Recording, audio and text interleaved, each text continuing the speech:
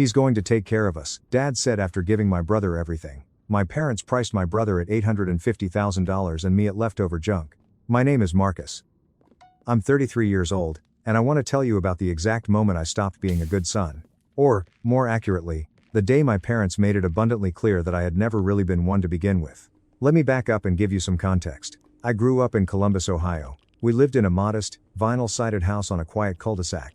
It was the kind of neighborhood where everyone knew what kind of car you drove, but nobody really knew what was going on behind closed doors. My parents, Richard and Helen, raised 2 boys in that house, me, and my older brother, Julian. Julian is 36 now, 3 years my senior. For the vast majority of my life, if you had asked me, I would have told you that Julian and I were close. We weren't blood brothers who shared our deepest, darkest secrets, but we were close enough. We'd grab a couple of IPAs every other weekend, argue about Ohio State football, and complain about our wives in that specific way guys do when they are deeply in love but just need to vent about whose turn it was to take out the recycling. It was normal, everyday brother stuff. I thought we had a solid bond. I was wrong. I am a plumbing and HVAC contractor.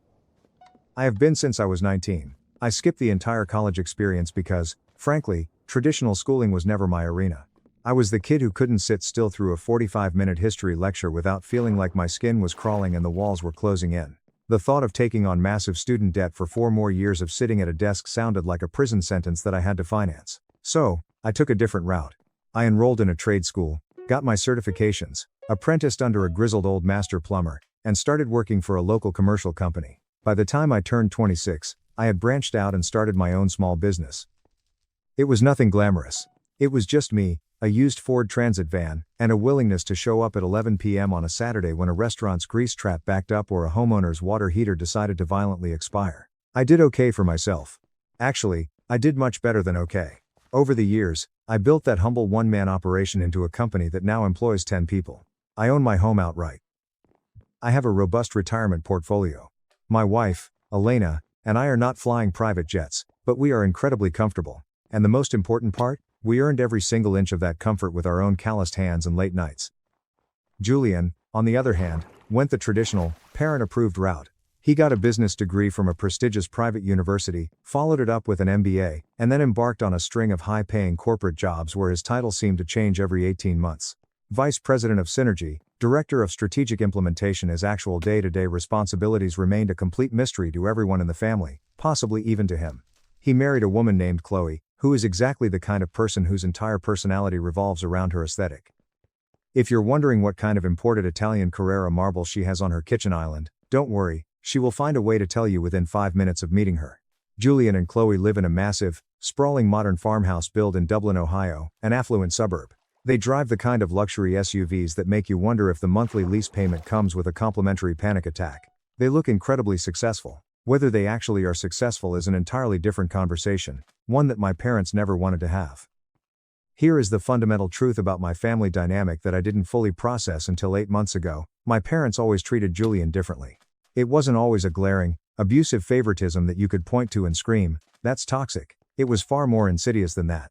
It was the kind of favoritism that acts like water slowly wearing down a stone, quietly, over decades. Growing up, Julian got the master bedroom when my dad built an addition. Julian's travel baseball games were the holy grail of our family calendar. My dad never missed a single inning. Meanwhile, my state wrestling tournaments were always a, "we'll try our best to make it, but your mother has a headache" situation. When Julian graduated with his MBA, my parents rented out a country club banquet room and threw a massive party with 70 guests. When I officially registered my LLC and started my business, I got a pat on the back, a Hallmark card, and a $50 gift card to Home Depot. Look, I know the gift card was practically useful, but the disparity in celebration was deafening. For years, I lied to myself. I told myself it didn't bother me. I rationalized it by saying that parents are just human beings, that they connect differently with different children based on shared interests, and that it didn't mean they loved me any less. It just meant they expressed their love differently. I had constructed this elaborate internal monologue, rehearsing it so many times that it almost felt like the truth. I had Elena. I had my thriving business. I had a life I had built from the dirt up. I told myself I didn't need my parents' approval. I just wanted it. But there is a massive, crushing difference between those two things, and if you let it, that difference will eat you alive from the inside out. Everything shattered 8 months ago. It was a cold, rainy Thursday evening in late October. My parents' kitchen sink had been leaking for about 3 weeks. My mom had called me about it 4 separate times. She didn't call to ask how my day was. She didn't call to see if Elena and I wanted to come over for a Sunday roast. She called exclusively to tell me the sink was still dripping and to ask when I was coming to fix it. Because that is exactly what I was to them. I wasn't Marcus, their son. I was Marcus the plumber. I was the free utility you call when something is broken and you don't want to pay a professional. I drove over to their house straight from a grueling commercial job. I was still in my heavy work clothes, exhausted, my hands stained, and smelling faintly of PVC primer and damp crawl spaces. When I walked through the front door, my dad was anchored to his recliner in the living room, watching some World War II documentary. He barely grunted an acknowledgement when I walked in. My mom was in the kitchen. She didn't say hello. She didn't offer me a glass of water or a cup of coffee. She just pointed at the sink like I was a hired hand who had never been in her home before, said, "It's the handle on the left," and immediately walked back to the laundry room. I sighed, got down on my knees, and slid under the sink. It was an incredibly simple fix.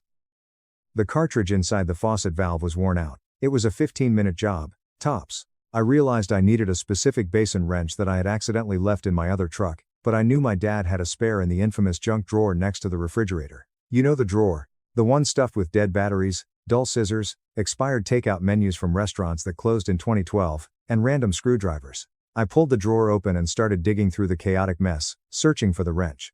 That is when my knuckles brushed against a thick, manila envelope tucked underneath a stack of old appliance warranties and tangled rubber bands. The metal clasp was undone, and the flap was open. I could clearly see heavy, official-looking legal paper inside. Normally, I wouldn't have given it a second thought. People keep random important documents in weird places all the time. But there was a bright yellow sticky note slapped right on the front of it. In my dad's unmistakable, blocky handwriting, it read, "Updated September. Do not lose. September. As in, last month. As in, this was a brand new development." I pulled the envelope out. I know I shouldn't have. I know it was an invasion of privacy. But something deep in my gut, some primal instinct, screamed at me to look inside. And if my 33 years on this earth have taught me anything, it's that your gut is vastly smarter than your brain almost 100% of the time. I slid the papers out. It was a comprehensive copy of my parents' last will and testament, along with their full estate plan. It included trust documents, asset allocations, property deeds, life insurance beneficiaries, the entire financial architecture of their lives, stapled neatly together beneath a cover letter from a high-end estate law firm in downtown Columbus. As my eyes scanned the pages, my hands went completely numb. The blood drained from my face, and the ambient noise of the refrigerator humming seemed to fade into a vacuum. Everything was going to Julian, and I mean everything. The house they lived in, completely paid off. The joint savings accounts. A massive brokerage account I didn't even know existed. The base of no. A beautiful lakefront cabin property down near Hocking Hills that had been in my mother's family for 3 generations. The total net worth, laid out in a neat, clinical spreadsheet at the bottom of the summary page, came to exactly $850,000. Every single cent, every square inch of property, every stock and bond was allocated to Julian Thomas. My name appeared exactly one time in the entire 30-page document. In a minor section buried at the back, titled Other Considerations, there was a single, humiliating sentence. Marcus Richard shall receive personal effects as deemed appropriate by the surviving trustee. Personal effects as deemed appropriate. I wasn't even guaranteed a specific item. I was legally entitled to whatever dusty boxes of worthless junk Julian didn't feel like hauling to the local Goodwill. I knelt there on the cold linoleum floor, staring at the number, and $850,000. I read it 3 times because my brain refused to process the math. I flipped frantically through the remaining pages, desperately hoping I had missed an addendum, a separate trust, a life insurance policy with my name on it. There was nothing. My parents had quantified my worth, and the final tally was 0. I was still kneeling there, the heavy papers trembling in my hands, when I heard my dad's voice boom behind me. He didn't sound concerned. He didn't sound embarrassed that his secret was out. He sounded absolutely furious. "Put that down." I turned around slowly. He was standing in the kitchen doorway, his face flushed a deep, angry crimson. My mom was hovering anxiously behind him, her hands twisting a cheap dish towel into knots, her eyes wide with the panic of a cornered animal. "Marcus, put those documents down right this second," my dad barked, stepping toward me. I stood up.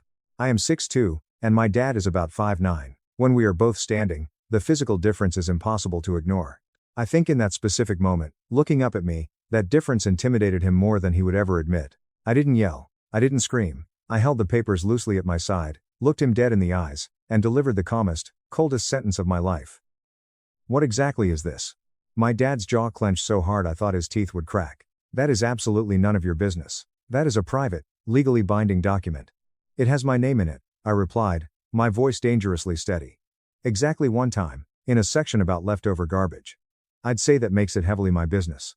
My mom stepped out from behind him. She deployed the look she always used when she was about to gaslight me into accepting her version of reality. Marcus, honey, please calm down. You are taking this entirely out of context. Estate planning is very complicated. There is a lot of legal nuance that you just wouldn't understand. The number is $850,000. I interrupted, my voice slicing through the room. All of it, every penny, goes to Julian. What specific part of that math am I taking out of context, Mom? The kitchen fell into a suffocating silence. The only sound was the broken faucet I had been trying to fix. Drip, drip, drip, one drop every 3 seconds. It sounded like a judge's gavel echoing in a courtroom. My dad crossed his arms defensively over his chest. Your brother has a family to provide for, Marcus. He has significant responsibilities. He has a massive mortgage on that house in Dublin. They plan on having kids soon.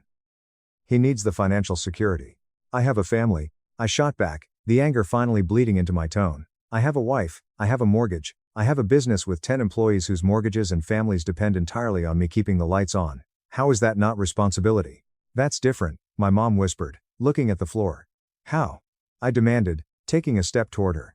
Explain to me exactly how it is different. She didn't answer. She just looked up at my dad with desperate, pleading eyes. It was her classic move. Pass the baton.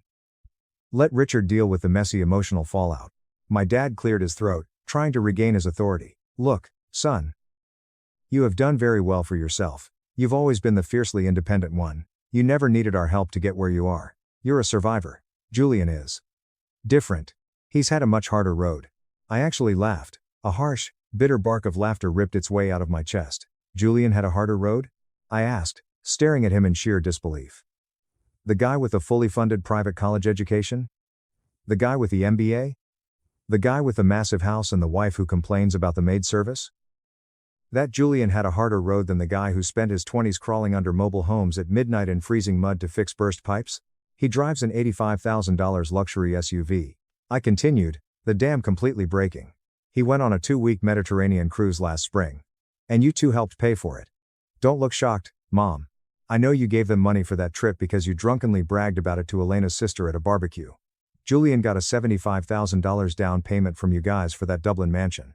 Elena and I scraped together every single cent of our down payment by ourselves. I worked 7 days a week for 3 straight years. Elena took on freelance graphic design jobs until 2 a.m. every night. We never asked you for a dime because we foolishly thought that's what you respected, hard work and independence. Turns out, the only thing you respected was Julian's shameless ability to beg. My dad took an aggressive step forward. You don't know what the hell you're talking about, Marcus. Then explain it to me, I roared, my voice shaking the cabinets. Explain to me why Julian gets an $850,000 empire, and I get your dusty personal effects as deemed appropriate. Explain it to me like I'm the dumb kid who wasn't smart enough for a real university. Explain it real slow, Dad. I saw the words hit him like a physical blow, because those were the exact words he had used against me when I was 18 and told him I was choosing trade school over a 4-year college. He had sneered, said, well, I guess not everyone is intellectually cut out for the academic route, and walked out of the room. It was a sentence designed to make me feel small, and I had carried it like a stone in my shoe for 15 years. My mom started crying. It wasn't loud, hysterical sobbing. It was the quiet, manipulative kind of crying. Her chin trembled, her shoulders shook, and she dabbed at her eyes with a cheap dish towel. For 33 years, that exact performance had worked on me. It was our toxic dance. Step 1, I discover something hurtful they did. Step 2, I get rightfully angry. Step 3, Mom cries. Step 4, I feel overwhelming guilt, swallow my anger, and apologize for having basic human emotions. Step 5, we pretend everything is perfect until the cycle repeats. Not this time. I felt absolutely nothing watching her cry. I need you to answer me, I said, my voice dropping back to a terrifying calm. Why? My dad slowly sank into one of the kitchen chairs. He rubbed his face with both hands, looking suddenly very old and very tired. When he finally looked up at me, he delivered the sentence that would permanently sever our relationship. Because Julian is going to take care of us when we get old. And there it was, the ugly, naked truth, stripped of all the polite estate planning jargon and fake parental concern. This wasn't about love. This was a transaction. They were treating their children like mutual funds, investing heavily in the son they expected a massive return from. The expectation was that Julian would eventually move them into his sprawling Dublin estate. Julian would manage their end-of-life care. Julian would be the beautiful, successful son who hosted the holidays and paraded grandchildren around. I was just the plumber. The blue-collar grunt who fixes the sink for free and goes back to his side of town. Has Julian explicitly agreed to this arrangement? I asked, staring blankly at the wall. My dad looked down at the table. We have discussed the future with him, yes. So, Julian knows about the will. He knows the exact numbers. Silence. Heavy, suffocating silence. Julian knows, I stated. It wasn't a question anymore. More silence. Which was the loudest answer they could have possibly given. I slowly walked over to the counter and set the thick manila envelope down. I looked over at the sink. The new $12 cartridge and my tool bag were sitting right there. I could have finished the job in 5 minutes. I could have replaced the part, tightened the valve, wiped up the water, and driven home. That is what the old Marcus would have done. Fix the mess, swallow the agonizing pain, call Elena on the drive home, vent for 20 minutes, and then spend the next 6 months pretending my heart wasn't shattered. Instead, I picked up my heavy tool bag and slung it over my shoulder. I looked at my mother, who was still weeping into her towel, and my father, who refused to meet my gaze. The cartridge in the valve is shot, I said quietly. You can buy a replacement at any hardware store for about $12. There's a guy on YouTube who can walk you through the installation. Good luck with the house. I turned around and walked out the front door. I climbed into the cab of my work truck, the vinyl seat freezing against my back, and turned the key. I didn't touch the radio. I didn't call my wife. I just let the hum of the engine and the biting Ohio wind rushing through the cracked window fill the silence. My mind was a relentless projector, playing back 33 years of memories through a brutal new filter. Every birthday where Julian got the lavish gift and I got a gift card. Every Thanksgiving where Dad spent 2 hours interrogating Julian about his corporate strategies, but never once asked about the massive commercial contracts I was bidding on. Every time Mom introduced us to her country club friends, this is Julian, he's a corporate executive, and this is Marcus. Not Marcus the business owner, not Marcus the self-made man, just Marcus. When I finally pulled into my driveway, Elena was sitting on the living room couch, working on her laptop. She took one look at my pale, devastated face, immediately shut her computer, and walked over to me. What happened? She asked, her voice laced with dread. I sat down at the kitchen island and told her everything. I recited every word, described every eye roll, and laid out the exact $850,000 figure. She didn't interrupt me once. She didn't gasp, or cry, or offer empty platitudes. She just listened intently, her jaw tightening with every sentence. When I finally finished, the house was perfectly quiet for about 30 seconds. Then, she reached across the counter, took my hands in hers, and said 4 words with absolute, terrifying conviction. We are done with them. I know there are people reading this who will think I overreacted. People who will say, it's just money, Marcus, family is more important than an inheritance. You shouldn't throw your parents away over a will. If you think that, you are entirely missing the point. It was never about the money. I didn't need their $850,000. I have my own wealth. I have been building my own impenetrable fortress of security since I was 19. It was about what the money represented. It was a literal scoreboard. It was a legally binding document, notarized and filed with the state, that explicitly stated my parents valued one of their sons at nearly $1 million, and valued the other at whatever dusty garbage was left in the attic. Update 1. That night in the kitchen was exactly 8 months ago. I did exactly what Elena said. I went absolute, scorched earth no contact. I blocked my parents' numbers, I blocked Julian's number, I blocked Chloe's number. And for the first several months, the silence from their end was deafening. None of them even tried to reach out. It proved everything I needed to know. The initial transition was brutally hard. I won't sugarcoat the psychological toll it took. I threw myself into my plumbing business with a borderline manic obsession, which is my default coping mechanism when I am trying to outrun grief. I worked 14-hour days. I took on jobs I normally would have passed on. I was trying to exhaust myself so I wouldn't have to lie awake at night staring at the ceiling. Elena let me run myself ragged for about 2 weeks before she staged an intervention. She sat me down at the same kitchen island and said, Marcus, you cannot outrun this trauma with a pipe wrench. You are bleeding all over the floor, and you need to actually deal with it. She was right, she usually is. I found a therapist named Vance. He was in his late 50s, a former Marine, and exactly the kind of no-nonsense professional I needed. He wasn't the type to let you ramble for an hour and softly ask, and how does that make your inner child feel? If I started making excuses for my parents, Vance would cut me off mid-sentence and say, that is a fictional narrative you are telling yourself to avoid the pain of reality. What actually happened?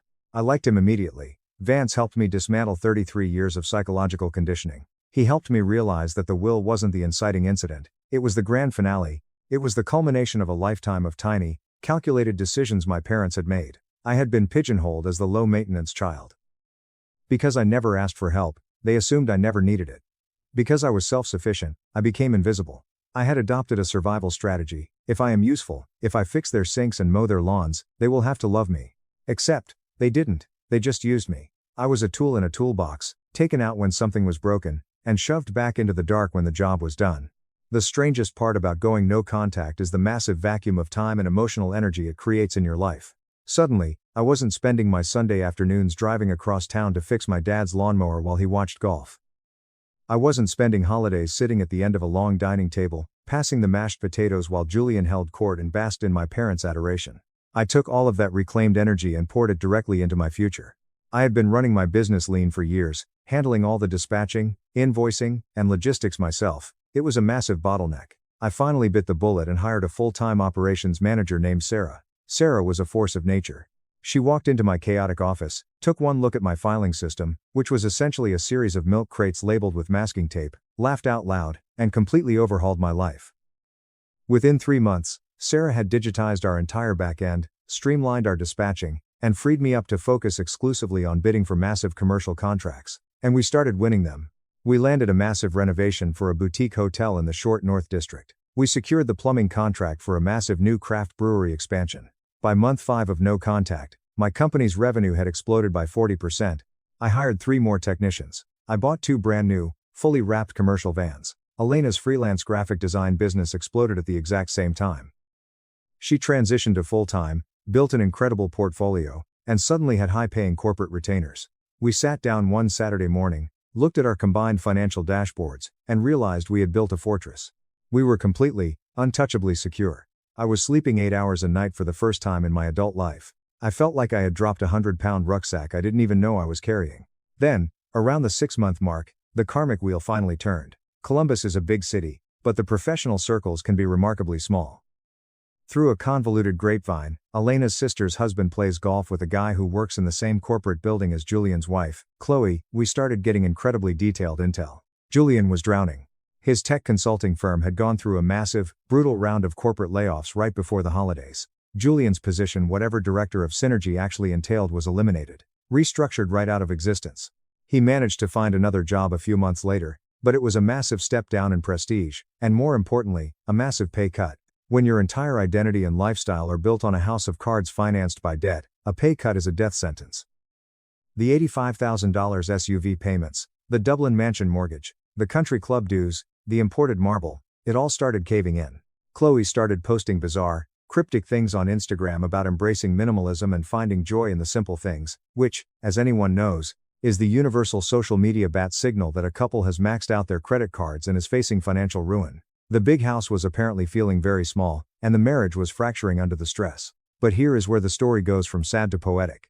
Remember the grand bargain? The reason Julian was getting the $850,000? He was going to take care of my parents. Well, my dad's health took a sudden, sharp decline. His knees finally gave out, and he needed a complex double replacement surgery. At the exact same time, my mom's arthritis flared up so severely she could barely navigate the stairs of their home. They desperately needed help. They needed someone to drive them to physical therapy, clean the house, cook meals, and manage the property. And Julian? Julian was completely AWOL. He was too stressed, too busy trying to save his crumbling lifestyle, too overwhelmed by his own bad decisions to drive across town and change his mother's light bulbs. The golden son, the $1 million investment, was returning absolutely zero dividends when it actually mattered. They had bet their entire estate on a single horse, and that horse was currently getting repossessed. I won't lie to you and say I took the high road. I felt a deep, dark, incredibly satisfying sense of vindication. Update 2. Then, on a Tuesday evening in late March, my phone buzzed on the kitchen counter. I looked down at the screen. Incoming call. Mom. It was the first time I had seen that name on my screen in 8 months. I didn't answer it. I let it ring until it went to voicemail. I stared at the phone like it was a live grenade. Elena walked into the kitchen, saw the look on my face, and immediately knew. Are you going to listen to it? She asked softly. I have to, I replied. I put the voicemail on speakerphone. My mother's voice echoed through our pristine kitchen, and she sounded shockingly frail. She sounded like she had aged 10 years and 8 months. Marcus, honey, it's Mom. I know it's been a long time. I know some things were said last year that were unfortunate, and I know you're upset, but I really need to talk to you. Your father's knee surgery is next week, and the recovery is going to be so hard, and we just desperately need some help around the house. The gutters are falling off, and the basement is damp, and, well, there are some other family matters we should probably discuss. Please call me back. I love you. End. I played the message twice. I wanted to analyze every single syllable, and what I found was exactly what I expected: zero accountability. There was no apology. There was no, we were wrong. There was only, things were said, a classic passive voice deflection, and, you're upset, placing the emotional burden entirely on me.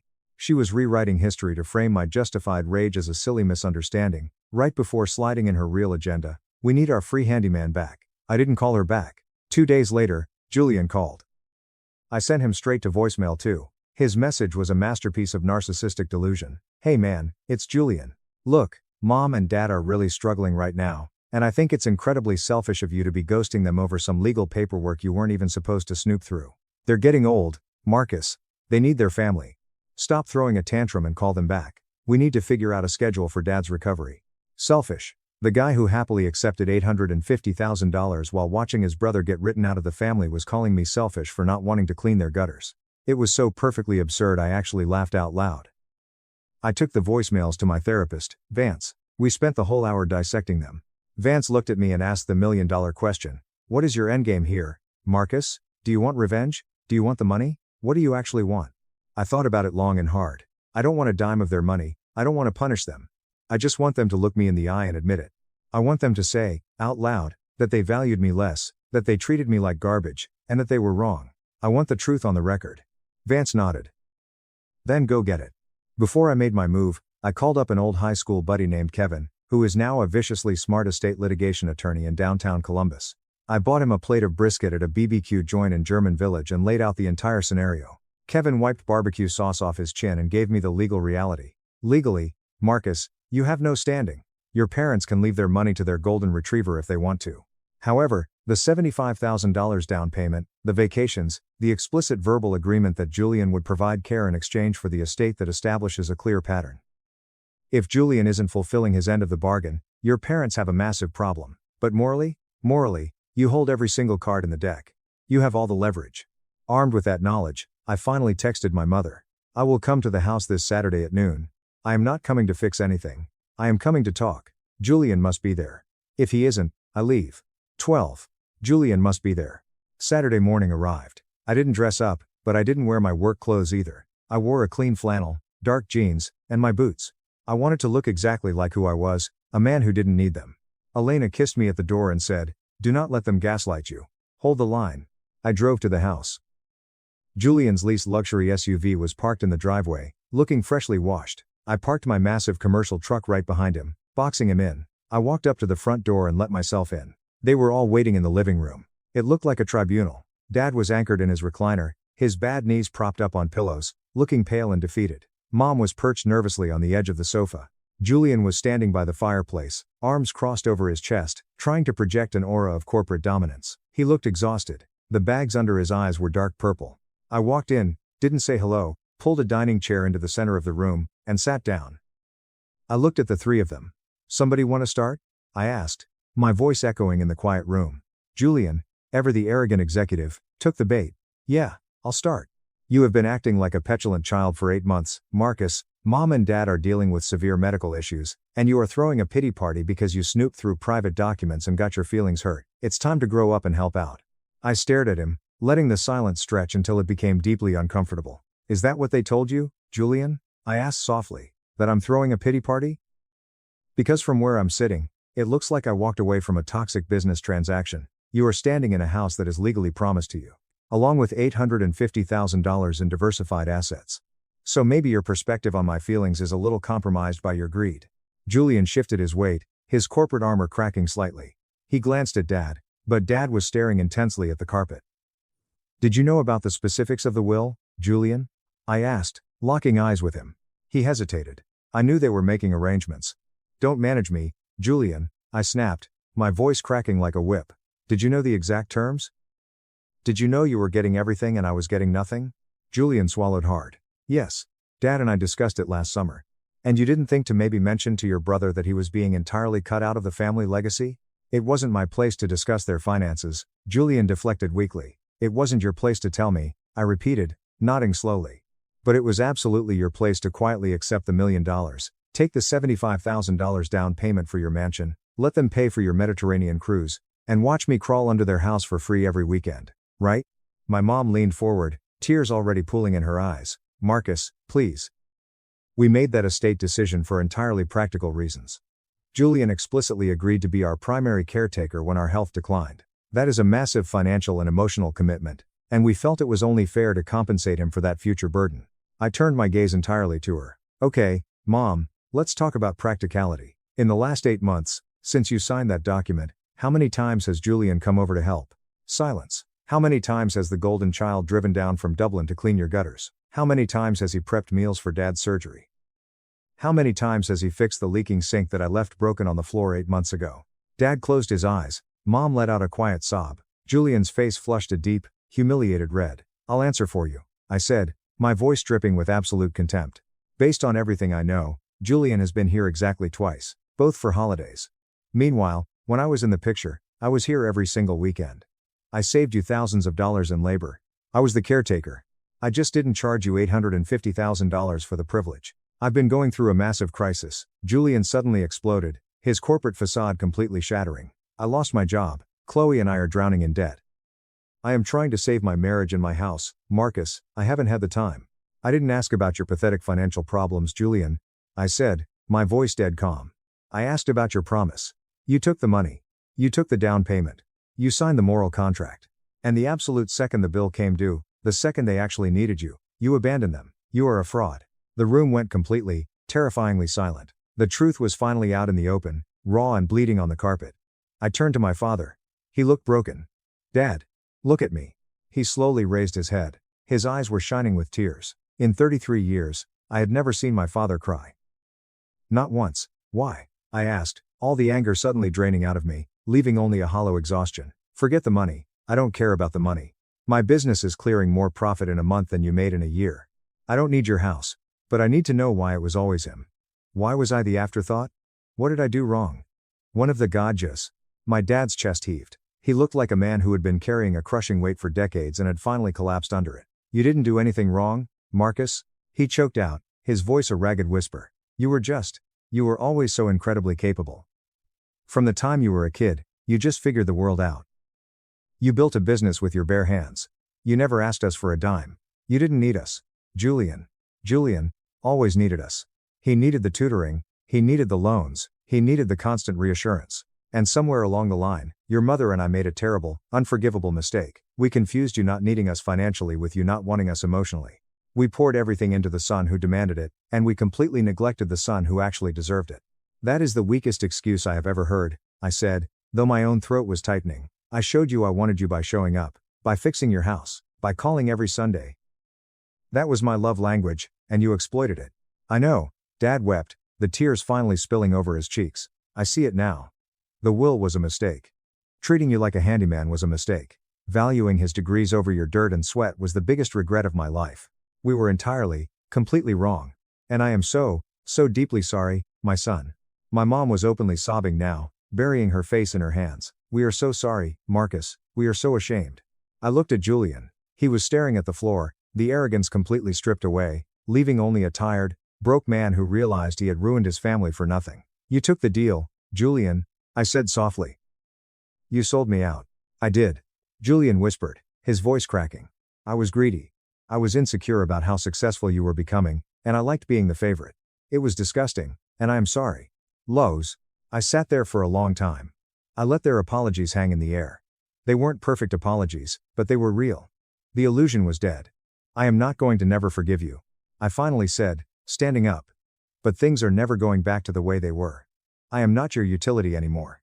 If we are going to have a relationship, it is going to be on equal footing. Dad, you are going to rip up that will and split it 50-50, or I am walking out that door and never coming back. I'll call the lawyer on Monday, Dad said immediately, without a second of hesitation. I swear to God, Marcus. I nodded. I'll be back on Tuesday to help with the recovery after your surgery. Not because I'm bought and paid for. Because it's the right thing to do. Nodar. I walked out of the house. I didn't fix the sink that day. It has been about 3 months since that confrontation. Things are not perfectly healed. Anyone who tells you that decades of family trauma can be fixed with one dramatic conversation is lying to you.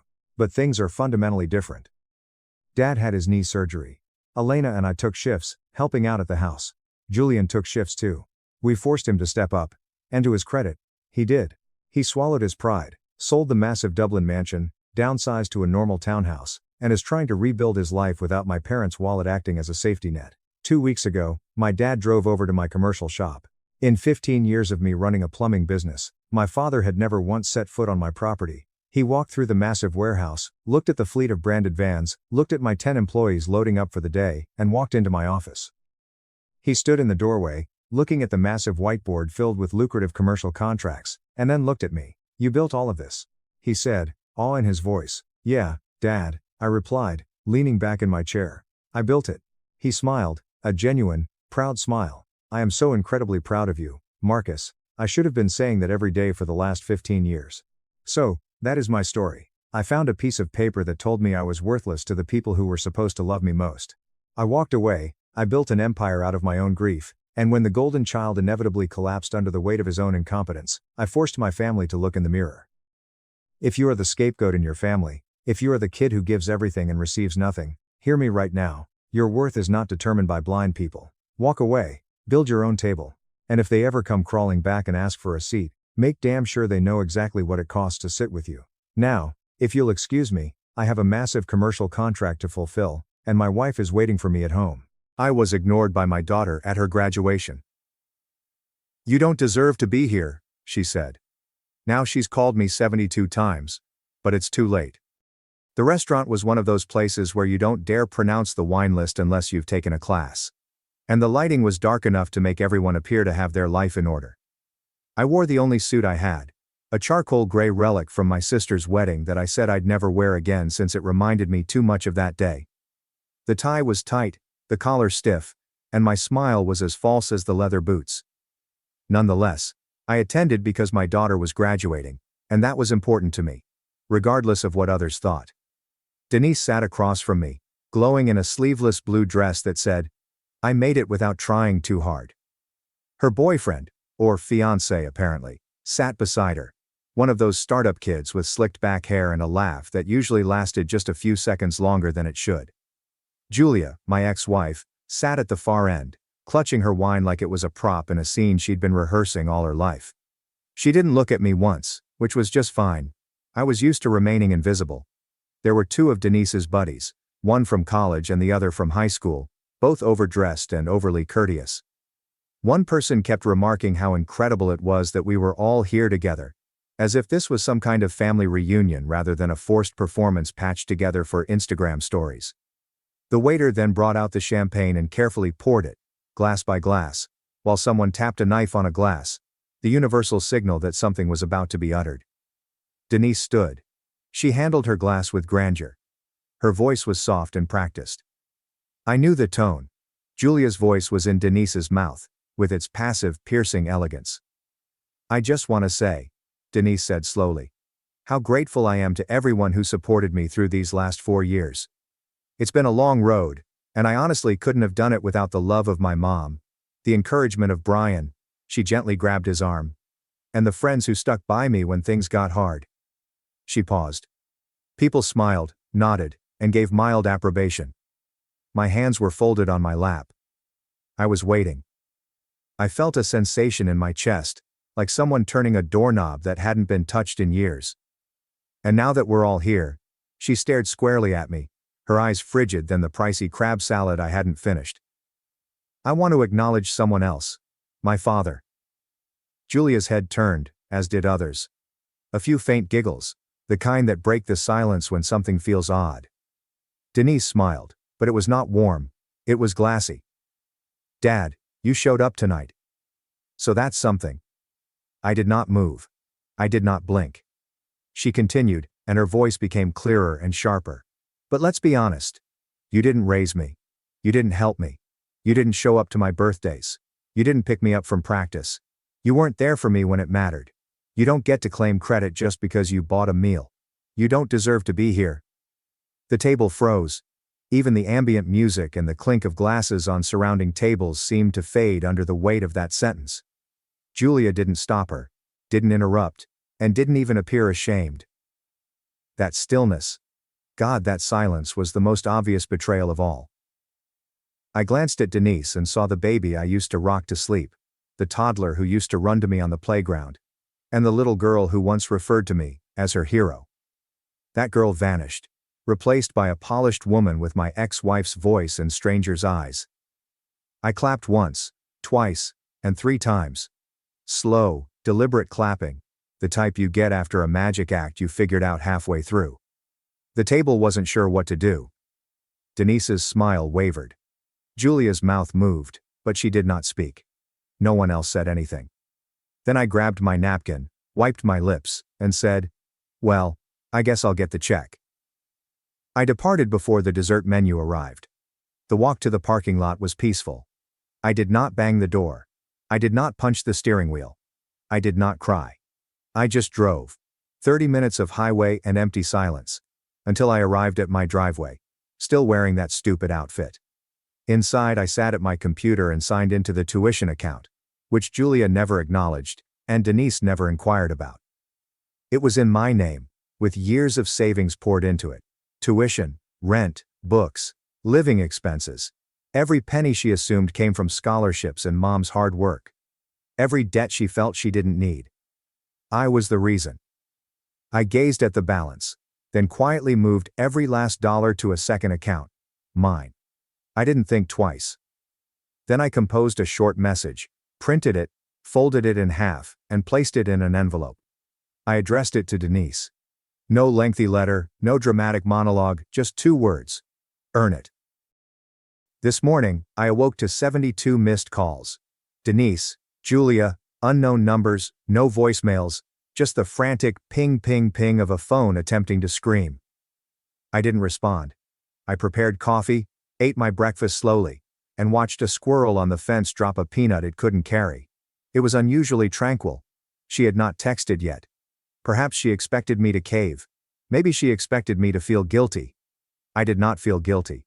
I felt seen, and for the first time in 22 years, I felt like I was actually doing something right. People always talk about presence as if it's an easy concept, as if simply showing up is enough to demonstrate your concern. But no one tells you what it's like to be present in the shadows, to love from the edges, and to spend years trying to matter to someone who is constantly told that you don't. I used to believe that if I remained constant, quiet, helpful and dependable, she would figure it out eventually. But now I understand that silence does not build bridges. It simply allows the opposing side to burn them without intervention. Denise was 4 when Julia and I divorced. I recall how she clutched to my trouser leg the day I packed my belongings and walked out of the house we'd spent almost a decade attempting to make into a home. Julia stood at the doorway, arms folded and stone-faced, as if she couldn't wait for me to leave so she could begin rewriting the story. "You can still be around," she added, and she meant it in the same way that a landlord would say, "You can stay until the lease runs out, and then raise the rent behind your back." It began with minor changes, rescheduled visits, unanswered phone calls, and overbooked holidays. I tried to be understanding. I swallowed it like medicine, thinking it was best not to upset the balance. I told myself that simply showing up was sufficient, even if I had to wait in the car while she prepared. Even if I received the off-brand version of parenting, in which everything had already been chosen before I entered the room. I worked 2 jobs for the majority of Denise's childhood, warehouse shifts during the week, and bartending on weekends. I missed out on a lot, not because I didn't want to be there, but because someone had to pay for the roof over both my and her heads. I paid child support on time, never missed a payment, and never disputed about the number Julia gave me. Even when things got tight, I remember one month having $38 left over after bills. $38. I bought a loaf of bread, some eggs, and a bag of apples, telling myself it was enough. When Denise reached 10, Julia enrolled her in a private school.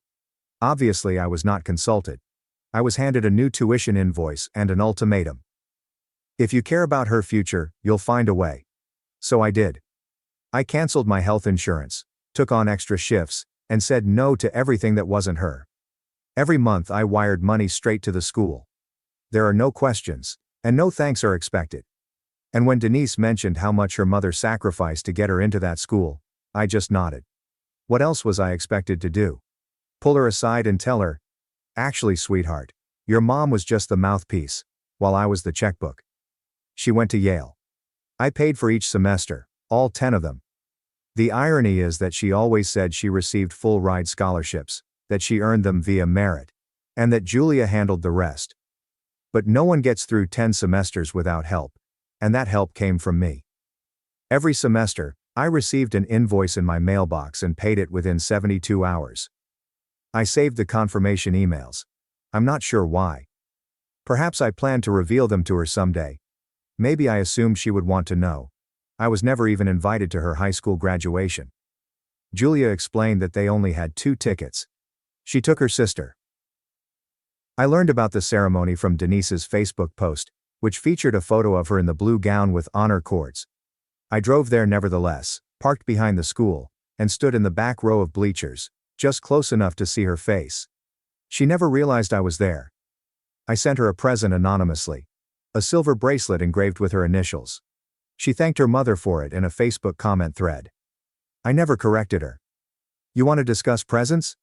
Let's talk about the time Denise fractured her wrist in 8th grade, and Julia didn't contact me until 3 days afterward. Or when Denise needed a new laptop for school and I maxed out my credit card to get her the one she wanted, only to see her write online about how her mother came through yet again.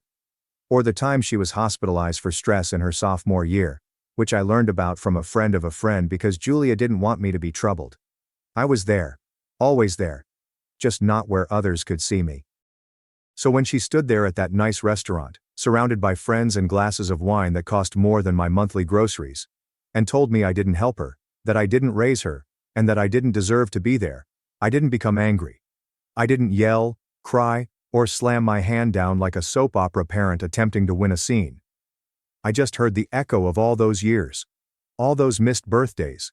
All those quiet sacrifices she was never aware of because someone made certain she never saw them.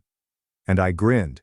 Not out of joy, but out of something uglier, colder. Because I recognized the truth. She wasn't mistaken. Not in her eyes. And not in the reality Julia presented her. I'd allowed myself to become invisible, and now I was being punished for succeeding. You did nothing for me, she remarked. I replayed that statement over and over the next morning, sitting in silence with my coffee, allowing those words to hang in the air like smoke from a fire I didn't ignite. I did not return her calls. I didn't need to because, for once, I had the silence to myself. There's something horribly terrible about the way a falsehood, repeated deliberately, and with conviction over years, can seep into a child's bones and become their reality. Compass, and armor against the same person who would have taken a bullet for them, without hesitation. Julia did not launch an evident slander campaign following her divorce. No, she was too intelligent for that. She poisoned the well drop by drip, always with a smile, and just enough credible denial to make you doubt your own darn memory. Daddy works too much, she'd say when I missed a recital I hadn't been asked to, or, if Daddy loved you enough, he'd take you to Disneyland like Emily's dad, when I couldn't afford it. Denise as a child drank the poison like it was water. Julia had the ability, if you can call it that, to rewrite history before it happened. If Denise earned a C on a test, it was because I wasn't there to assist her study. If she sobbed at a birthday party, it was because I hadn't called that morning. If she didn't make varsity in 10th grade, it was because I didn't push her enough. Growing up, everything wrong became my responsibility, and everything right became a testament of Julia's courage as a single mother, despite the fact that she wasn't truly single, but rather deliberately coupled. And Denise took every warped interpretation of events, tucked them into her heart like little truths, and used them to build the wall that would eventually shut me out completely. I recall Denise asking for a pony when she was 7. A goddamn pony. During one of my visitation weekends, we were sitting in the mall's food court, munching soft pretzels, when she looked up at me and said, "Why won't you buy me a pony like Mom said you promised?" I was speechless. I chuckled at first, thinking she was joking, but her expression, that dead serious, already hurt look, made my stomach turn. "Sweetheart," I continued, "ponies need land, barns and food, but we live in a one-bedroom apartment." She stared down at her cinnamon sugar pretzel and whispered, "You just don't want me to be happy." And then was, I believe, the moment I understood I was losing her. Not because of anything I did, but because someone else was constructing a picture of me that I couldn't match with. A mythological deadbeat, untrustworthy, and selfish. A man who couldn't show up and didn't care. When he didn't, I became the scapegoat for every bump in the road, every minor childhood disappointment. Since it was easier than recognizing that the world doesn't always give you what you want, especially when the adults around you are too busy settling scores rather than parenting children. Julia had the advantage of being present for every tear, tantrum, and spelling bee, and she used that position as a sculptor's hammer and chisel, sculpting Denise's image of me, until there was nothing left but a shell of a guy who only existed to disappoint. And, God help me, I let her. Because every time I considered fighting back, bringing Julia to court, or requesting equal custody, I imagined Denise in the midst, wailing in a fluorescent-lit mediation room as two lawyers fought over her future. So I remained quiet. I continued writing checks. I kept showing up in the small ways I was permitted. I kept believing that if I was steady enough, if I was quiet, good and giving, Denise would be able to see through the fog by herself. However, she didn't. Over time I became a ghost with a checkbook. I was the dad who always paid but never showed up to the party, who sent Christmas gifts with no return address, and whose birthday calls went directly to voicemail. I was valuable, yet invisible. That's the thing about being invisible. People stop thinking about you as a person. They stop thinking you have sentiments, pride, or a breaking point. I was telling Tommy about all of this one night, sitting in his garage with a couple of cheap beers, the air thick with the smell of old motor oil and whatever regrets reside in a man's toolshed. He let me speak for a long time, did not interrupt, and simply nodded and grunted in the appropriate places. Then he leaned back in his broken lawn chair, took a long sip of his drink, and remarked, "You kept feeding a wolf hoping it wouldn't bite." Guess what, buddy? A bit. Tommy had a flair for telling the ugly truth in a single statement with no garnish. Later that night, I listened to Denise's message. She sounded different from the person who humiliated me over supper. Her voice was broken open, raw, and quite infantile in its desperation. "Please, Dad. We need to talk. I didn't know. I swear I didn't know. Just please call me." And for a little moment I almost did. But the echo of her comments at the table, "You don't deserve to be here," sounded louder than anything else. Because, despite what she claims now, that moment was not a mistake. It was not a slip of the tongue. It was how she genuinely saw me. The monster her mother created. Perhaps she enjoyed it that way. The first voicemail arrived just before daybreak. Her voice was shaking, partly sleeping, or perhaps just broken down in that raw, early morning manner when the world seems colder than it is. I didn't respond. I just sat at the kitchen table, my coffee lukewarm, listening to the message play over the phone speaker, as if it were someone else's kid speaking. "Dad, I don't know what's happening. My card isn't working, and I have rent due Friday. Can you please call me?" The panic in her voice was not like the rage she directed at me over that supper. That was a slap in the face disguised as a toast, intended for a large audience. This was genuine, unrefined terror that cannot be faked. The second voicemail arrived 30 minutes later. She was crying now, with no pretense. "Dad, please. I think something's wrong with the account. I tried phoning Mom, but she has no idea what I am talking about. Please, can you call me?" She hesitated, perhaps expecting me to respond mid-message, like she used to do, assuming that if she wished hard enough, things would solve themselves. But nothing came. Just quiet. She hung up. By the fifth voicemail, she had stopped crying. Her voice had veered between begging and blaming, something Julia often did when things didn't go her way. "I don't know why you're doing this," Denise snapped into the receiver. "But it's not okay. I have responsibilities now. I have bills and an internship, and this is cruel, Dad. This is beneath you." As if she suddenly knew what was above or beneath me, as if she ever gave a damn before about what I carried on my back to give her the illusion of freedom. I sat through every message she left, each one becoming a bit more desperate, then angry, then quiet again, a full cycle unfolding in real time. By lunchtime there had been 72 missed calls, as well as short texts like, "Call me, what happened? Are you okay?" Then they got longer. "This isn't like you. I didn't mean what I said. Please don't do this to me. But I was not doing anything to her. I basically stopped doing everything for her. There is a distinction. One is an act of cruelty, while the other is a long overdue act of survival. Julia finally called at 2 p.m. when I believed Denise told her the whole story and understood Mom had no control over the consequences. Her voice was strong and furious, with that familiar tone she used when she believed she was right. "Mark, what the hell are you playing at?" she asked, not even saying hello. "Denise is in a crisis. Her internship is on the line. You know damn well that donation was tied to her placement. Her rent's unpaid, her laptop needs replacing. What do you expect her to do now?" I did not say anything for a second. Just listened to the clinking of her bangles on the phone, the impatience in her breathing, and the entitlement that had built up over years of making decisions she never paid for. And then I said, as frankly as I've ever spoken anything in my life, "No. This time I'm just letting her see what that really feels like." She gasped, that dramatic, trained gasp I'd heard 100 times during our marriage when things didn't go her way. "You're abandoning her," she declared, her voice rising like a siren. "Again?" "Not abandoning," he replied. "Just stepping out of the way. You raised her to believe I was nothing. Maybe it's time she lives in that world for real." She branded me selfish, cold, and vindictive, and said I'd never forgive myself, but none of it hit home the way it did before. I used to fold like cheap furniture when she said things like that, certain I was the villain because I didn't want to argue. But not this time. This time, I kept the stillness long enough to make her uncomfortable. Then I hung up. Tommy arrived later that night. He always had perfect timing, like a working-class guardian angel with a cooler full of cheap beer and opinions as hot as his lawnmower exhaust. We sat in the garage like we did when I first came in.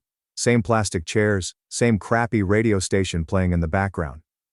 I told him everything, from the dinner to the bank transfer, and he just listened, nodding as men do when they know there is no counsel to offer, only solidarity. "You sure this ain't gonna haunt you?" he finally inquired, cracking open another beer and pushing it across the table toward me. I stared him dead in the eye and stated, "Tommy, I've been haunted for at least 20 years, and the ghost knows my name." That night, I drove to the bank. Not out of terror or regret, but out of clarity. I closed the entire education account. Whatever remained, I opened a new account in my name alone. For once, money wasn't for rent or school, or for crises that I didn't know about until they were too late. That was for me. For the first time in over 2 decades, I felt something that didn't quite register as happy, but was close. Perhaps tranquility, or simply not feeling like I owed everyone everything. I spent all of my time sitting in the parking lot. Afterward, the motor was turned off, the lights lowered, and my phone was constantly ringing near me. I did not touch it. She burnt the bridge. I had just stopped swimming to the other side. It was nearly midnight when she finally arrived. Headlights flashed across the front of the home, like a timid ghost returning to haunt the living. Her automobile was parked sideways in the driveway, as if she had been too scared to straighten it. I watched from the living room window, the lights off, the TV turned off, sitting in the same chair where I used to read her good-night stories when her voice was gentle and her love simple. She didn't knock right away, instead sitting in the car with the engine turned off, most likely rehearsing whatever version of herself she felt may break through the wall between us. I waited not out of pettiness or pride, but because I wanted her to truly embrace this moment, without the distraction of a phone, a script, or her mother mumbling lines behind her back. When she eventually knocked, it was soft and timid, as if she wasn't sure I'd answer, or perhaps she thought I shouldn't. A part of me agreed. But I opened the door anyhow, and there she was. No makeup, curled lashes, or flawless posture, just raw and true in the way that only someone truly vulnerable can be. Her hair was twisted back in a jumble, as it always did when she was studying late or crying too hard to notice her reflection. Her eyes looked as if she hadn't slept since the dinner. Despite the chaos, she looked more like my kid than she had in years. We stood in the doorway for a long time, simply breathing. She did not try to hug me. I did not move aside to let her in. Finally she asked, "Why did you do that?" Her voice was no longer furious, it was something heavier, something that wanted to comprehend rather than battle. "Why did you turn everything off?" I did not raise my voice. I did not move from the threshold. I stared her full in the eyes and replied, "You told me I didn't do anything. So I stopped doing something." I saw the words land softly but sharply, like broken glass. Her shoulders dropped. It was the first crack. She didn't expect me to be so honest, especially after years of cutting my tongue bloody. "I didn't know," she murmured, her voice wavering like a radio station in between frequencies. "I promise I did not know, Dad." Mom responded, "You didn't pay, you didn't care, and we were on our own." She looked up, eyes rimmed red, fingers curling into her sleeves like a child again. I believed her. Of course she did. Children always believe the parent who is still present, the one who prepares their breakfast and fills their minds with stories, while the other parent becomes a silhouette in a photo frame. "You believed her because I let you," I stated softly but steadily. Not out of cruelty, but because I had finally discovered my spine and was not going to give it up. Every time I attempted to press for more, she forced you to pick. And with every shove I lost a bit more of you. So I stopped pushing, hoping you'd come back on your own sometime. Tears flowed. Then she quickly wiped them, as if they were shameful, as if I hadn't changed her diapers and comforted her through fevers and night terrors. But I still didn't take a step forward. I didn't comfort her because it wasn't the right time. This was the reckoning. "So why didn't you fight harder to be in my life?" she queried, almost shouting, as if the question had been lodged in her throat for years, and she had only now received permission to scream. "Why didn't you break down the door?" "Because I was tired of bleeding just to prove I loved you," I muttered, and it came out harsher than I intended. But it was the truth, and she needed to hear it without sugar. "Because I gave up every damn piece of myself, and you handed them all to someone else." She nodded slowly, as if she were swallowing a truth that would burn on the way down. "I didn't know," she said again, this time quieter, as if the words were shattering in her chest.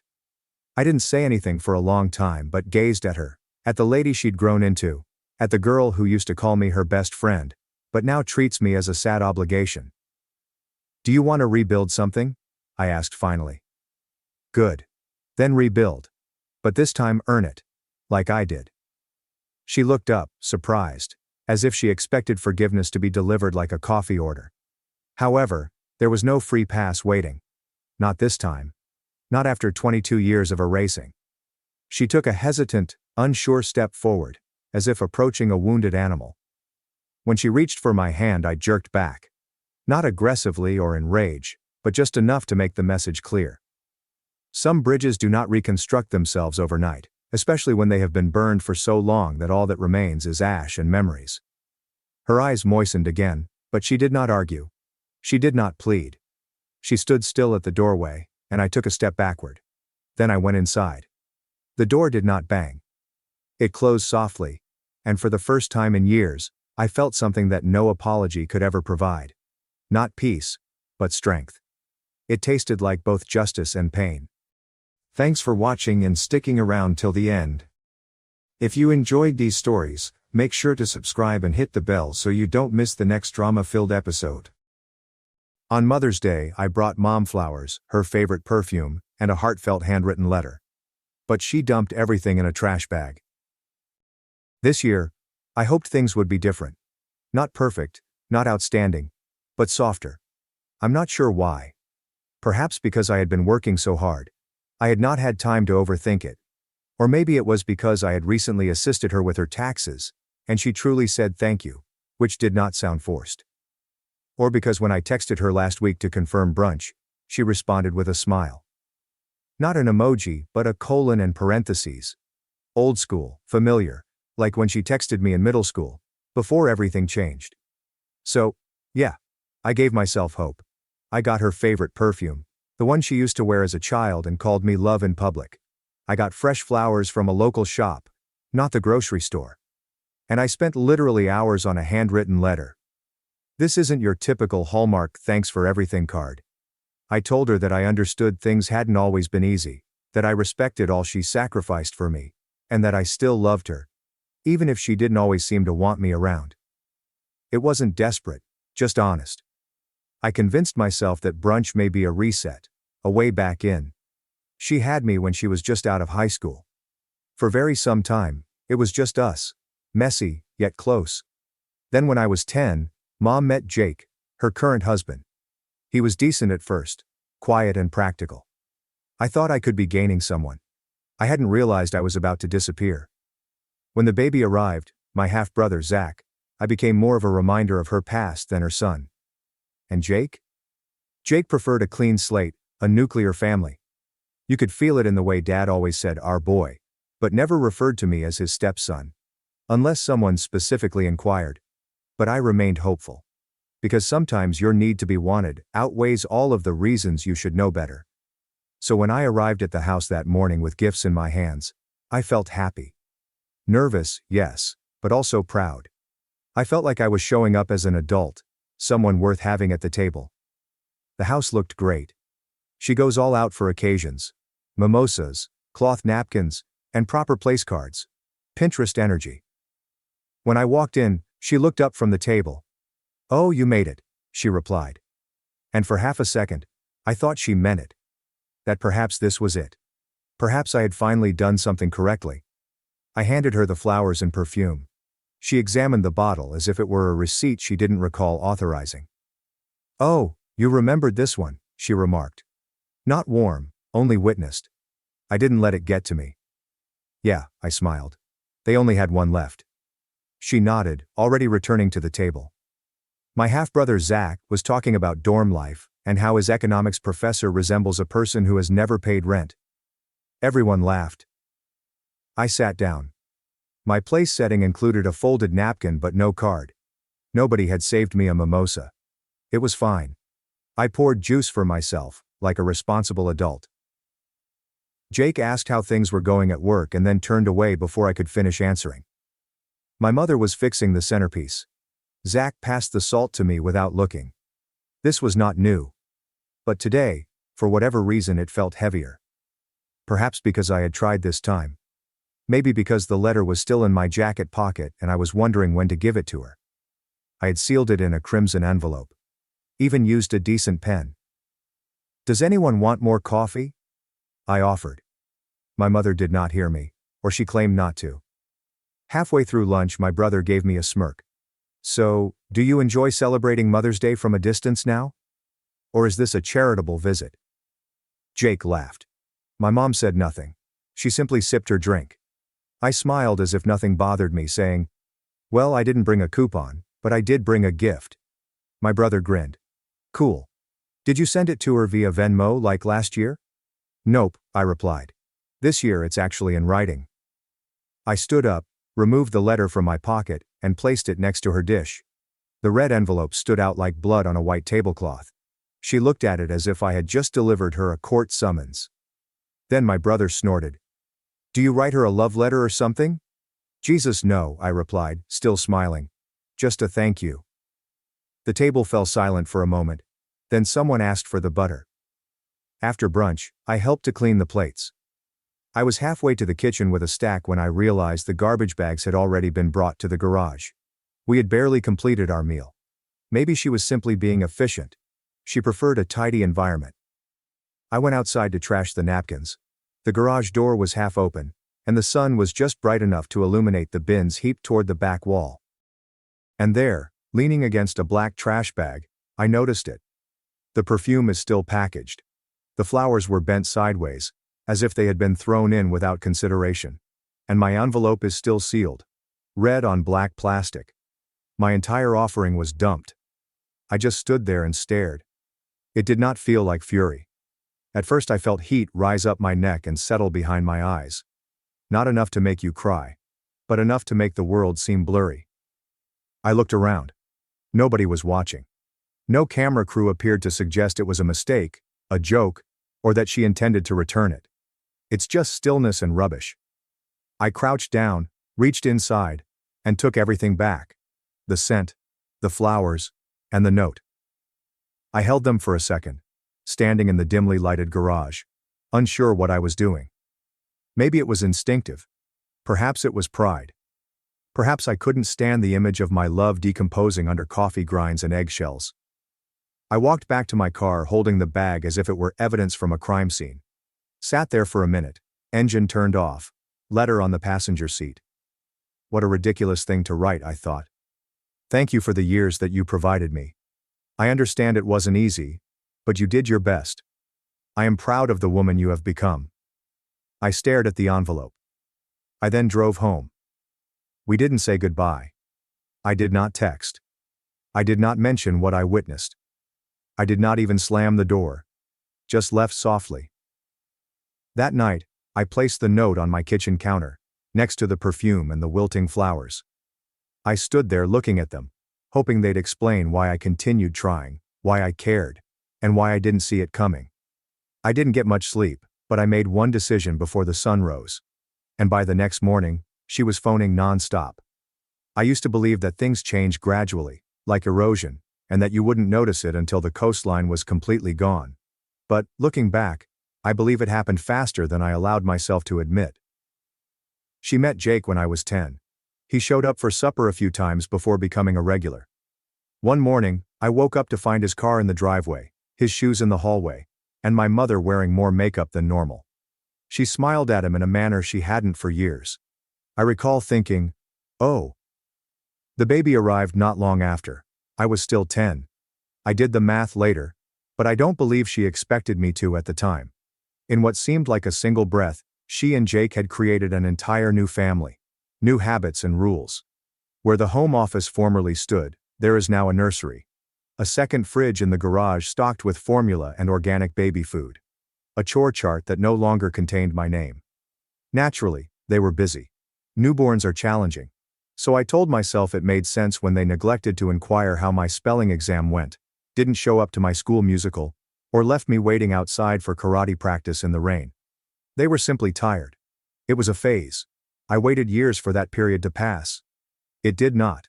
The baby grew. They adored him. He walked, and they applauded. He said "Dad," and they cried. When I brought home a school award, my mother responded, "That's great. Can you keep an eye on your brother while I take a nap?" It wasn't like she quit loving me overnight. It was as if she began to love someone else more loudly. And over time, the silence became terrible. By the time I left for college, the house no longer seemed like mine. Every wall featured photos of them, smiling at parks, matching holiday jammies, and my brother on Santa's knee. I was not in any of them. Not even a high school graduation photograph. Just erased. I recall walking past a framed canvas by the stairs that stated, "Family is everything," and thought, yeah, but not this one. But I continued trying. That's the part that still makes me embarrassed. I kept coming up on holidays. I kept purchasing birthday gifts. I assisted with expenses when I knew money was tight, even after I discovered they had taken a vacation and had just forgotten to tell it. I helped Jake find a job. I used my relationships to promote him for a client-facing function for which he lacked the necessary qualifications. He nailed his interview. When no one is fact-checking you, charisma can get you far. They never told anyone I helped. It was fine. I reminded myself that I wasn't doing it for credit. I was doing this to stay connected. To feel as though I was still theirs. Even after I acquired my own apartment and a decent job, I continued to visit, call and contact my mother on odd Wednesdays to say, "Hope your day is going well." Sometimes she responded. She sometimes left me to read for days. But when she did answer, it was like oxygen. She texted me once after I helped her with some insurance papers saying, "You always come through. Thank you." I reread that message for weeks. I'm not proud of it, but if you've ever felt invisible to someone you used to be close to, you'll understand. That's why this year's brunch hurt so much. Because I had allowed myself to imagine that we had turned a corner. She confirmed the invitation with a smiley face in her text message. She thanked me after I assisted with her taxes. She did not beg for money. That month I felt things could be leveling out. Perhaps she was softening again. And for a little moment that morning, standing on her porch with flowers, a message, and the perfume Mom used to wear when I was younger, I felt like a son again. Then she smiled at my brother's joke about me being part family, and remained silent when Jake halted me mid-sentence, and moved the conversation to something about stock options. And when I delivered her the envelope, she hardly looked at it. The one I'd spent the night writing.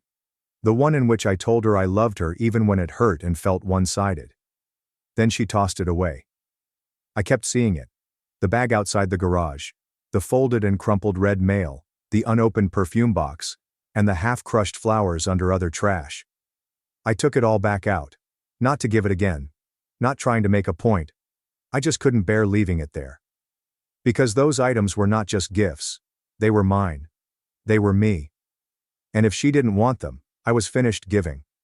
My mother sent a message that same evening. You departed in a strange mood. I hope that wasn't something we did. It almost had me laughing. But it didn't, because nothing about it was amusing. Not the years I spent shrinking myself to make room for the version of her life she preferred. Not the 1,000 little kindnesses I gave without asking. Not the memory of her tucking me in at 7 and saying, "You're my whole world." Only to grow up and discover that world had borders I was never allowed to cross again. They did not kick me out.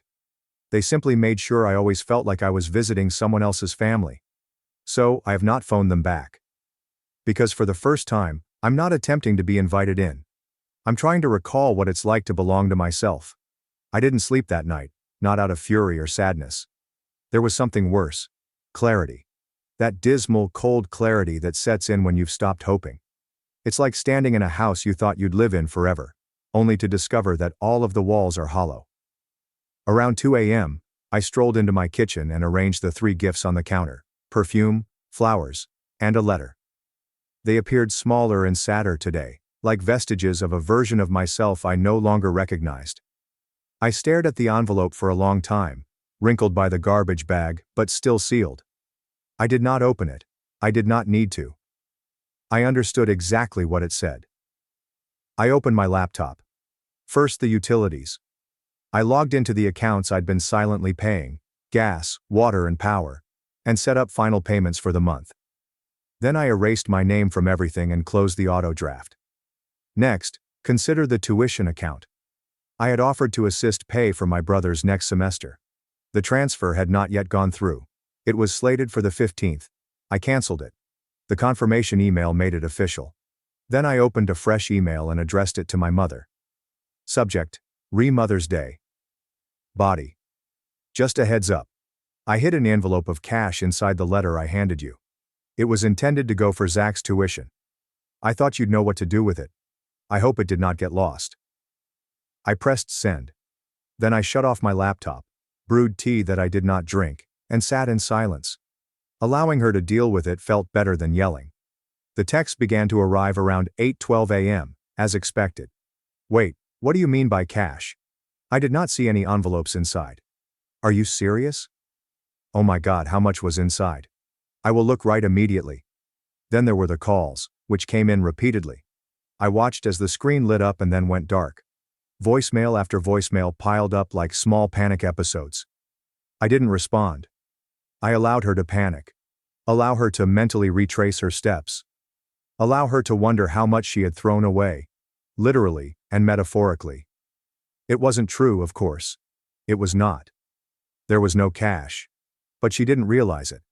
And now, every time she thought about that garbage bag, she felt it. The potential that she had thrown away something important. Not just a gift. Not only money. Something that could have saved them. And now it's gone. Around midday, Jake finally texted me. You are being childish? This is a significant issue. Could you please inform us whether you are lying? I almost responded. Consult the garbage truck. Instead, I turned my phone to silent and kept going. There was one final step to take. I checked my contacts and found the names of 3 people I'd personally introduced Jake to, people he currently works with. Client leads, vendors, and an old acquaintance who helped him score a side contract. I sent them all a version of the same message. Hi. I just wanted to ask. From now on, please do not associate my name with Jake Hatcher. There is nothing dramatic. Just a personal barrier. I hope that made sense. There's no chatter. There are no details. Just enough to let folks feel it. Enough to make them question what had occurred behind the scenes. Enough to loosen several threads. I understood how that universe worked. Jake's entire employment rested on his reputation as a trustworthy guy with connections. And if I took a quiet step back, others would follow. By the end of the week, he had already lost a long-term recommendation. A contract was paused. Another client preferred to work directly with someone else. I didn't even have to move a finger. Just one email and a few spaces. And the machine began to unwind itself. That night my phone vibrated again. Have you found it? Kindly answer. I need to know. I assume I saw the bag you're referring to, but everything is now gone. Please tell me if this is real. I looked at her name on the screen for a second. I imagined responding with something harsh, abrupt, and final. But that would give her closure. So, I did nothing. Because this was not about vengeance. This was about having them feel the weight I'd been carrying since I was 10 years old. When I stopped being her entire world, and became a nuisance she couldn't wait to get rid of. This was about seeing them struggle in silence, finally realizing what I'd been saying for years. You can't continually erase someone and expect them to remain faithful. I realize I lied. I know the envelope never existed. But the pain, withdrawal, and abandonment were real. And for the first time in my life, they were unable to ignore it. My mother left me a voicemail that night. Her voice was shaky. She wasn't crying yet, but you could sense the desperation seeping through her calmness. Kindly call me. Please. I did not know. I did not see it. I would never, if I had known what was within. Please call me, okay? I apologize. Please call. She didn't say I love you. She didn't say I'm sorry like she meant it.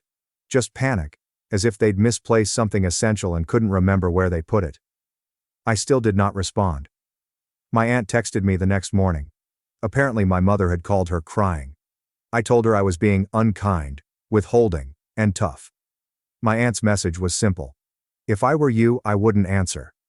That one really made me smile. Because for once, someone noticed it. I really saw it. How much I had given. How little I had received. How peacefully I had endured being nothing, until it became terrible. That weekend, I stowed the gifts away in my closet. I didn't want to keep them, but I also wasn't ready to throw them away. They were no longer reminders of her. They were reminders of me. The version of myself who persevered. And I wasn't trying anymore. I was finished. By Monday, she had stopped asking whether I was okay and began demanding answers. Her texts ranged from, I'm sorry you're upset, to, you need to stop this now. Jake emailed me directly, in a professional tone, as if we were negotiating a contract rather than untangling a decade of hidden animosity. He stated that my decision to disconnect was harming his career, and he hoped I would rethink for the sake of the family's stability. Translation: your silence is costing me money. I didn't respond. Then Zach became involved. He wrote a voice note beginning, Look, I know things were never perfect. And ending, but seriously, you're ruining Mom's life over what? Some trash? That one almost had me laughing. Some rubbish. That was the entire problem, wasn't it? They'd spent years treating me as if I were a piece of clutter to be boxed up and thrown in the attic to avoid ruining the aesthetic. Now that I was gone, they found themselves unable to function. I still didn't say anything. I did not gloat. I did not rant on social media. Did not send a final, here's everything you did wrong message. I simply stopped playing the character. And this drove them nuts. By the end of the week, my mother arrived at my office. There's no warning, no call. Just walked in, as if on a mission. The receptionist buzzed me as if there was a fire. I came downstairs and saw her in the foyer, dressed in a white blazer and heels that clicked like punctuation points. She did not smile. Can we talk? She requested, already approaching the main doors. We stepped out. She didn't ask how I was, did not apologize. She went right to it. You've humiliated this family, she retorted. You've embarrassed your brother. Jake's job is hanging by a thread. Do you understand what that means? I understand exactly what that means, I replied quietly. She stared at me, her eyes intense. You're doing this out of spite over one party? I tilted my head. Is that what you think?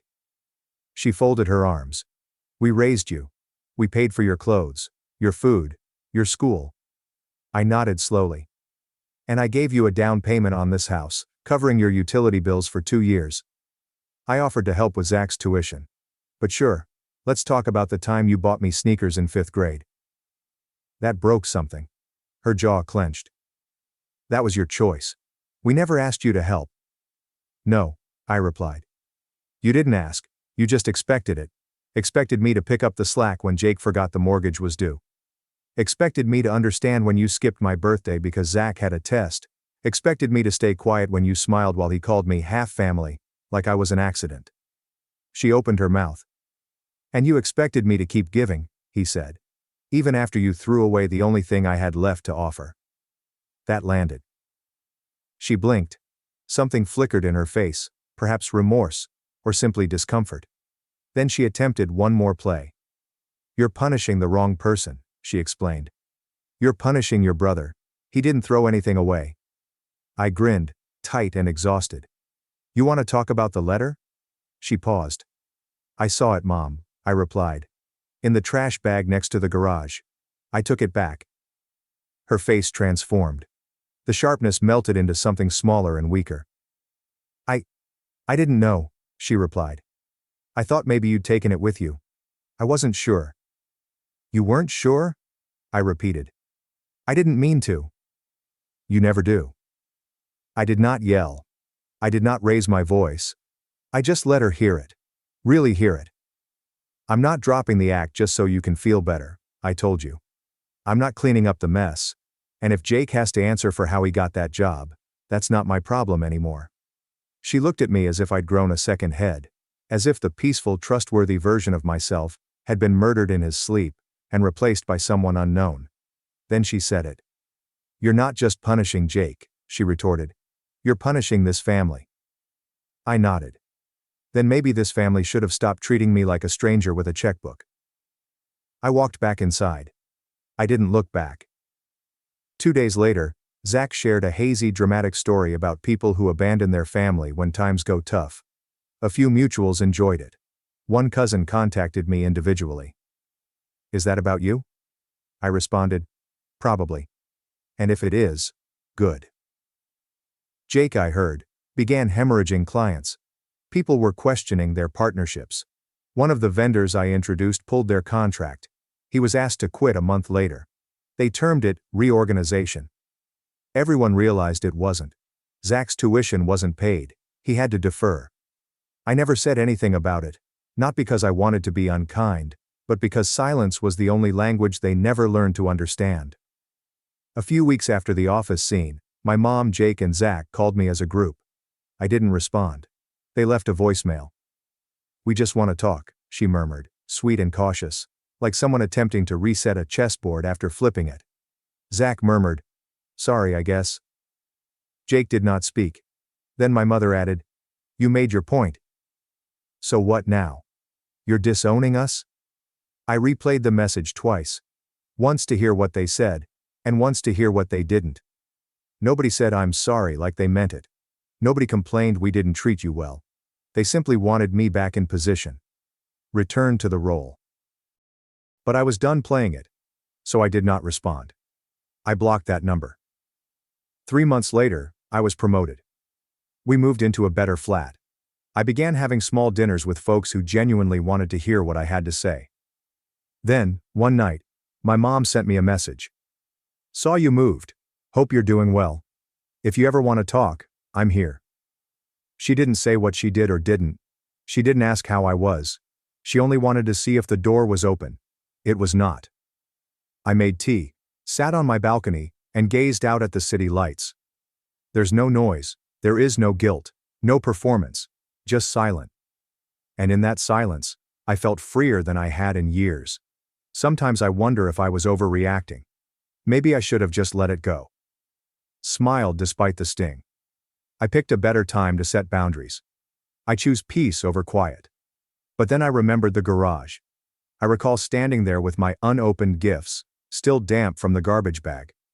I recall writing the letter with shaky hands, attempting to appear vulnerable in front of someone who threw it away without hesitation. And I know I didn't burn any bridges. I just stopped carrying the weight of one that was torn down years ago. I'm not proud of lying about the money. But I am not ashamed of it either. Because for once, they had to deal with uncertainty, discomfort, and the potential that what they threw away was more important than they thought. So what are your thoughts? Was I overly harsh? Was it finally time to say enough? Would you have done the same thing, or gone away quietly? Thanks for watching and sticking around till the end. If you enjoyed these stories, make sure to subscribe and hit the bell so you don't miss the next drama-filled episode. Wife told me to man up, 2 weeks after my parents died in a car accident. Now she blamed me for her cheating because I was grieving. My wife Rachel and I have been together for 4 years. Our relationship had been almost ideal, or so I believed. We have similar interests, such as playing video games and going camping whenever we can.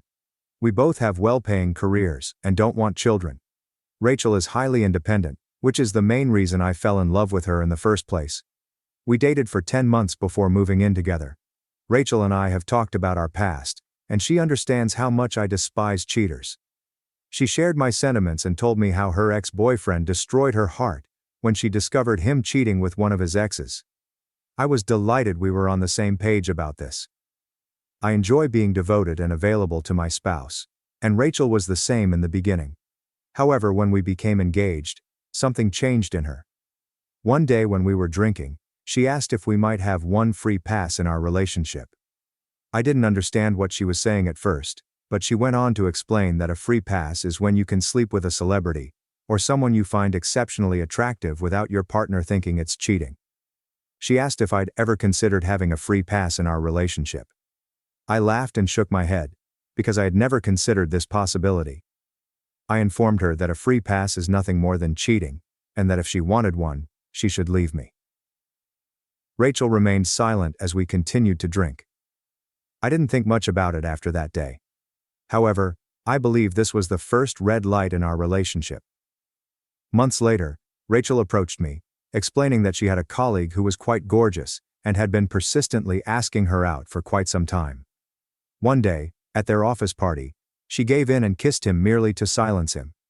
She informed me that she felt terrible about it and wanted to tell me, but her friends had discouraged her from telling me the truth, because they thought I would not understand.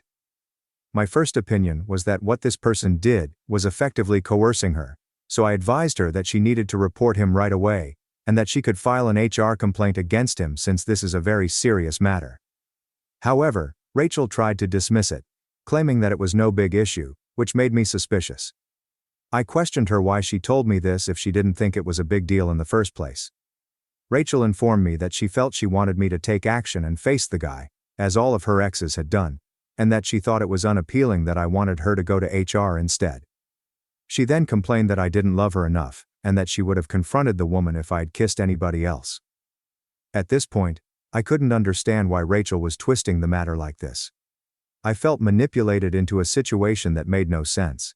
How could she expect me to react in the same way as her ex-partners? It was as if she couldn't bear the thought of me handling the problem in a sensible and responsible way. Her persistence in putting my love for her to the test left me with a bitter taste in my mouth. I informed her unequivocally that if she didn't report this to HR, I would presume she kissed the person of her own free will, and not because she was coerced to do so, which meant it was cheating, and I couldn't marry someone like that.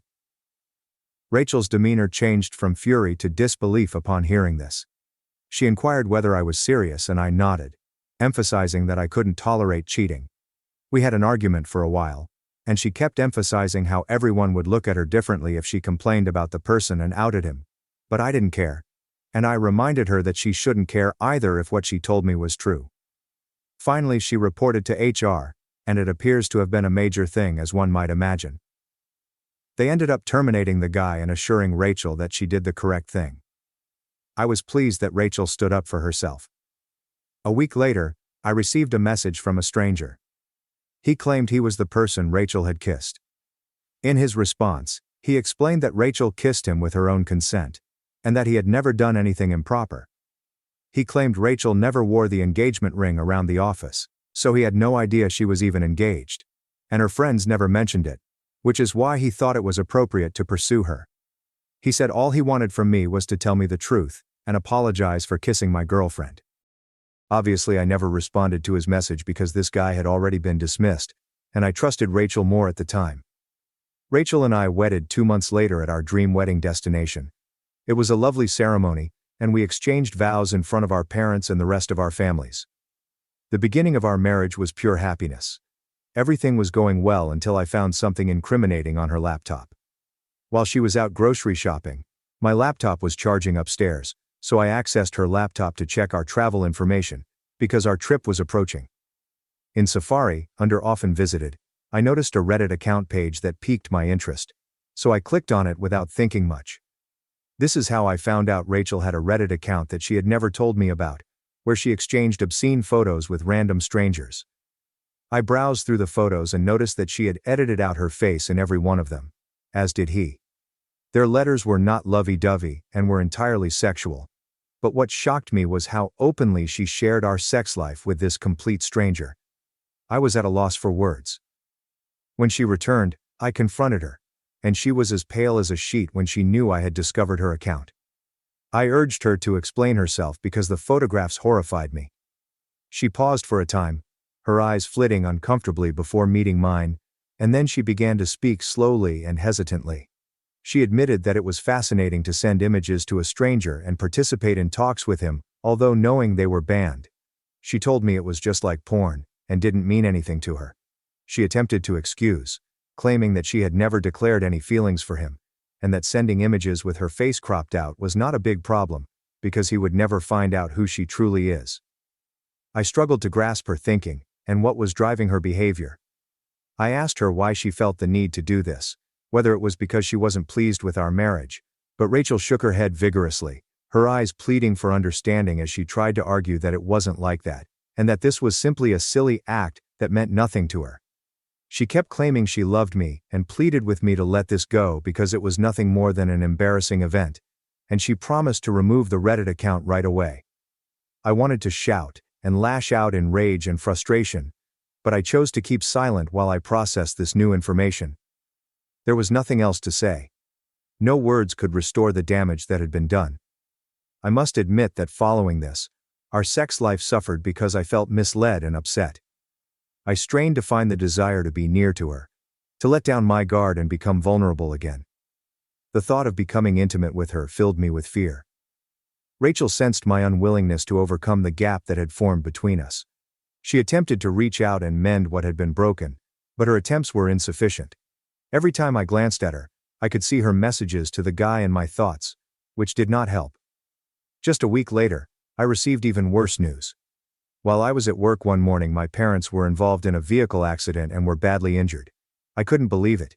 It was as if the ground had vanished beneath my feet, leaving me suspended in a state of shock and sorrow. I dashed to the hospital to check on my folks as quickly as I could. The doctors informed me that they were on life support because their organs were failing. The physicians honestly told me that their chances of survival were fewer than 50%. I remember sitting in the waiting room for hours on end, praying that they would suddenly awaken. Rachel did come and sit by me in silence, holding my hand. I kept hoping frantically for a miracle, some sign of change, but my parents' condition did not improve. My mother was the first to go, soon followed by my father. The only thing that reassured me was that they could die together. I collapsed on the ground and cried till my eyes ran dry. My heart was shattered into a million irreparable pieces, and I had no idea how to continue living after that. The funeral was extremely difficult for me since I didn't know how to remain calm in front of people. I must say that Rachel handled everything throughout this period. She let me mourn the loss of my parents while she made all the arrangements. Following their funeral, I withdrew within myself, cocooned in a shell of numbness, unable to express the extent of my grief. I became stuck in a crushing embrace of sadness and depression. I didn't have the energy to do ordinary activities and would spend the entire day in bed, mourning my parents and upbringing. My parents were my rock, and losing them was like losing a piece of myself. I did meet with my parents' lawyers, who informed me that they had left everything they owned to me, which was not surprising. What surprised me was that the collective asset was $2 million. I was astonished, but it made me sadder to realize that my parents had worked so hard their entire lives, and didn't live long enough to appreciate it. I never told Rachel or any of my relatives about my inheritance because I wasn't even in the correct frame of mind at the time to consider the money. However, I decided to take a lengthy leave of absence from my company. Now that I didn't have to worry about money, and had been a loyal employee for a long time, my supervisor graciously agreed to allow me the time I needed to grieve for my parents. However, only 2 weeks after my parents died, Rachel contacted me one evening and said she needed to talk to me about something very important. We sat down in the living room, and she began to tell me that she had had enough of seeing me mope around, and that I needed to get my ass up and attend treatment. Rachel told me that my behavior was abnormal, and that no one mourns as deeply over the death of their parents. She asked me to toughen up and quit crying. I was stunned by how nasty her statements were, so I tried to explain to her that my pain was unavoidable, and that grieving for my deceased parents for a month is completely normal for any human being. I told her that she had grieved for her childhood dog for months, and I had never questioned her, so she had no right to treat me this way. She was irritated and complained about how unattractive it was to see me cry. There was more back and forth, but she finally let it go. So I assumed this would be the end of it. Recently, my cousin Joseph messaged me to see how I was doing. Joseph and I were extremely close growing up, so it wasn't unusual for him to check in on me.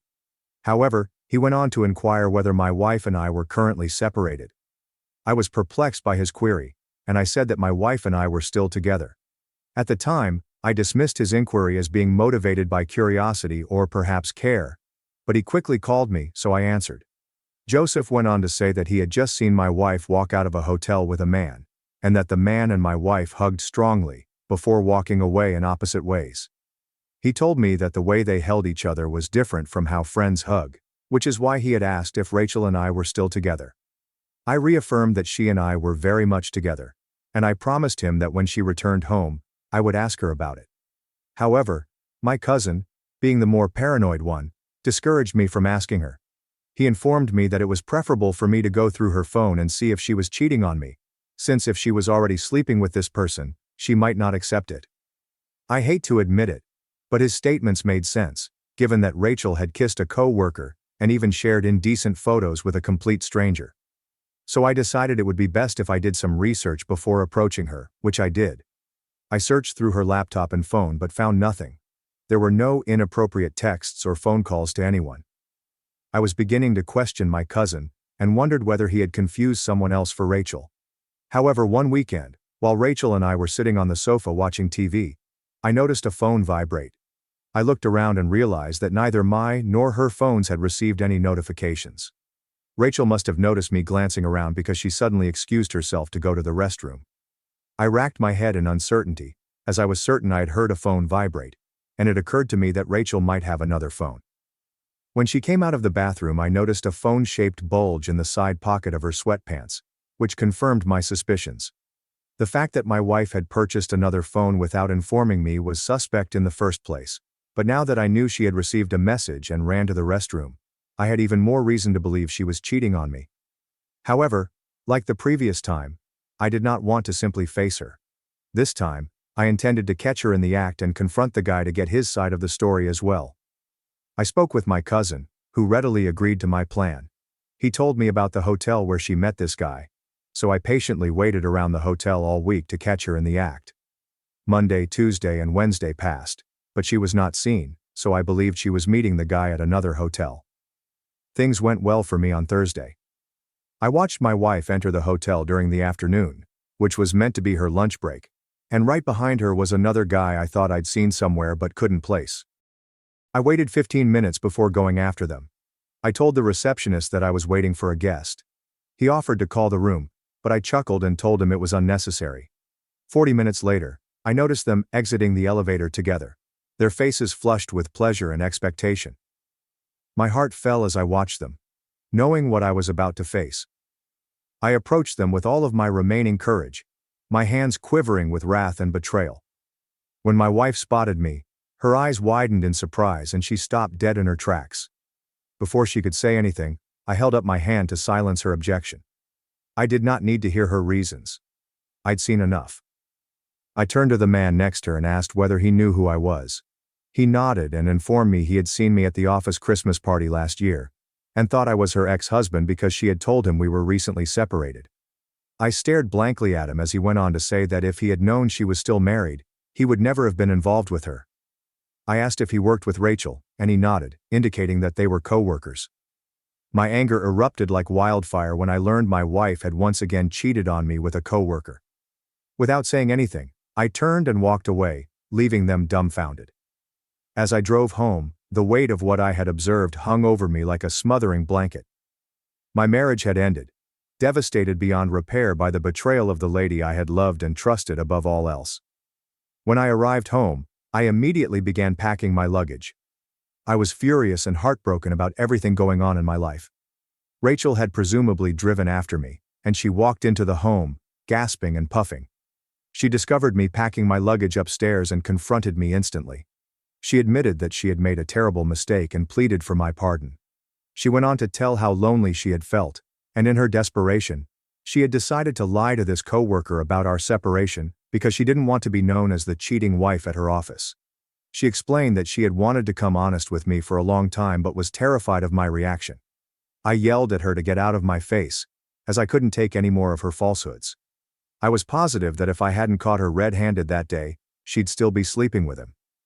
Rachel then shifted tactics and began telling me that I couldn't blame her for everything and that I needed to accept this. This was my fault as well. I stopped packing and gazed at her, stunned by her audacity in suggesting such a thing. She went on to inform me that I hadn't slept with her in months after seeing her messages on Reddit, and that this had persisted even after my parents died. I was so enraged that I yelled at her, telling her that she had no right to blame me for her treachery, and that her acts were her own choice, regardless of the circumstances. I couldn't believe she was attempting to shift the responsibility to me, as if my sadness and pain were somehow responsible for her infidelity. But Rachel persevered, her words piercing the air like a knife. She accused me of neglecting her and failing to perform my responsibilities as a husband. She informed me that I had become too boring while grieving my parents' deaths, and suggested that instead of leaving the marriage, I should try to comprehend her point of view. She even insisted that we consider expanding our marriage, and that I was free to date other people if that's what I desired. Hearing her statements, I simply scoffed since I was fed up with this woman. Before leaving, I packed my bag and informed her that I would be sending her the divorce papers. I'm currently staying with my cousin, and Rachel has contacted me 1,000,000 times. Her messages span from apologies to accusing me of wrecking everything. She keeps telling me that I should view things her way and forgive her since she was simply lonely. So here I am on Reddit, wondering if I am the a-hole here. Am I to fault for pressuring my wife to cheat on me just because I was in mourning? Update 1. Wow, when I submitted this, I believed it would not even be tracked. But seeing 300+ comments under my post has been mind-blowing. I didn't think my narrative was particularly intriguing, but seeing you guys debate in the comments has been fun. To everyone who is criticizing me and saying I pushed my wife to cheat by not sleeping with her, well, I hope you never find yourself in a situation like I did. I love my wife and thought she would never cheat on me. But seeing her inappropriate chats with a random stranger affected me emotionally and mentally. I couldn't just dismiss everything and sleep with her like everything was fine. 2 weeks later, when my parents died, sleeping with my wife was the last thing on my mind. It's as if some of you have never experienced grief, because if you have, you will understand that everyone reacts differently, and losing my parents has been devastating. Throughout this, if my wife isn't faithful to me, and would rather sleep with someone else, it's not my responsibility. Yes, I felt bad at first, but after speaking with my cousins and reading some of the comments, I am convinced that this is entirely my wife's fault. She chose to sleep around since that is what she desired. I have no regrets about ending this marriage, and I have already discussed everything with my divorce lawyer, so we will move forward with my decision. I've also spoken with my in-laws, Rachel's parents.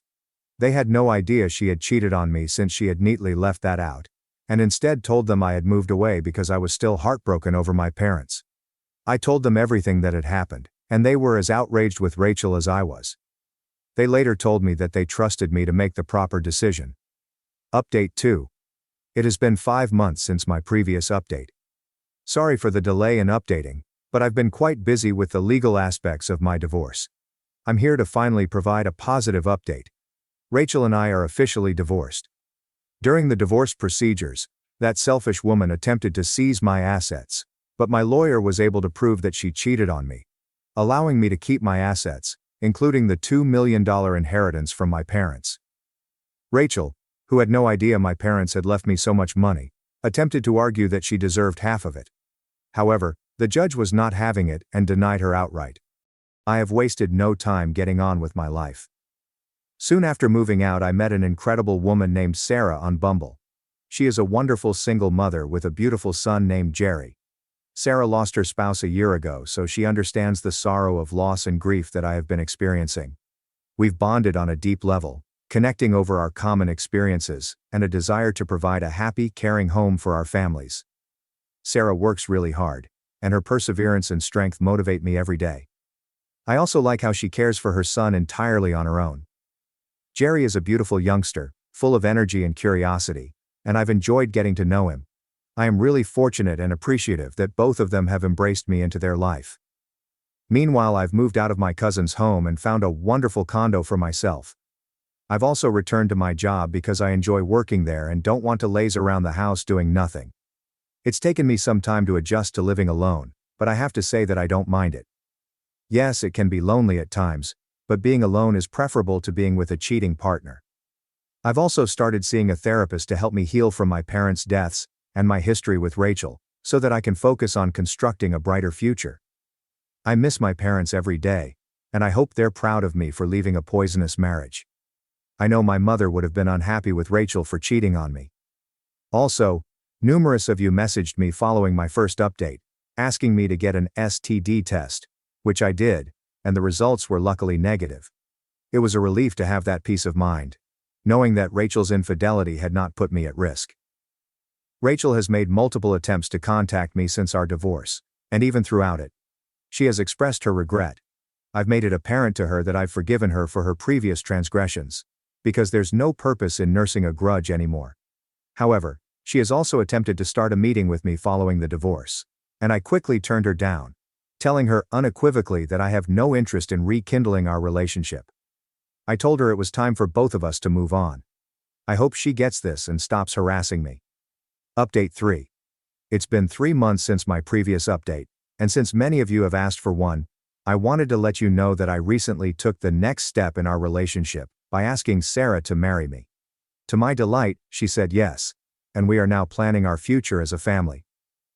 I couldn't be more delighted to start this new chapter in my life with Sarah and Jerry at my side. However, this is not the only update I have. Rachel appears to have been tracking me and Sarah on social media following our divorce, which I was unaware of until Rachel attempted to contact me many times the same evening Sarah uploaded our engagement photos. I declined to answer her phone, so she sent me multiple texts, asking if it was true, and how Sarah was just a gold digger who didn't really love me. I blocked her since her communications irritated me, and I saw no need to continue communicating with her. However, this woman then sent me a lengthy email in which she claimed that I had been deceiving her all along, and that I was solely responsible for the breakdown of our marriage. She wrote about how much she loved me, but I had shattered her heart by failing to trust her sufficiently. She chastised me for divorcing her without even attempting to talk things out with her, and she urged me not to marry Sarah, who was clearly not right for me. She commented that she couldn't believe I was back on my feet, and that Sarah would be getting a lot happier version of me. According to her, I was the one who escaped. I was exhausted reading her email because this woman seemed insane, repeating the same thing over and over again.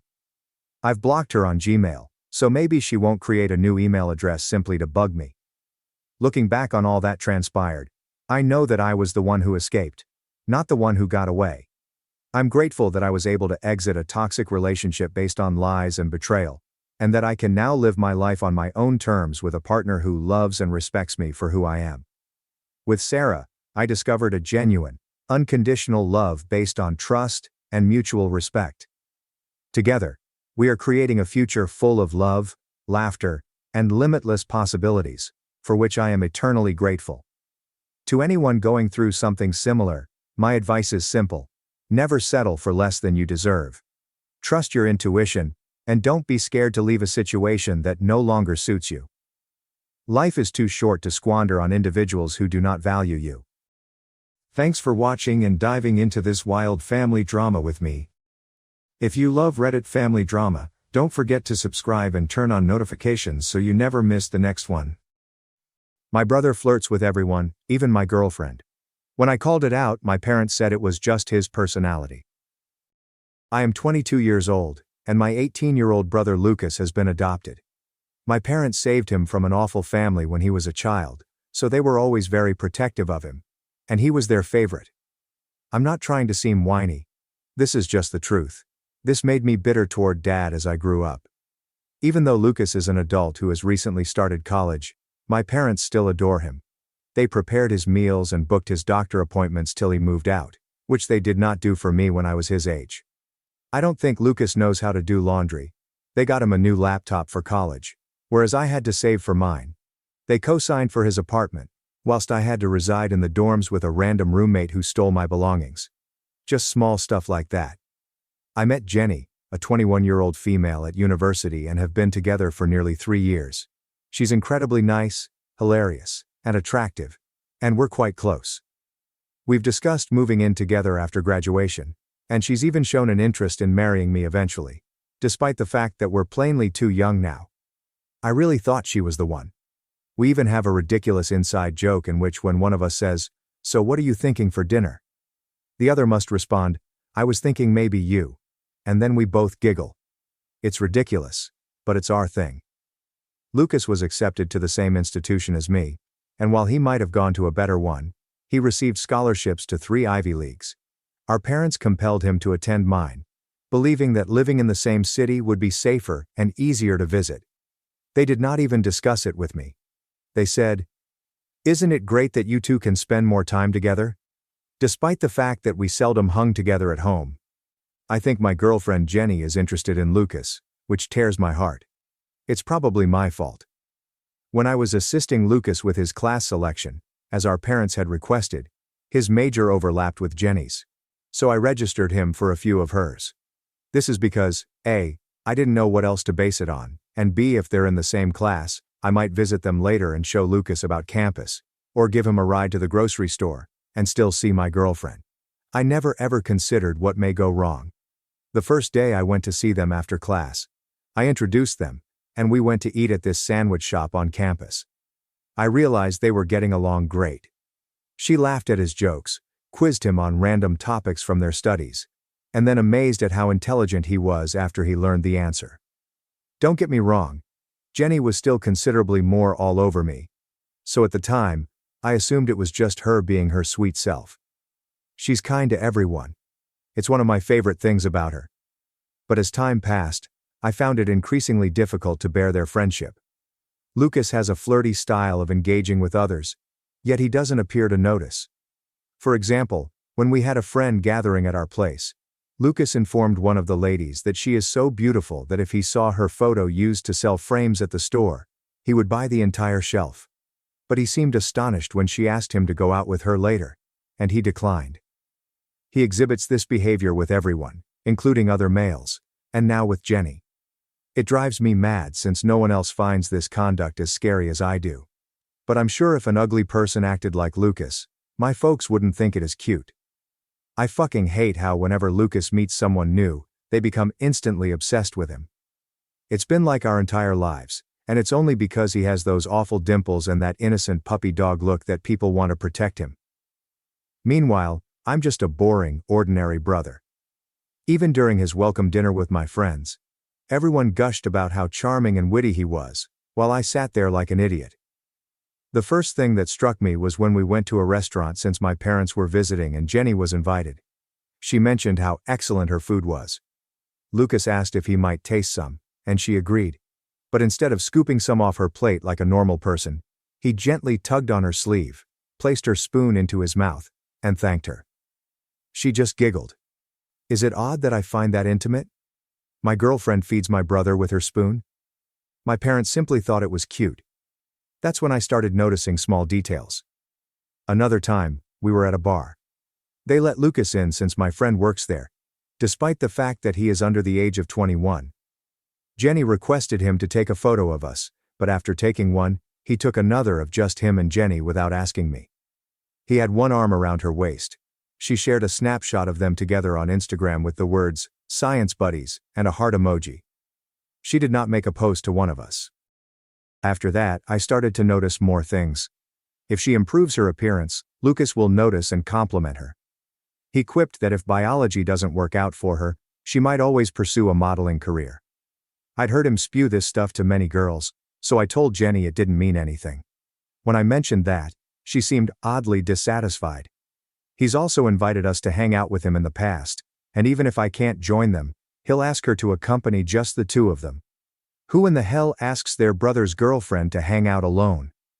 He texted her once to see if she wanted to get lunch because he was near her apartment. She agreed, despite our plans to watch a movie later. She was late for our plans since their lunch was too long, but she returned with a small gift he had purchased her. Nonetheless, she appeared really thrilled about it. Jenny has never stopped him. At first, she'd laughed dismissively, but it became evident that she was loving the attention. She started talking about him a lot, such humorous things he did in class, and asked him a few questions about his childhood. When the winter quarter began, they had some classes together, and for the first time, Jenny did not bother to invite me to any of hers.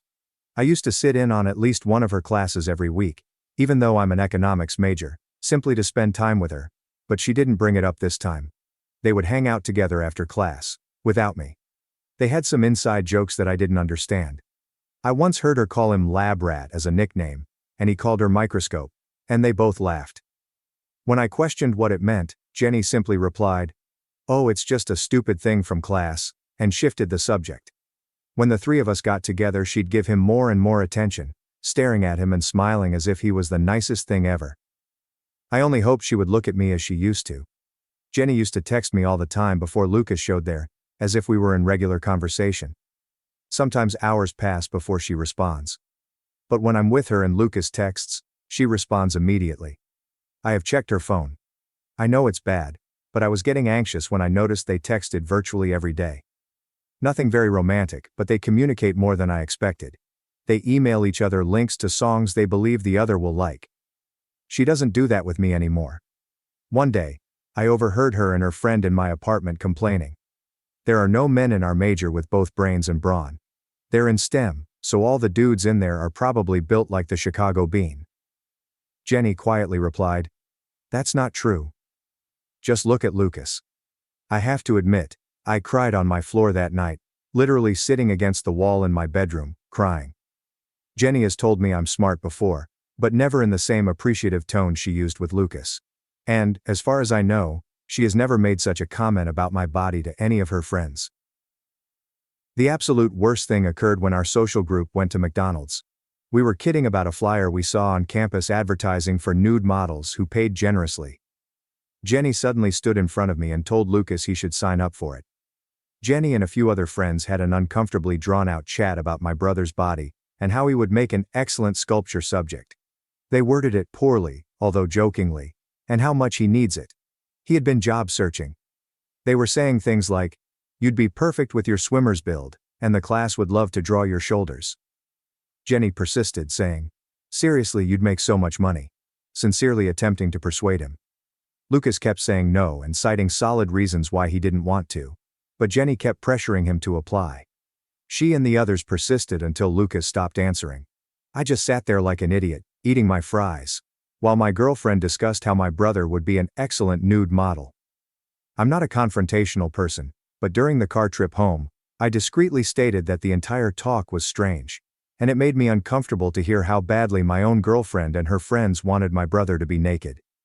Jenny and I are not serious people, and I said this in a light-hearted manner, but she seemed to take it seriously. She said that my claim was the stupidest thing she had ever heard.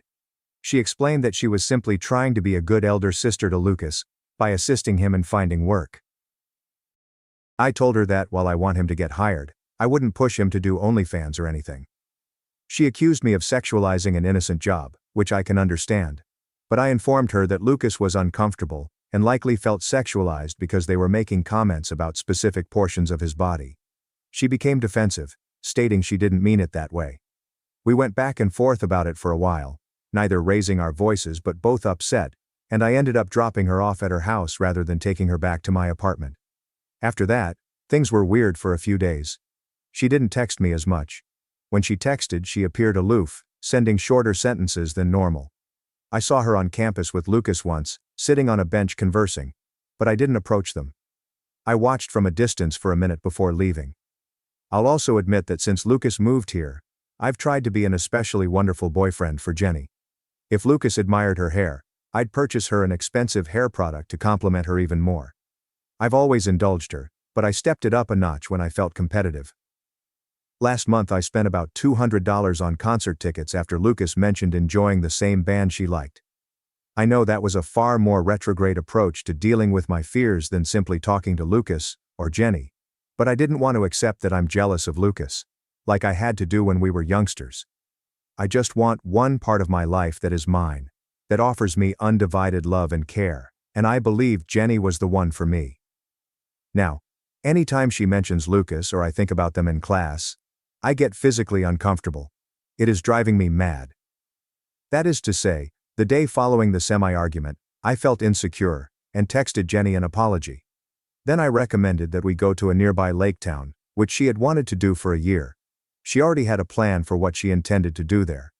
She was overjoyed because I had always been too busy with academics and my part-time work. She chose a weekend, and we spent the previous week planning, deciding on activities and packing, while she booked us a hotel room.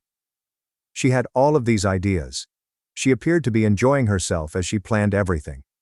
For a brief period, everything felt normal, as it had been before Lucas arrived. When she mentioned buying the ice cream, she got an ecstatic look in her eyes, and when I joked about getting a king bed at the hotel, she blushed like she had when we first started dating. That was nice. But before we left on Friday, she asked me a question that devastated me. She asked if we could bring Lucas. No other friends. She did not ask whether we could make it a group activity. She begged for just Lucas to come. I asked her why we would bring my younger brother when it was meant to be romantic, just the two of us. She stated that the three of us are often hanging together, and she told Lucas about the lake and encouraged him to go before, so it would be impolite not to include him. I just stood there, shocked.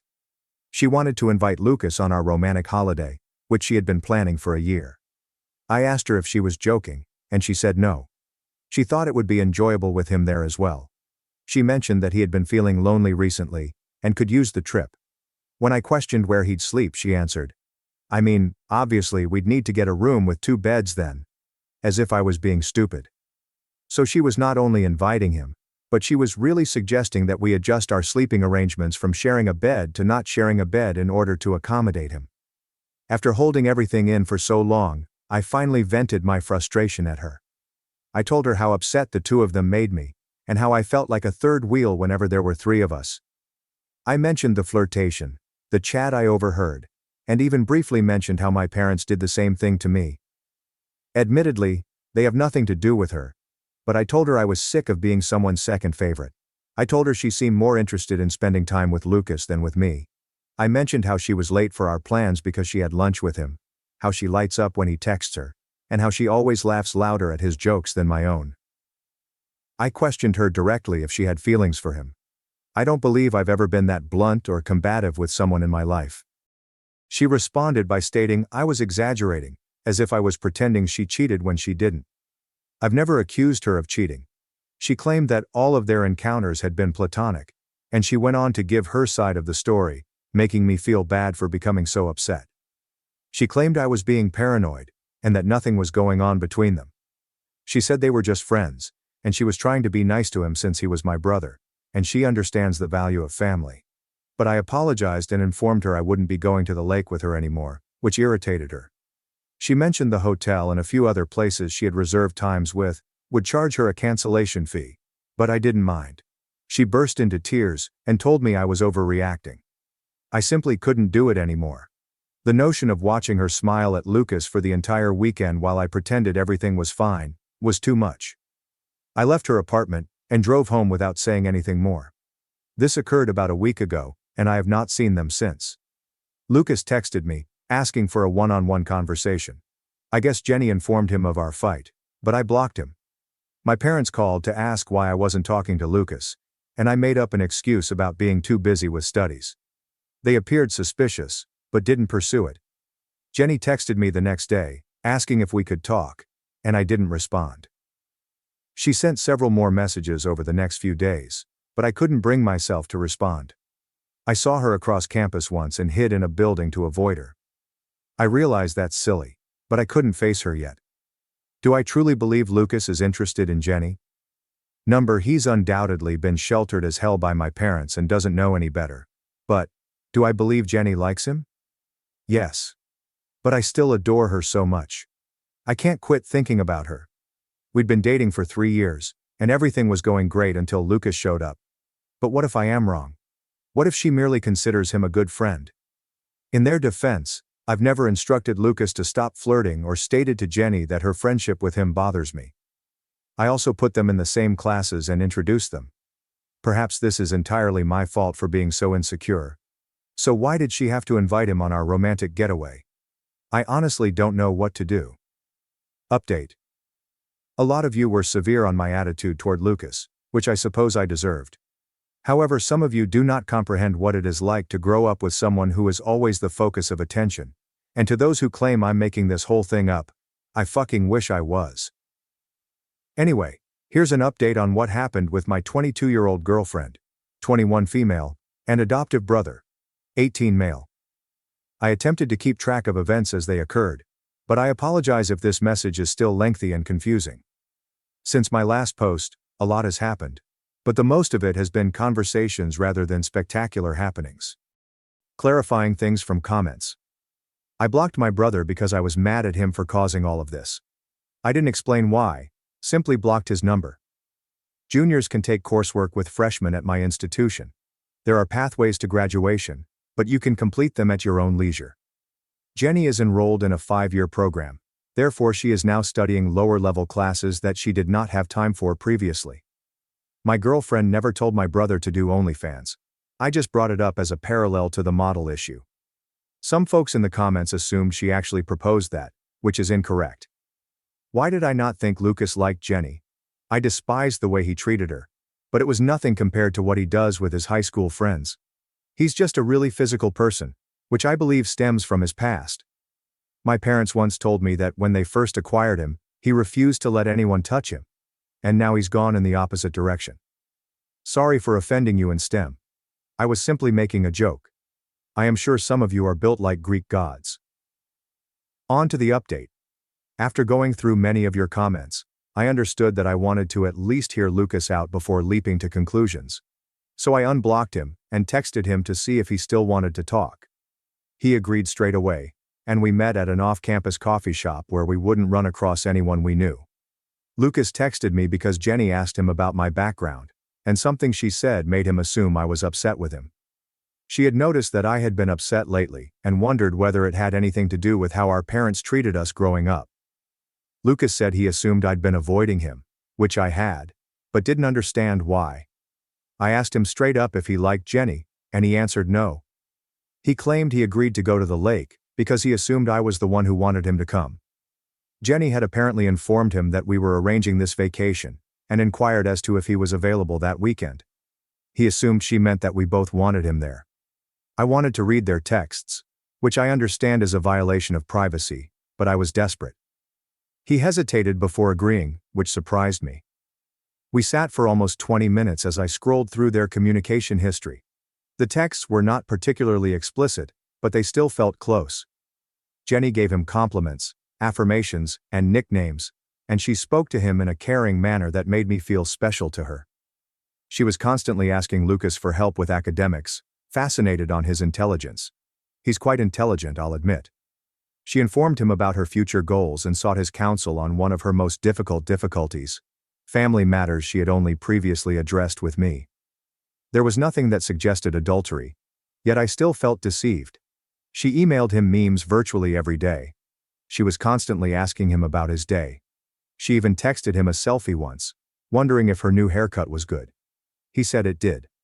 They discussed their classes, professors, and assignments, as well as more personal topics, such as their childhoods and future anxieties.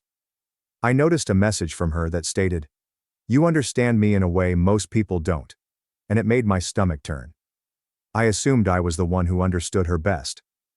Lucas's texts were largely jokes, and the affectionate ones were just messages he sent to our mother, such as, "Miss you," or, "You're the best," with heart emojis.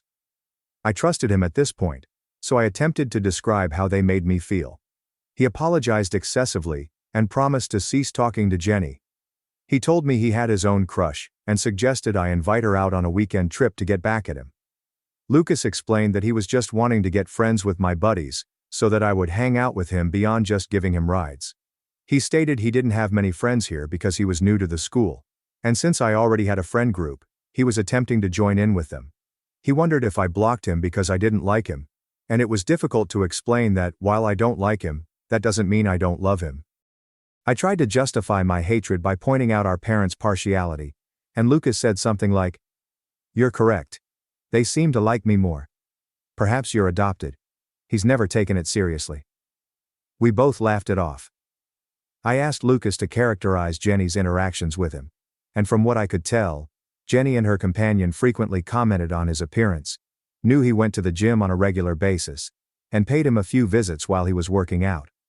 Jenny routinely gave him rides and urged that he drink at her apartment, which he had never done before. He didn't tell me sooner because he has no idea whether behaviors are acceptable or not. No shit. And assumed Jenny simply wanted to be his friend. He mentioned that they were studying together in the library, and she rested her head on his shoulder when she got sleepy. When they met at the mall again, she assisted him in selecting clothing. He claimed she was always caressing his arm while they talked, and she once fixed his collar before a presentation. Little things that don't necessarily cross a line, but when combined, present an unfavorable picture. I gave him a crash lesson on relationship boundaries and why neither of their actions was acceptable, and I encouraged him to stop flirting with everyone. Lucas stated that he simply tries to treat women as he does males, but promised to attempt to change his conduct. He appeared really apologetic and promised to be more cautious in the future, particularly with my friends and girlfriends. After conversing with Lucas, I decided I needed to hear Jenny's side as well. We texted back and forth for a while before deciding to meet. I had a couple conversations with Jenny that I will condense into one.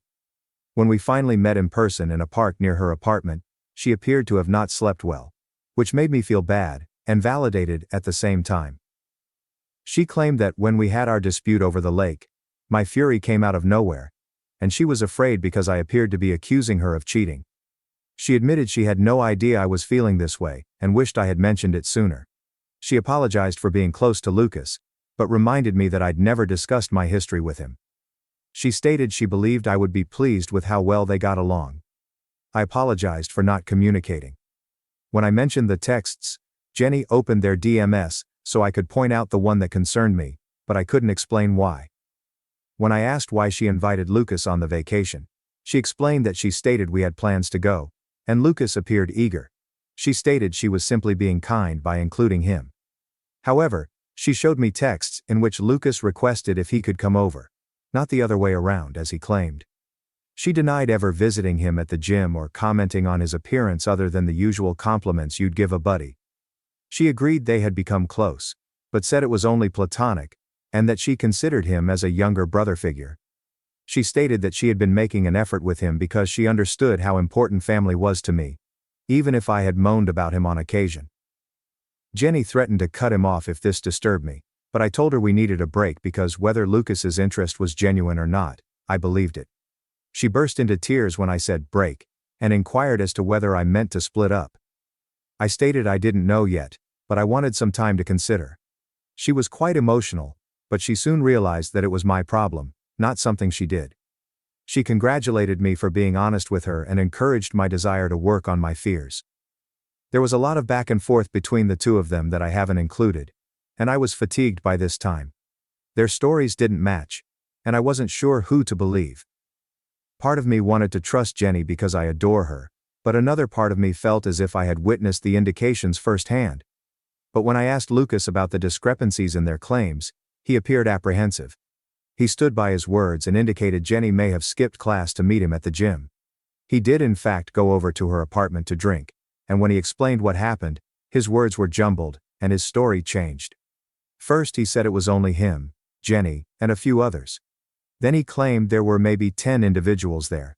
Then he indicated it was probably closer to 5 or 6. He was unable to keep the details straight. Lucas is a lousy liar, so I suspected this was a cover-up and insisted he tell me if he slept with Jenny. He became quite upset and denied it, although his face was glowing red. He said his memory was foggy because the others had given him too much beer, and he went on to say how he was so drunk that he puked up in the restroom. He said he only recalled bits of the night, that they played a drinking game, and that someone, he assumed Jenny, helped him to the restroom when he became ill. He claimed Jenny told him he could crash on her couch, But he insisted on going home, so someone drove him. I didn't quite believe him. I know what he says, and he seemed to be lying. I asked Jenny about it, and she said she didn't see him get sick, which makes sense because she's very responsible with alcohol, and I doubt she'd let someone she cares about overdo it. She said he drank maybe 3 drinks total and appeared fine when he left. Definitely not blackout drunk as he claimed. I'm not sure why they'd tell me about this in the first place, but I'm beginning to suspect that they slept together inebriated, and are now unable to recount their story straight. Lucas significantly reduced his affectionate flirty conduct with several of his friends the other day, which appears to be an attempt to demonstrate to me that he can listen to my advice. I observed him talking to one of his pals, and he kept a decent gap between them, not touching them once. But I have a feeling he wouldn't listen to me as much if he wasn't feeling bad, which almost makes me believe he had sex with Jenny. I said some terrible things to him when we were alone, but I regret it now since I was probably overthinking. It would be extremely out of character for both of them to have an affair, as Jenny was always loyal before this nonsense and Lucas has never cared about dating. I kind of want Lucas to send Jenny a mock wanna go out text to check if she's lying about her affections for him. But if she says yes, I will feel like an ass. And even if she says no, I'm not sure if she's being honest or just saying that because she knows he won't be interested. I'm weary of feeling suspicious, and Jenny's absence has been odd for me. Now I simply feel divorced from reality. I have not been sleeping well. I keep checking my phone for a text from her, only to discover we're on break and feel terrible all over again. I considered contacting the others from the drinking night to hear their stories, but I also want to focus on other things right now. I suppose I'll heed the comment's suggestion and seek counseling. It's been a terrible few weeks since everything happened. My parents called yesterday and asked why Lucas was so down, and I had to lie and claim I had no idea. I'm not sure who to believe anymore, or whether I'm just making it all up in my head because of my troubles with Lucas. I think that's it for now. I might blog again if something big happens, but for the time being, I'm just trying to get through the day. Thank you for reading this far if you did. My parents lived rent-free since I paid for everything. Then they took my sister in, packed up my belongings, and excluded me from dinner. At 29 years old, I never pictured myself in this situation. My name is Alex, and I have been living in the city with my parents for the past year. The twist is that I'm not some depressed millennial who returned home unable to pay rent. No. I purchased the house. I pay the entire mortgage, including groceries and bills. My parents receive no payment. Let me give you some background. My parents, Kevin, 57, and Jessica, 54, are retired teachers. After years of living in the countryside, they decided to relocate when they retired. They claimed to be tired of the quiet life and wished to be closer to the thrills of the city. At least that's what they said. I considered, why not? As a software engineer, I was doing well, earning a respectable living, and the city had better job opportunities. Nonetheless, because they had done so much for me growing up, I hoped to help them. You know, regular family situations. We relocated to a wonderful 3-bedroom house in the city. Though it's hardly a mansion, the 3 bedrooms, a small backyard, and a living room large enough for everyone to sit comfortably, are significant improvements. As the one who pays the bills, I made sure to claim the master bedroom. Its own bathroom and walk-in closet are a lifesaver, as everyone else must share a bathroom. Since I work from home approximately 80% of the time, I converted the second bedroom into my home office. I set everything up precisely the way I wanted it. 2 monitors, a comfortable chair, the whole thing. When the family arrived, the 3rd bedroom was transformed into a guest room. Simple enough. Initially, everything appeared to be in good condition. We all settled into a very good schedule. My parents were absolutely overjoyed to be in the city. I did my job, paid the bills, and cleaned the house while they went about their business, gardening, watching TV, and whatever else retirees do. Paying for everything was no trouble. I make 6 figures, and aside from their pensions, I think their income to be extremely low. Besides, family matters.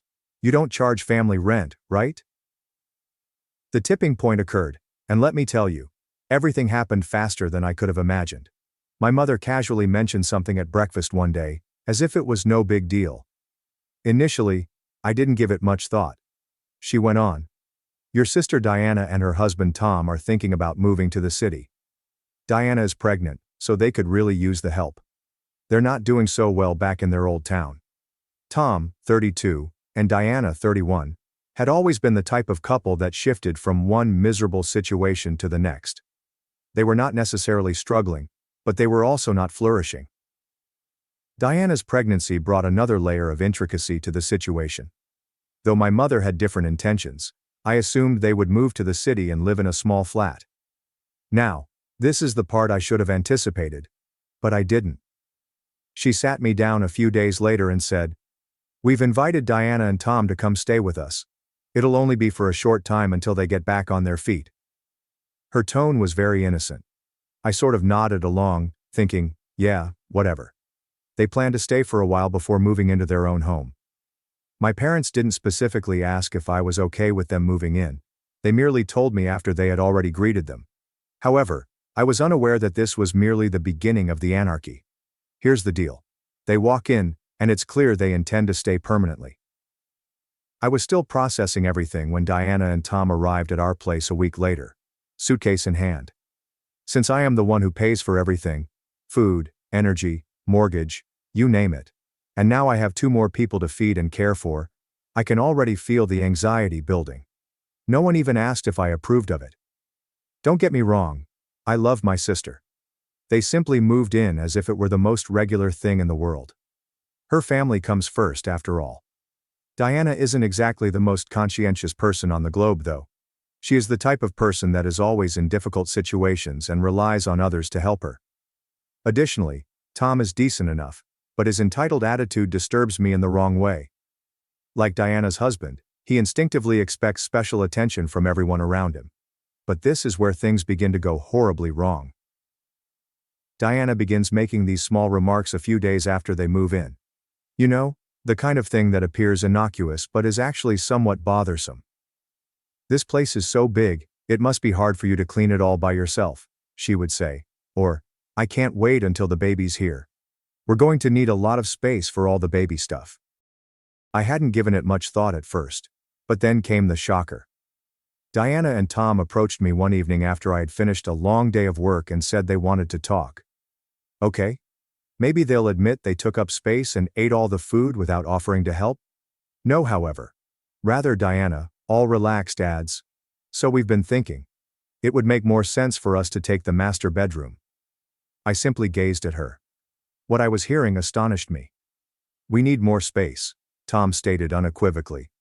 "Now keep in mind that I pay for the entire mortgage. The baby's going to need a lot of stuff, and your room has a walk-in closet and a private bathroom. My name is on the house. I pay for all of the meals as well, so I've been assisting the entire family without demanding anything in return." And here they were, imploring me to leave my own bedroom. I was stunned. I was unable to react immediately. Diana was not having it.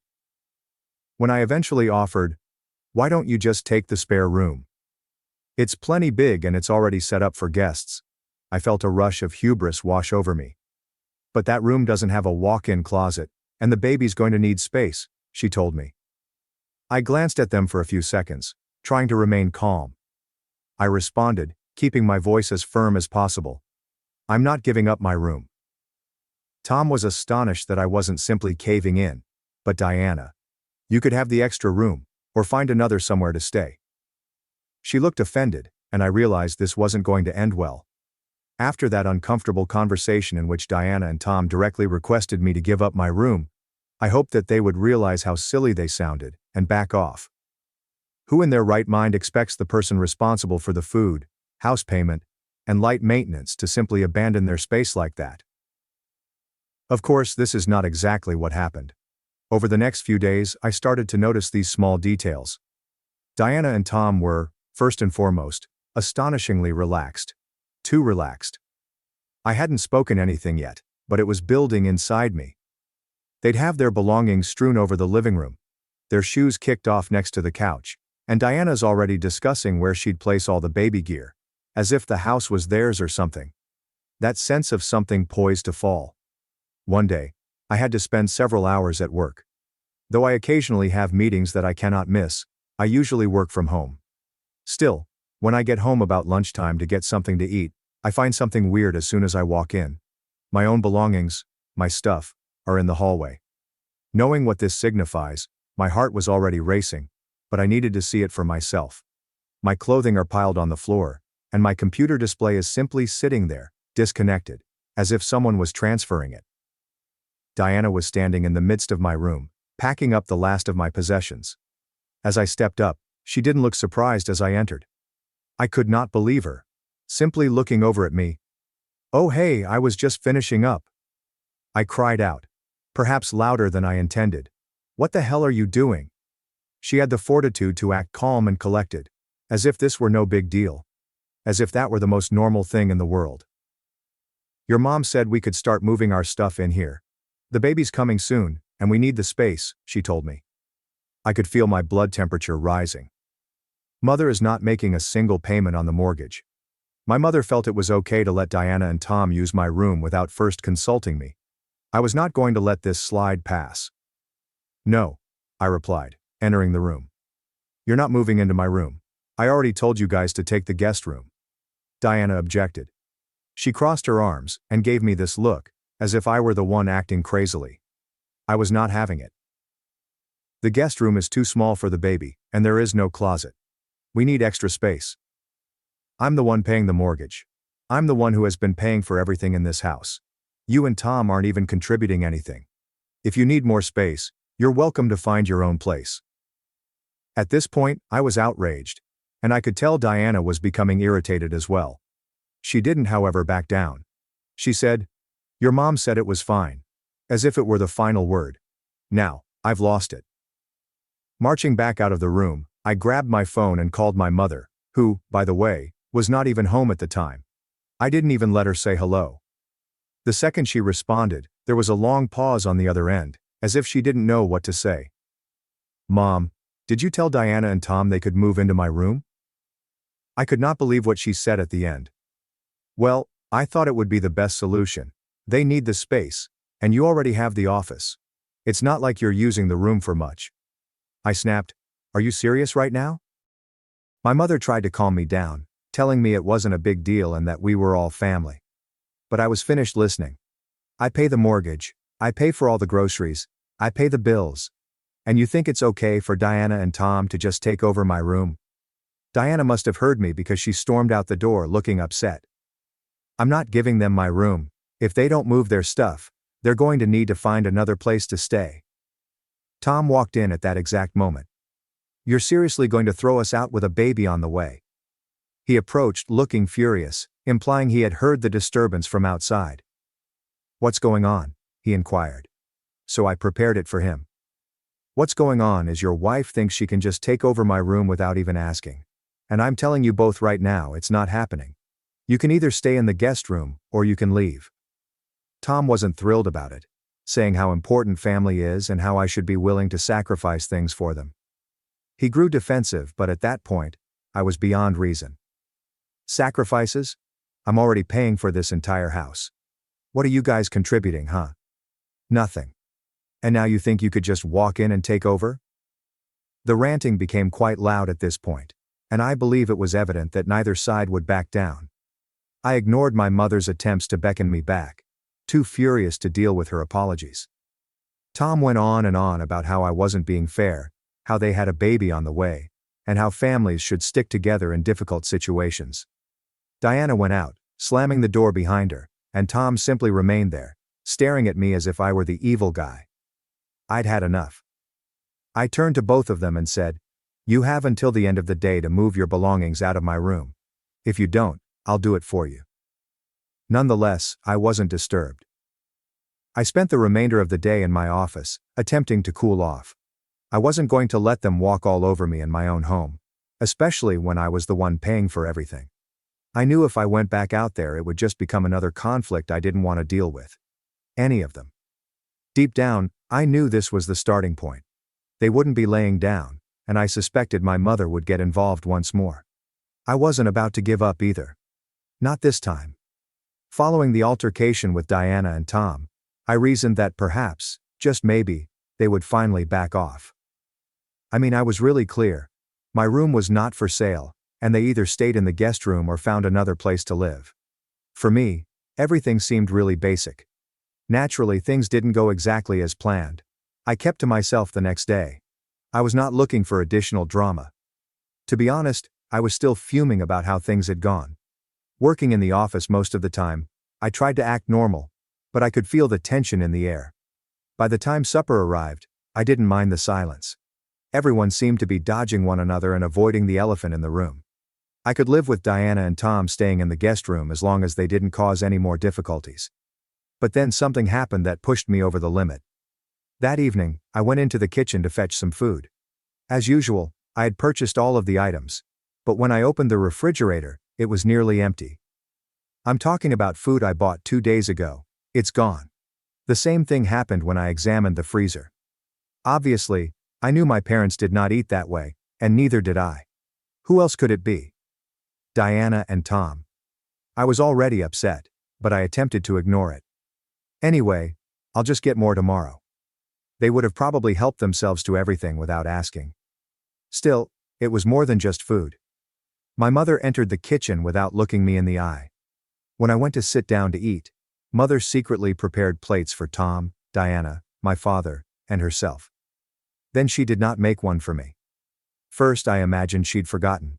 So I essentially waited. She sat down after finishing feeding everyone. Not lying, I felt my rage building once more. As I stood there watching them all start eating, it appeared like they were punishing me for arguing for myself. Trying to calm down, I turned to face my mother. "You didn't make me a plate." She hardly turned to look. She continued as casually as if remarking on the temperature. "You don't want to help the family, and you don't eat with the family." I couldn't believe what I heard. She didn't even answer. "Excuse me. I pay for everything here. The groceries, the mortgage, and now I'm being iced out?" I grew even more irritated when my father simply sighed and continued to eat as if nothing had happened. Diana and Tom sat there with a hey attitude, as if they'd won a power play. Diana even smiled at me as I passed her. I couldn't handle it anymore. I was not about to be treated as a foreigner in the house I had paid for. My mind racing, I slammed the refrigerator door shut and raced out of the kitchen. Knowing what I needed to do next, I went straight to my room, grabbed up my laptop and started looking for eviction notices. I reasoned that if they wanted to disrespect me, they could find another location to live. After all, it is enough. I am not a free hotel service. Within an hour, I had the paperwork completed. I made 2 copies, one for my parents, and one for Diana and Tom. However, at this moment, they had crossed the border. It seemed uncomfortable to separate from my own family. For weeks, they had been disrespecting me, acting as if the house belonged to them, and then freezing me out because I refused to comply with their ridiculous demands. After the alerts were printed, I went out to the living room, where everyone was sitting and acting as if nothing was wrong. I was not going to put up with it anymore. I said nothing. Tom's face turned white. "If you're not out by tomorrow, I'm calling the police." He had not expected this. "You can't be serious." I said, "I am serious." Tom stood up and looked at me, but I did not move. "I'm done with this. You've been freeloading here without contributing a thing. Now you think you can take over my house? Not anymore. We're family." And I was larger and bigger than him, so I wasn't going to be terrified of his little anger tantrum. "We're family," he whispered with tight teeth. "You can't just throw us out." "Yes," I said, moving closer. "I'm the one who pays for this house. Not you, not Diana, and not Mom and Dad. If you don't want to be respectful, you don't get to stay here." Diana naturally began crying, as if this would change anything. "I'm pregnant, and you're kicking us out? What kind of brother are you?" I responded, "I'm the brother who has been paying for everything while you two take advantage of me." Tom appeared to want to fight more, but I could see the knowledge creeping in. "You have 24 hours. That's more than generous." My mother, who had been sitting there silently all day, suddenly spoke up. I wasn't lying, but I didn't care anymore. "You can't do this, honey. They're your sister and brother-in-law. This is family." I pointed to the eviction notice she was holding and said, "I've already done it. You have 30 days to find somewhere else. If you haven't left by then, I'll take legal action." The room fell silent after that. My father sat there staring at the table without saying anything, as if he didn't know what else to do. Even though my mother appeared to be in tears, I refused to back down. It wasn't about politeness anymore. After a few long minutes, I returned to my room and left them to process everything. This was about standing up for myself and refusing to let them walk all over me. I locked the door, sat down at my desk, and inhaled deeply. I'd kicked out my own family, something I never imagined I'd have to do, but it made sense. It felt proper. The house was dead quiet for the rest of the evening. I wasn't going to be taken advantage of again. Nobody attempted to challenge me. No one came to my door. They were all aware, I suppose, that I was no longer messing around. That night I got the best sleep I'd had in weeks. If they didn't respect me, they didn't deserve to come here. The next morning, after all of the chaos, I awoke and lay there for a few minutes, staring at the ceiling. Today, I realized, was the day. Diana and Tom had 24 hours. The deadline was suddenly slipping away. Strangely enough, I wasn't even enraged anymore. I had previously approved of what needed to happen. Now, it was all about execution. As soon as I got up and came into the kitchen, I knew something had changed. Not precisely tense, but more tranquil, as if something major is about to happen. Because no one was in the kitchen, I assumed I would prepare my own breakfast. Diana and Tom's last grocery run left the refrigerator rather bare, but I made do with what was left. As I sat there eating, I reflected on how rapidly this situation had escalated. Things were actually pretty good not long ago. My mom and I were getting along. I was working, paying my mortgage and buying food, and things was going along smoothly. When Diana and Tom approached, everything shifted. A few hours later, I heard someone walk down the corridor. It's remarkable how quickly things can change if individuals believe they are entitled to commodities they did not earn. That was Dad, quietly strolling in. He picked up a cup of coffee and sat across from me at the table. At first he said nothing but sipped and glanced out the window. At last he announced, "Diana and Tom are leaving today." I did not respond right away. They had decided to depart on their own, so I wasn't sure if he was reminding me of the deadline or notifying me. In either case, I nodded and began eating. He said, "They don't have anywhere to go," with a low voice. I paused mid-bite and looked at him. "They're going to stay at a motel for a while until they figure things out." Though the majority of me understood what had to happen, a part of me felt terrible. I gave them time. I had been too kind for too long, and if I didn't set boundaries now, they would continue to take advantage. I kept my voice calm. He did not argue. He didn't try to guilt-trip me, which was surprising. He didn't want it to come to this, but I had little choice. He nodded quietly and proceeded to sip his coffee. He undoubtedly recognized that I was not going to back down this time. There was no turning back after what had happened. Diana and Tom began packing around lunchtime. I remained in my room for the majority of it, unwilling to create another quarrel, or hear any more passive-aggressive remarks. Not long later, Tom knocked on my door. After a time, I could hear his voice become louder down the corridor. It was evident that something was about to happen. "You're really going to let this happen?" he asked, his voice harsh. As I opened it, he stood there with the same angry expression he'd had since I sent him the eviction notice. "You're just going to kick us out like this?" I crossed my arms and leaned against the door frame. "I gave you 24 hours. I told you what needed to happen." He shook his head, teeth clenched. "We're family, man. You don't do this to your family." I inhaled deeply, hoping to cool off. Families don't take advantage of each other. I'm not just kicking you out for no reason. You've been freeloading here for weeks without contributing anything. I've been paying the mortgage, the groceries, everything. And instead of being grateful, you tried to take my room and push me out of my own house. I'm not going to let that happen." Tom did not say anything for a few seconds. I could tell he was furious, even though he had nothing left to dispute about. Though he didn't want to admit it, he realized I was correct. "So that's it, huh?" he replied finally. "You're just throwing us out?" I responded with the same option I mentioned yesterday. Tom glanced at me before turning and leaving without saying anything else. "You can find a way to live somewhere else. Or you can stay in the guest room and actually respect me and my space. If you can't do that, then yeah, you're leaving." I let out a deep breath and shut the door. Although I knew it had to be done, it was exhausting. Diana and Tom left around mid-afternoon. Though I didn't want to see them leave, I wasn't expecting a tearful parting or anything. The house felt different after they left. They packed up their car and went away without saying anything to me. Quieter. Less pressure. That day, my parents provided me with little guidance. They were still processing everything that had happened. My mother appeared unhappy to me, despite the fact that she never mentioned it. Perhaps she finally realized that I wasn't the one who started all of this.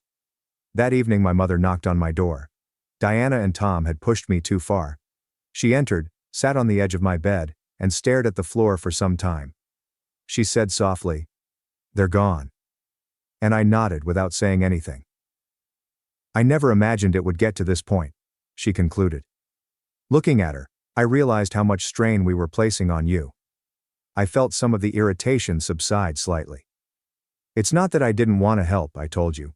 "But you guys treated me like I didn't matter. Like my needs and my space weren't important." She moaned and nodded.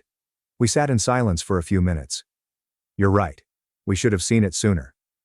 I broke the silence by saying, "I don't want you and Dad to leave." She seemed upset, but she was starting to see where I was coming from.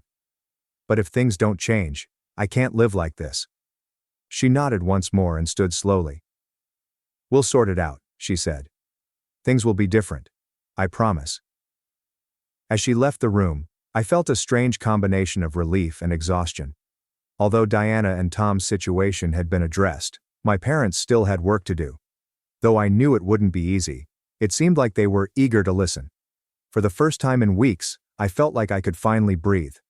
The home was silent, and the anxiety that had been lingering around had subsided. At least I had my space back. It wasn't a perfect remedy. Most importantly, I had respect. Looking back, I realized that sometimes you have to make difficult decisions to protect yourself, even if it means defying family expectations.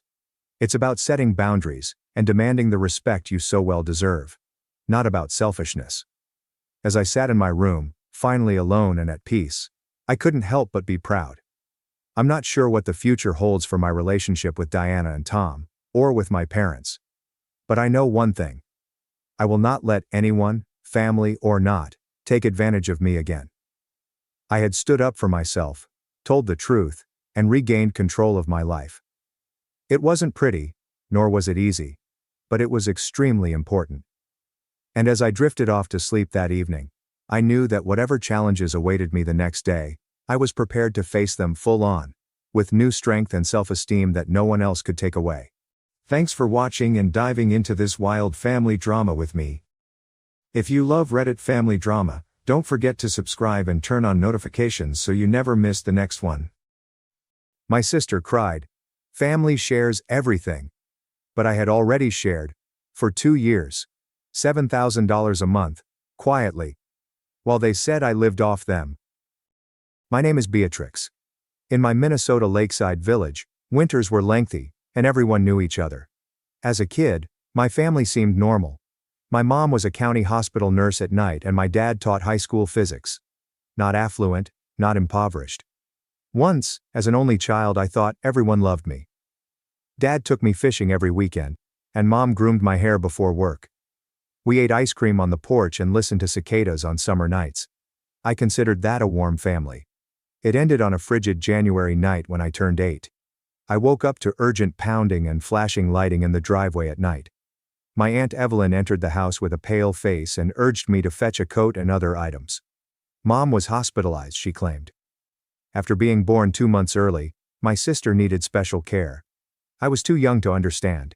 Yet that night altered everything. Lily, a tiny red living thing surrounded by tubes and machinery, lay still in an incubator. I couldn't approach her. "We can't risk her getting sick," Mom said, watching the heart monitor. She slowly drew away as I touched her hand, like I was a threat. Everything revolved around Lily after she arrived home. Sanitizer in every room, air purifiers 24/7, and a bleach smell that burned my throat made our house sterile. Mom took me to Grandma's when I coughed or sneezed. It felt good at first. Grandma made delicious apple pie and saved me books. I slowly understood I wasn't welcome at home. They worried I might hurt Lily, their hope. I aced my first 3rd grade math test. I brought it home expecting Mom to place it on the fridge as she did. After reading the paper, she asked Dad if he had tissues for Lily, who looked stuffy. Father nodded and said, "Good job," without a hug or smile. just finished. I tried everything to get their attention. Sketched images, won first in the school science fair, and told Mom about my great book reading. Every attempt was denied. Lily has a fever. She's asleep. She needs rest. Beatrix, please be quiet. My invisibility was enhanced. I kept to myself since Lily was irritated by my peppermint oil-scented chamber. Therefore, she was denied entrance. In the only place that seemed like mine, I studied art history, antiques, and the imaginary worlds behind every old painting.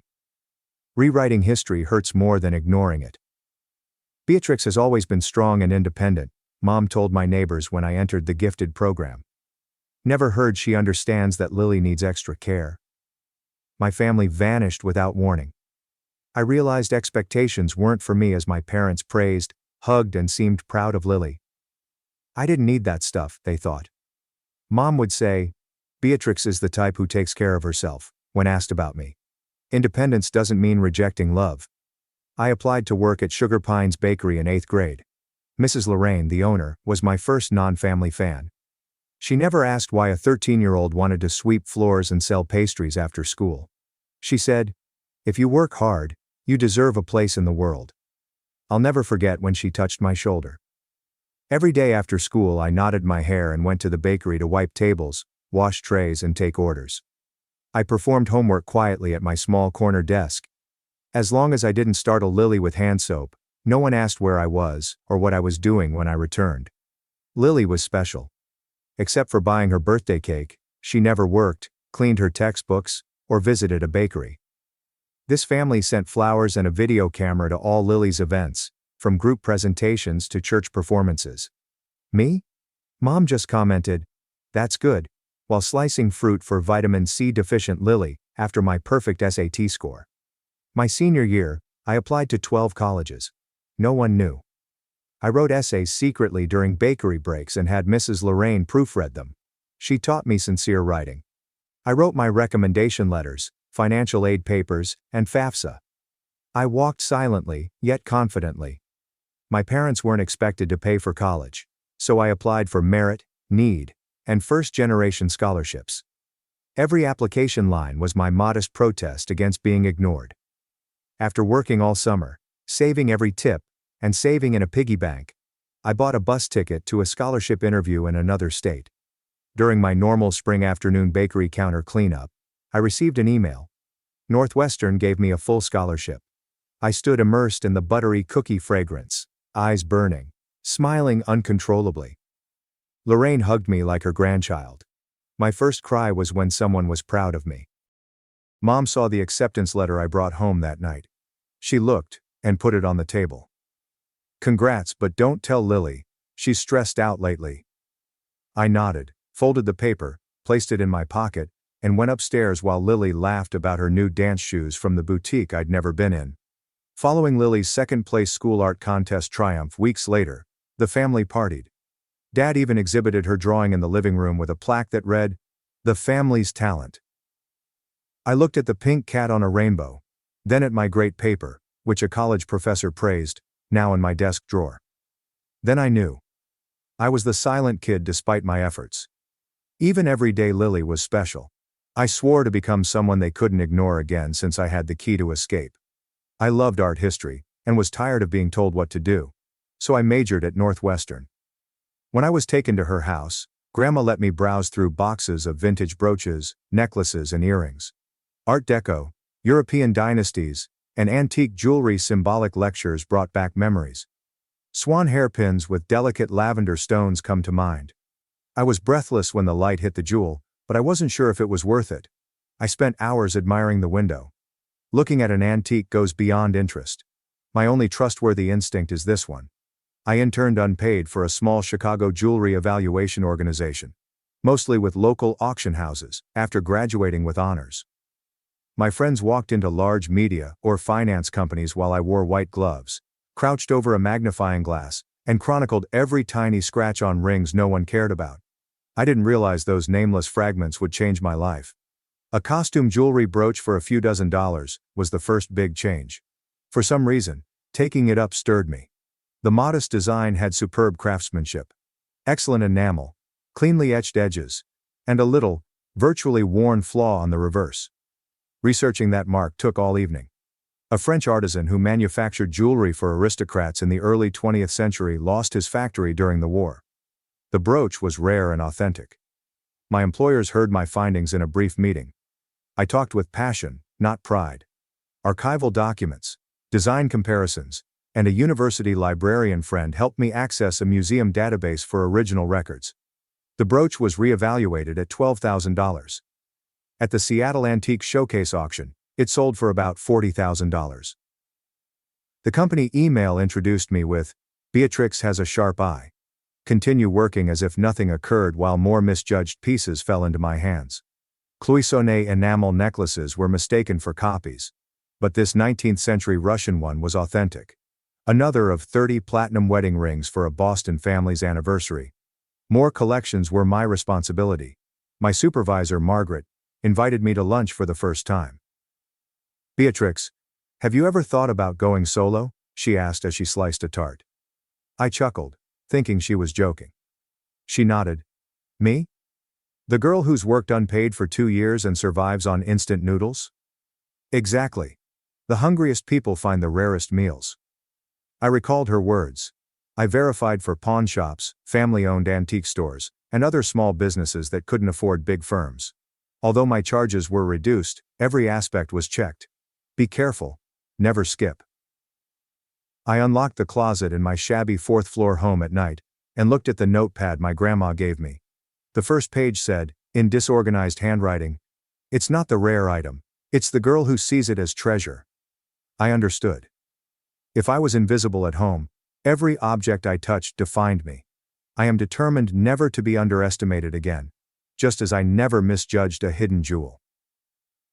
In the fall of my 27th year, I started a business. No one knew. Nobody asked. My family thought I worked a temporary job to break up Lily's long shifts. I rented a modest office on the 3rd floor of an old Milwaukee building above an Italian cafe and next to a closed dentistry practice.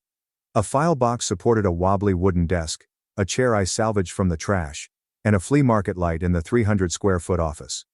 The lamp clicked softly every time I turned it on, as if it doubted my dream.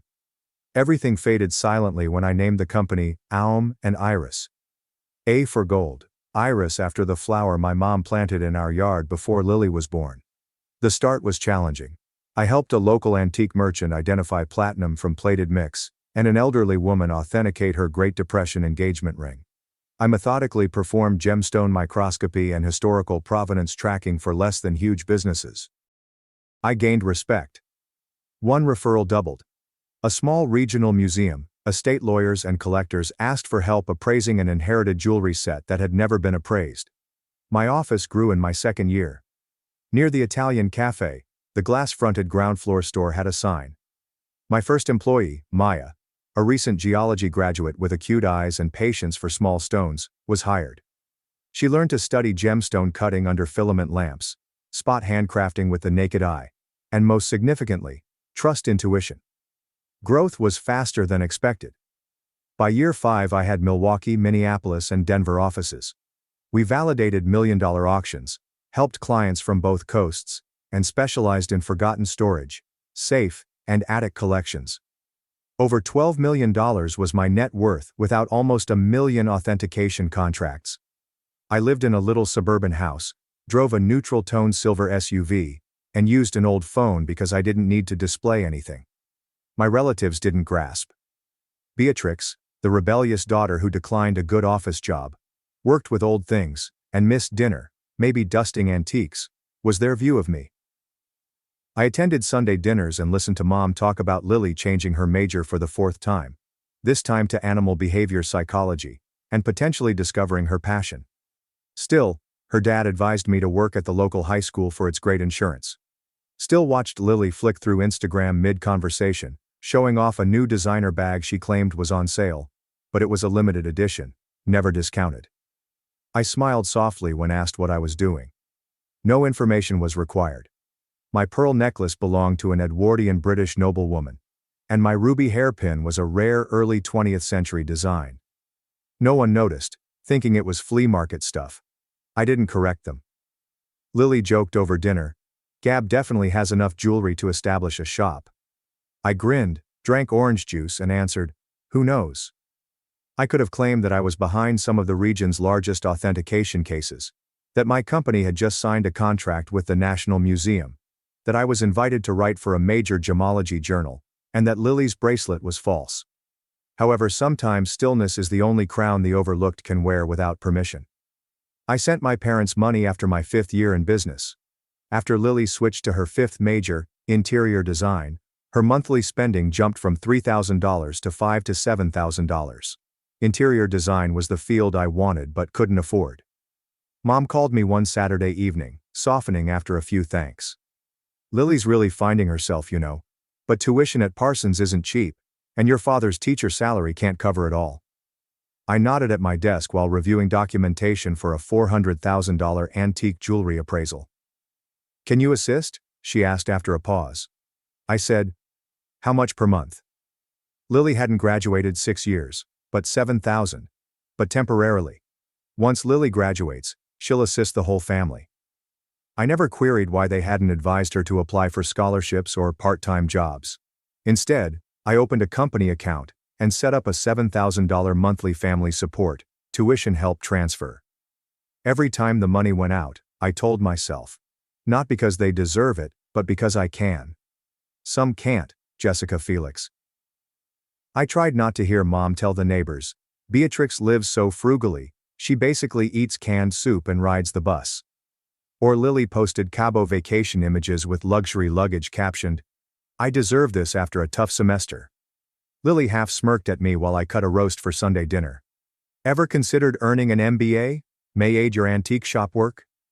Mom nodded quietly. She's right. All have master's degrees. Returning to school may improve your work prospects. As I sipped water, I contemplated the design for the new New York gallery I signed last week. I authenticated every piece of jewelry for a $2,500,000 project. After a few beers at her boyfriend's birthday celebration, Lily told her friends, my sister, no idea why she's still chasing all that dusty old stuff. Pity-filled parents still pay her rent. My former customer, one of her friends, told me what she said, and I chuckled. Not unhappy or furious, but empty. Emptiness at being at the summit and looking down to see your family still at the base of the mountain, unwilling to climb but needing a rope. Like the antiquities I find in junk piles, silence can make anything interesting. Lily captioned her Instagram post with, rewarding myself after a rough semester. Hard work pays off. I knew the car cost over $90,000, and no Parsons student could afford it without quiet funding. Mum called me happily that day, did you see, honey? Lily's doing so well. She's handling everything on her own now. She's definitely got the ability to succeed. I sat quiet again, but I was impatient. I want to know when people will see me, not their faded shadow. Thanksgiving was not planned that year. Solo escape was my plan. Mom called, sounding more vulnerable than usual. I haven't been feeling well, Beatrix. No one's really up to cooking this year. Everyone's looking forward to the holiday. You know how it is. I knew. Dinner is forgotten, but everyone would notice if I didn't show up. I said, I'll take care of it. You get some rest. Yes. I had contacted a Chicago high-end catering firm for my company's auctions. Private collector dinners featured custom-designed meals that were works of beauty from planting to seasoning. My company's secondary card covered everything. No one knew. Nobody asked. Expected to know several cooks. Thanksgiving morning, I arrived early. The caterers arrived an hour later with portable ovens, silver trays, and a talented tablescape designer. Lily whispered to Mom, isn't she overdoing it? Looks like she's impressing someone. A quick smile. Impress? I had nobody to impress. I wanted one real meal. Not dry, no mushy potatoes, not salty gravy that needed water between bites. Dinner arrived fast. Almost 20 people. Grandparents, aunts, uncles, distant cousins, Lily, and her new boyfriend, gasped over every dish. I smiled and served wine instead of talking. Mid-meal, I secretly watched a Tokyo auction in my former apartment upstairs. A unique Meiji gemstone set was bid on by my longtime client. I couldn't afford distractions. While Bluetoothing with my helper, I tracked bids using my laptop's authentication application. Then Lily arrived without knocking. Do you have an iPhone charger? My phone's dying, she asked, peering at the graph-filled laptop screen. Her eyes grew and shrank. Her smile was little. Mind if I borrow this? Let's show everyone just how cool your little antique work is. She brought the laptop to the dining room before I could stand. Guys, look what Beatrix is doing on Thanksgiving, she exclaimed as I chased her. Hi. She showed everyone the screen. No one spoke. Open tabs revealed a $12,600,000 bank account, a $400,000 authentication contract, and the latest internal quarterly report, showing over 4 million corporate earnings. Silence. Hear a fork scrape a plate in the silence. Mom broke it first. She shook her head after a little giggle and turkey bite. Come on now, Beatrix is probably just helping someone with paperwork, right, sweetheart? Inhaling, I adjusted my sleeves and entered. No, Mom, I'm the one signing that contract. I am the CEO of Aurum and Iris. My company operates 3 offices across 3 states, specializing in antique jewelry and estate asset authentication. Everything you're seeing is real. Dropped spoon. Aunt Evelyn gasped. My father leaned back, forehead sweaty. When Lily grabbed the table edge, her voice cracked. You have that kind of money and didn't say anything? Mom and Dad are in debt for me. I'm still in school, faced my mother. I've been transferring $7,000 to you every month for over 2 years. You never wondered where it came from? Her face blanched. Dad turned red. Lily cried. Shivering, she said, I have a right to know. I'm your sister, family is supposed to share. I looked at her. All of them. Profiteers mocked and denigrated me. I spoke honestly but politely. Family doesn't mean carrying the people who always look down on you. I left with the laptop closed. Someone shouted duty behind me, but I didn't turn. My heartbeat was all I heard, like an ancient gold watch ticking flawlessly despite dust and time. No one hugged me or said, Beatrix, we're proud of you. No genuine smile. Mom's voice slammed me after a long quiet. You've got millions of dollars and you still let your parents struggle. Did you even think about your sister? Lily cried and shrieked before I could answer. I deserve to know. I'm your sister. You kept it all a secret, and you just sat there watching us suffer.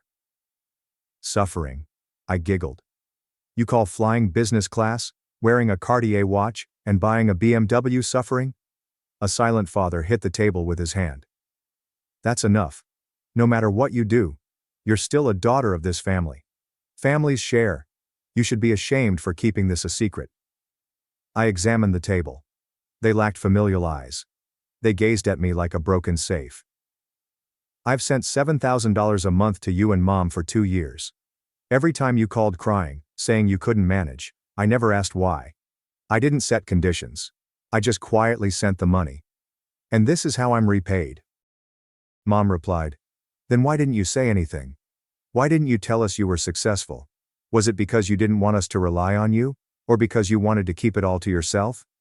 I spoke while clutching the glass. Because I got used to being ignored. Ever since Lily was born, I stopped being a priority.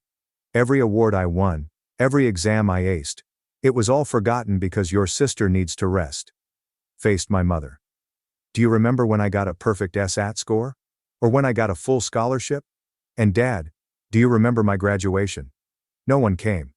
Everyone was too busy watching Lily's preschool ballet recital. Shaking hands. Mom. Her mouth moved but uttered nothing. And now, the moment you find out I did something none of you ever believed I could do, your first reaction is anger because I didn't share it.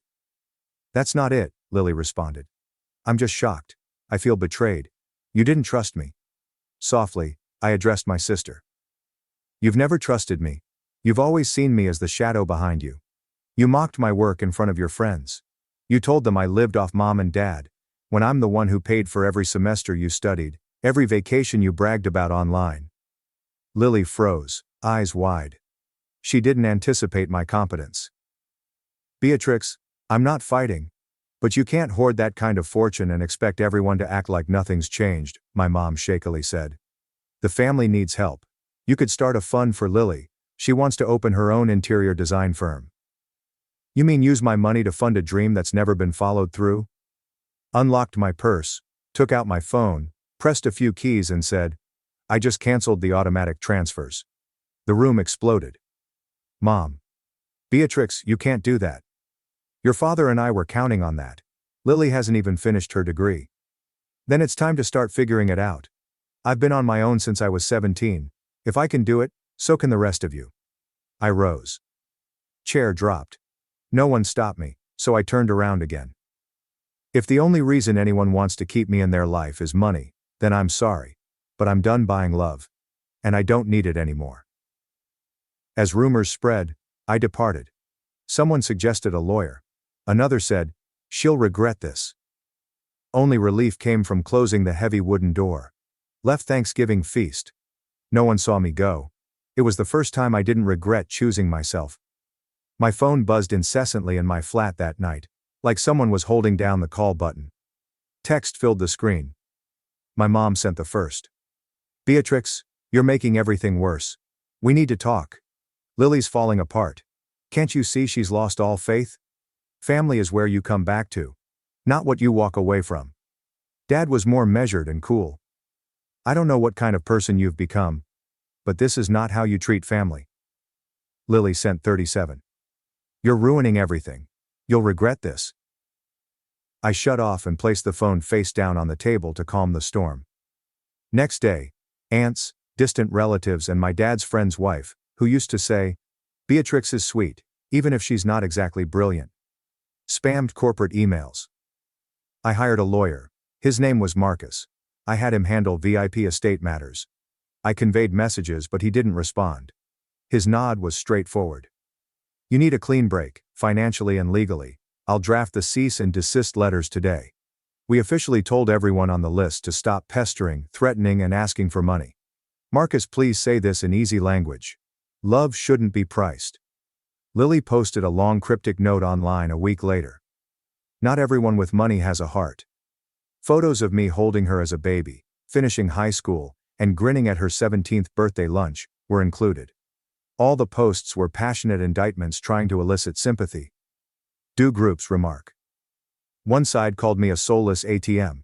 Another inquired why an MBA candidate misused 8-year-old images. I stayed mute. Taking the 15-year-old pearl necklace Grandma Marie gave me from my closet's wooden box. I wore it around my neck like the memory that had sustained me for years. Grandma was my only unblocked relative. When I called to tell her everything, she wasn't surprised. She sighed. You finally did what you should have done a long time ago. I kept silent. She talked slowly, but firmly. Beatrix, family isn't the people who pull you back when you're trying to fly. You've lived in their shadow long enough. It's time you choose your own light. I offered her a few days next week. She brought some bags and handmade butter biscuits. She, who had taught me to tell truth from fiction with instinct, grinned like her whole life had been waiting for that moment, as we searched through a gem collection I'd brought from Switzerland in the living room. I changed all my numbers. Individual addresses were eliminated from the company system. My receptionist was directed to deny family claims without an appointment. I rented a guarded biometric headquarters. Marcus called Monday morning while I drank coffee and read an exhibit concept. I grinned because silence was unbearable. It didn't matter to hesitate. They didn't need to recognize me. Stop asking for permission to be myself. My grandmother observed, a true gem doesn't need to shout to prove its worth. It only needs to not be buried among the rocks. I was at the right spot and couldn't go back. My new home came in early March. Lake Mendota side mid-century cottage in Madison. Unassuming, private. AI-integrated surveillance cameras, a perimeter fence and a jewelry vault were installed. In my new office, I hand-assembled a warm amber desk light, a soft leather chair, and a vintage wood bookcase from a closing bookshop. I remember afternoons reading Nancy Drew in Grandma's attic with this smell. I first lived without shrinking. No need to downplay my success to appease others. No more mommy sneers or sorry stares. Lily no longer comments. That necklace looks like it's from Target. Normative Sunday dinners are over. I filled every vacuum by being myself. Everything made the company stronger, which astonished me. Previous clients contacted Lily after her cryptic social media post. Questions skipped. Some trusted me more since I kept it quiet for years. A famous fashion designer asked me to authenticate his vintage jewels for a New York exhibition. A major European organization asked me to conserve an 18th century jewel. I hired 2 appraisers, opened a Denver office, and teamed with 3 foreign auction houses. My CFO hesitated. We're in a position to acquire a smaller competitor in the South. If you're ready, Beatrix, this could be the time to expand our influence. I smiled. I never sought power. From the outset, I wanted freedom. Early one morning, I sat at the second-story window with black tea, watching the lake mist. Grandma donned her favorite sky blue cardigan to water plants. She stayed longer than expected despite my efforts. Do you know what I'm most proud of? She asked me one evening while sorting gemstones in my office. Shaking my head. No hint of wealth or career. Remarked, that you stayed true to your values, even when the price was high. I remembered the phrase for days. I thought all the time I stayed quiet to avoid hurting others. The nights I came home with heavy shoulders, thinking I had to be enough to be noticed. I tried to be useful to be seen for years. Since I'd shown myself, I didn't need others' approval. During inventory inspection for restoration, I uncovered Grandma's pale lavender stone swan hairpin in that antique box. I kept it for years since it started everything, not its value. I placed the card in a blue velvet box with a brief note. You brought light to the unseen girl. My private gallery's first shelf holds that box to remind me my trip wasn't privileged. It began with forgetting. I was invited to speak at a Paris Heritage and Value conference soon after. Just once, I didn't hesitate. I stopped thinking about what others thought or how the stage might shrink my family. I was going under my real name, with the firm I started from scratch, with Grandma's white gold ring, and with the quiet pride of someone who had been ignored, yet never forgot who she was. Beatrix's story teaches that leaving family for truth and independence is brave. Though not everyone gets love, everyone can choose not to live in injustice forever. Beatrix's career took time. She found self-love without her assailant's approval. Correct, real healing. Real freedom. Your thoughts on Beatrix's choice? Was being rough the only way to be herself? Leave a comment and subscribe for more touching family stories. Thanks for watching and diving into this wild family drama with me. If you love Reddit family drama, don't forget to subscribe and turn on notifications so you never miss the next one. My parents gave my brother a luxury birthday weekend. I got a card that said, maybe next year. So I quietly booked a one-way flight. My name is Leo. I'm 27 and have always been the quiet one in the family. Not in a shy, shrinking violet way, but as someone who learned early on that speaking up often resulted in an eye roll, a dismissive laugh, or a, don't be so sensitive, from my mother. It wasn't always this way. Perhaps it was, and I just didn't realize it as a kid. But I do now. It was especially evident on my birthday this year, when everything that had been simmering beneath the surface for years came to a boil. Let me clarify. My younger brother, Victor, turned 25 in March. Our parents treated him to what can only be described as a luxurious weekend retreat. They leased a lake house 3 hours out of town. A modern glass lodge complete with a wraparound deck, hot tub, fire pit, and private dock. They brought in 2 of his out-of-state pals and hired a private chef for the weekend. The photographs were shared all over Facebook. My mom captioned the photos, "So proud of our baby boy. Celebrating Victor in style. He deserves the world." There were group photos of them drinking champagne, fishing, playing poker, and laughing around a campfire. One photo featured Victor with the message, "A king deserves a castle." I did not like the photographs. I did not make a comment. I didn't say anything actually. However, that was the first time I felt it in my chest. Not jealousy, but a subtle, creeping knowledge that they would not do this for me. Not because they couldn't, but because they didn't believe I was worth it. Still, I brushed it off. Victor has always been the golden child. He's boisterous, charming, and naturally social. Growing up, I was the straight A student, the one who did not cause trouble and remained up late studying rather than sneaking away. That rendered me invisible. But I imagined they'd do something special for my birthday. My birthday was 2 weeks ago on April 5th. I cleared the schedule just in case. I didn't make any plans with friends. I didn't book anything myself. I didn't want to disrupt any surprise plans, you know? Around 1 p.m., I received a text from my mother. Stop by the house when you're free today. That was it. No exclamation point. No happy birthday. Nothing. I sighed but went. I told myself she was probably just keeping it cool.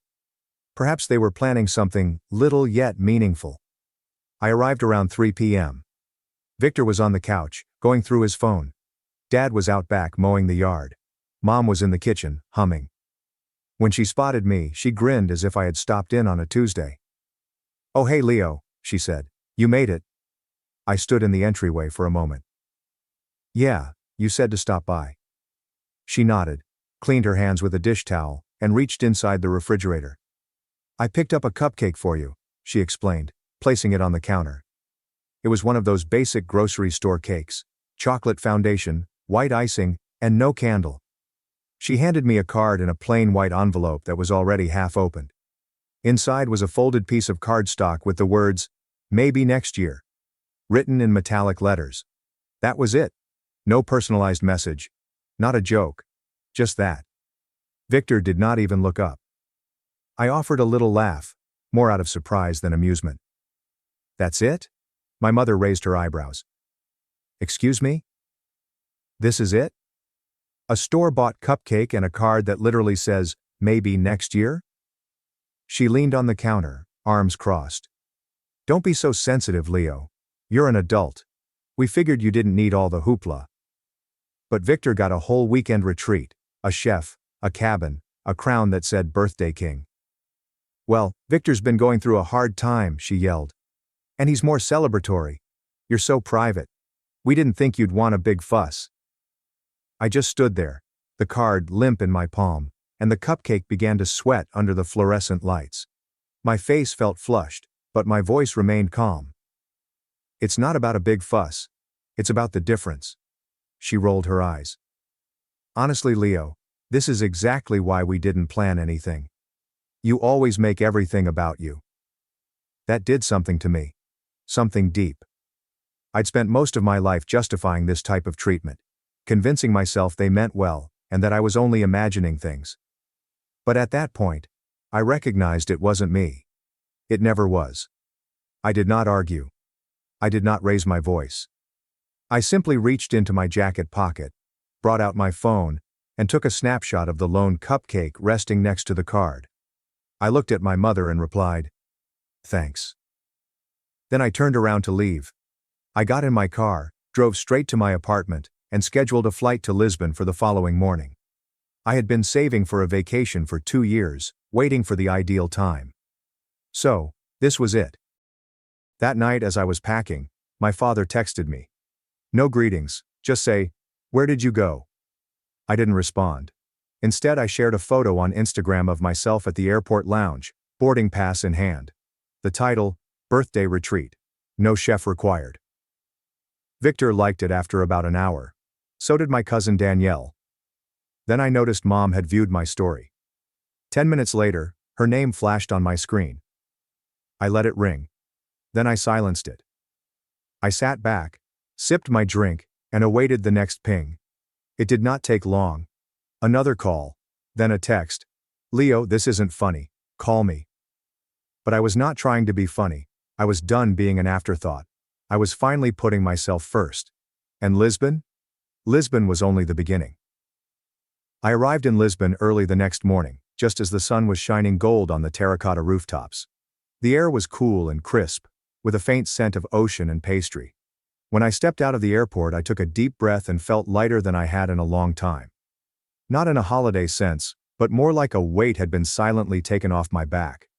One I had no idea I had been carrying for the majority of my life. My hotel was a modest space nestled between 2 faded pink buildings in the Alhama neighborhood. It had uneven walls and a little balcony that overlooked the city. I sat on the bed, and it creaked. The flooring was old but tidy, and it felt familiar. Like no one here anticipated anything from me or predetermined who I was before I ever talked.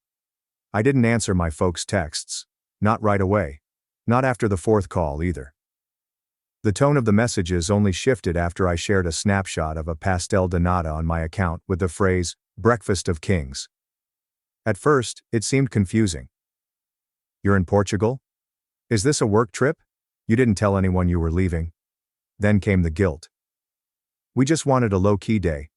Victor didn't even ask for all that stuff. We just thought he needed it. It was supposed to be funny, the card. You're taking it too seriously. But the last one from my mother resonated with me. You always act like we treat you so horribly, but you never say what you actually want. Maybe if you spoke up more, things would be different. That's when I realized, she didn't get it. She never had. This wasn't because I wanted balloons and a party. This was not about jealousy. This was about years of being ignored, dismissed, and told I was too quiet or sensitive if I brought it up. It was about them going above and above for Victor, while I became background noise, acknowledged only when it was convenient, or when I stopped playing along. On the second night, I sat in a little fado tavern, drinking my drink, while a woman sang in tears. I stared at my phone, her voice haunting and gentle behind me, and eventually texted my father back. I went somewhere I mattered. I did not hear back immediately away, but the next day, I received a group message. It came from Victor. Dude, what is going on? Mom's freaking out. She thinks you're disappearing or something. She's calling every cousin asking where you are. And why are you being so dramatic? It was just a cupcake. Grow up. I didn't respond to that one either. Instead, I browsed Airbnb and extended my stay. 2 more weeks. I started developing lists of what I wanted to see. Crazy. Maybe even visit Spain. I had not even informed my employer that I would be gone for this long. But, after years of not using my vacation days, they owed me. And I owed it to myself. By the 5th day, the story at home had transformed. My aunt messaged me unexpectedly. Heard you're in Europe. Good for you. You deserve some spoiling. Let me know if you want the family to back off. Then I received another message from my older cousin Greg, whom I hadn't seen in years. Bro, I remember your 18th birthday. You got a card and a handshake. Victor got a car at 18. Just saying, you're not crazy. I stared at it for a time. I was not crazy. I was not overreacting. I had grown accustomed to being treated as an afterthought, so when I pushed back, everyone acted as if I had lost my mind. But here's the thing about space. It gives you perspective. And as I wandered through cobblestone alleyways and watched sunsets over the Tejo River, I began to realize that perhaps I was never the problem. They didn't like it when I quit performing my role.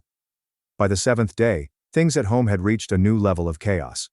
My mother had shared a cryptic statement on Facebook. When your children vanish on you without a word, you start to wonder if the world is upside down. It received nearly 60 comments. A few relatives responded with, "Hope everything is fine," or "message me." One even tagged me. I did not respond. Instead, I shared a photo of myself at a cafe in Belém, wearing sunglasses and smiling. Caption: Sometimes the best birthday gift is peace. Not 5 minutes later, my phone rang. Mom again. I ignored it. Then a message arrived, this time not from my parents, nor from Victor. It was from my father's work email. Leo, please call me, this is getting out of hand. I sat back. Why would he text me from work? Then, almost shortly after, another communication arrived from my boss. Hey, your mom called the office looking for you, said it was urgent. Everything is all right? My hands got cold. They weren't simply panicking, they were escalating. People who had no business being involved in this. And I realized it wasn't just about my birthday anymore. This was about control. About how they'd always kept an eye on me, defined me, and boxed me in. And how suddenly, when I stepped outside their bounds, they tried to drag me back like a stray dog. I took a deep breath, my heart beating, and typed one last message. You didn't worry when I was at your house holding a cupcake alone. Don't start worrying now. I'm fine. I'm just not coming back the same. And I intended it. Because the old version of me, the one who tolerated the silence, minimizing, and guilt trips disguised as jokes, was not on this trip. He stayed at home, next to the sad cupcake on the kitchen counter. But what about the version of me who was sipping cappuccino under the Lisbon sun? He was only getting started. And the second thing I did was make it very apparent that I was no longer seeking their consent. The next morning I awoke to a dozen missed calls. 2 from my father, 3 from my mother, and 1 from Victor. The rest are unrecognizable numerals. Probably my mother phoning from multiple phones. Or worse, the family she had drawn into the turmoil. But I didn't care. I was done being the obedient son who always kept the peace. The person who said, "It's fine," when it obviously wasn't. I wasn't going to repeat the same scenario in which I arrived, was overlooked, and then had to apologize. After brushing my teeth, I walked to a tiny bakery near my hotel. The woman behind the desk greeted me as she did every morning. Warmly, cheerfully, and with a genuine grin. I got 2 cakes and a coffee, then grabbed a seat outside. The sky was a lovely blue, striped with clouds, and the street below was waking up. Locals sweeping their stoops, children walking to school, and a man selling books from his wooden cart. I observed them with a peculiar sense of envy. These strangers had no idea who I was, what my background was, or why I was fleeing. However, they treated me better than my own family did. And the revelation hit me harder than I anticipated. That afternoon, I tried something I had never done before. I switched my phone off. Totally off. Not silent. Not set to do not disturb. I turned it off and left it in the hotel room. Then I wandered for hours through twisting alleys and open plazas, past historic churches and bright murals. I got lost in Barrio Alto and wandered into a small gallery where a man painted pictures from his dreams. He stated I had sad eyes and strong shoulders. I laughed and told him it was perhaps the most truthful thing anyone had said to me this year. I didn't think of my mother, my father, the cupcake, or Victor's lake house vacation. Instead, I thought about myself. Who I was before I had to shrink to fit into the place they gave me. That night, I purchased a journal. First page I wrote, "You are not selfish for choosing yourself." Second page. They only call it overreacting when they don't like the reaction. On the third sheet, I documented all of the times I was shoved to the side. My 18th birthday was forgotten until dinner, when they gave me a $20 gas card, whilst Victor was treated to a party with friends and a football-shaped cake. They arrived late and left early for Victor's soccer game, despite my valedictorian speech. Christmas 2 years ago, I purchased thoughtful gifts for everyone. Victor completely forgot about mine. Her response was, "He's just busy. Don't guilt trip him." The list went on. It was not about the gifts. It was a pattern. The message, "You are not the first priority. You aren't even close." The next day I turned back on my phone. It detonated immediately. A deluge of texts, voicemails, missed calls, and unexpectedly, screenshots. Someone had obviously spotted my Instagram post and shared it in the broader family group chat. Now uncles and aunts were chiming in. Some were sympathetic. "Leo, I had no idea. That post broke my heart. You always were so quiet. Maybe too quiet. I wish I'd said something." Others, not so much. Running off and airing dirty laundry on social media?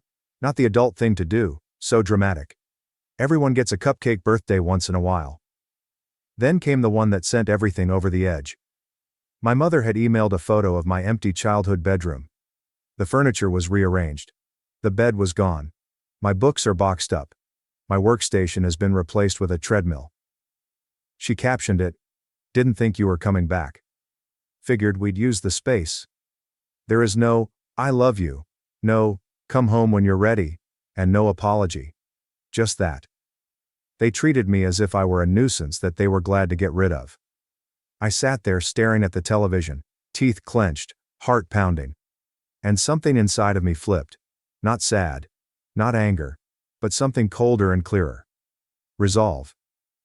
I took a deep breath and responded with a single message. "You don't have to make space for me. I've already found mine." And then I did something they never expected me to do. I logged into my bank account. I'd been discreetly saving for years. While Victor wandered from job to job, relying on my parents whenever rent was due, I established something tangible. Investments, a thriving side business, and a 6-figure safety net. And now I was going to use it, not only for plane tickets and croissants, but for something more substantial. A few phone calls, paperwork, and a leap of faith. By the end of the week, I had signed the lease for a little flat in the heart of Lisbon. Brick walls, open windows, and a writing nook facing the street. It was not fancy, but it was mine. Then I did one more thing. I wrote an email. A basic and polite message. not furious or dramatic. Subject: resignation notice. I said I was looking for new chances abroad and thanked them for everything. I didn't mention my mother, her calls to the office, or how humiliating that was. But I believe my supervisor understood. She responded 15 minutes later. "We'll miss you, Leo. But good for you. Go live your life." And that was all. The ties were cut. No more calendar reminders for family birthdays that I'd forget about. No more turning up out of obligation. There will be no more explanations for why I did not put in more effort. I had worked tirelessly for years. Be quiet, patient, and nice. And I was finished.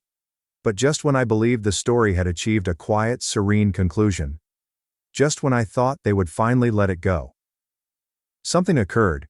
Something drew me right back in. Something made all the calls, shame, and stillness seem like child's play in comparison.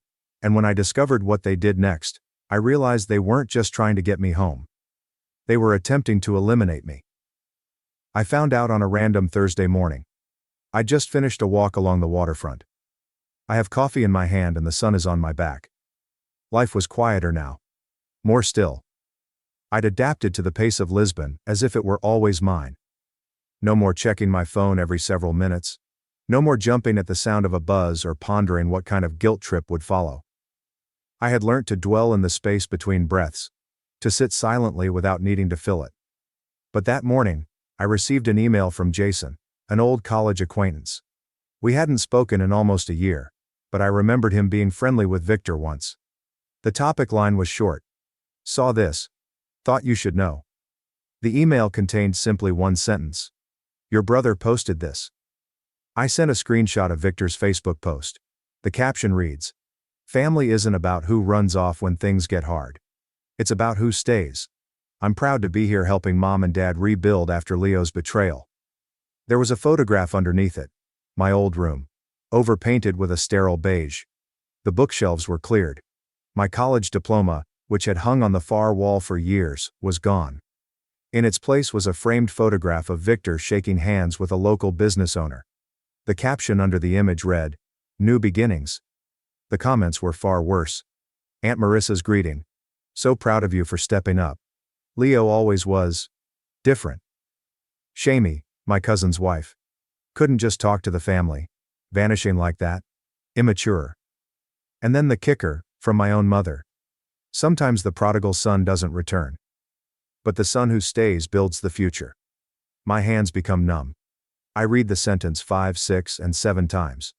They weren't simply deleting me from the room, they were altering the story. Suddenly, I wasn't the calm, steady one who maintained the peace. I was the son who ran. The one who left them behind. The one who did not care. Victor wasn't the golden boy anymore. He was the rescuer. The martyr. The one who stayed to assist Mom and Dad during their difficult time, which they made for themselves. But this is what impacted me the hardest. They knew I would not defend myself publicly. They were banking on it. They knew I despised drama, confrontation, and show. They expected me to watch calmly from across the seas, as they changed the truth. That's when I made my decision. No more silence. No more disappearing to maintain the peace. I opened my laptop and started typing. I did not write a harsh or nasty post. That is not who I am. But I wrote the truth. Calmly. Carefully. Like someone laying down receipts after years of being questioned. I posted it. With no photograph. Just words. For those who have heard a story about me, here is mine. I didn't run away. I did not abandon anyone. I just quit trying to gain the affection and respect that should have come naturally from the folks who reared me. On my brother's birthday, our parents leased a lake house, hired a special chef, and treated him royally. On mine, I got a solitary store-bought cupcake and a card that said, "Maybe next year." When I communicated my pain, I was told I was being overly sensitive. I photographed the present, quietly left, and booked a flight to Lisbon. That decision was not a temper tantrum, it was a boundary. For years, I fulfilled the role they required. Quiet, helpful, low maintenance. I watched as my milestones were skipped, my triumphs were minimized, and my emotions were discarded. And still, I remained loyal. I was given the benefit of the doubt. I showed up. Until I discovered that showing up for people who don't show up for you is not honorable. It is self-abandonment. I've gotten dozens of texts since my departure. Some are kind, while others are harsh. To those who say I should have just spoken up, I did. Multiple times. It didn't really matter until I stopped playing along. I don't want pity. I don't need applause. I just want the truth to exist somewhere free of guilt trips and half-truths. I did not run. I choose serenity. And sometimes, choosing peace entails walking away from those who refuse to see you clearly. I clicked on a post. Then I switched my phone off again. For 2 days. When I turned it back on, I wasn't expecting what I saw. Hundreds of comments. Dozens of messages. My tale has been spread, screenshotted, and reposted. People, friends, distant relatives, and even strangers were joining in. This hit me hard. I've been the background sibling too. Thank you for saying what so many of us can't. This is why emotional neglect is so hard to explain. It's invisible. Until it's undeniable. Only one message stuck out. It came from Danielle, a cousin on my father's side. We hadn't spoken for years. Leo, I always thought something was off with how they treated you. I just didn't know how to say it. I'm sorry. I see you. And I'm glad you got out. That marked the beginning of additional voices emerging. Not everyone supported me. Some doubled down. My mother, inevitably, sent another passive-aggressive message. Some people air their wounds instead of healing them. Victor texted me once. Congrats on your little pity parade. You always love playing the victim. I did not respond. Because I wasn't playing anymore. I was finished performing. And life gradually began to fill with genuine things. I joined a writing club in Lisbon. I landed a part-time job editing English language pieces for a travel magazine. I started cooking again, which I hadn't done since college. I made buddies, real ones. Friends who knew nothing about Victor, the cupcake, or the place where I used to live. Friends laughed at my humor, not at me. Who welcomed me out without any expectations. Who listened when I spoke. A month after the piece became popular, I received an email from a publisher who had seen it and wanted to discuss developing it into a memoir. I was unsure at first. But then I remembered every communication I had received. People say I put into words what they've been feeling for years. Maybe my story wasn't unique. Perhaps it also served as a mirror for others. And perhaps, just maybe, my voice, which had previously been discarded as too quiet, was suddenly loud enough to matter. I accepted the deal. A year later my book was released in 11 countries. Maybe next year, choosing yourself when they never did. The dedication page stated simply. For the kids with cupcakes and cards who kept waiting for next year. Your piece doesn't need their permission. My parents never communicated again. Victor did it once. They sent me a screenshot of the book cover and said, "Hope the attention was worth it." I didn't respond. Because it was never about getting attention. It was about the truth. And when truth is said clearly, it echoes in ways that silence cannot. So, here I am. I live in a sunny apartment on a quiet Lisbon street. Writing, laughing, loving, not too loud, not perfect, but totally. Finally, and when April 5th comes around every year, I don't wait for a text. I get myself the largest, fluffiest cupcake in the bakery, with candles and sprinkles, and a handmade message nestled below it that states, "You're worth celebrating. This year. Every year." And for the first time in my life, I actually believe it. My girlfriend used my card to host a $1,200 birthday dinner I wasn't even invited to. I didn't yell, just watched it all fall apart. Irene, 29 female, and I, 32 male, had been dating for almost 2 years. We met at a bar trivia night through mutual friends. She was attractive, self-assured, and had a way of drawing people to her. I went down hard. Irene is employed in IT at a downtown IT company. Entry-level position providing assistance. She often talked about it as if she was in charge of the place, even if the compensation wasn't tremendous. I manage my own little business as a general contractor. I've taken it from nothing to something I'm proud of, but it's not glamorous. It covers all of the expenses and more. Everything was great when we first started dating. On weekends we would explore the city, try out new eateries, and see independent films at the small theater she adored. Looking back though, there were always subtle clues that something wasn't quite right. Little remarks about my attire, subtly humorous remarks about my truck, and the fact that she had never once introduced me to any of her co-workers in the previous 2 years. Since I was in love, I chose to disregard everything. Irene noted that her employer was hosting a large client appreciation party at a high-end hotel in the downtown area, approximately a month ago. She was assisting with the planning, and appeared to be under a lot of pressure to make sure everything went according to plan. One evening, she casually stated, "Jessica from IT is bringing her boyfriend," as she browsed through her phone. "He's a lawyer or something." Without giving it much thought, I said, "Oh, can you bring someone?" I observed her moment of hesitation before she said, "I could come for moral support if you want." I mean, I guess you could come. It's just a bunch of corporate people talking about boring work stuff. Since I was aware that she had been experiencing financial difficulties recently, I volunteered to assist with some of the costs. She had been making hints that she might have to move because her lease had increased. In the end, I paid for her new outfit, $450. Her boss's gift basket, $200. And more party materials. Hardly exactly pocket change, but hardly a fortune either. I cleaned up nicely on the night of the party. Wore my finest outfit, which I kept for meetings with possible high-profile clients. Got a new hairstyle. The process. When I picked her up in my pickup, Irene asked if I remembered the present basket and hardly acknowledged my appearance. I could feel her getting tight next to me when we got to the hotel. She began to move a little ahead of me, putting some distance between us as we made our way through the foyer and into the ballroom. "Maybe you should wait in the bar," she said abruptly. "I need to check on some things first." I said, "I'll just come with you." Although she didn't argue, she appeared irritated and said, "Maybe I can help carry something." I was impressed when we walked into the ballroom. It all looked fantastic. Gourmet appetizers being served, an open bar, and mood lighting. Irene saw some coworkers right away and went over, with me following. A woman wearing a sleek black dress commented, "Irene, everything looks amazing." "Who's this?" A beat too long, there was this pause. Irene interrupted me as I reached out to introduce myself. "This is Alex, my driver for the evening." The words lingered in the atmosphere. Her colleague, who was obviously not convinced that I was a driver, looked perplexed and glanced at my suit. She cocked an eyebrow and said, "Your driver?"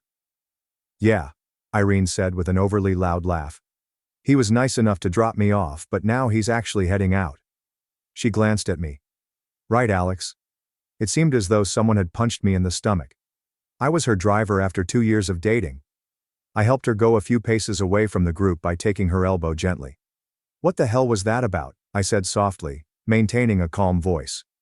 She looked over her shoulder to see if anyone was observing as she rolled her eyes. "Look, these are important people. My career is on the line here. You really should just go wait in the car or something." Reminding her, "I helped pay for this party. I bought your dress."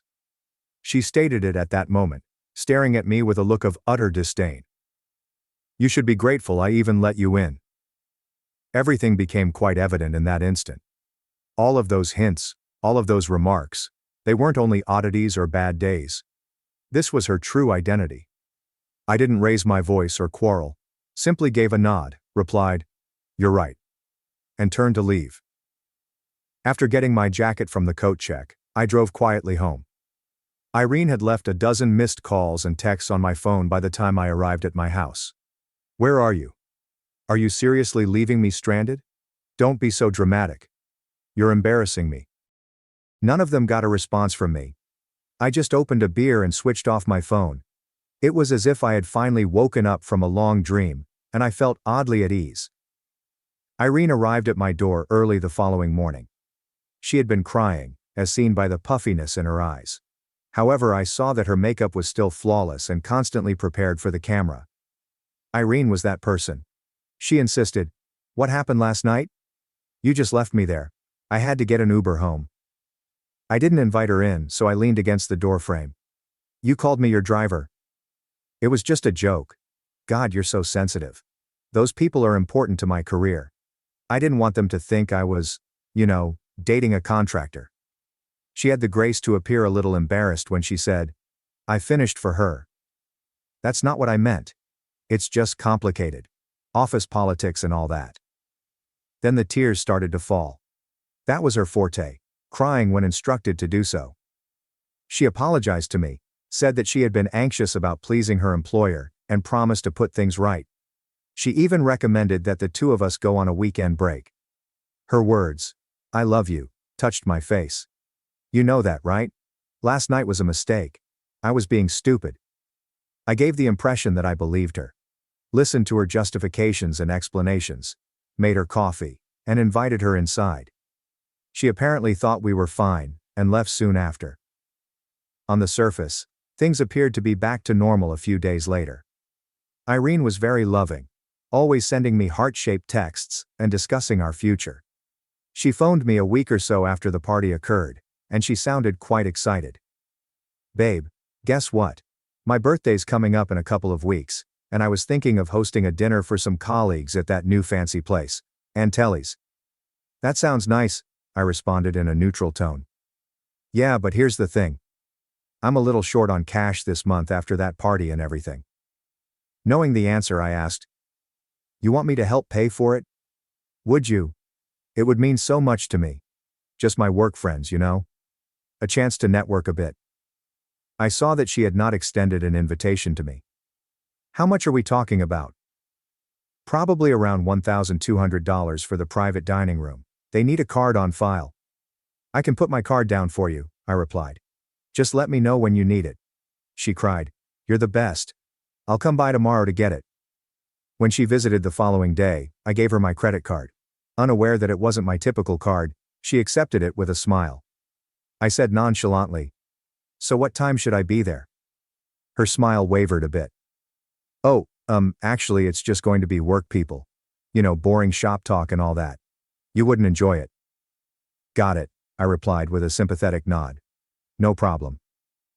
She gave me a short kiss and murmured, "Thanks for understanding," before heading out. "You're the best." I reported the card I had given her as misplaced when I called my credit card company the day of her meal. They issued a fresh one right away, and canceled the old one. I then went to Antelli's wearing my finest suit, which was even nicer than the one I had worn to her work party. I chose to sit in the bar area, which was partially hidden by a decorative partition, but had a nice view of the private dining room, rather than entering through the main entrance. They got there at 7:30. Irene was surrounded by her co-workers and looked lovely in a new dress that I had never seen before. The partygoer who had seen her call me her driver was someone I knew. Additionally, there was a man I didn't recognize who kept touching Irene's little back. She didn't want to leave his touch. She appeared to be leaning into it, in fact. I watched while ordering a scotch. They were raising glasses, toasting, laughing, and taking pictures. Being the focus of attention was exactly what Irene was doing. She looked different here, I noticed. Exuberant and self-assured. Not at all like the frequently whiny girlfriend who worked just as an IT support specialist. The server delivered the check to their table at precisely 9:45. Irene waved down proposals from her co-workers to divide the tab, and I watched with a smug look as she confidently handed over my credit card. The words, "It's my birthday, please. This is my treat," came to me. With the card, the server departed. The minutes passed. Then I saw him come back, bending down to talk to Irene in a low voice. Her expression turned from bewilderment to fear. Presumably checking her banking app, she struggled with her phone. Then she began typing furiously, perhaps messaging me. In my pocket, my phone buzzed. "Alex, something's wrong with your card. It's declining. Call me now." I didn't answer. There was another text. "This is serious. I look like an idiot in front of everyone. The bill is over $1,200. I remained silent though. I simply sipped my scotch and observed the scene as it transpired. Irene was now clearly upset, and when she excused herself to her co-workers, her face reddened. I could imagine her experimenting with different wallet cards.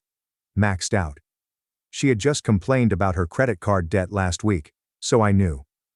5 increasingly frantic texts later, I responded, "Look behind you." I saw her head shoot up in astonishment as she read the message. She then spun around and looked around the room before focusing on me at the bar. Her face was devoid of color. Pulling an envelope out of my jacket pocket, I proceeded quietly toward their private dining room after getting up and paying for my drink. When I walked in, there was an almost ludicrous hush. Irene's horrified eyes grew wide. The woman from the party, and a few others at the table appeared to recognize me. One of them questioned, "Isn't this your driver?" "Irene," I said with a charming smile at the table. "I'm, or was, her 2-year boyfriend." I took a few pictures of us together from the envelope, including ones from holidays, events and trips, and laid them out on the table. "I also happen to be the guy who paid for her dress at your client party, the gift basket for her boss, and who called her driver for my troubles." There was a loud awkward silence. Suddenly, the man who had been caressing Irene's back moved away from her. The woman at the head of the table, her employer, had her eyes narrowed as she stared at the pictures. Irene, her face now scarlet, screamed, "Alex, can we talk about this outside?" "No need," I remarked amicably. "I just came to wish you a happy birthday and let you know that the card was cancelled. Reported lost yesterday." She threw up her attempt at poise and yelled, "You did what?" I straightened up and straightened my suit jacket. "Oh, and to answer your question from 2 weeks ago, no, I'm not grateful you let me in. But I am grateful for the clarity." I looked at the table. "Enjoy the rest of your evening, everyone. The check's all yours, Irene." She grabbed my arm and leaped to her feet. "You can't just leave, at least pay the bill." I glanced at her hand on my arm before turning my attention back to her face. I murmured softly, "Fuck off," and turned to leave. I could hear the mayhem breaking out behind me as I walked away. Irene shouting my name, confused muttering, and someone proposing that they divide the cost. I didn't turn around. The calls and texts continued unabated the following day. Irene took between pleading for my pardon and threatening to ruin my reputation. Her number was blocked by me. She made 2 appearances at my house. The door was not answered by me. From her pals' phones she left heartfelt voicemails. I didn't listen and erased them. In fact, one of her coworkers contacted me on LinkedIn a week later.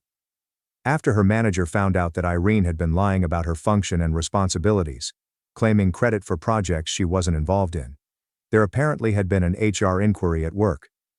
The man at the restaurant who had been groping her. After the dinner event, a senior developer she had been covertly seeing broke up with her right away. My door was knocked on 2 weeks after the disastrous birthday meal. When I opened it, I saw an elderly couple standing there, appearing uneasy. There was no mistaking the familiarity of Irene's parents. Saying, "Mr. and Mrs. Davis," I was truly taken aback. Only once, while they were in town, had I had the opportunity to meet them. Her father murmured, "Alex," with a distressed expression. "May we come in?" Curious as to why they had come to my door, I opened it for them. The uneasy atmosphere permeated the air as we sat in my living room. When she eventually said, "We wanted to apologize," her mother said. "For Irene's behavior. For everything." Her dad gave a nod. "She's been struggling since that night at the restaurant. Lost her job. Had to move back home with us." I said, "I'm sorry to hear that." And I kind of meant it. I didn't want Irene to endure any hardship in spite of it all. All I wanted was for her to leave my life. With firmness, her mother answered, "No, don't apologize. She did this to herself. We've always known Irene could be materialistic. We probably indulged too much when she was younger." Her dad had a disheartened expression. "We encouraged her to find someone financially stable. Told her to use her looks while she had them. But we never thought she'd go this far." That clarified a few things. I recalled that when her father learned that I had my own company, he used to make jokes about Irene getting a huge fish. Then her father added, "She told us what happened. Not at first. She came home with some story about you humiliating her. But eventually, we got the truth out of her." An envelope was taken out of her purse by her mother. "She's too ashamed to come herself. But we wanted you to have this." A $925 check and a handwritten letter that said, "For the dress, the gift basket, and everything else," were found inside. "I apologize." I gazed intently at the check. The money wasn't the point. It had never been. "We made her take responsibility," her father clarified. "Made her sell some of her designer stuff to pay you back. Small step. But it's something." I said, Thank you. And put the check back in the envelope. I appreciate you coming. She appears to have erased all of her social media profiles in order to concentrate on personal development or something. I'm doing well in business. I've cautiously resumed dating. I had coffee with a kindergarten teacher last week. She seemed genuinely interested in my responses and asked insightful questions about my business after I informed her that I was a contractor. There are times when I remember Irene calling me her driver in the hotel ballroom. Even though it was painful, I now appreciate it. At pivotal occasions, some people reveal their true selves. Others show up as minor, inconspicuous acts of cruelty. In any case, trust someone when they first reveal themselves to you. I only wish I had accepted it sooner. For those who are curious about the credit card situation, the answer is no. She was not able to be charged with fraud. I gave her the card in good faith, and I reported it as lost rather than stolen. In that instance, the bank simply cancels and reissues. Indeed, it was petty to leave her with that bill. But I felt entitled to a little pettiness after being treated like a truck-wielding ATM for 2 years. Thanks for watching and sticking around till the end.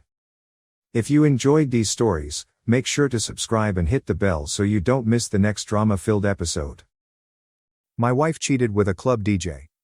I sipped whiskey, called a detective, then burned her entire world down with one flash drive. After a wild night at the club with the guy she was secretly seeing, my wife woke up in the hospital with a fractured leg and a humiliating statement cut into her back. You read that correctly. Carved. 3 bold, bloody words appeared on her flesh, right above her spine, in a font that no tattoo artist could ever replicate. Property of a liar. Her lover. I'm hardly breathing in the ICU. Eyes slid back and tubes were everywhere. Cops are roaming the waiting room like hungry hounds. And me? I was at home sitting by the fireplace, sipping whiskey with his wife Candace, and watching the local news as the first reports of the club incident appeared on the television. My cell phone vibrated. Detective Elias. Unknown number. Mr. Taylor, would you mind answering some questions? I laughed, leaned back in my chair and muttered into the phone, Of course, detective. I have nothing to conceal. Because I didn't. That night my alibi was solid. Candace and I had receipts, video, and meal witnesses. And I didn't touch either of them. But don't believe I wasn't involved. I was the mastermind behind that chaos. The calm storm behind the curtains. The man who watched his wife destroy everything we created before turning her game into a fucking war. Let us rewind. Because this problem did not begin with blood and sirens. It began with silence. With frigid shoulders, locked phones, and a perfume I couldn't recognize. Madison, my wife, had always been wild. Gorgeous. Unpredictable. Full of fire. That's what drew me in. But is that the same fire? It began burning me alive. About 6 months ago, she began dressing differently. Nights out transformed into no wake-ups. I suddenly became the dull husband with early meetings and a mortgage. She sought excitement. I showed her love. She handed me Tyler. Tyler King. Wannabe DJ. Gym rat, drives a Dodge Challenger, and wears sunglasses at night. The type of guy who believes that having bottle service elevates his status. He was everything I was not, and everything she was pursuing behind my back. How did I find out? No, not through text messages, not by catching her in action. No. It was her giggle. I hadn't heard that phony, high-pitched chuckle since college. She only used it when she was trying to get attention, like a schoolgirl. She thought I wasn't paying attention, but I overheard her giggling through the bathroom door while on speakerphone. I did not confront her that night. I waited. I was watching. I documented every falsehood, every sly maneuver, each late-night Uber journey. I let her believe she was astute as I was blind. But when she shared a tale from Girls' Night, and I zoomed in on the mirror reflection, behind her sunglasses, a sleeveless hoodie, and that stupid Challenger keychain, I knew. Tyler. That night I determined the game was mine. I did not yell. Did not yell. I didn't touch her. I smiled, kissed her cheek, and told her I loved her. Then I began making calls. Candace was the key, Tyler's wife. She'd suspected something for weeks but had no proof. Until I brought my receipts. Together, we became what Madison and Tyler could never be. Partners. And we planned the ideal stage. A club. A blackout. A backroom brawl that would not immediately affect us but would leave an indelible impression. Literally. What's the message on her back? That was Candace's idea. She explained that Madison needed to feel it. What a shame. The branding. The irreversible truth. Madison was discovered crying, wounded, and crawling in heels that she couldn't walk in. Tyler? He attempted to fight back. Things didn't go well for him. But like I said, I didn't touch them. And when the cops arrived, I gave them wine, smiled, and offered them a receipt for the nice meal I had with Candace across town. At 9:47 p.m., just as the paramedics were removing my wife from the club's toilet floor. But this? This is only the beginning. Because Madison has no idea, laying in that hospital bed, full of morphine and regret, that I am not finished. Not even close. This is not about getting even. It is about bringing the game to an end. Her betrayal violated the rules. Now, I set the rules. She opened her eyes in that sterile hospital room and stared at me, as if I were expected to care. I felt like I was supposed to bend in, grab her hand, kiss her forehead, and murmur, "It's going to be okay." No, Madison. You threw okay off a balcony the day you let that clown unzip your dress in the back of his filthy vehicle. Ethan, she croaked, raspy from painkillers. What happened? I reclined against the wall, arms crossed, as serene as a man watching his favorite movie. You tell me, I asked. Last time I looked, you were heading out for wine with Laura. How does one find a club toilet with a broken leg and a dress around their waist? She blinked. That identical small twitch in her left eye occurs when she is preparing to lie. I don't remember. I believe I was drugged. Of course. The classic escape path. Victim mode. I approached her bed, peered directly into her exhausted, stitched-up face, and murmured, "They carved the word liar into your back, Madison." That wasn't at random. She looked away. Good. That's when Candace entered the room. Madison's face was drained of color. Candace did not say anything. She simply stood at the door, like a shadow from hell. Arms folded. Seeing the woman who slept with her husband attempt to breathe through a cracked rib. Madison gasped. Why is she here? I grinned. Oh, she's with me. That struck her harder than the fractured leg. Are you serious? As a heart attack, I explained, drawing up a chair. See? While you were out doing your little sneak around. Candace and I were piecing everything together. Every deception, every deceptive message, every spa weekend that ended in cheap motels and bathroom stalls. I didn't mean, she began. No, I replied, cutting her off. You meant every second of it. You just didn't think I'd ever figure it out. You thought I'd keep playing the loyal husband while you played house with a guy who wears muscle tees in January. Tears welled in her eyes. Not actual ones. The type she used when she wanted something. You think I wanted this, she snarled. Do you think I planned for Tyler to get hurt? For me to end up like this? Candace finally stepped forward. No, she replied. You planned for me to never find out. You thought you were smart, Maddie, you were just loud. She dug into her backpack and threw a flash drive on the hospital tray. There's footage, Candace said coldly. The club's back cameras. Your husband and I made sure they were backed up. Madison's mouth opened and closed, like a fish breathing on dry land. This is insane, she muttered. You're framing me. No one needs to frame you, I replied. You already built the gallows. I stood up, grabbed my coat and glanced down at her. You know what hurts the most? I inquired. Not the affair, not even the lies. It's that you didn't even try to hide how little I meant to you. Her lips twitched. Ethan, please. I shook my head slowly. No, Madison. Save your breath. You'll need it to explain all this to your mom and the lawyer. Her eyes widened. Lawyer? I smiled. I'm divorcing you. You're going to lose the house, the car, and your social media deals. And when the nurses ask what happened to your back, you're going to have to lie again. Because the truth, I leaned in. The truth will humiliate you. Then Candace and I walked out. We didn't say anything till we got to the elevator. She turned to face me. You sure you're okay? No, I responded. But I'm done being quiet.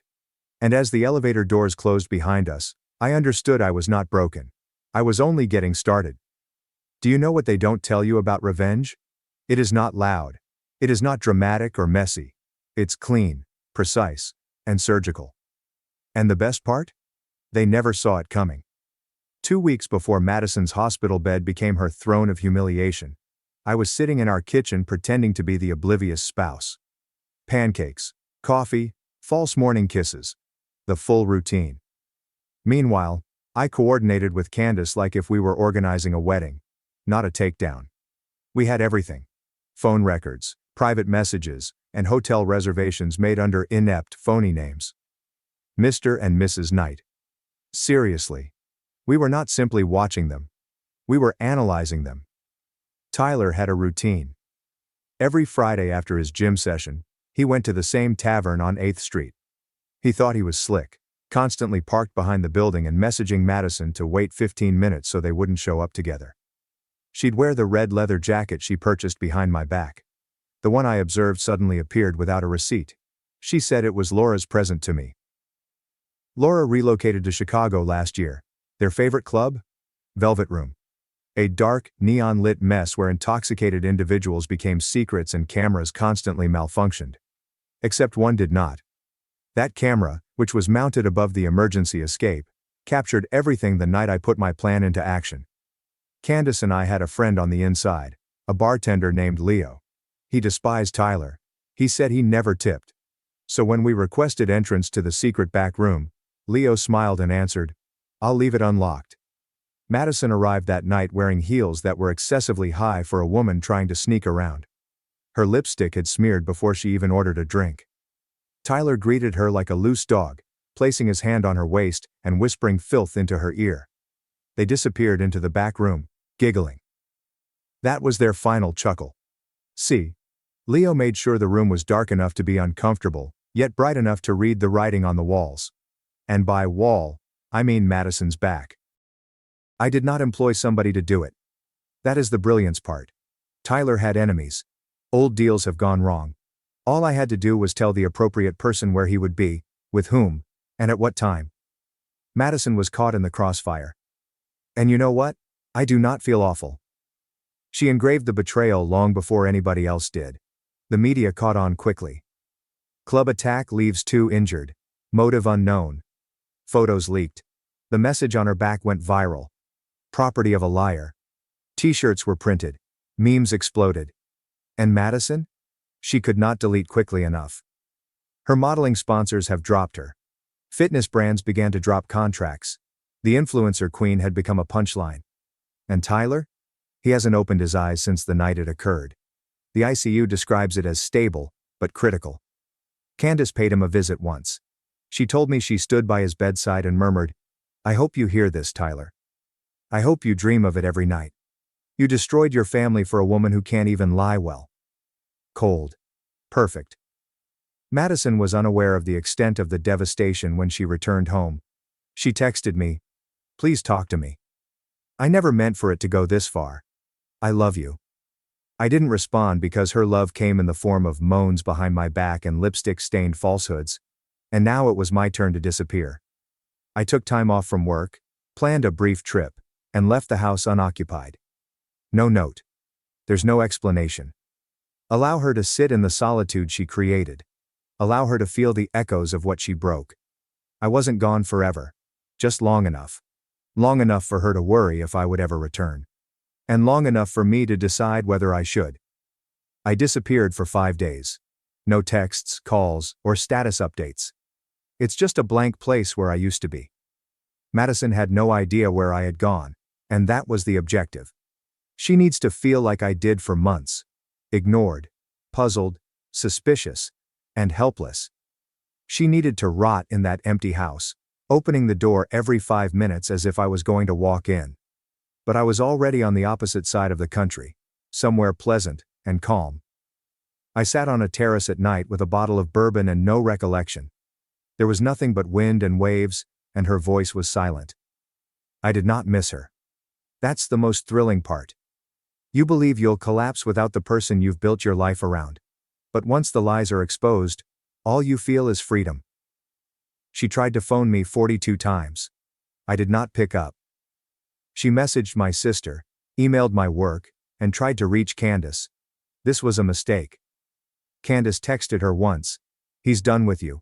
Be done with yourself. I'm not sure what occurred after that, but I imagine Madison screaming at her phone in our old living room, surrounded by walls that echo her betrayal. On day 6, I flew home. No. Not for her, but for me. I needed to witness the destruction, to know that the storm had done its work. When I entered the house, it was dark. No candles, no phony romantic apologies. Just her, sitting on the kitchen floor in a sweatshirt and no makeup. Her eyes crimson, like a ghost who had forgotten to die. Ethan, she exhaled, as if speaking my name provided her with oxygen. I didn't say anything. She got up slowly, hobbling slightly, her legs still recovering from the night that changed everything. I thought you left for good. I shut the door behind me and dropped my luggage. I considered it. She leaned out and touched me. I took a step back. Her hand hung there, shaking, until she jerked it back as if it was burning. She said, "Can we please talk? I know I messed up. I know I don't deserve you, but I can't sleep. I can't eat. I feel like I'm going crazy." I almost laughed because I had gone insane first. Listening to her falsehoods night after night, and gaslighting myself into thinking I was paranoid. And now she was drowning in the poison she had spilled. She moved closer. "You didn't deserve what I did. But Tyler he made me feel something. I was scared, bored. I don't know. I just don't." I interrupted. "Don't you dare stand in front of me and say bored, like it's a valid excuse for betrayal."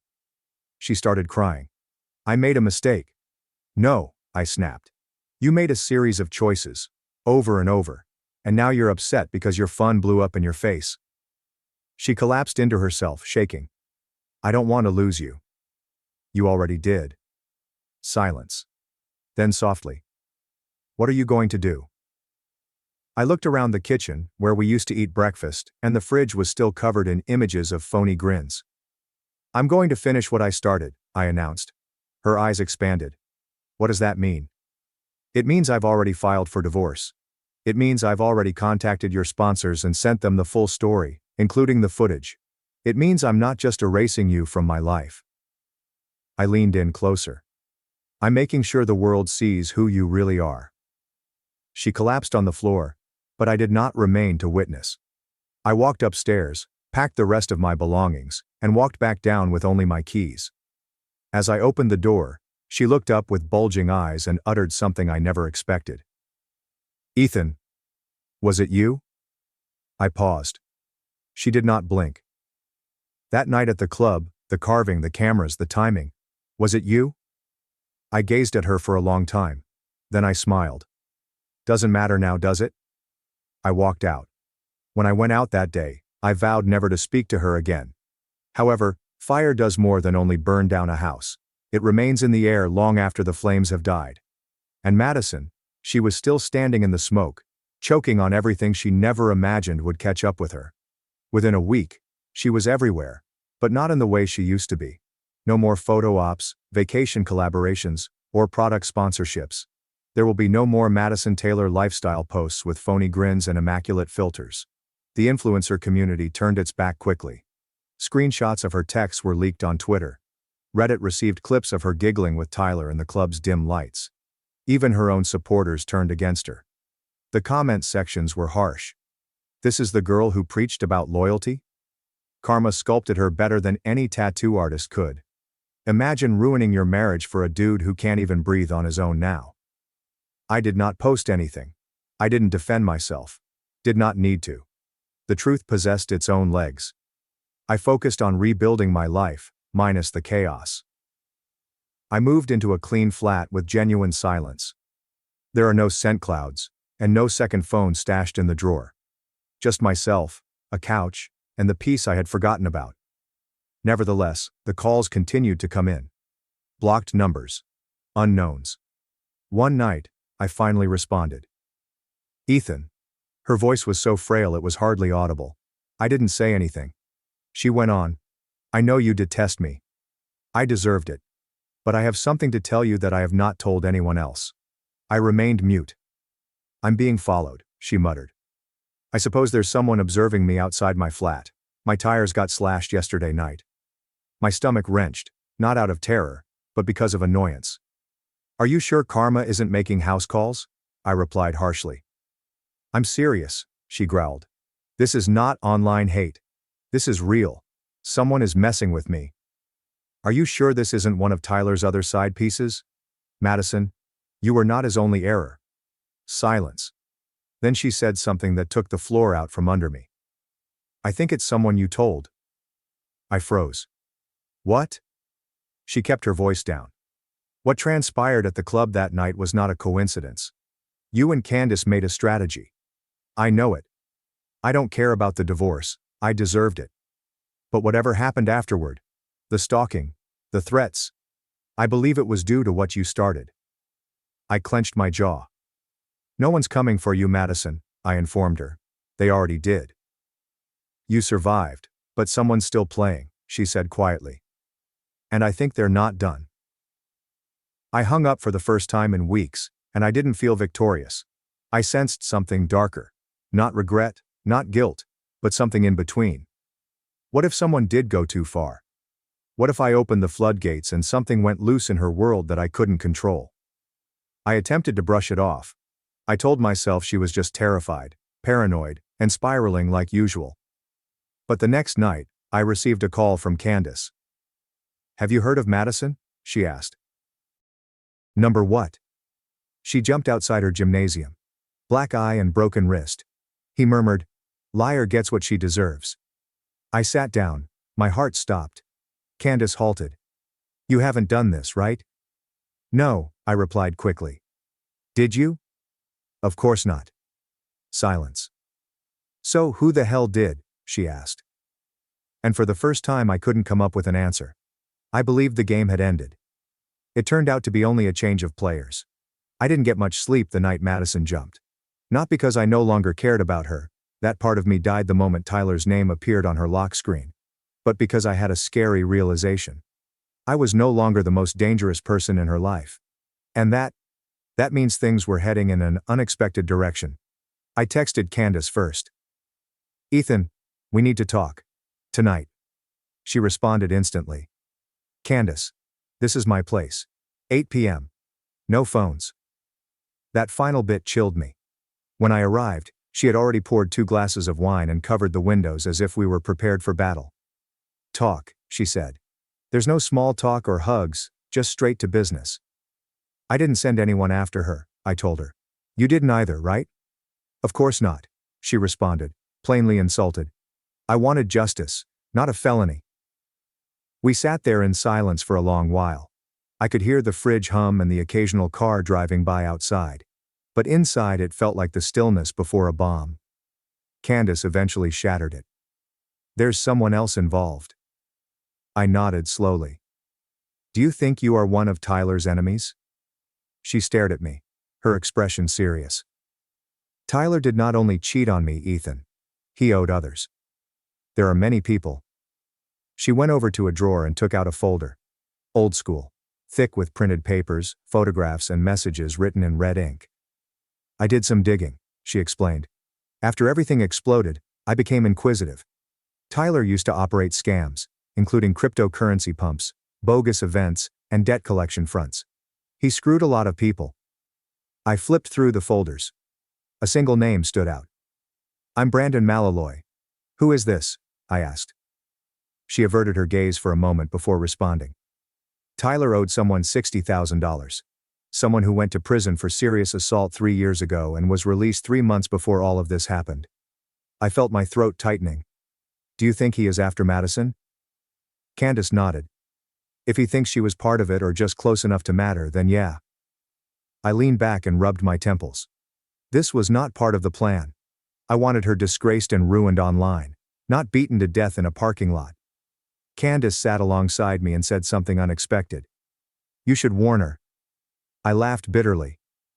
After what she did to us? She glanced at me with a softer expression. This is not about forgiving. It's about not reverting to their previous state.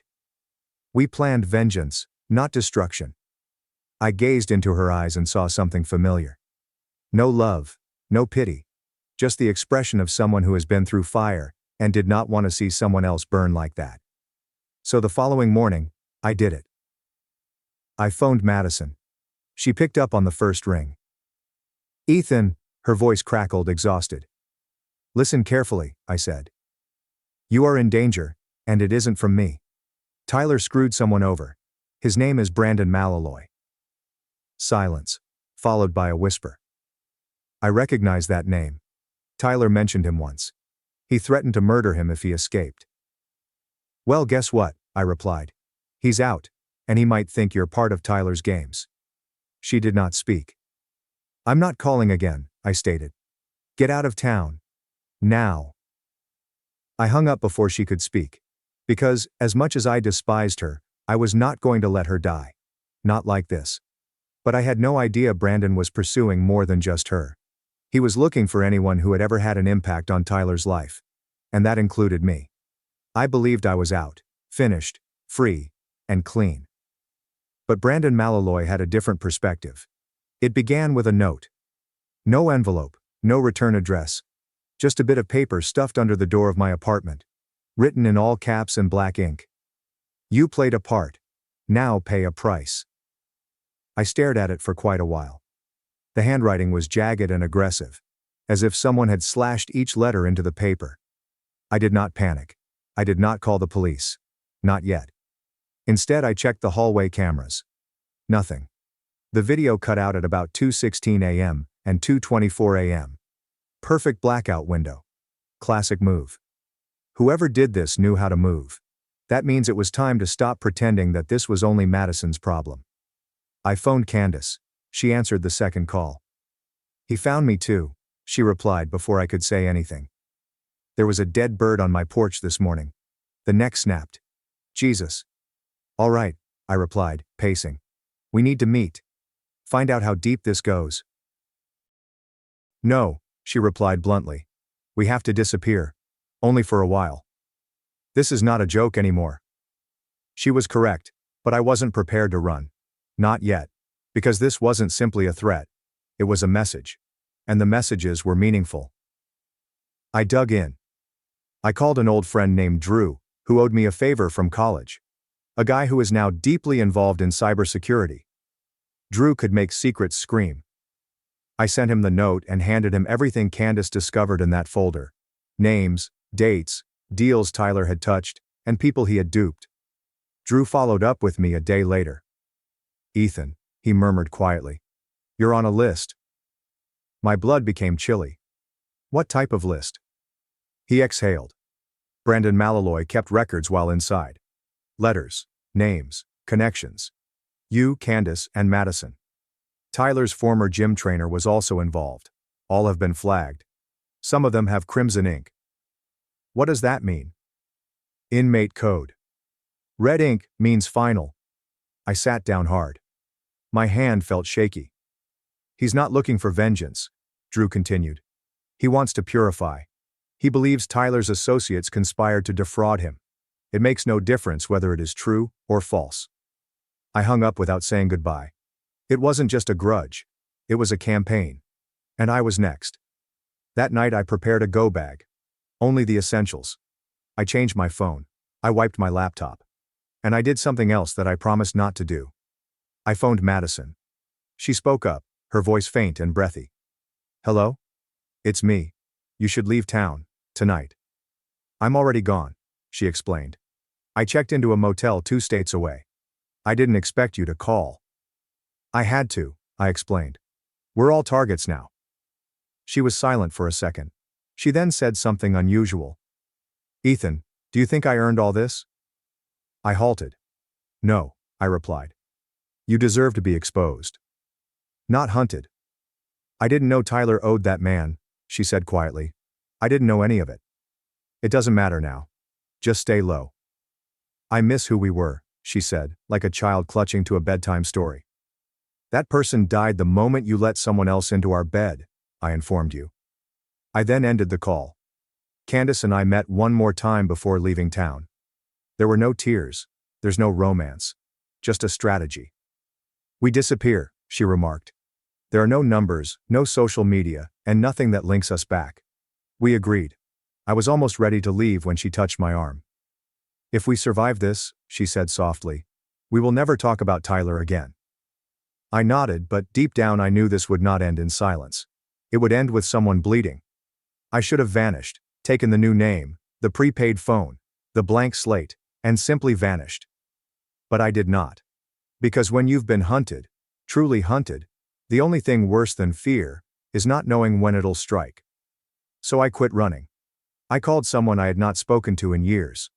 Marcus Wells. Ex-military. Ex-felon. Now a private security ghost who handles non-newsworthy matters. He owes me one. I cashed in. Brandon Malaloy, I informed him.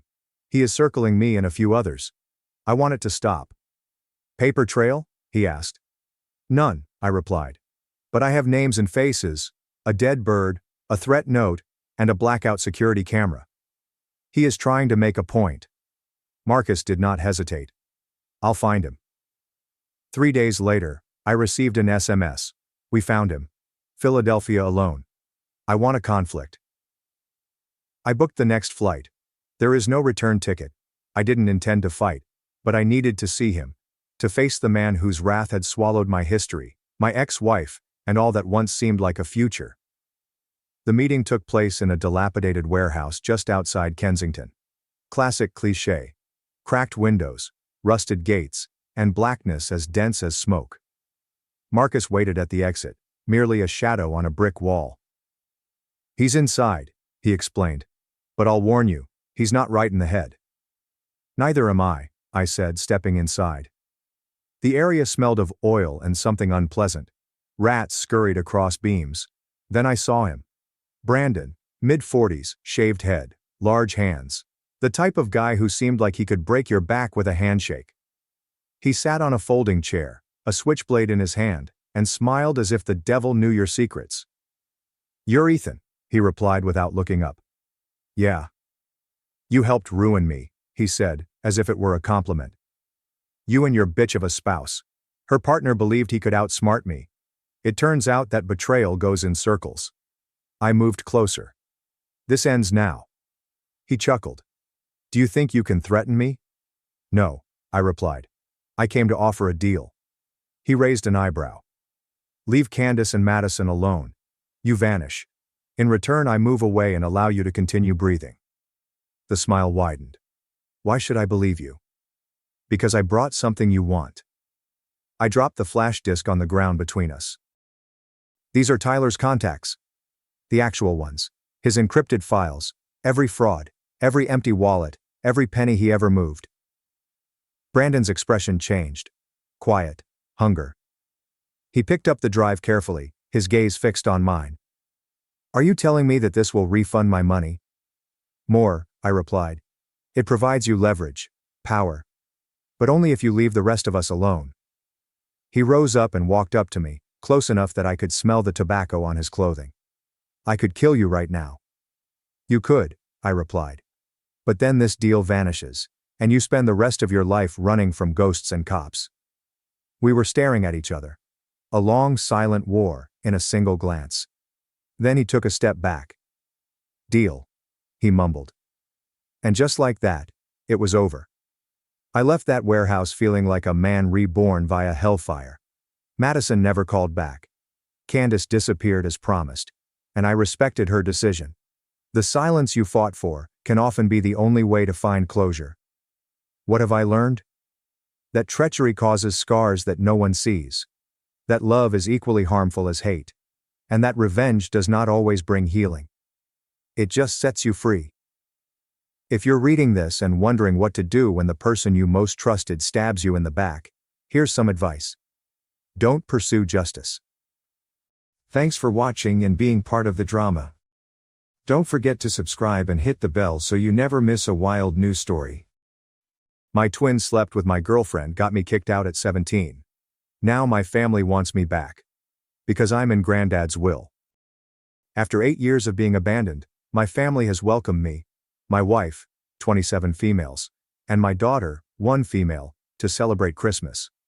After receiving contradictory advice from my pals, one of them advised me to publish my predicament here and see what random internet strangers would say.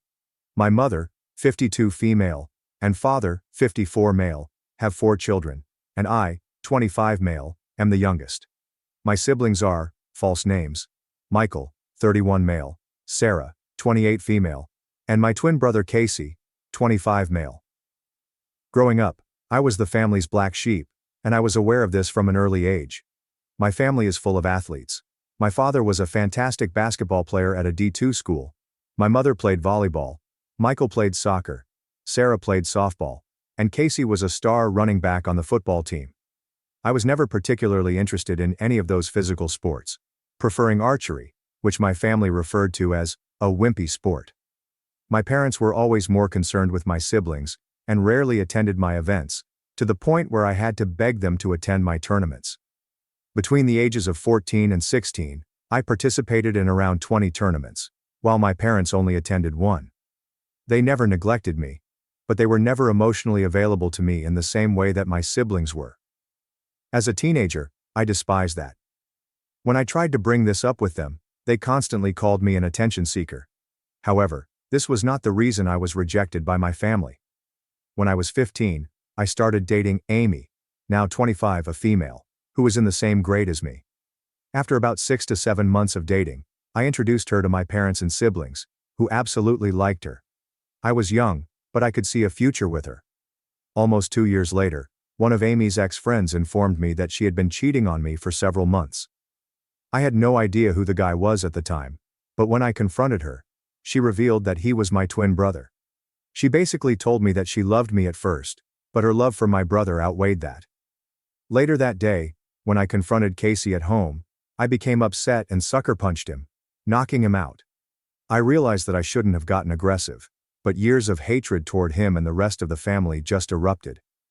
In exchange for my family not filing charges against me, since I could have been prosecuted as an adult in court, I was transferred to live with my paternal aunt, 48 female, who was estranged from the family and resided in another city about 2 hours away. Since then, I've had no interaction with them. It was difficult at first, but with the help of my aunt and her husband, 48 male, I eventually went past my desire for a relationship with them. I transferred to a different high school, attended a university in my aunt's hometown, and graduated as an electrical engineer. I later met my wife and married her. I considered inviting them to my wedding, but decided against it because I didn't want any controversy. From there, my wife and I bought a house an hour away from my aunt and had a daughter a year ago. My mother and father sent me a Facebook message about a week ago, saying they wanted to reunite over Christmas at their place. I told them that I would think about it, that I could have other plans, but that I would get back to them as soon as possible. Later, both Michael and Sarah sent me friend invitations, which seemed strange to me. My wife has told me that if I opt to travel, she and my daughter would spend Christmas at my father-in-law's place so she does not have to deal with unnecessary stress, especially since she is 2 months pregnant, and I agree with her. My question to people reading this is, should I try to reconcile with my family, or not? I can't decide what to do. On the one hand, they may feel horrible about what they did to me and wish to apologize. However, if I go there, they may try to make me apologize to Casey, which I do not want to do. Any input would be beneficial. Update 1. Hello there, guys. It has been a difficult 2 weeks, but I appreciate everyone's counsel and support. This is going to be a very long post. I intended to post earlier, but several things got in the way. My wife began experiencing excruciating abdominal discomfort 2 days after Christmas, and she was unable to stand on her own 2 feet. My sister-in-law, 30 female, and I rushed her to the hospital, where we discovered that my wife had had a miscarriage, and that the fetus needed to be removed immediately. The worst part for me was telling my wife what had transpired. Due to problems with the operation, my wife was obliged to stay for 2 extra days. I've been trying to be strong for my wife and daughter, but I'm suffering right now. On to the update. Most of you who replied on the same day I posted advised me not to spend Christmas with them due to the significance of the day. I agreed and planned to spend the remainder of the holidays with my wife. They never had time for me, so why should I make time for them? When I texted them this, I expected them to quarrel with me. But they instead replied they respected my views and couldn't wait to see me after the holidays. I started investigating my family to discover why they had contacted me. Michael is a corporate lawyer with a major company in my hometown. Looking at his Facebook page, he has 2 daughters and married his wife in 2016. Sarah appears to have married a doctor.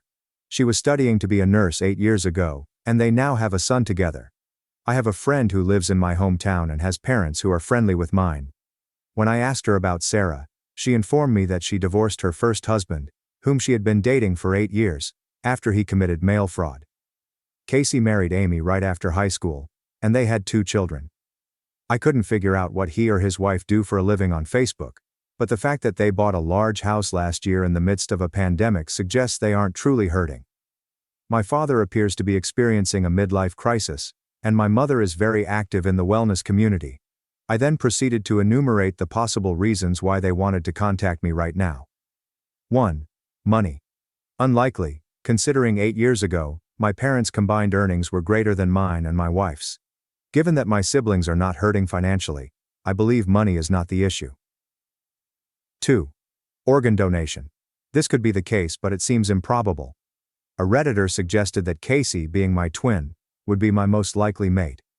I believe it is doubtful, however, given he was tagged in a Facebook post skiing just a week before Christmas.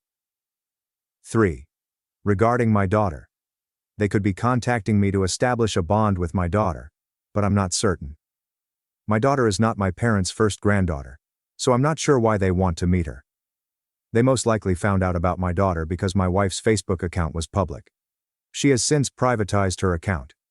I immediately contacted my aunt, the estranged one who took me in, and informed her of the situation. She explained why they had reached out to me after all this time. To comprehend the circumstances, you must first understand why my aunt was estranged. My paternal grandparents, 79 male and 76 female, had 4 children. My father was the second oldest, while my aunt was the third. After graduation, my aunt came out to her parents as bisexual and started dating her partner. My grandparents promptly rejected her and refused to contact her. However, roughly 4 years ago, my grandfather started to seek out. About a month ago, my grandfather inquired about me, what I was doing in life, and whether I was married or had children. My aunt chastised my grandfather for wanting to know about me after he defended Casey's actions. That's when the entire thing changed. My grandfather informed my aunt that because I had cheated on Amy with one of her close friends, I deserved to be alienated. My grandfather is a devout religious man who despises cheating. My family had told him that when the buddy with whom I supposedly cheated confessed to Amy, she turned to Casey and Sarah for support and consolation. When I learned about this, I confronted and viciously attacked Casey and Sarah. Sarah was the one who tried to tear me and Casey apart. But I never touched her. And I did not brutally attack Casey. When my aunt told me this, my jaw dropped. I couldn't believe they despised me so much that they were willing to fabricate a horrible falsehood about me and disseminate it.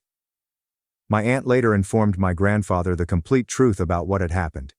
She told me he was startled since he had always felt Casey was a good kid. My grandfather then asked my aunt for my phone number, which she declined. I understood why my parents and siblings wanted to contact me.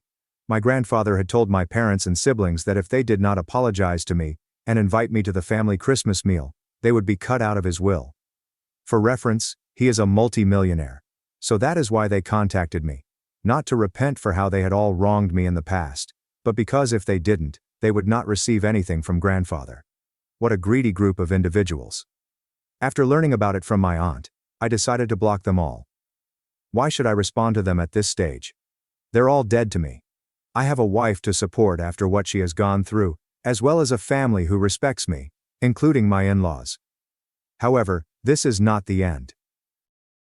3 days after New Year's Eve, I got a call from an unknown number on my work phone.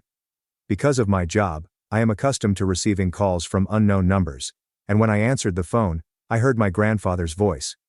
He most certainly got my number from my company's website. He apologized for not contacting me for the past 8 years. He apologized for being unable to attend significant events like my graduation, wedding, and daughter's birth. I wasn't really close to him previously, so his cutting me off didn't hurt me. Later in the call, He informed me that he was so upset with the rest of my family that he was removing them from his will and adding me to it. I honestly don't know how to feel about it. The money would be helpful, but I don't want him to use it to force a relationship with my kid. We talked for nearly a half hour. The way the call went made me believe that I could develop a good relationship with my grandfather. But then he said something that truly pissed me off. He expressed disappointment that my daughter had not taken the family name. For context, once I married my wife, the question of what last name to use as a pair arose. For legal reasons, I was unable to change my last name to my wife's last name. But we agreed as a couple that all of our future children would have her surname. At this time, I unloaded on my grandfather. I called him a senile old guy and other harsh things, and I told him never to contact me again. The hubris of this man to say that, after everything I've been through, is something I will not tolerate. He will not use the money from the will to dominate me. Even if I receive the money, I plan to donate it to a local charity. However, given his history of making false promises, this is improbable. These last 2 weeks have been really difficult for me, and I am determined to get through them. My wife has made her Facebook account private, and her in-laws have done the same. I have no idea what they do to try to reach me. Hell, they'd probably pay a private investigator to find me. I think they don't know where I live. But you never know. I've considered getting a restraining order, but because there are lawyers in the family, getting one will be difficult. I didn't have much time to answer any of the questions in my previous post. I'll try my best to answer any inquiries during the next day or two, but after that, I'm done with Reddit for a while. Thank you all for your suggestions, and best wishes for the new year. That concludes the first story. Now let us start with the second one. My ex-girlfriend abandoned me and our daughter for another guy 10 years ago, but she's returned, eager to be a family again after contracting COVID and realizing she has no one left in her life. My narrative began 16 years ago, when I met Lucy. She was an outstanding girl, intelligent, gorgeous, and funny. The best female I ever met. I felt quite fortunate when we began dating, and after a year, we had a baby. I was living the dream. Living with my fiancé, raising our young kid, and having a happy family. I adored Lucy, and after several years, we were finally getting married. Our daughter was the most excited about the wedding since she was going to be a flower girl. Everything seemed wonderful until one day, while I was on my way home, a guy approached me and asked to speak with me. At first, I thought he was trying to sell me something, until he said Lucy. He politely invited me to speak in a private setting. He then requested me to pause everything concerning the wedding, and stand aside since he and Lucy desired to be together.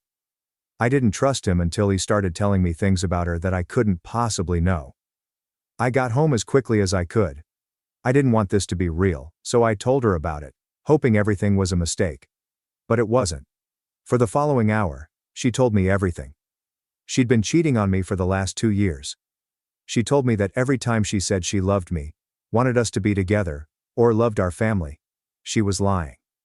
How her new boyfriend was younger, stronger, more attractive, and a better lover. She stated that she did not want to be connected to me. She lost her freedom as a mother and did not want to be married. She wanted her freedom back. The final sting came when she said she was glad I finally knew, and that she could now leave. I cried, begged, humiliated myself, and got down on my knees, pleading for another chance to attempt to repair our relationship. But she did not want it. She craved the thrill and excitement that this new guy exuded. The next day, she had left us. I felt shattered, humiliated, and emasculated. But my daughter needs me. She was heartbroken. Her mother had departed, and she felt it was her fault. She heard Lucy say she no longer wanted to be a mother. She needed me, and I had to be strong for her. Fortunately, we had help. My family as well as Lucy's family were quite supportive. Her parents were so ashamed of their daughter's behavior that they couldn't approach me without apologizing for everything she did. I will never be able to repay everyone for their assistance. Fast forward 10 years, and after much time and therapy, my daughter and I are happy. She is the light of my life, a stunning 15-year-old lady whom I adore. Our wounds have healed, and we enjoy a really pleasant existence. But then she returned. When my daughter and I returned home, Lucy was waiting for us outside our apartment, eager to talk. I recognized her right away, and I'd like to say I did something great, like ignore her, ask her to leave, or be rude to her, but no. I am an idiot. My heart skipped a beat as soon as I saw her. She was still as gorgeous as before, but she appeared even better. Perhaps age made her appear mature and elegant. Maybe the clothing or the makeup. I'm not sure. But I allowed her in. While our daughter gave us some space and went to her room, she told me all she had done since leaving. Basically, she lived with that person for several years. She expressed how much she appreciated it, how much fun she had, and how she thought those were the best years of her life. Until she realized that the joy of her new connection was fading. She eventually started cheating on that person as well. She said she wanted to feel alive and excited. Eventually the relationship ended, and she began dating other men. Every relationship lasted less than the one before it, until she was only having casual hookups. She also mentioned that she sometimes thinks about us, our family. She claimed she was too proud to confess she had made a mistake until last year, when she contracted COVID. It hit her so hard that she thought she'd die and understood how alone she was. How dumb she had been. She committed a mistake so long ago. After all of that, she said that she regretted what she had done and stated, and now she was ready to marry me, and be the family we always meant to be. When she was done, I asked her to leave so I could ponder. She agreed, stating she'd be back the next day. For years, I wished she would return. And now it was occurring. But it didn't feel right. Since then, she has paid us practically daily visits, eager to discuss the best years of our relationship, and how we may reunite as a happy family. I begged for support from my family and friends. Most of them told me that if I took her back, I would be making the worst mistake of my life. Others suggested that I give her a chance. It took me a long time to heal, and even longer to begin forming new relationships. And I would risk everything. My daughter and I had a long discussion about it one night. I strive to involve her in every aspect of our lives, and this problem is very important to her. Because it is about her mother. Sometimes she shocks me with her wisdom and maturity, as she informed me, "Can you truly love someone who has damaged us so much?" And that's all I needed. I would never forgive myself if I allowed her to injure my daughter again. I stated it to Lucy. If she wants to be around or have a relationship with our daughter, I'm fine with that. But only if she wants it. But I told her we wouldn't be back. Lucy just stated that she would make me fall in love with her again, and that she would not give up. Update 2. I didn't expect so many responses, so thank you to everyone for your feedback and advice. Thank you to those that opened my eyes and helped me recognize that I still have issues with my ex, and am not over her. Overall, I'm grateful to those who warned me about the dangers of reintroducing my daughter into our lives. I recognize my flaws, but I will not allow her to injure my baby again. So, don't worry, I'm not getting back to her. She had insisted on meeting ever since the post. She wanted to talk. I decided to have one last conversation with her and set my boundaries. We met in a public space. The conversation was long and difficult. I wanted her to be honest, so I informed her that if I caught her telling a lie, I would leave. I questioned if she was truly sorry, or if we were her only alternative. Did she truly love us, or were we simply a consolation prize? Did she come back for love, or because she couldn't find another man? She couldn't answer any of the questions. She only said stuff like this. "It is not like that. You have to comprehend me. I am not like this anymore." She insisted on giving her another chance, that we could love and be together again. She never addressed our daughter at any point. Only when I brought it out did she begin to mention her. When I tried to settle that we were over, she grabbed my hand and, as some of you warned me she would do, tried to seduce me, pulling down her top, displaying me her cleavage and saying, "We can locate a place, and I'll do whatever you want with you. I will not turn down anything, to pay you." I didn't recognize the woman. She was not the amazing girl I had met. She was not the mother of my daughter. I had no idea who that woman was. But she wasn't my Lucy. I told her to let me go. That we were done. Please leave me and my kid alone. None of us wanted anything to do with her. We had a lovely life without her. She suddenly became enraged, stating I couldn't leave her. That was not my choice. That she had nothing else. That I couldn't take her daughter. I'm still not sure why, but the last statement triggered me. The following are not my exact words. but they are close to what I stated in that moment. Your daughter? Your daughter? You aren't her mother. You merely gave birth to her. You are not her mother. Tell me, where were you while she was sick? Where were you when she ran a fever? When did she feel terrified at night? When did her first tooth fall out? When did she cry at night because she missed her mother? Were you there on her first day of school? When did she get her first period? When did she have her first boyfriend? When her heart broke for the second time, because her mother had already broken it? What dick were you riding when she needed a mother? You have no right to pretend to be her mother, because you have never acted that way. She attempted to respond, but I could see that she was unable to find the words. I left her. Back at home, she texted me, asking for another encounter and another chance. She stated that she loves me and is open to change. But I am done. You, everyone, were correct. She doesn't love me or our daughter. She simply loves herself. Having her in my life would be negative, toxic. I don't need that. I do not need her. My daughter and I are returning to therapy soon. Some of you were correct. I need to concentrate on myself, become stronger, and overcome my feelings for her.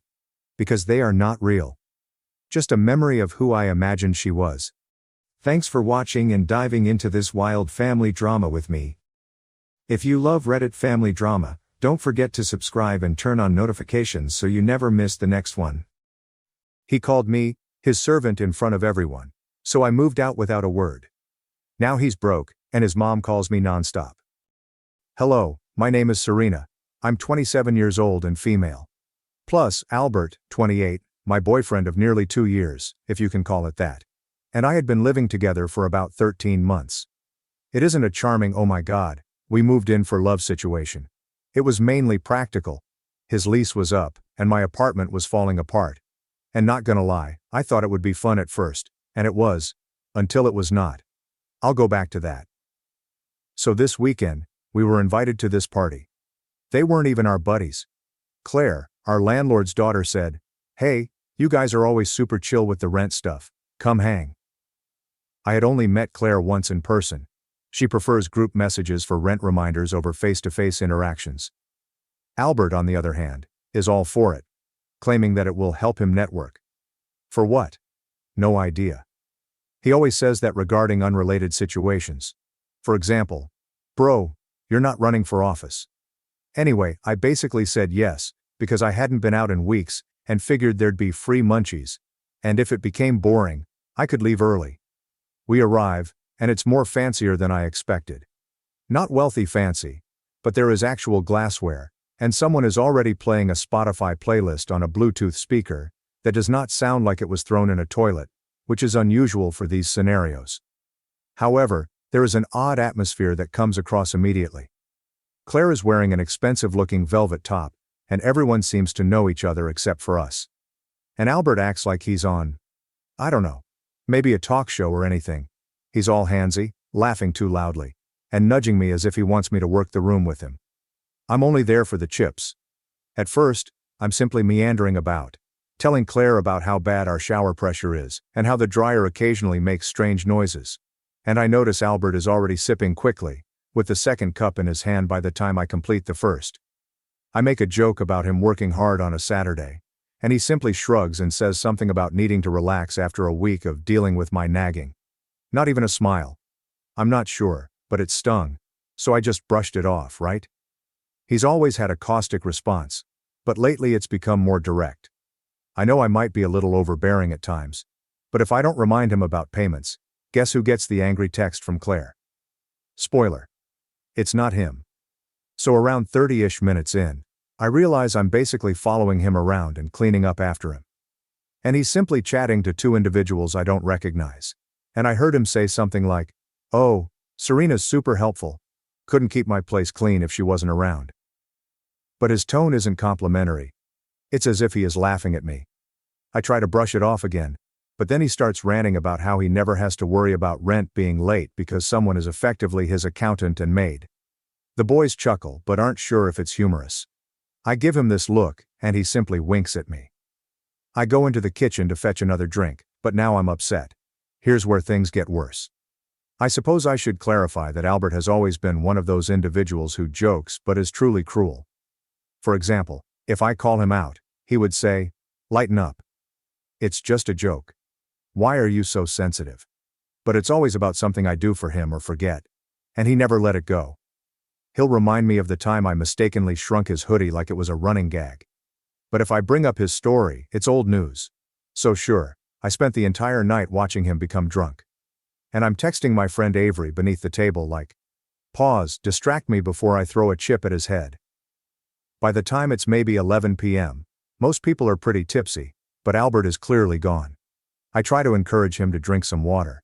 He ignores me and begins to speak louder, as if he is performing for the room. Claire comes up and sits next to me, quietly asking, "Is he always like this?" I simply shrug. She appears uneasy. I simply say, "He's had a rough week," which is the most ridiculous excuse. His week was not bad. He left his laundry in the washer and now everything smells like mildew. That is on him. So, at some point, someone brings up living with partners and the hardest tasks. Albert decides it's time to shine. He rises up, raises his drink as if toasting, and says, "Oh, you want to know what it's like to live with Serena? She's basically my maid with benefits. Good for scrubbing toilets and paying rent, but way too boring for anything else." Yes, he actually shouted that aloud to the entire group. And everybody just freezes. Claire's face is like, "Did he just say that?" A couple of his pals laugh, but largely it's the awkward, "Oh God, please don't drag me into this" laugh. I just stood up. I'm not loud or anything. I just started heading down the hall. "Albert," this guy physically grabs my wrist. It wasn't too hard, but it was enough to put me off. And he does this thing where he's like, "Oh look, she's going to leave. Sit down, Serena, come on." And he turns to the group, shaking my handbag in the air and says, "Look guys, she doesn't even have the guts to walk away. Pathetic, isn't she?" People truly laugh. Like, not all of them, but enough to make my face hot. Claire is simply staring at the floor. I pull my wrist away. He doesn't let go at first, but I pull it. I'm not going to lie. It wasn't gentle. And I simply stand there for a moment, unsure what to do, because I don't want to make things weirder. But I'm not going to cry in front of these folks. So I sat back down. I take my purse from his grasp and simply place it on my lap. He's still standing there, trying to garner more chuckles, but it's losing steam. For the following hour, I scarcely moved. I scroll through my phone, pretending to text, but all I'm doing is staring at my lock screen. I'm thinking of all the times I took up his slack, covered for his late payments with Claire, and did his dishes when he forgot. And I feel like a complete idiot because this is the person who, when we first started dating, would bring me coffee in bed, and tell how much he loved me. Now I'm merely the target of his maid jokes. Eventually, a couple of individuals approach me and clumsily inquire about my well-being. I just claim I am all right. I am just weary. Claire sits next to me and gently says, "You don't have to stay." But I just shake my head because I don't want to raise a scene. Plus, Albert is still lingering around the door, as if he is defending it. He's resting against the wall, scrolling through his phone, and I see him type something on Instagram. I know he's probably messaging his group chat about how nuts I am. I really want to leave, but every time I rise up he gets in the way. Claire tries to go past him to let her dog out, but he ignores her and blocks the hallway until she actually pushes him out of the way. He slips a little, nearly drops his phone, and gets angry at her for shoving, but she simply instructs him to move. I see all of this and think, okay, so it's not just me. He's just like this, I guess. He has to be the center of attention at all times, and if he feels ignored, he brings everyone down with him. It's very evident. Now that I'm paying attention, my phone keeps buzzing all night. I receive texts from Avery wondering if I'm okay. And I just answer, "It's fine, I'll call her later." I also got a couple of texts from my mother, which is strange because she never texts this late, but she's asking if I'll come by tomorrow. I almost respond only to have an excuse to go, but I don't want to start something in front of these folks. I know if I go, he'll make a fuss. So I'm simply waiting. Finally, it's approximately 2 a.m. and many are leaving. I get up, take my coat and start towards the door. Albert stands there, arms folded, and just stares at me. I do not say anything. I just walked past him. He mutters something beneath his breath. I couldn't tell what it was. Probably more of the same. I step outside and stand on the porch for a minute, trying to regain my breath. Claire comes out to hand me my charger. I left it plugged in. She glances at me as if she's about to say something, but she does not. Just instruct me to text her about the dryer if things become worse. I nod, thank her, and then go. The walk home took about 10 minutes, and I spent the entire time replaying everything in my thoughts. I get to our apartment, go directly to bed, and don't say anything to Albert when he eventually enters, slamming the door behind him. He doesn't even glance at me, he simply kicks off his shoes and walks to the bathroom. I lie there going through Reddit, entering stuff into my notes app to ensure I don't forget anything. So that's how my Saturday night went. I'm so angry I'm shaking. I'm not sure what I should do next, but I'm not going to let this slip. If anyone is interested, there will be a second installment. I just had to get this out. I apologize if this is a disaster. I'm still really angry. Update 1. Okay, I didn't expect I'd be back so quickly, but a lot of you requested the next chapter, and typing it down is stopping me from screaming at my phone. Plus, I believe I'm still too upset to do anything else right now. I'm not sure if this is even readable. I'm operating on about 4 hours of sleep and a large iced coffee, which isn't helping my anxieties. Okay, here we go. So I woke up after that disastrous party, checked my phone, and the alerts were crazy. Albert's parents missed 20 calls. His mom sent him texts with messages such as, "Please call us. Are you okay? What's going on with Albert? Can we talk?" He even missed FaceTime with his sister. And gal, I just set my phone to quiet and stared at the ceiling for a while. Couldn't deal. Albert was snoring on the couch, which is unusual because he rarely sleeps there unless he's trying to be theatrical. But I believe he passed out after arriving home. I walked past him to fetch some cereal, and he simply said something and rolled over. Oh, and the kitchen was filthy. For example, last week's Solo cups were still available. The sink was full of his dishes. The counter was sticky from when he attempted to make homemade margaritas and spilled sugar everywhere. It looked like someone had hosted a toddler party there and neglected to clean up. I just stared at it thinking, I'm the only one who ever does any of this. Every single time. I can't recall the last time he took out the garbage without being reminded. He always claims he's just lousy at seeing messes, but he notices when I miss a spot. I sat with my coffee, trying to figure out what to do. I could just leave. I may text Claire and inform her that he is now responsible for the rent. I could pack my belongings and stay with my mother or Avery for a few days. But really, I want him to feel it. I want him to have to deal with the mess he's created, both physically and figuratively. I want him to understand how much I care, since he doesn't. He never has. And after last night, I'm not in the mood to become a bigger person. I'm petty, but proud. So I started building a list, literally on my notes app. Everything I paid for. Every time, I paid his portion of the rent. Every bill I put up. Every cleaning supply I purchased. Every weird item he forgot in the shop, I just picked up. The list is long. I scrolled for a whole minute simply looking at the minor details. Toilet paper, paper towels, Swiffer refills, laundry cards, light bulbs, trash bags, that dumb scented candle he enjoys. Literally everything. I even uncovered Venmo receipts from last year, when he couldn't access his account, and I covered his internet usage for 3 months straight. Never repaid me. Just kept saying, I'll get it next time. Correct. The more I went through it, the madder I became. I started photographing things around my apartment. The couch is mine. I bought the TV when I moved in. The plates, silverware, microwave, and linens are literally all mine. Except for the ugly lamp he received from his parents, and the broken kettle that he promises to replace, but never does.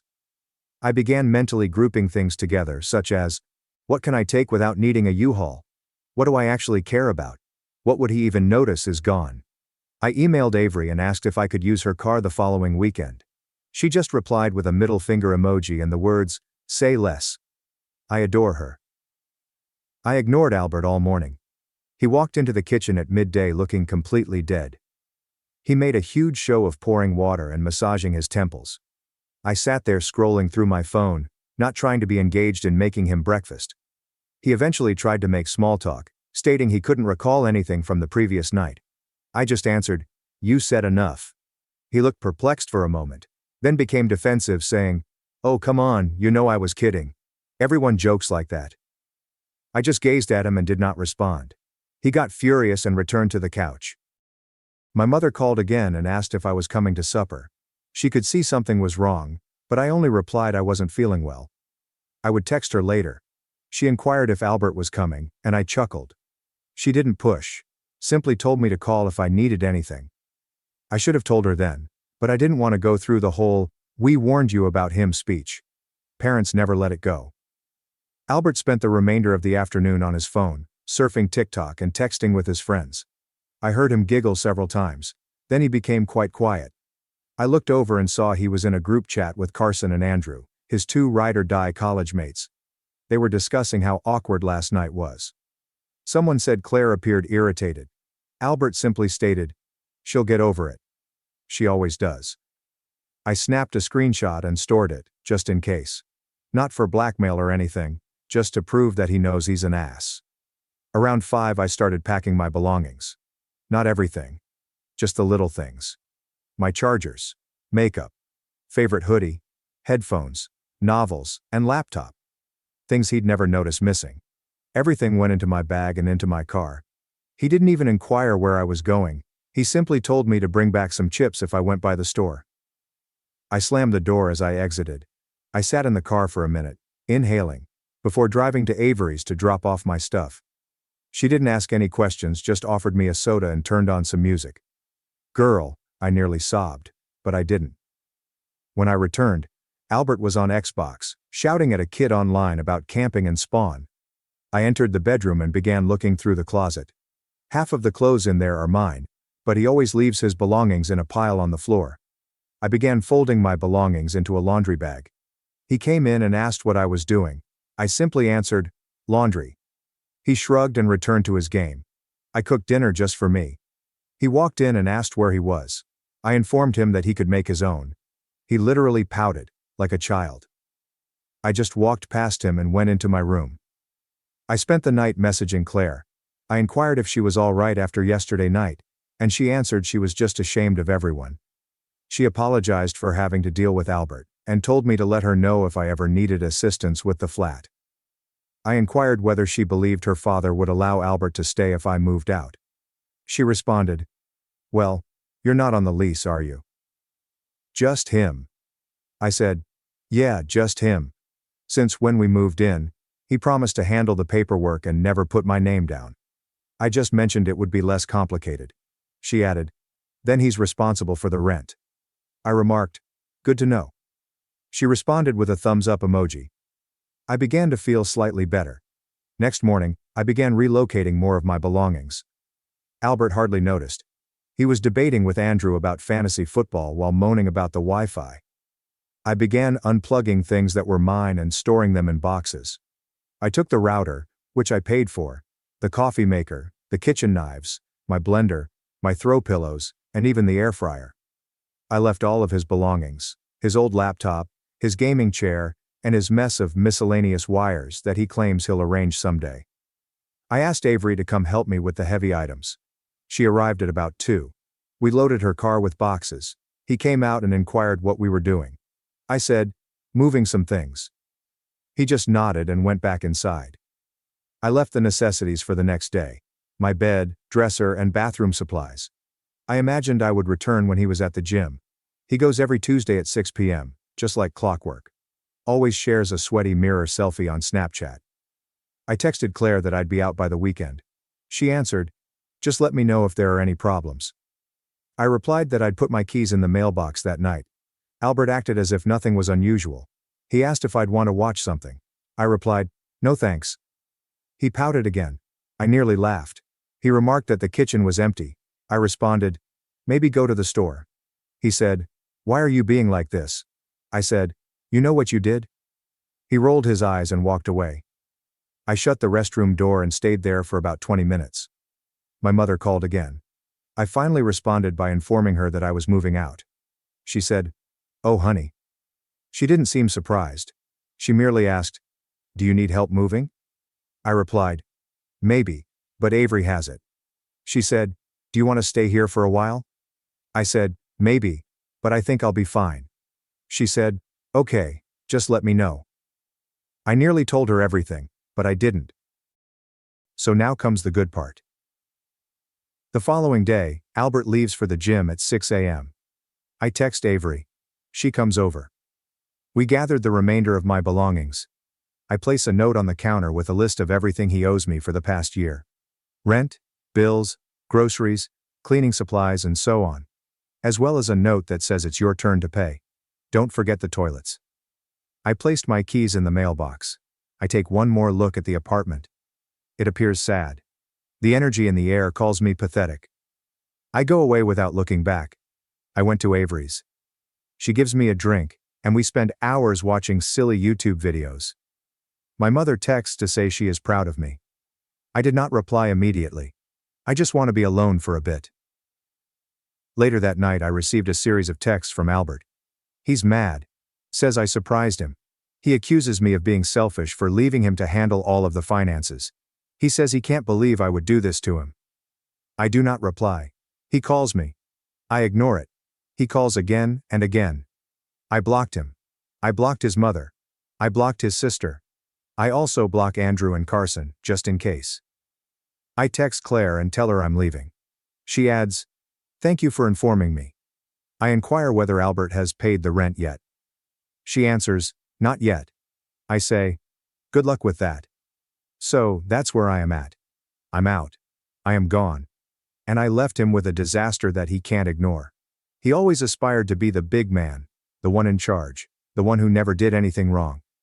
He can now figure out how to clean up after himself, both literally and metaphorically. I am not saying I am finished either. If he wants to play games, I can join. But for now, I'm going to let him stew. Perhaps now he will know who is truly sad. Please let me know if you would like any additional updates. I have a hunch this isn't done yet. Update 2. Okay, I'm not going to lie, I didn't expect to be posting again so soon, but folks kept asking for updates. And honestly, things became messier than I thought. I also need a place to vent because if I keep ranting about it in my group chat, Avery will show up at my house with a bottle and a baseball bat. And I'm not sure who she'll hit first, me or Albert. So, shortly after I moved out, I assumed Albert would just ignore me. Maybe attempt to trash talk me in front of his pals and then just deal. But no, he went full drama mode. I'm barely even out of Avery's car when I get the first angry text, followed by another, then another. All capitals too. He claims I set him up, that I'm wrecking his life, and that his parents are panicked because they thought I was missing. And now they're phoning him constantly, asking what happened. Like, buddy, maybe you should have considered that before calling me your maid in a crowded setting. Anyway, I disregard everything since I'm not going to play into his hands. Avery keeps telling me to block him, which I already have, but he starts using different numbers. Send me a direct message on Instagram, then on Facebook, which I haven't checked since last year. I simply leave everything unread. I guess he's hoping I'll come back just to stop him up, but not now. What I didn't foresee was how quickly his financial issues would escalate. Claire texts me around 2 days after I left, wondering if I know when Albert will pay rent. I just gave her a screenshot of his latest, "I'll get it next time" text and stated, "Not my circus anymore." She responded with a bunch of laughing emojis and a yikes. He apparently informed her that I would cover for him if there were any problems, which is ridiculous, considering I literally told her I was leaving. I assume he figured I'd continue running his errands from a distance. The group chat turmoil escalates here. So, Albert and I were in a group chat with a few of his friends. Andrew, Carson, Gabriella, and some of their women. Mostly for silly memes, party invitations, and debating about where to order food. I had been quiet there for a long time. But I decide, you know what? If he's going to attempt to spin this as if I'm the evil person, I'm not going to be quiet. So I send a message, not in fury, but just facts. Hey, since Albert keeps messaging me about abandoning him, here's all the rent receipts. Here's the stuff I paid for. Here's screenshots of his maid with benefits joke and his texts about having me trained. Not trying to start a war, just clearing up the facts. Not gonna lie, that conversation blew up. 2 of the guys attempt to defend Albert, claiming that he was just intoxicated and didn't mean it. Gabriella claims she always believed he treated me poorly, and is relieved I finally left. Andrew claims I'm being dramatic, but I simply send a photo of the letter I placed on the counter with the total amount he owes me for the year. Silence for about an hour after that. Carson ultimately texts me privately, asking whether I'm fine, and if I need any assistance moving anything else. I say, I'm fine but thank you. And he simply responds, Albert is having a rough time. I don't respond. Meanwhile, Claire informs me that her father is now involved since Albert failed to pay rent for the first time in his life, and attempted to blame me as well. Which, like, good luck. My name isn't even on the lease. Her father is upset and informs Albert that he has 1 week to pay, or he will leave. I can almost see Albert attempting to argue his way out of it. All phony charm. But it doesn't work this time. In normal life, I'm just trying to keep things moving. I'm at Avery's for a few days, sleeping on her couch, and we're joking about how I should bill Albert for maid services. My mother calls every day to see whether I'm all right, and I keep saying yes, but she keeps offering to bring over groceries or pick me up if I need a break. I finally go over there for supper, and she cooks lasagna without saying, I told you so, which is her idea of a hug. He texts Avery, wondering if she can talk some sense into me. She sends him a simple, don't ever text me again, and then blocks him. I appreciate her for that. He tries Carson, who simply leaves him to read. Andrew attempts to call me, and I let it go to voicemail. He leaves a rambling message about Albert's awful situation, and how everyone makes errors. I've simply erased it. I'm not interested in getting guilted into solving his problems. So, social pressure is actually working. People are not buying his poor me act. Claire claims her father is fed up and ready to start showing the home to potential tenants if Albert fails to pay the rent by Friday. That's about 3 days away. I'm not going to lie, I get a little satisfaction from it. I mean, for more than a year, I've been discreetly handling everything. Cleaning up, paying bills, apologizing to Claire for late payments, and representing him with his parents. He's now on his own to answer for everything, and he's struggling. The finest aspect is that there are actual consequences. Claire's father is not being nasty. He is only conducting business. He adds if Albert does not pay, he must leave. Carson tells me Albert is trying to borrow money from everyone, but no one wants to offer him anything because they all know he won't pay it back. Even Andrew, who is normally his #1 hype man, admits he has bills. Gabriella apologizes for not noticing how he treated me sooner. I just tell her it's fine. I'm all right now. I received a text from Albert's mother from a strange number, as I had blocked her primary one, asking if I would assist Albert out. Just this once for old time's sake. She says he is really suffering and doesn't know how to keep up with things. I simply emailed back, I'm not his maid. She never responds. Oh, and this is petty, but I am not sorry. A few days later I returned to the flat with Claire. She let me in to get the remainder of my belongings. A box of books and my old blender, which Albert never used but insisted on keeping, just in case. He was there, and he tried to argue with me, saying I ruined his life, and that I didn't have to reveal it. I just answered, you did that yourself. He tried to come in my way, staying in the corridor and refusing to move, so I pushed past him. He shut the door behind me. Claire just rolled her eyes and replied, he's not your problem anymore. I gathered my belongings and left. So, I don't know, but I think I'm finally understanding how much of his attitude was based on entitlement. As if he truly believed I'd always cover for him, clean up after him, pay his bills, and laugh at his jokes. He used to say that I was good at keeping things together, but in reality, he didn't want to do anything. And when he was called out, he attempted to make me look like the villain. Now he's stuck. He has only himself to blame. And every time he tries to make me the bad guy, it only backfires. People are beginning to see through the act. Even his parents, who used to contact me for everything. Serena, did you remind Albert to call his grandma? Serena, did Albert find his insurance card? Are learning they can't make me solve it. I am not being mean. Just finished. I'll keep you updated if anything else happens. But, to be honest, I believe this is the beginning of him dealing with his own mess. And if you're reading this and you're the Serena in your relationship, believe me, you don't owe anyone your sanity or credit score. I suppose that's all for now, unless he tries something new, which wouldn't surprise me at all. Update 3. Okay, So this is probably going to be my last update for a bit unless something genuinely crazy occurs. Because not gonna lie, I'm exhausted, and I need to finally get on with my own work. But I promised a last wrap-up, and honestly, this one is lengthy. So, if you're still reading, thank you for your support, DMs, and girl same comments. I'm not used to random online strangers rooting for me, so this is very good. After the last piece, I was largely just waiting to see if Albert would pay his rent or get kicked out. And to be honest, I didn't think he'd go down without one final weak move. I was not mistaken. But first, let me start with the craziest part. His parents. So, the morning after I left for good, I still had 20 missed calls from his mother, father, and even his sister's old phone number. I'm not sure, but I kept ignoring them, and to be honest, it got to the point where I felt pity for not even responding to their texts. Examples include, "I'm alive. Leave me alone." But then, around midday my phone starts blowing up again. The same numbers, but with longer voicemails. His mother, frantic, asked me to just talk to her, claiming Albert is in poor form, hasn't eaten, can't sleep, and has never been like this before. I listen to about half a message, roll my eyes, and then delete it. I'm not cold-hearted, but I'm no longer his mediator. I am not his father, therapist, or maid. The next thing, and this is the bit that truly makes me want to flip a table, she begins texting my mother. Like my actual mother. I imagine she still had her phone number from the one time they met at a holiday event. I only discovered it after my mother called and said, is everything okay?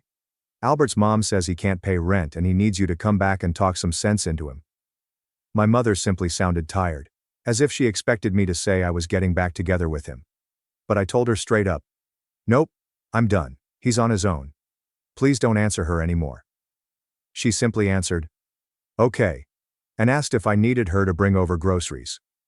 Albert keeps calling. Now he alternates between madness and sadness. Like one moment it's, "You ruined my life," and the next it's, "I'm sorry, come back, I'll change." I ignore every single call. He tries other numbers and even tries to FaceTime me. I block everything. It's really like whack-a-mole. Avery still laughs about it. He suggests I start charging him by the call. Meanwhile, Claire texts me that her father has finally given Albert the official notice. He has to go by Friday if he cannot pay. Apparently he tried to secure an extension by claiming his ex sabotaged him. Claire's father simply stated, "It's not my business. Pay or move." Albert attempts to guilt everyone else. Carson texts me that Albert tried to borrow money from him and claimed I stole his belongings. Nope. I literally grabbed only what was mine and left the rest, including receipts. Gabriella texts me, claiming Albert DM'd her and asked if she could vouch for him if Claire's father inquired about payment history. She gave him a gif of someone laughing, and that changed my night. Andrew is the only individual who does not appear to be taking sides, but that is because he dislikes drama, not because he is neutral. He texts me and says he doesn't want to become involved, which is practically his mantra in life. So by Thursday, Claire texts me that Albert is in complete panic mode. He's behind on everything, rent, internet, and possibly even his weird subscriptions. I still receive emails regarding his previous food box service, which, not my problem. I believe he tried calling Claire's father again, and when that failed, he contacted his mother, who then called me again. This time I picked it up, mainly because I was annoyed. She begins with an entire conversation. "Please, Serena. I know he messed up, but he's so lost without you. He's not good at handling life stuff. You know how he is. I've only just stated, sorry, I'm not part of this anymore. You need to talk to your son, not me." She begins crying briefly, which is embarrassing, and I simply say goodbye, and hang up. I believe Albert treats people this way because he has always gotten away with it. His parents, for example, lavish him with attention. His friends either dismiss it or laugh it off. And I was only the latest person to take up the slack. He gets loud when he's humiliated, jokes when he's nervous, and when that doesn't work, he just waits for someone else to come solve things. I mean, I knew he was lazy, but I never realized how much he relied on people to pick up after him until I stopped doing it. So anyhow, Friday arrives. I'm eating leftover noodles in my new house, which is just a shoebox, but it's mine. When Claire texts me, just a thumbs up, he's gone. Albert apparently did not pay, and did not pack up half of his belongings. Instead, he simply left them. Claire's father indicated he could come get the rest if he wanted, but the locks had been changed, and he no longer lives there. I inquired if he caused a scene. She only claims he cried briefly, slammed the door and fled. I nearly feel awful for a second, but then I recall how he behaved at that party, and I'm simply, nah. I do not. And get this. He tries to show up at my new place. I mean literally knocking on the door. I hear it, and look out the window to see him standing there, his hoodie drawn up and holding a grocery bag. I do not open the door. I text Avery, who is really in the next building over, and she comes out, stands on the sidewalk, and simply stares at him until he departs. He doesn't say anything to her and simply walks away. Avery texts me, "Dude is lost." I block his phone number again, just in case. The next day, I received a note in my mailbox. It's from Albert, handwritten, which is unusual. He only writes when absolutely necessary. It's like 3 paragraphs of apologies, explanations, pleading for a second chance, stating he can't do it alone, that he didn't mean anything, blah blah. He even offers to repay me for everything if I return. I tear it up and discard it, not even bothering to react. So that's all, I suppose. Albert has left. I'm out. Claire's family has already started tidying the apartment for new renters. His folks tried everything. Even called my mother again. She simply ignores them now. Gabriella claims Albert is couch surfing at Andrew's house. But Andrew isn't enjoying it, and will probably force him out soon. Carson is still indifferent, but he emailed me that Albert is considering moving back in with his parents. I'm simply pleased I'm not cleaning up after him anymore. The next time someone deems me dull, I will simply chuckle and move on. Because really, I'd rather be boring and free than be trapped cleaning up after some person who believes he's the main character. So, thanks for reading my insane story. If you're ever in a scenario where you're doing all the work and someone treats you like a helper, don't wait for a major revelation. Simply start packing. You'll be surprised at how quickly the trash clears itself. And no, I did not call his parents back. Not my circus, not my monkeys. If Albert wants to get his life in order, he could start by learning how to wash laundry, or at the very least, how to pay his own dang rent. That's it for now. Maybe next time I'll write about something fun. Thanks for watching and sticking around till the end. If you enjoyed these stories, make sure to subscribe and hit the bell so you don't miss the next drama-filled episode. My dad called my career filthy and cut me out of the family fortune. Then asked me for $120,000 when my brother wrecked the family business. Henry here, everyone. I manage a pet care chain in New York and am 30. The employment is secure and pays well. My residence, car, and small sunny workplace allow me to work late into the evening. Someone could believe I'm lucky. A proud, loving family is behind me. But no family. Maybe the one I left exactly a year ago. I recall standing in a huge family gathering and saying, I don't belong here anymore. It wasn't an easy decision. When you're at the edge of quiet and disappointment, you must choose, keep going, or break the pattern. I'm presenting this story not to blame anyone or defend myself, but to remind myself that to genuinely live, you must be willing to lose what you believed was impossible. I left my family on Easter Sunday last year without regret. After many frigid spring showers, the sun shone sufficiently to dry the wet.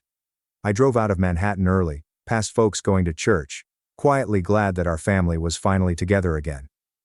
Being on time has always meant arriving 15 minutes early for me, and this time was no different. When I arrived, the house was full of chatter and laughter. It was more crowded than previous holidays, with relatives from near and far, many of whom I recognized by face, but not by name. Mom mentioned Dad had something significant to announce today, not asking what it was. Mom loved chocolate mousse cake from a Brooklyn alleyway bakery, so I put it on the kitchen counter. I usually brought a bottle of red wine, a box of gourmet pastries, or a bouquet of her favorite flowers home in recent years.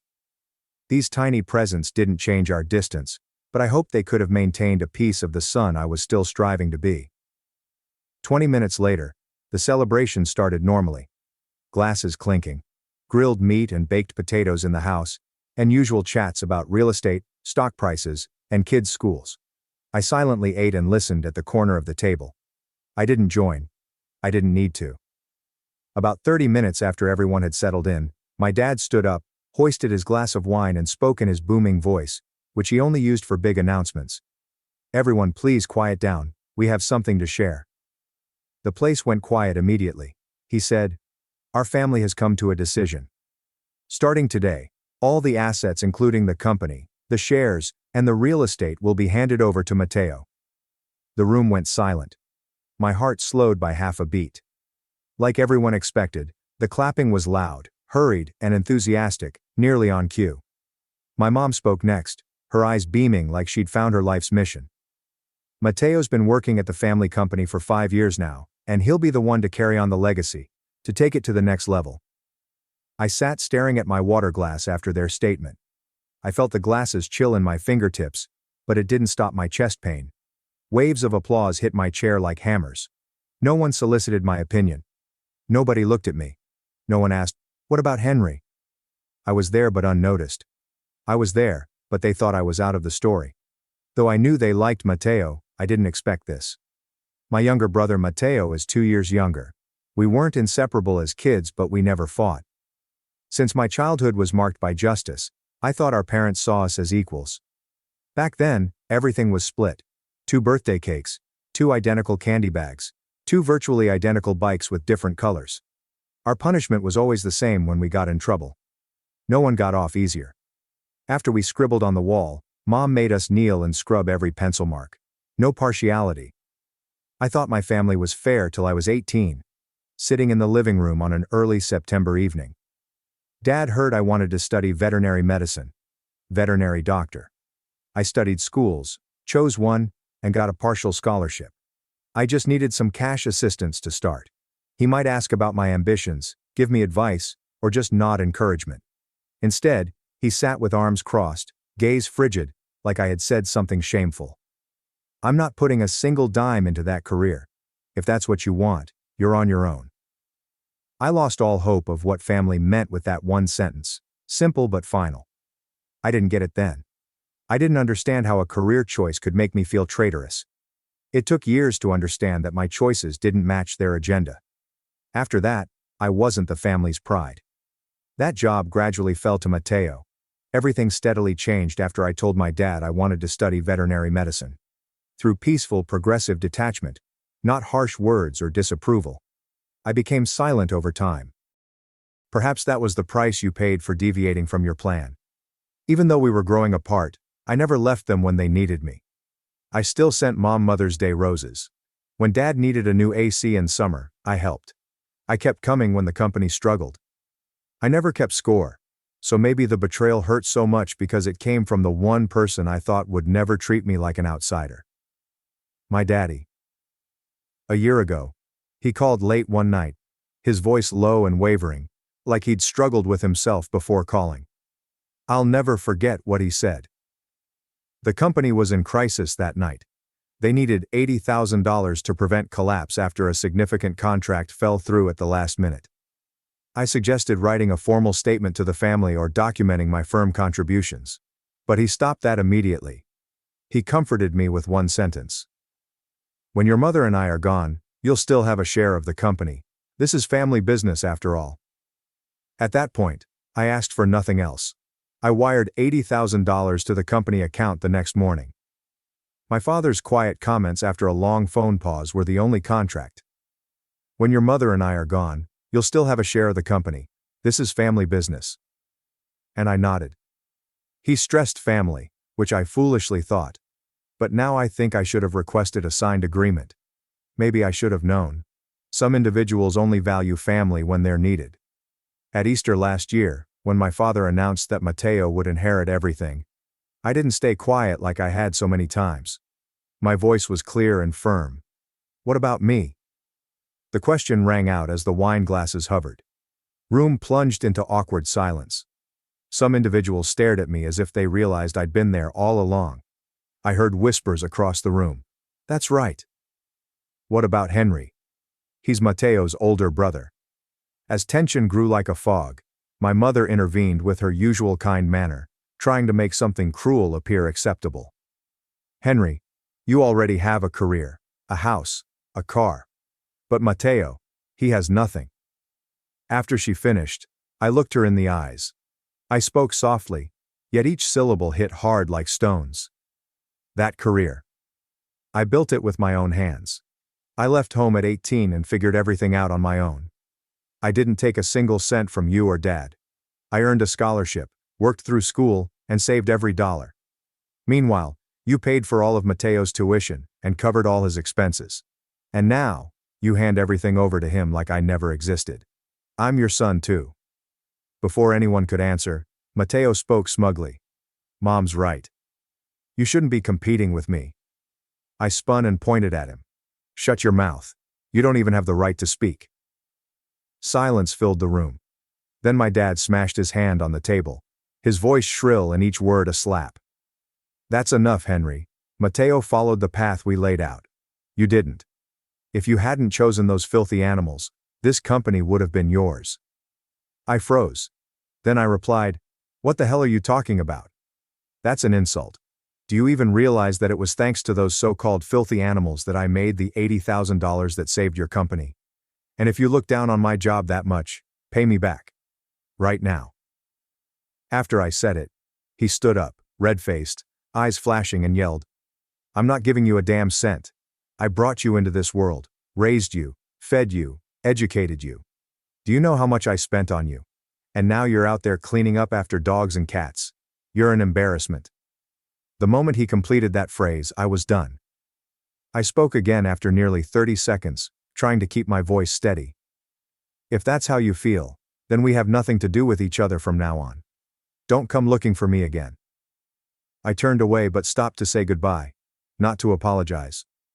Dad, I never asked to be born, so please don't throw your so-called sacrifices in my face to guilt me into following your path.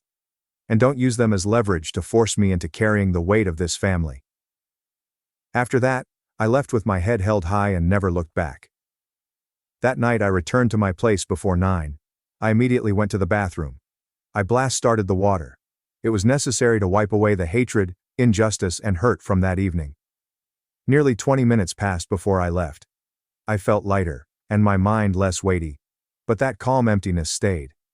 I brewed a steaming black coffee to stay awake. As I sat calmly by the window that night, I thought about the day I turned 18, and left home with only an old suitcase, a few pieces of clothing, and the money I'd saved. Despite working part-time, I struggled to afford living expenditures.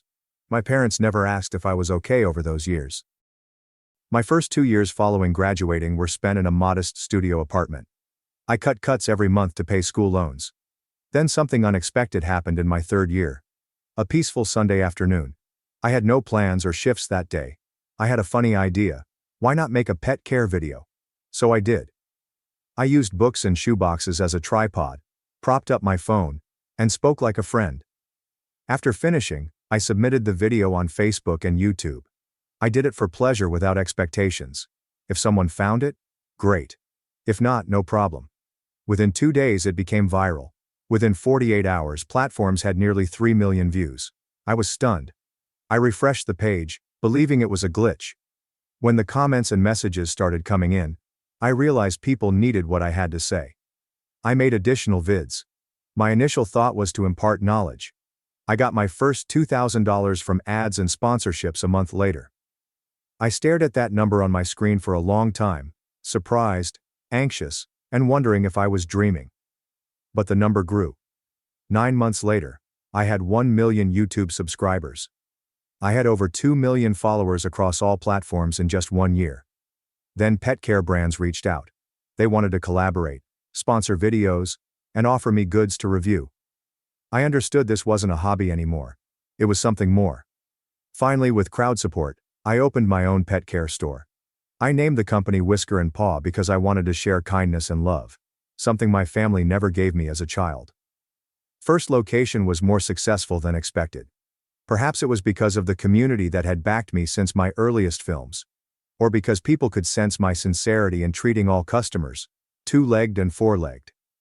After a few months I had to employ more workers, extend hours, and hunt for a second location. The second branch opened a year later.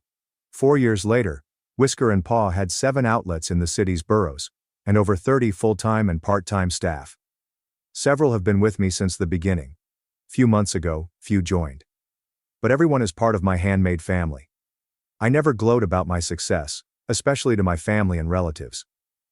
That lesson came from an industry mentor who gave me advice when I was nobody. He mentioned something I still remember. Never flaunt your success. Not even to your parents. Back then I didn't understand. I thought, why not tell your family?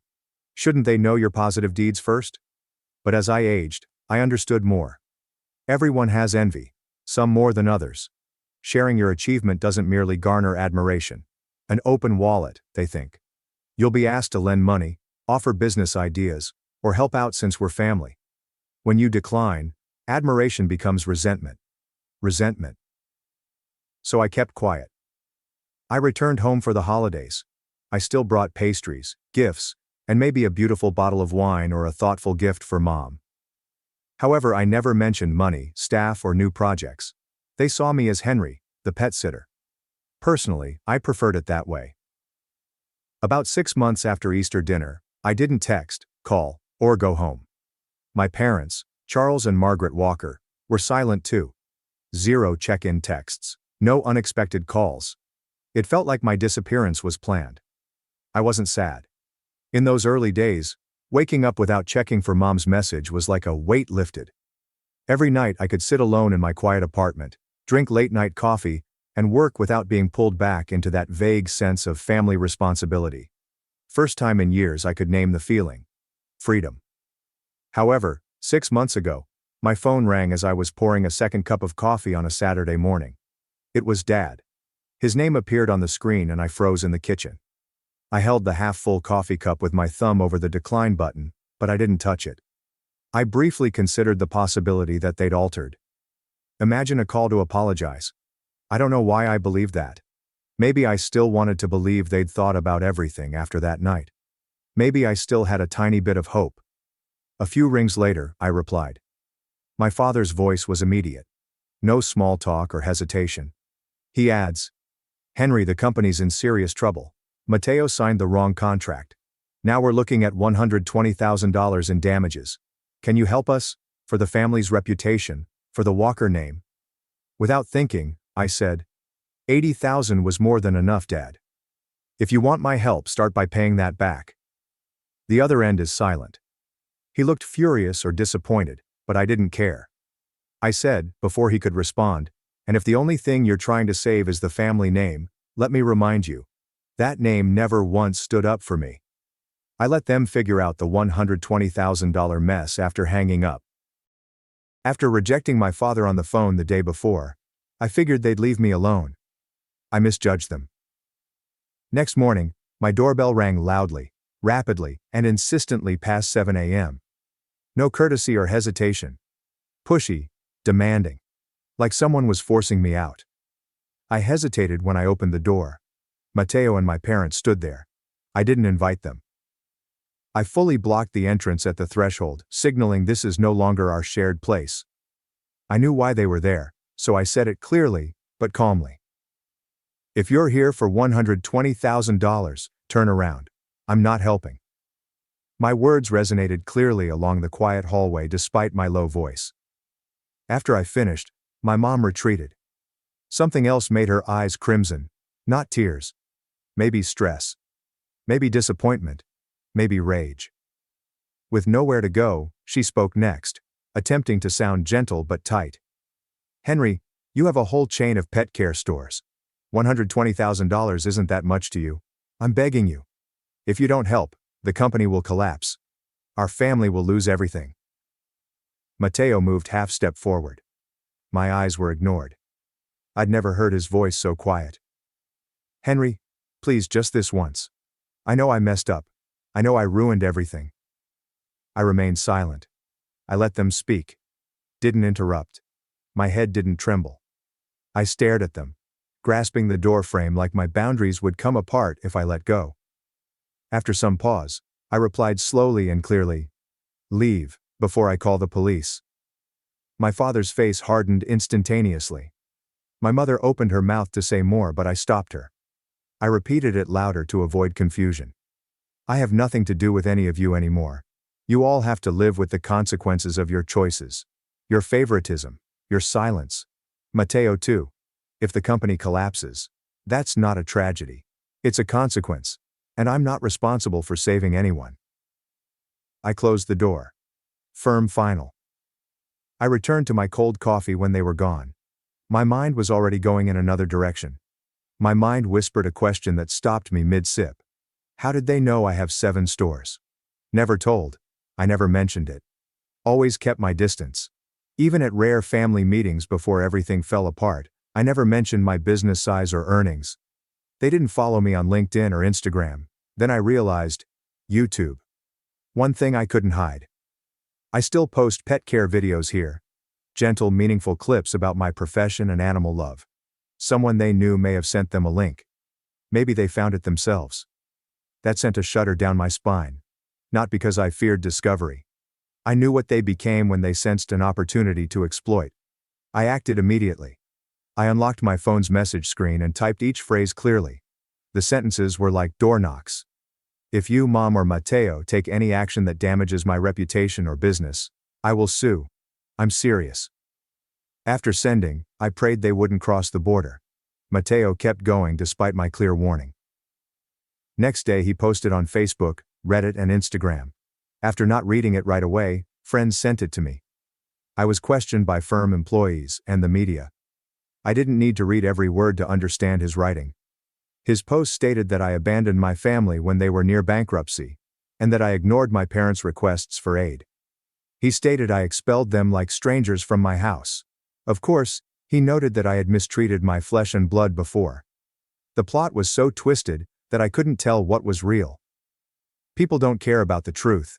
They just want an emotional story with a cold, affluent villain, a struggling, innocent family, and a terrible ending they can gossip about and condemn. I lost clients after Mateo posted that morning. Numerous grooming appointments were canceled. Our company's social media was inundated. I received hate mail in my inbox. And I risked closing my businesses if I didn't act. That afternoon I saw Brian, my old buddy and attorney. He helped me write my first store lease. I texted him one sentence without calling. I need to see you urgently. Between 2 meetings, Brian fit me in.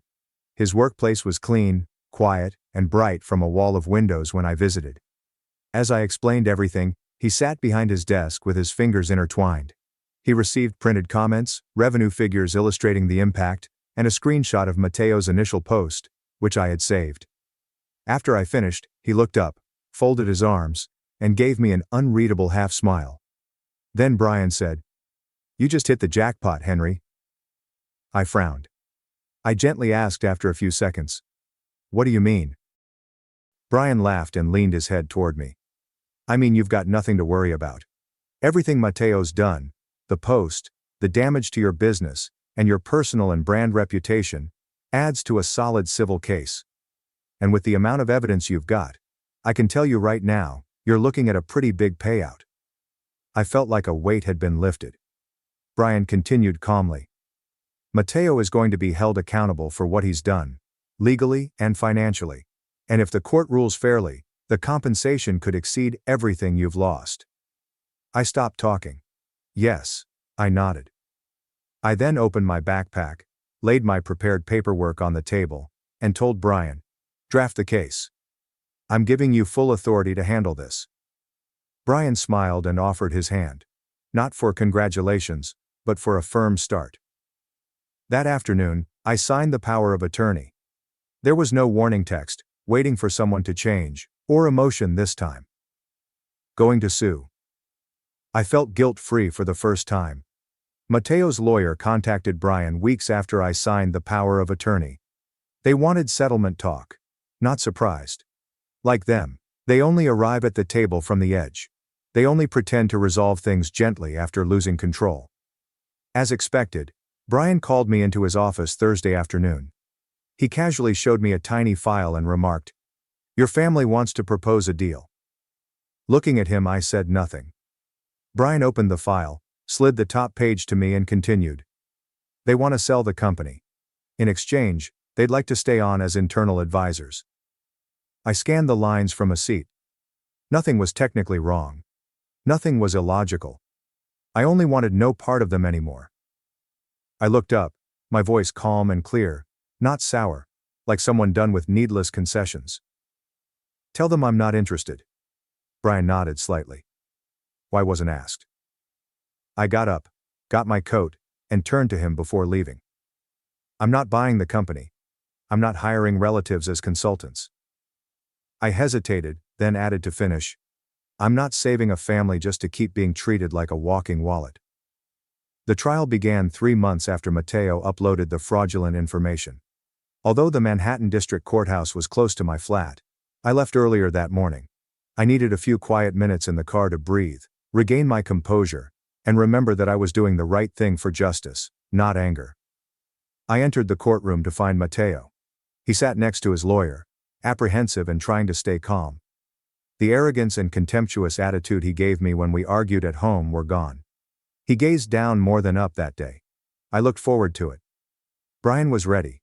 He listed every loss, canceled contracts, store closures, income declines, and employee compensation. Official stamps, receipts, and paperwork supported every claim. Nothing exaggerated. Mateo's team claimed the message was personal, that they didn't expect the effects, and that people misinterpreted. But no one in that courtroom thought nearly 30,000 shares were a misunderstanding. I kept my head down as the judge read the summary judgment. No need to visit Mateo. I listened calmly as the words came out. The defendant, Mateo Walker, is found liable for significant commercial damages, and is ordered to compensate the plaintiff, Henry Walker, for direct losses totaling $248,000. Silence followed the verdict. I rose. Mateo wasn't looked at. They weren't there, so I didn't look for their reaction.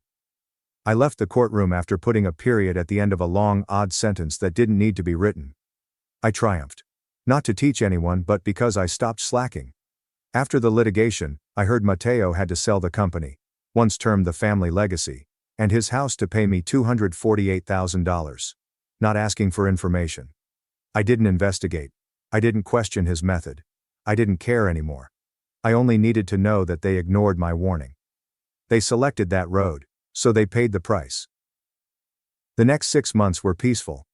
But 3 days ago, early in the morning, it all came back in a familiar way. It was Saturday. My doorbell rang at 7 a.m., the same time they asked for $120,000. The sky was dismal. After opening the door, I was astonished to see my mother.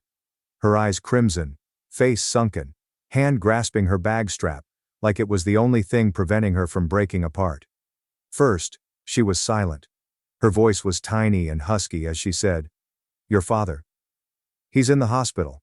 It's serious this time. The treatment is estimated to cost close to $20,000. I know I was wrong, but please, just this once, help me." Stood still. I wasn't angry then. My pity was absent. Just a sense of emptiness in my chest, one I'd experienced too often when I realized I was in the same circle again. I lingered on her. I whispered, more like an exhalation. To me, my parents died the day both of you let Mateo destroy my career and said nothing. And I don't give money to the dead. She froze. I didn't weep. No more pleading. Standing there with twitching lips, she seemed to want to say something but couldn't. I didn't delay. I breathed deeply and said clearly, "Ask your heir." I carefully closed the door to let her know it wouldn't open again. Some of you may believe I'm nasty, cold-hearted, or unforgiving by now. If that's what you're thinking, don't judge me right away. In fact, I went to the hospital that afternoon after my mother left. I avoided my father's room. I didn't stand by the window like in the movies. I called the information desk with his name and requested an update. I went there to confirm her truthfulness. Indeed she had. She was right. My father was hospitalized and his treatment cost about $20,000. My documents were in front of me. I nearly took out my credit card. However, my mind immediately returned to Easter 1 year earlier, when they lifted their glasses, publicly handed everything over to Mateo, and implored me to understand. I called a couple people the next morning, still confused from the day before. I checked that my parents owned their house with real estate contacts. It wasn't mortgaged. It wasn't transferred. It's worth about $400,000. They may readily sell such assets to pay medical expenditures. I didn't pay hospital expenses. I wrote my mother one message. You still have the house. Sell it to pay for Dad's treatment. She didn't reply. She may have hesitated out of attachment, or because that house was always meant for Mateo. Maybe she couldn't believe I wouldn't intervene again. No matter her excuse, I don't care. They decide whether to sell or keep it. I've made my own.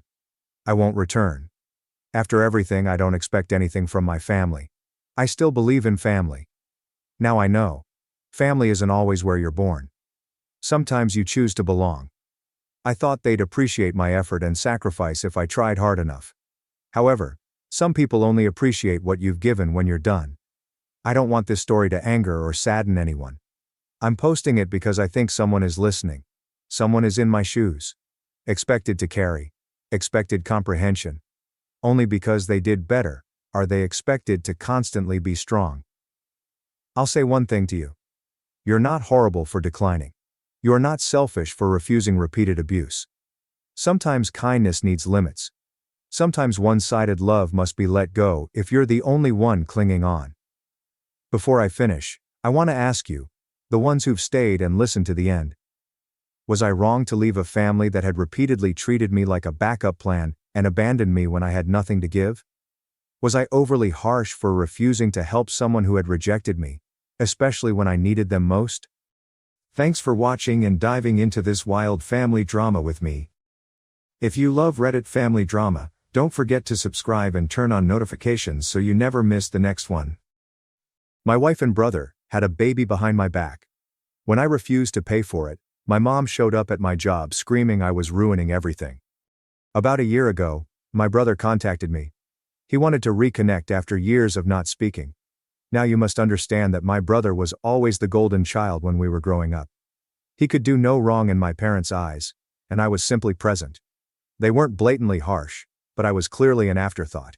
They made certain he received the best. Attention? Everything. That's probably why I left home when I was 18 and haven't looked back. For years we didn't talk much. I was doing my own thing, getting a decent career, getting married, and attempting to establish a life for myself. But then, last year, my brother messaged me, claiming he and our parents missed me, and wanted to make things right. I'm not sure why I agreed to it. But I did. I wondered if people change. Perhaps they genuinely wanted to repair things. So I allowed my brother back into my life.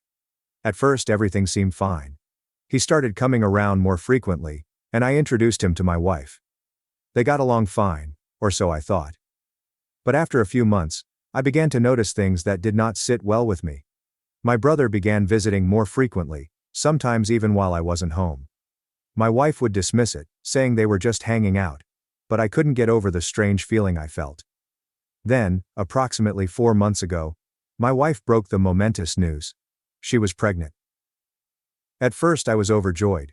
We were married, and I felt we were happy, so I assumed the baby was mine. But something seemed odd. My brother's visits grew, and every time I saw him with my wife, there was a tension I couldn't shake.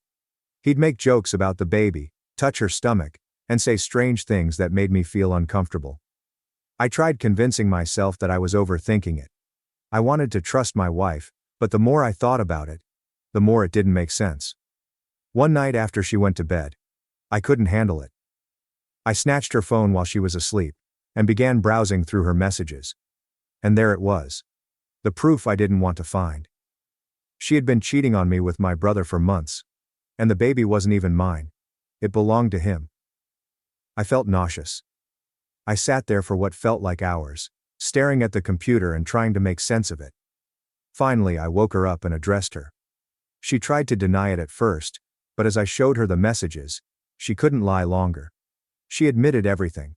She had been sleeping with my brother behind my back. And they intended to tell me about the affair when the kid was born. I could not believe it. I just packed my stuff and departed.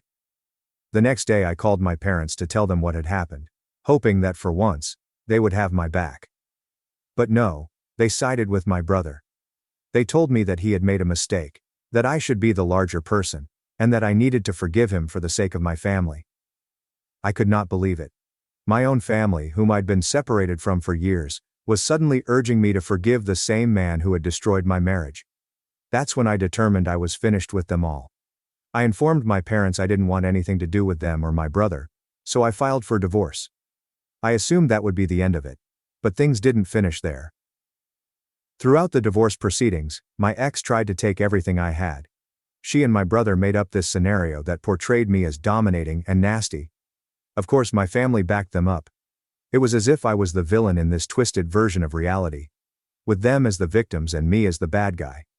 In the end, she walked away with a significant portion of my money, but I was able to keep the house, which was a tiny victory. So now I'm divorced, shut off from my family, and attempting to pick up the pieces of my life. It's been 2 months since everything exploded, and I'm still trying to figure out how to move forward. I'm working harder and trying to focus on myself, but it's not easy. Every now and then, something reminds me of what happened, and everything comes flooding back. But you know what? I'm finished with them. My brother, my ex, and my parents may have each other. I do not need them. I've spent my entire life as the second choice, the one who is overlooked, and I'm not going to let it happen anymore. I'm not sure what the future holds, but one thing is certain. I will never let them back into my life again. Okay. So this is where things got worse, if you can believe it. When I left my ex and decided to cut relations with my family, I assumed they would allow me to move on in peace. I mean, I didn't have anything else to do with them, right? My wife cheated on me with my brother, my parents supported him, and I was done with all of them. No. It wasn't as simple.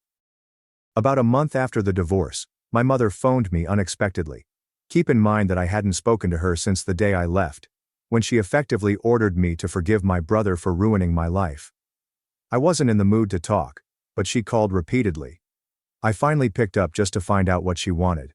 She immediately launches into a guilt trip speech about how family is family, and that we should all remain together regardless of what happens.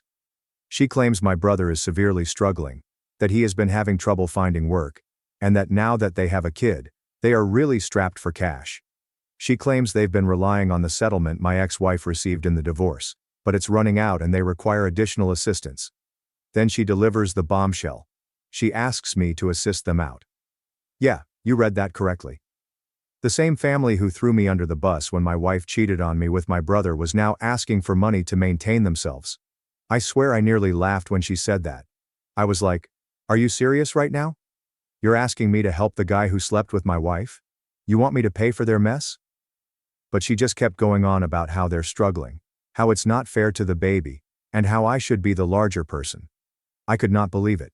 After everything they had put me through, they had the audacity to approach me for assistance. I told my mother no, straight up no. I was not going to pay them a penny. I told her they could figure it out on their own, as I had to after they all turned their backs on me. But she wouldn't have it. She began crying, stating how I was being selfish, how I wasn't thinking about the kid, and how my brother was truly remorseful and only needed a second chance. She attempted to make me feel awful for not assisting them, but I wasn't buying it. I informed her that this was their problem, not mine, and that I was not going to become involved. I hung up the phone, assuming that was the end of it. But no. A few days later, my brother arrived at my residence. I'm not sure how he found out where I lived, but he was there at my door as if nothing had happened. I didn't want to let him in, but he wouldn't leave, so I decided to hear him out simply to get him to leave. He begins by apologizing, admitting that he made a mistake and that none of this was his intention. He claims that he and my ex did not intend for things to escalate to this point, and he did not anticipate that it would cause me such pain. I just stared at him, wondering if he truly believed everything he was saying. How could he not believe it would hurt me? He snatched my wife and my chance to start a family, and now he's standing here like it was all an accident. Then he strikes me with this. He's been having difficulties finding work since the affair was out, and now that they have a baby, they're really struggling. He says he knows I'm good at my profession, and was hoping I could assist him out until he gets back on his feet. I wasn't sure whether to laugh or punch him in the face. Seriously? This guy sleeps with my wife, makes her pregnant, and now he wants me to give him money? I stood there for a minute, unsure what to say. I finally told him to get lost. I informed him that he and my ex had created their bed, and now they had to lie in it. I was not going to bail them out, and I certainly wasn't going to give him any money. He tried to argue that I was immature and harboring a grudge, but I was having none of it. I told him that he was lucky I didn't knock him out right then. That's when the situation changed. My brother, who is normally smug and pompous, suddenly becomes enraged. He starts ranting at me, claiming how I've always been jealous of him and angry because his parents treated him better. He claims that I am just reluctant to help, because I am still upset that my ex chose him over me. I'm just staring at him, astonished. This guy believes he's the victim in all of this. He keeps saying that it's not fair that I won't help out, that he has a child now, and that I should let go of the past. He even had the gall to tell me that I should be thankful he intervened because my ex no longer loved me. That was it for me. I told him to leave before I called the cops. I wasn't going to stand there and let him say that to my face as if I hadn't already lost everything due to him. He eventually departed, but not before making one final stab at me, saying that I'd regret not helping him, that one day I'd need something from him, and he wouldn't be there. I laughed in his face, telling him I'd rather live on the streets than beg him for anything. After that, I hoped they would finally leave me alone. Of course, that was wishful thinking. About a week later, my father phones me. Now, I hadn't spoken to my father since the divorce, and I assumed he was calling to do the same thing my mother and brother had tried: guilt me into assisting them. And I was correct. He begins off calmly, asking how I am, and acting as if everything is normal. I was not in the mood for small talk, so I interrupted him and asked what he needed. He gives this long spiel about how I'm the only one in the family that is doing well right now, and how my brother and ex are going through a difficult period. He argues that as a family, we need to support each other, and that I should assist them because they have a baby to think about. I told him straight up, no. I wasn't going to help them, and I didn't care about their situation. He tried to claim that I was being selfish and wasn't thinking about the wider picture. He told me that if I didn't help now, I'd regret it later, because family is what matters most in the end. But you know what? I've been through enough to know that is not true. Family isn't always defined by who shares your blood. It is the ones who support you while others turn their backs. And my family. They turned their backs on me the moment they decided that my brother's happiness came before mine. So I told my father the same thing I had told my mother and brother. I was done. I didn't want anything to do with them, and I wasn't going to be their safety net anymore. I hung up, blocked their numbers, and have not looked back since. Okay. So this is where things got from terrible to utterly absurd. After informing my father I was done and blocking their phone numbers, I assumed that was it. How many times can they come back and ask for money, right? Turns out I was completely wrong. Because they weren't finished yet. My ex-wife was the second person to reach out to me. Yeah, the same woman that cheated on me with my brother, became pregnant with his child, and had the audacity to believe I would still heed what she had to say. It began with a random text from her. She wrote, "I know you don't want to talk, but I really need to explain things." I didn't react. What was there to explain? She screwed me over, and that was it. However, it appears that ignoring her did not convey the intended message. So, a few days later, I received a call from an unknown number. I picked it up, and guess who it was? Yes, my ex. I was about to hang up when she began crying, stating she didn't know who else to turn to. She's talking about how things with my brother are falling apart, how he's been out of job, and how they can barely afford to pay their expenses. And then she hits me with the whole, "You have to help for the sake of the baby" thing. Seriously, why would I aid them after all this? I told her flatly, no. Not my problem. You made your bed, now lie in it. But she simply kept talking. She admitted that she made a mistake, but she expected me to understand because we had been married once, which should count for something. She even tried to use the "remember all the good times we had" card to make me forget how she ended our marriage by hooking up with my own brother. Here is the thing. I wasn't even furious with her anymore. By this point, I was simply tired. I am tired of her. I am tired of my brother. Tired of my entire family acting as if I owed them something after all of their misbehavior. So I told her straight up, "I don't owe you anything. You're with my brother now, and he's your problem, not mine." That's when she became desperate. She started asking things like, "What about the baby? Don't you care about him? He could have been yours." That one hurt a little, I'll admit. I mean, I've always wanted children, and for a moment, I believed I was going to be a father. But then I remembered. The baby is not mine. And to be honest, that is no longer my responsibility. I advised her, look, the baby isn't mine, and it's not my job to take care of him or you.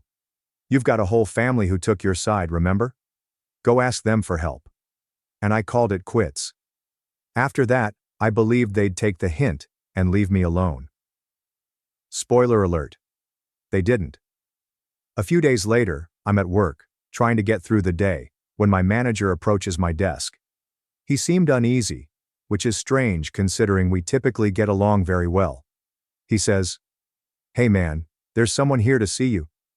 I think, who the hell would come to my job? So I walk out into the foyer, and guess who is standing there?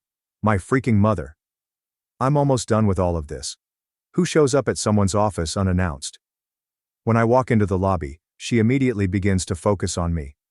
She asks, "Why are you ignoring us? We're family, and family doesn't abandon each other." I tell her I'm not abandoning anyone.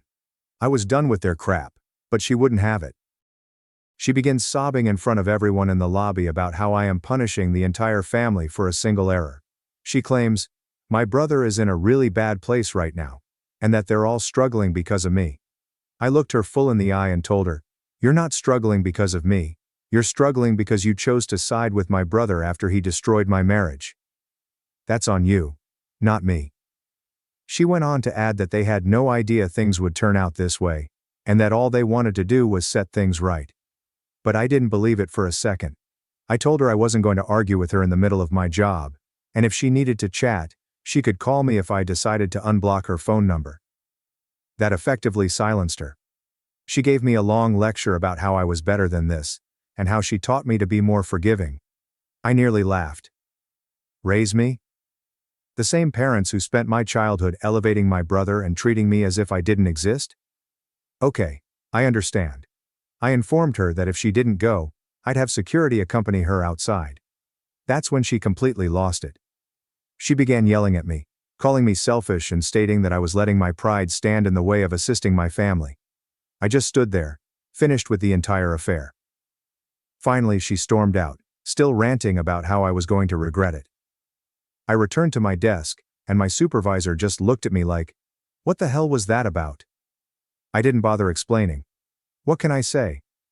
Sorry, my mom showed up to guilt-trip me into giving money to the brother who cheated on my wife? That would be nicely received. I simply told him it was a family drama, and left it at that. I spent the rest of the day in a daze, trying to concentrate on work, but all I could think about was how my family had progressed from screwing me over to outright harassment. They were now showing up at my employment. What happens next? Are they camped out in front of my apartment? That night, I decided that was enough. I sent one last message to my mother, father, brother, and even my ex-wife. I said to them all the same thing. Don't contact me again. I'm done with this family, and I don't want anything to do with you. Stop harassing me, or I'll get a restraining order. Harsh perhaps. But I was over it. I'd already lost my marriage, my future goals, and all hope of a regular relationship with my family. I wasn't about to let them continue to tear me down. And you know what? For the first time in months, I felt a sense of calm after sending those notes. It felt like I had finally taken control of my own life, even if it meant alienating the people who were supposed to care the most about me. And I honestly don't regret it. Not a bit. Let's see whether they'll leave me alone this time. But something tells me this isn't over. After sending that final message begging my family to leave me alone, I hoped, just maybe, that I'd finally find peace. How many times do you have to tell folks to back off before they get the message, right? Well, it turns out that my family doesn't understand boundaries. Because my father arrived at my flat less than a week later. Yeah. No text, no call. Just standing at my door as if nothing was wrong. I open the door, and there he is, acting casually as if he's just stopping over for a visit. He gives me that fake smile he always does when he wants anything out of me, and I know this isn't going to be a pleasant visit. He begins, "Son, we need to talk." I'm already annoyed because, really, what now? Hasn't everyone done enough? I stepped outside, slammed the door behind me, and ordered him to hurry. I wasn't in the mood for more guilt trips or asking for money. He gets right into it, no warm-up this time, just straight to the point. He continues, Your brother and your mother are struggling. Things aren't looking good, and they really need help. You're doing well for yourself now, aren't you? You could easily lend a hand." I could not believe it.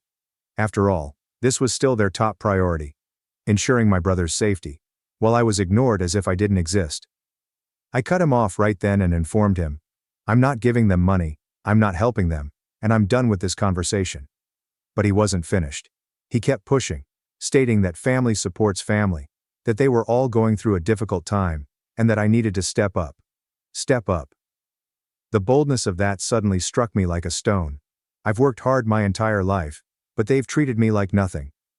I said straight to him, "You've never stepped up for me. Not once. When my wife was cheating on me with my brother, where were you?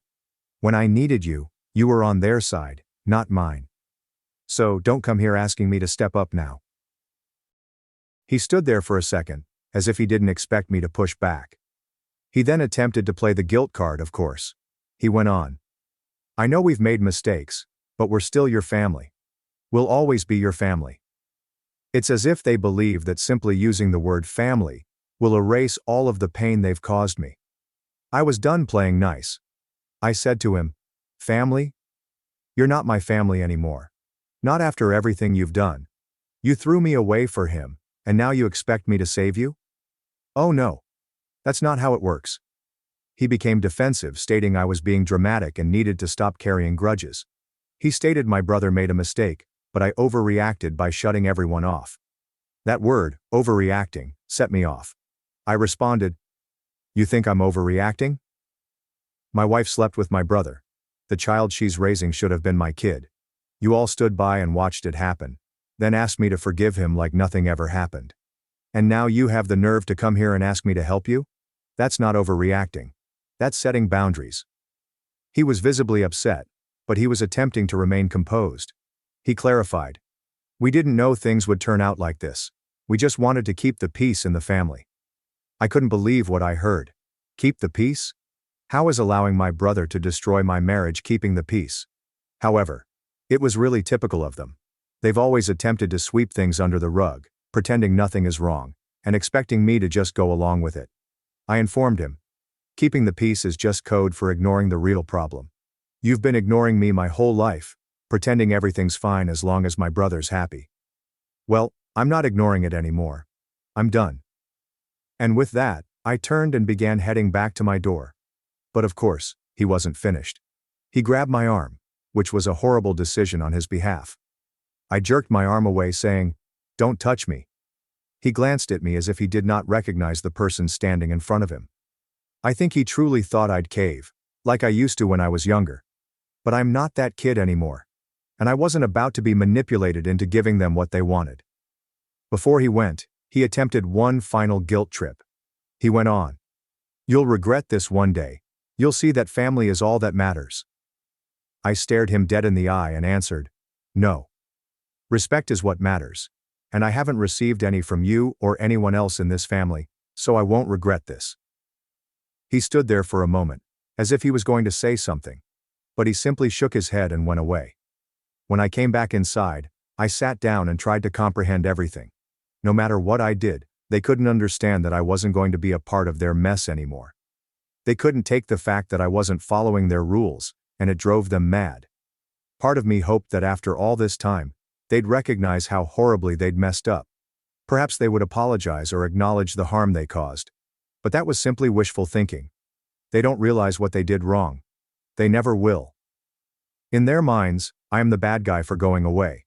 I am the one who is breaking up the family. But, you know what? I'm fine with that. If standing up for myself makes me the bad guy in their story, that's okay. I'll be the bad guy. I'm not going to let them guilt me into becoming their doormat again. After my father went, I blocked him too. I did not want to cope with any more unexpected visits or phone calls. I knew they'd keep trying, but at least for now, I could relax. Or so I thought. The phone rang again. This time, the number was unknown. I let it go to voicemail, assuming it was just another attempt to reach me. But when I reviewed the message later, I discovered it was not from my family at all, but from a lawyer.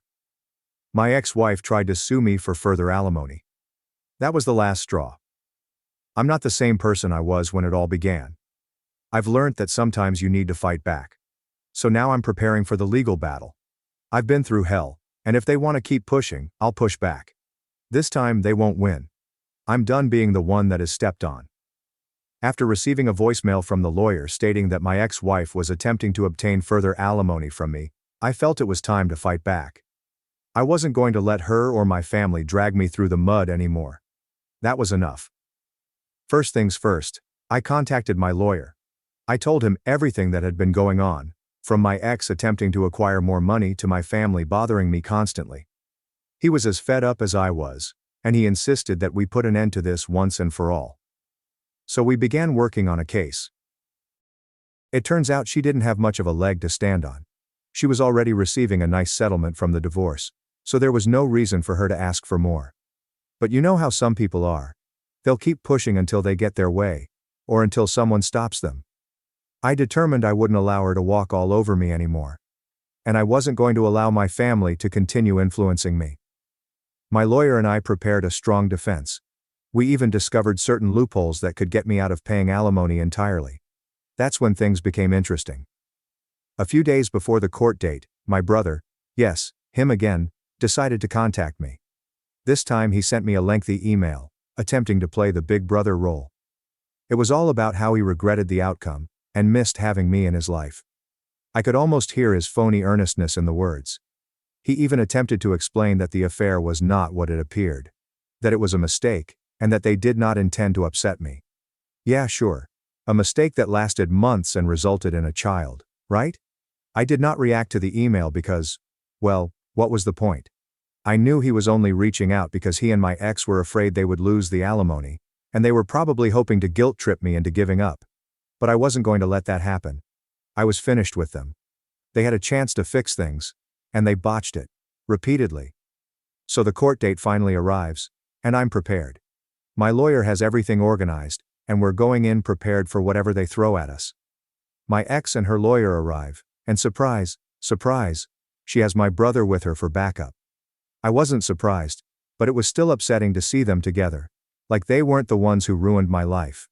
They didn't even have the courtesy to appear ashamed or embarrassed about it. They just sat there whispering to each other, appearing to be the victims in all of this. When it was eventually our turn to present the case, my lawyer spelled everything out. He mentioned that my ex was already receiving more than enough from the divorce settlement, and that she was not entitled to more money simply because things were not going well for her. He further pointed out that she had been dishonest during the divorce proceedings, concealing the fact that she and my brother had been dating for months before the divorce was finalized. Basically, we made it apparent that she did not deserve any further money from me. Her lawyer attempted to explain that she needed more money to support the baby, not my child, but it fell flat. My lawyer shut that down quickly. He stated it wasn't my obligation to care for their child, and the judge appeared to agree. What is the best part? My lawyer had also accumulated proof of my family's harassment over the previous 3 months, including texts, unannounced visits, and my mother showing up at my employment. He offered it to the judge as evidence that they were attempting to influence and coerce me into paying them money. The court seemed unimpressed with their actions, and you could see the look on my ex's face as she realized things weren't going her way. By the end, the judge had ruled in my favor. Not only did my ex not receive any further alimony, but they also cut the amount I was giving her. The judge saw right through her performance and determined that she didn't deserve as much as she had been given. It was the best result I could have asked for. Following the verdict, my ex and brother stormed out of the courthouse without saying anything to me. I could see rage and frustration on their expressions, and it felt fantastic. For the first time in this entire disaster, I felt like I had won. I wasn't the one being walked all over anymore. But it did not end there. My father tried calling me again a few days following the court verdict. He left a voicemail saying something about how I had damaged the family and was ripping them apart. I didn't even hear the whole thing. I simply deleted it and banned his number again. I was not going to let them drag me back into their drama. I was finished, for real this time, and honestly, I feel liberated now. For the first time in years, I don't feel the weight of my family's expectations, my ex's falsehoods, or my brother's treachery. I am just me. I've cut them all out, and am focused on myself. It's not always simple, and it still aches to think about what happened. But I'm not going to let it dictate my life anymore. Since the court case, I focused on my work, my friends, and simply living my life. I'm not going to lie and claim that everything is perfect right now. It isn't. I still get irritated at times and wonder what could have been if things had turned out differently. However, those occasions are becoming increasingly rare. The truth is that I'm better off without them. My family, and especially my ex, were poisonous. It took me a long time to see it, but I finally did. I am never going back to that life. I've got a new start, and I'm not going to waste it. So that is the end of it. My family tried to screw me over, and my ex tried to take more than she deserved, but in the end, I came out ahead. I have no idea what the future contains, but for the first time in a long time, I'm excited to find out. And if they ever try to re-enter my life, well, let's just say I'm no longer afraid to fight back. Update 1. Okay. So this is when things took an unexpected turn. After the divorce and cutting off contact with my family, I felt I'd had enough of their crap. But you know what they say, right? When it rains, it pours. I should have known they would not simply leave me alone. I received a message from someone I haven't communicated with in years. My aunt. Now let me tell you a little bit about her. She's my father's sister, and we were never really close growing up. She seemed to avoid family turmoil, so I didn't think much of her. But she seems to be keeping up with everything because she heard about my divorce and contacted me. At first I assumed she was just checking in to see how I was doing. But alas, she had her own agenda, just like everyone else in my family.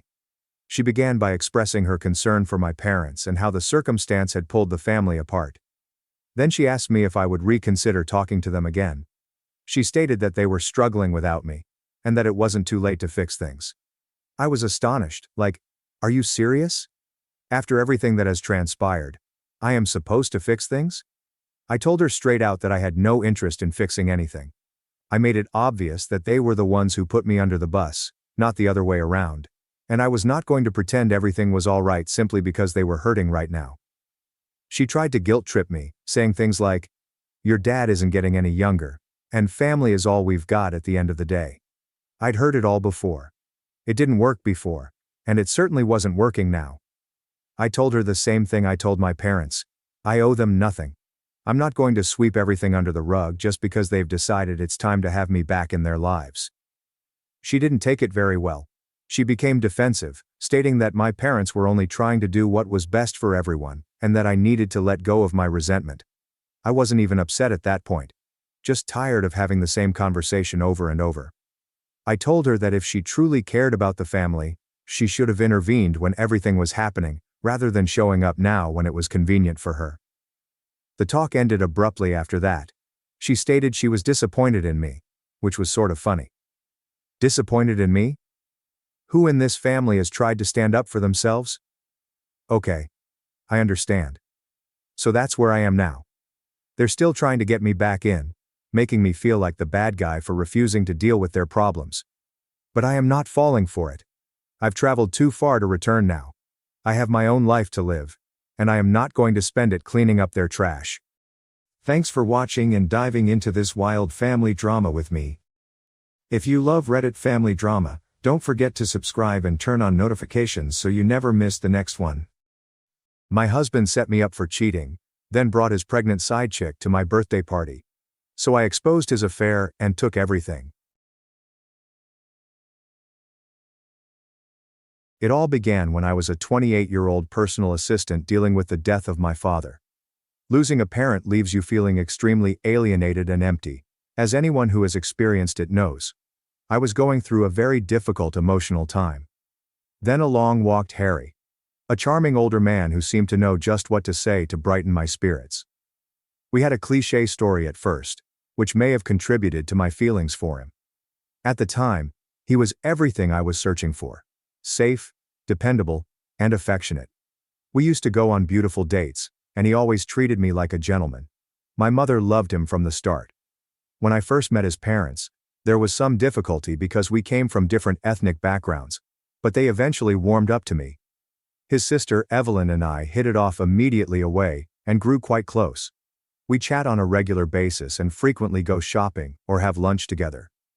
Evelyn feels like the sister I always wanted but never had. She and I talk about everything, and I sometimes feel quite grateful that she is in my life because of my spouse. Harry and I were still in the midst of our lovey-dovey phase when he impulsively proposed to me. He had caught me completely off guard by throwing a surprise engagement party and invited all of our loved ones. Without hesitation, I answered sure.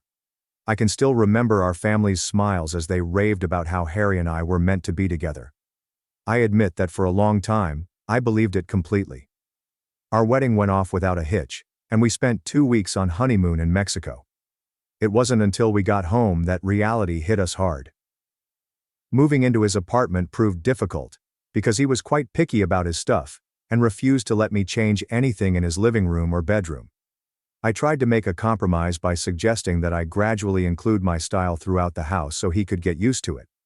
However, he took issue with the extent of my closet, arguing that no one in their right mind would need that many garments. While I'm no fashion influencer, like any other woman, I had a wardrobe that I didn't want to part with.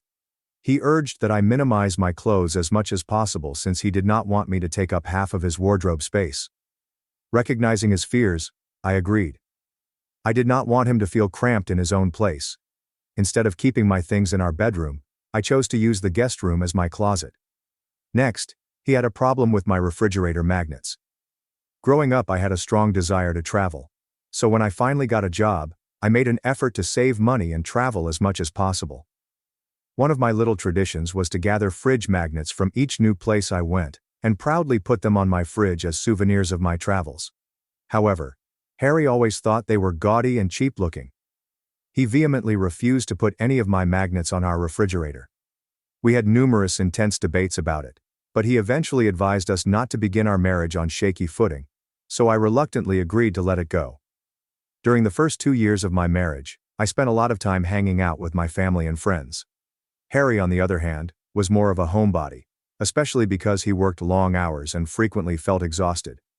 I enjoyed being social and going out with my friends, so I didn't mind going out on my own occasionally. Harry would propose that I stay at home, but we still made time for date nights twice a week, which I valued. Most evenings I preferred to spend time with him, but I also enjoyed meeting up with other people. Similarly, he had his own interests, such as spending Sundays with his golf mates, which I never objected to. However, during the 3rd year of our marriage, I observed a change in Harry's conduct. When we got married, we were quite clear that we didn't want children. But then, Harry started telling me that he wanted to be a father, and that he would love to have a baby with me.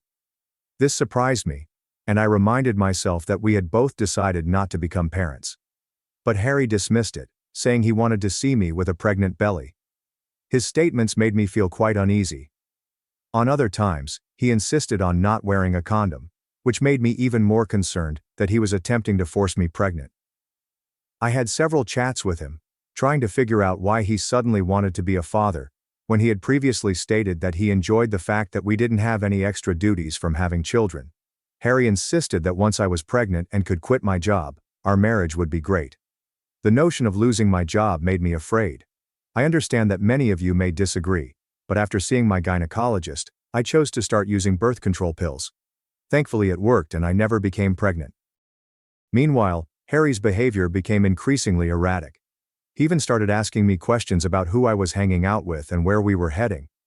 When I wanted to spend time with my friends, he would comment on the attire I wore, which surprised me because I've always dressed modestly. He would tell me that I should cover myself more, even if I was wearing a regular shirt and a jacket, since he was concerned about what other males would think if they saw me. I ignored it at first, but he eventually became more forceful, asking that I change into a different costume before heading out. It made me feel uneasy and apprehensive about our connection. A few weeks later, I noticed that some of my favorite garments were missing from my wardrobe. I thought I was going mad at first and searched the entire home for them. When I asked Harry about it, he said he had no idea. However, while going through the garage, I discovered my things tucked inside an empty shoebox. I was furious, and I confronted him about it. He initially denied knowing anything about it, but I reminded him that there were only the two of us in the house, so he couldn't evade responsibility this time. After considerable arguing, he finally revealed that he had concealed my clothes so that I wouldn't wear them when I went out with friends. I was shocked and enraged. He continued to rationalize it, stating that he was just trying to save my face because women who dressed like that were frequently regarded as characterless or easy by guys. I lost my cool and yelled at him, saying he had gone nuts and had no right to tell me what I could or could not wear. I pointed out to him that I had been married to him for 3 years and had never been disloyal, so why would he be concerned about what other men thought? I made it plain that no reasonable person would behave in such a domineering manner with their relationship. Finally, he apologized, and because this was the first strange thing he had ever done to me, I assumed he was going through a phase or something, so I let it go. However, it only got worse. I started noticing that messages from my friends and family were inexplicably disappearing from my phone. For example, if I had a communication with my mother and planned to meet up, I would find no record of our interaction a few days later. It completely puzzled me. At first, I suspected it was a problem with my phone, so I updated it to resolve any potential concerns. Then one of my friends called to invite me to a little party she was throwing at her house with her close pals, and asked if I was available. She said she will send me the party invitation soon. However, I never got them on my phone. When she contacted me later to ask why I hadn't responded, I said that I had never received a message from her following our talk. It wasn't until I attended her party that weekend that she revealed that she had sent me the invitation, which I had never received. Everything seemed odd and disturbing. I began to suspect that my phone had been hacked, so I purchased a new phone for myself. I'm an emotional hoarder, therefore I didn't want to sell my old phone in case I could fix it later. Throughout this period, I'd been discussing these weird incidents with my husband, Harry, and he looked as perplexed as I was. However, when I acquired my new phone, I forgot to tell him. That night, I awoke feeling extremely thirsty and got up to fetch some water. As I entered the living room, I was surprised to discover my husband kneeling on the sofa, holding both phones in his hands. It took a bit for my eyes to adjust, but once they did, I could see him scrolling through my phone. I couldn't suppress my disbelief and irritation, so I asked him loudly what the heck he was doing. He jumped, evidently taken off guard by my unexpected entrance. He began rambling about how clearly I was cheating because I had purchased another phone without asking him. He continued on a diatribe about how he should never have trusted me, as I stood there stunned, trying to understand what was going on in the middle of the night. I calmly mentioned to him that he was already aware of the problems I was having with my previous phone, and that I had just purchased a new phone that I had not yet set up, so he could have simply waited for me to tell him the following day. I asked him again what he was doing with both of my phones in his hands in the middle of the night, and he tried to explain that he was simply checking to see if there were any problems with my phone. I took my phone from his grasp and discovered that he had opened my chats on the old phone. A realization hit me like a lightning bolt. I discovered Harry was deleting my communications, which was why I wasn't receiving invitations from my friends and family. Meanwhile, he kept saying that he couldn't sleep and had come out to watch TV when he came upon my new phone on my bedside table and began curiously searching through it. He stated he was also scanning my old phone for bugs that I might have missed. I looked at him blankly and asked him straight if he had been deleting my messages from my phone. Hearing this, Harry grew furious and adamantly denied it, telling me it was ridiculous to even ask him such a question. He emphasized that he would never do something like that. Despite his denial, I couldn't ignore the uneasy feeling that something was wrong. I pointed out to him that he was plainly reading my texts in the middle of the night, and he had no reason to deny it. I couldn't understand why he'd do that to me. I informed him that because he was deleting my communications, I was unable to meet up with my friends and family. It seemed like a betrayal on many levels, and I couldn't understand why he would ruin my connections with my loved ones in such a subtle way. I couldn't bring myself to look him in the eyes again. I was completely appalled and chose to believe my gut impulses. I informed him that he had crossed a line this time, and that I needed some space. I started packing my luggage, planning to live with my mother for a bit. He begged me not to leave, eventually admitting that he had been deleting my texts just to spend more time with me. I couldn't see how he could justify such a violation of privacy, especially because I'd previously spent a lot of time with him. Later, when I told my mother, she agreed that what he had done was weird. However, she also emphasized that I was fortunate to have a spouse who still loved me so passionately after all these years, even if his actions were incorrect. Despite her remarks, I couldn't ignore the sense of betrayal and discomfort. My spouse was always calling and texting me, His messages ranged from an apology to blaming me for leading him to believe I was cheating on him. For the next few days, I turned off my phone and attempted to divert myself by assisting my mother around the house. I'm not sure why, but I knew something was wrong with Harry and had no idea what to do about it. It was as if I was too dense to acknowledge the fact to myself. Fortunately, Evelyn showed up to comfort me. She was as disturbed as I was to learn about what her brother had done to me. Now, I know many of you assume she would naturally favor her brother because they are linked by blood, but Evelyn is completely a girl's girl. She assured me that what I was experiencing was entirely normal, because no spouse should wake up in the middle of the night to check his wife's phone and respond the way Harry did. Especially because I had never done anything to lead him to be so suspicious. She acknowledged that there was something wrong, and offered to explore by speaking with him. I felt much better after talking to her, and I hoped she could persuade Harry to see sense. I turned on my phone after talking to Evelyn since I felt much better. However, Harry besieged me with angry text messages. He seemed like a new person, and in some of his messages, he threatened to divorce me and leave me with nothing, just as my father did. This was very out of character for him, and I couldn't figure out what I did to make him so angry. I also observed that there were no fresh messages that day, so I assumed he had realized his error and was feeling contrite. I thought he'd call me eventually so we could work it out. However, 2 days later, Evelyn called to inform me that she had some news, which I might not like. When she arrived, she was outraged and showed me images on her phone, shot outside of Harry's house. In the photos, a young blonde woman is entering our home. I didn't comprehend what it meant, until Evelyn informed me Harry had been cheating on me. It felt like I had lost all of my breath. I just nodded my head as Evelyn went on to tell me that she had been watching this girl go in and out of Harry's house for the past 2 days, and feared her brother was having an affair. My entire body shook, and I felt like vomiting. Evelyn attempted to hug me, but I shrugged her off and dashed into my bathroom. The world around me was whirling, and I was experiencing a dull ache in my brain. I kept thinking that this couldn't be true, and that perhaps there was a simpler explanation. When I came out of the restroom, Evelyn had a frightened expression on her face. My mother, who had been informed by Evelyn about what my husband had done, looked at me furiously. I attempted to brush it off and explain that it was probably a housekeeper or one of Harry's co-workers. But the more I attempted to explain to them why a young woman like her was going to meet my husband when he and I were fighting, the more I noticed Evelyn and my mother staring at me with pathetic expressions that made me nauseated. My mother gently sat me down, but I just stared at the floor. Evelyn informed me that she wanted to believe her brother wasn't cheating, but the facts showed otherwise.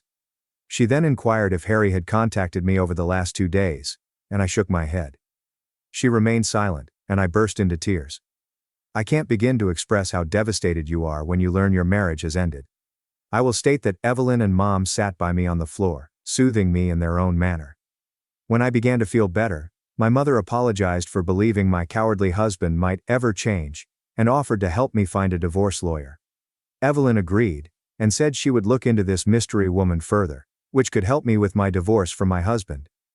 I didn't do much more than nod. I simply wanted to sleep, so they left me to get into my bed and pretend everything was a nightmare. However, like every other person who had been cheated on, I awoke with a dull pang in my chest, and the understanding gradually dawned that the love of my life had cheated on me. Evelyn had texted me images of the woman entering our home, so I zoomed in as much as possible to see how young she appeared.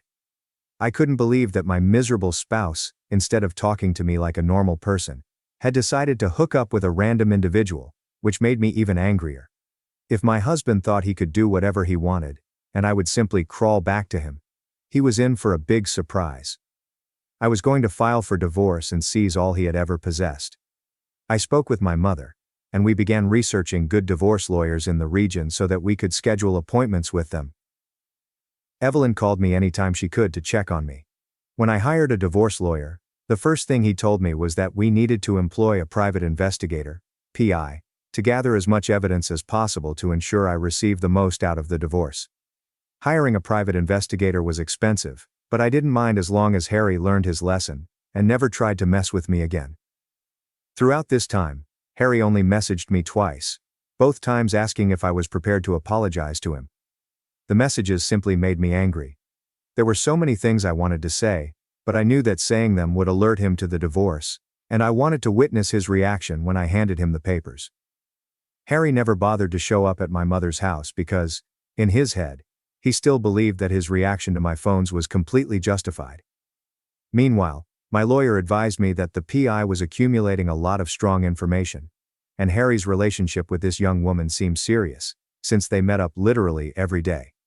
This led us to suspect that she was not just a random hookup, and that they had been having an affair for a while. Evelyn also discovered, after hours of internet research, that this young woman was named Georgina, and was just 23 years old.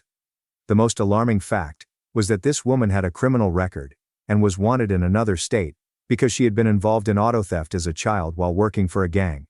This meant that my husband had been having an affair with a potential criminal, which was quite upsetting to discover.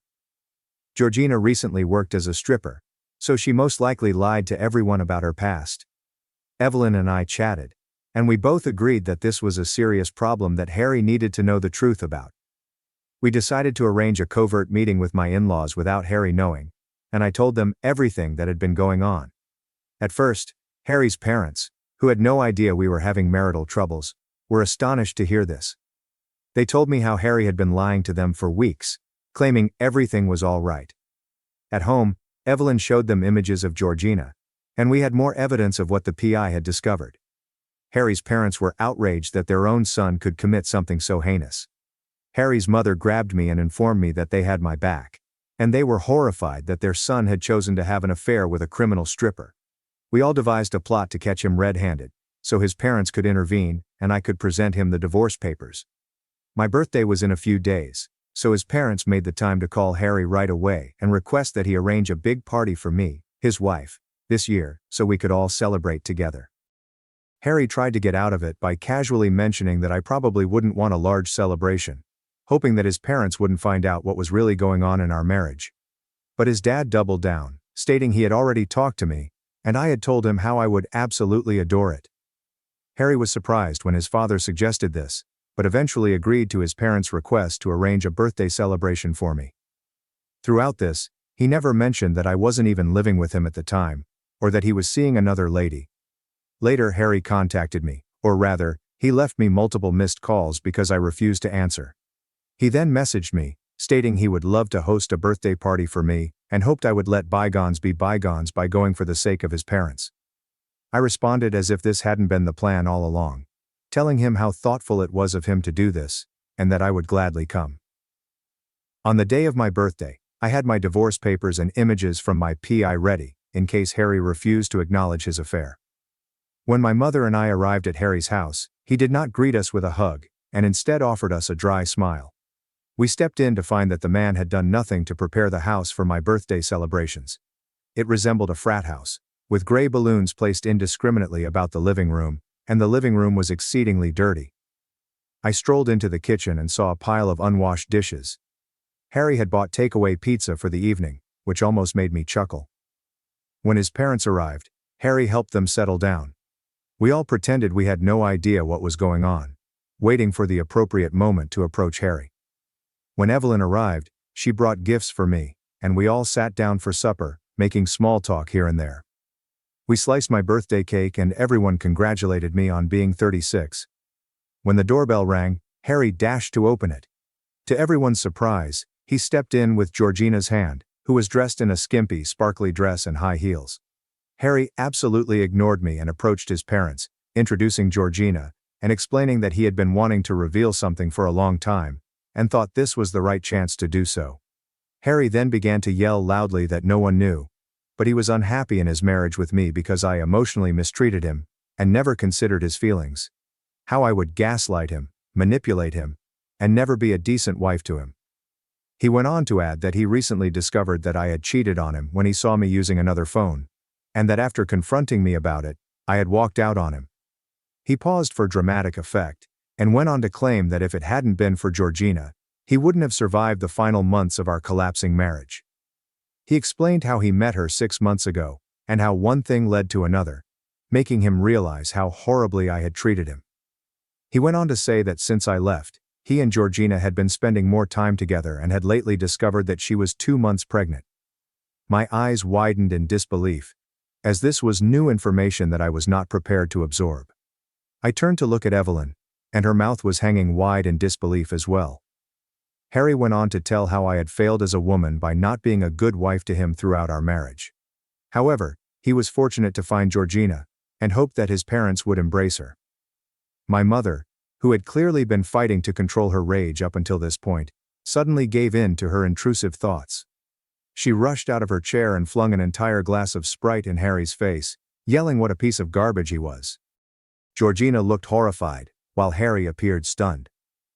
Evelyn then screamed at Harry, telling him that his game was over, and that everyone knew he was having an affair with this woman. She continued to tell him all she had learned about Georgina, including the fact that she was sought in another state for auto theft. I can't tell you how satisfying it was to witness my spouse lose all color in his face and fear. I realized then that this was the perfect opportunity to serve him with the divorce papers. I grabbed the papers from my coat and stepped across the table, delivering them to him. I informed him triumphantly that I was finished, and now that he had publicly admitted to having an affair, I was coming for all he possessed. My mother and I excused ourselves as we watched his parents and Evelyn continue to scold him. I was done with him and his drama, and I had no intention of staying any longer. Throughout the vehicle ride, my mother told me how proud she was to have raised a strong woman like me. I'm not sure what Evelyn and her parents said to Harry, but it must have been nasty because he continued phoning and texting me, wanting to chat. I awoke this morning to nearly 80 texts from Harry begging me to return to him and promising that he will change. He says he is willing to go to couple counseling, and that if I truly loved him, I would not give up so quickly. Now typically, I wouldn't think twice, but if you had asked me last year if I was ever going to divorce Harry, I would have said no. However, things have changed, and I am confident I am on the correct track now. While my intellect understands the proper thing to do, my heart aches for him, especially after reading his heartbreaking letters about how he can't live without me, and how he has always wanted to grow old with me. I don't trust my heart. So Reddit, am I an asshole for revealing my husband's double life to his family and eventually divorcing him? Update 1. Wow. When I shared this, I didn't anticipate so many people to be so negative.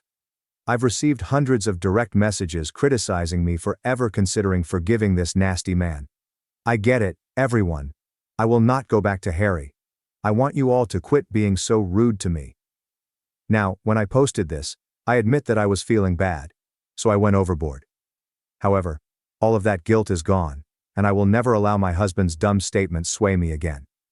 Also, to those who suggest I should just block him, I can't because my lawyer has told me to keep all contact channels open until the divorce is official.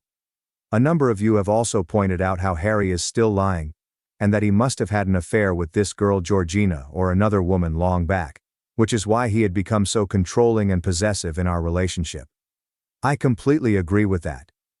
However, I have no interest in discovering the truth since, whether or not it is true, I simply want this chapter of my life to be over. Update 2. It has been several months since my last update. For those who are curious, I did get an STD test, and am pleased to announce that I am clear, so at least I dodged that problem. Now my divorce is still dragging on. Harry's lawyer keeps finding excuses to push it off as long as possible, which is really annoying.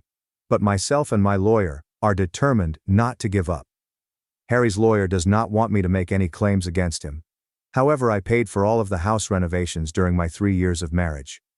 I decorated and prepared his basement so he could have his man cave.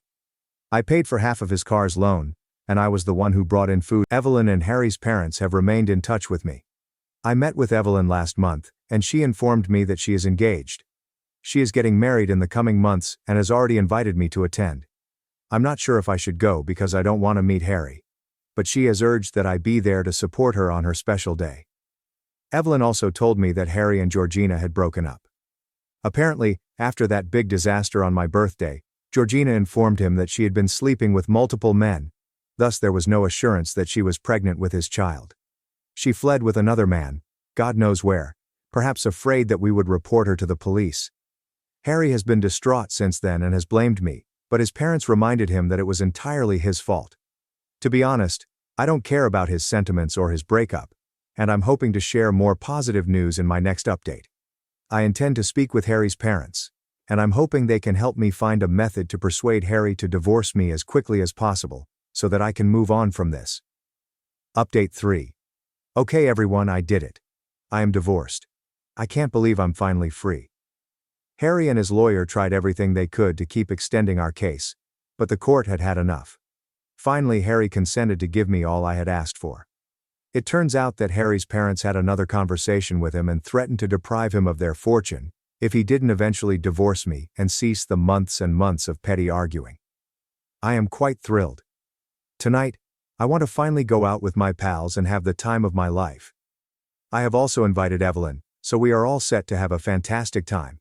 I'd like to thank everyone for following along with me and sending me encouraging DMs along this journey. Thanks for watching and diving into this wild family drama with me.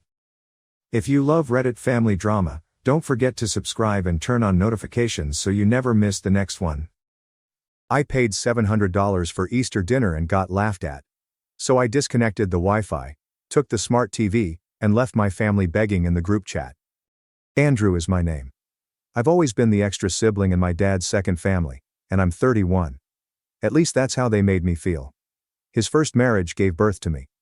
By the time I was 12, he had married my stepmother, Denise, and they had 2 children of their own. My mother died when I was 10. From the outside, we looked like your normal blended family.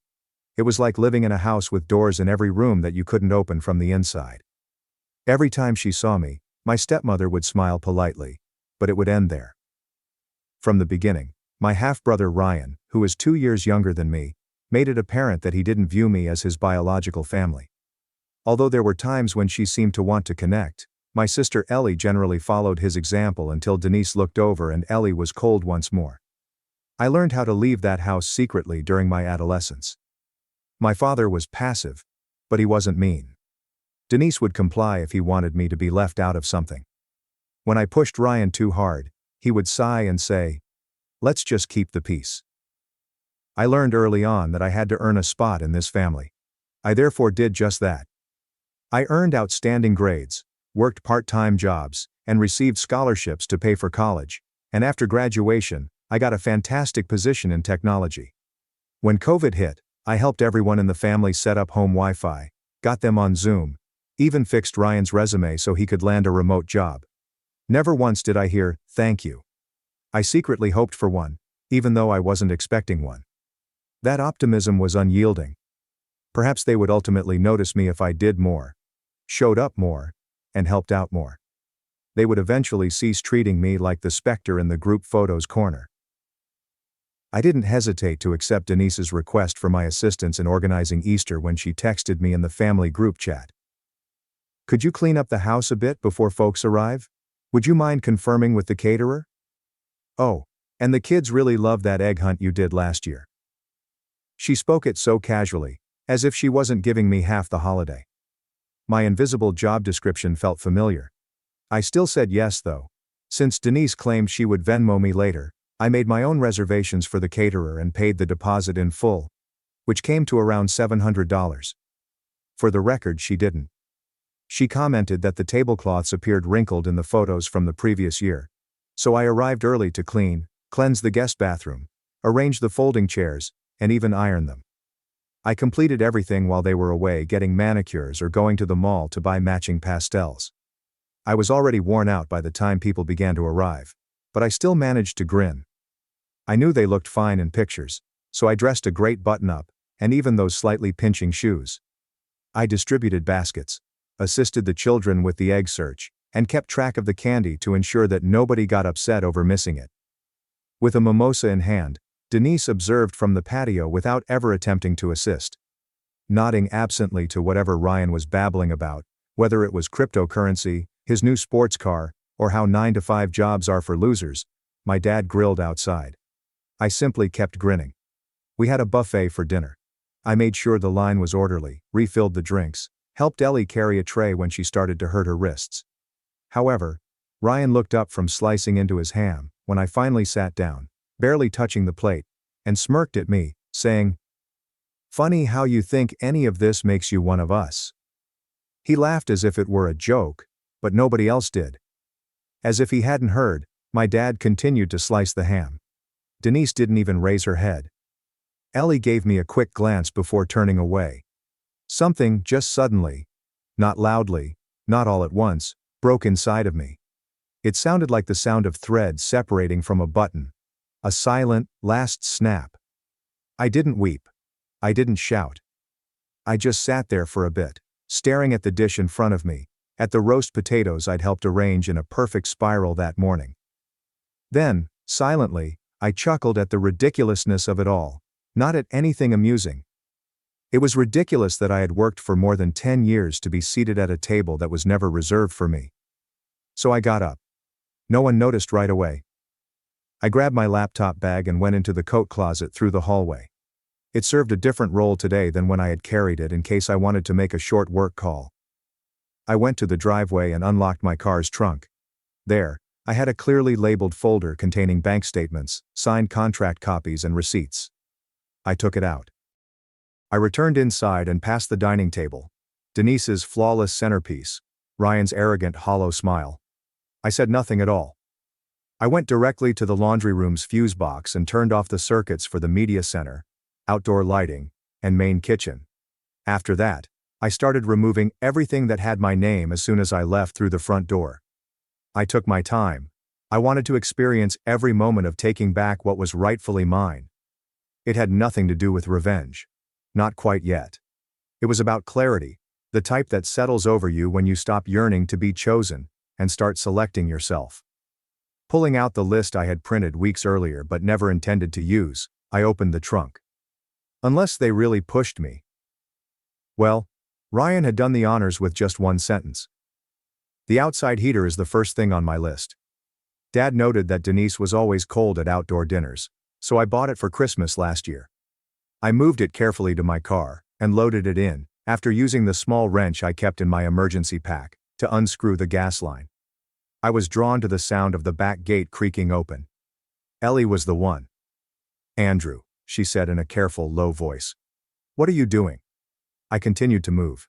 "Taking back what's mine." She took a tentative step forward. "Wait, are you okay? I mean, Ryan was being Ryan." I stopped and gave her a direct look. "You laughed last time he told me I should be grateful Dad didn't ship me off to Mom's family. You didn't speak up then either." She opened her mouth a little but nothing came out. I didn't feel upset with her. Not really. She may have once aspired to be decent, but in that environment, being decent meant being different, and being different wasn't safe. Not if you were a child of Denise. Without saying anything, she retreated. I looked at my list again. The surround sound speakers came next.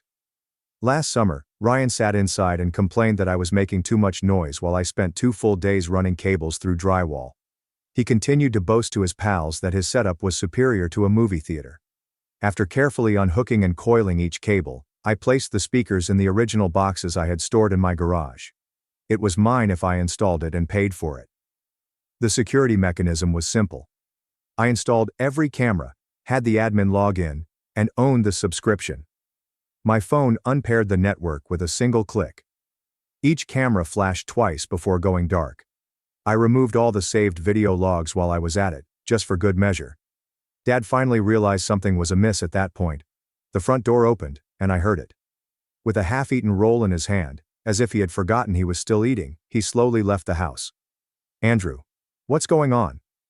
I didn't instantly turn around. I was in the middle of coiling the garden hose that I had purchased. Naturally, theirs had a leak that was left unfixed for 2 years. I responded without even glancing at him. "Taking back the things I brought into this house. I figured it's time I stopped pretending I belong somewhere I'm not welcome." He remained silent as he stood there. Then the indication appeared, that old weary groan he used whenever he didn't want to face something. "This isn't necessary. Let's not make a scene." I straightened up and looked at him. "You think this is a scene?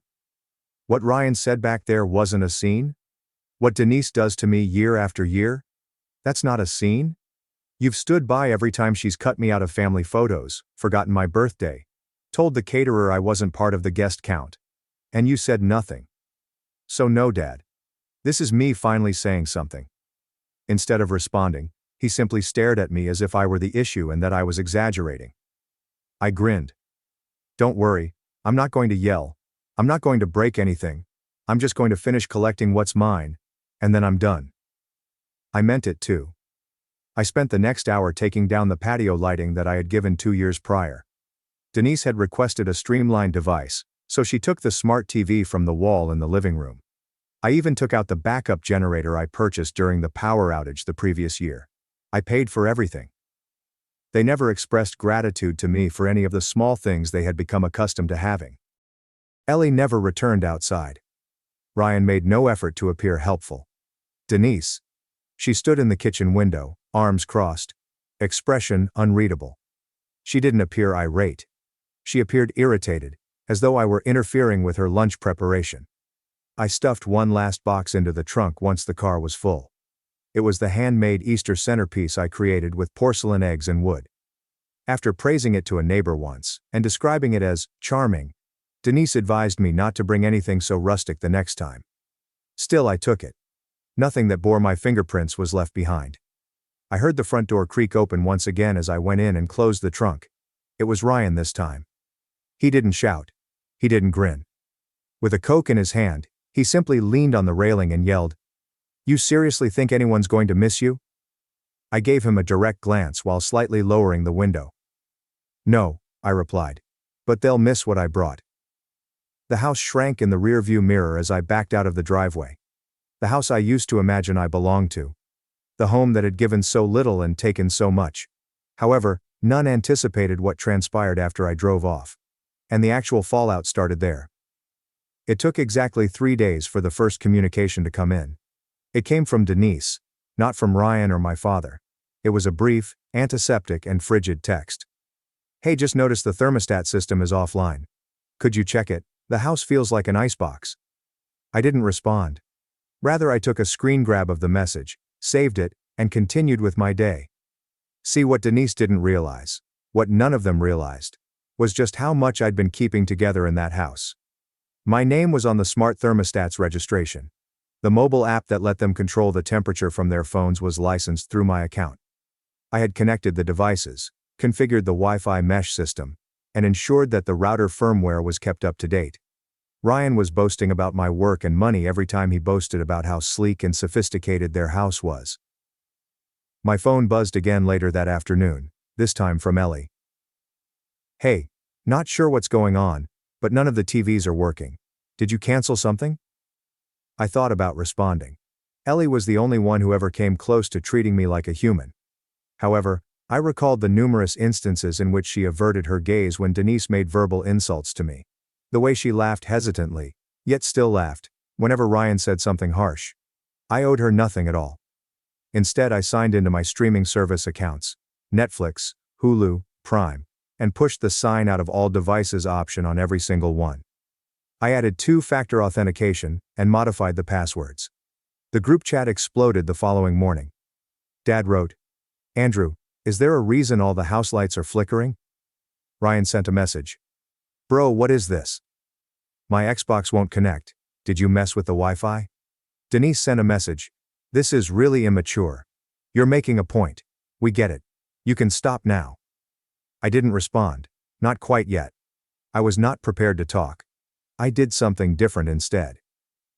The contractor who had assisted me in installing the backup generator the previous year was contacted. Although it was expensive, nearly $5,000, I charged it to my credit card and gradually paid it off.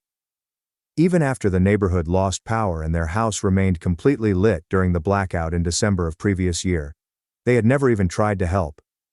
The thank you I never received is still fresh in my mind. I informed the contractor that I needed the unit moved because I was moving. "No problem," he replied.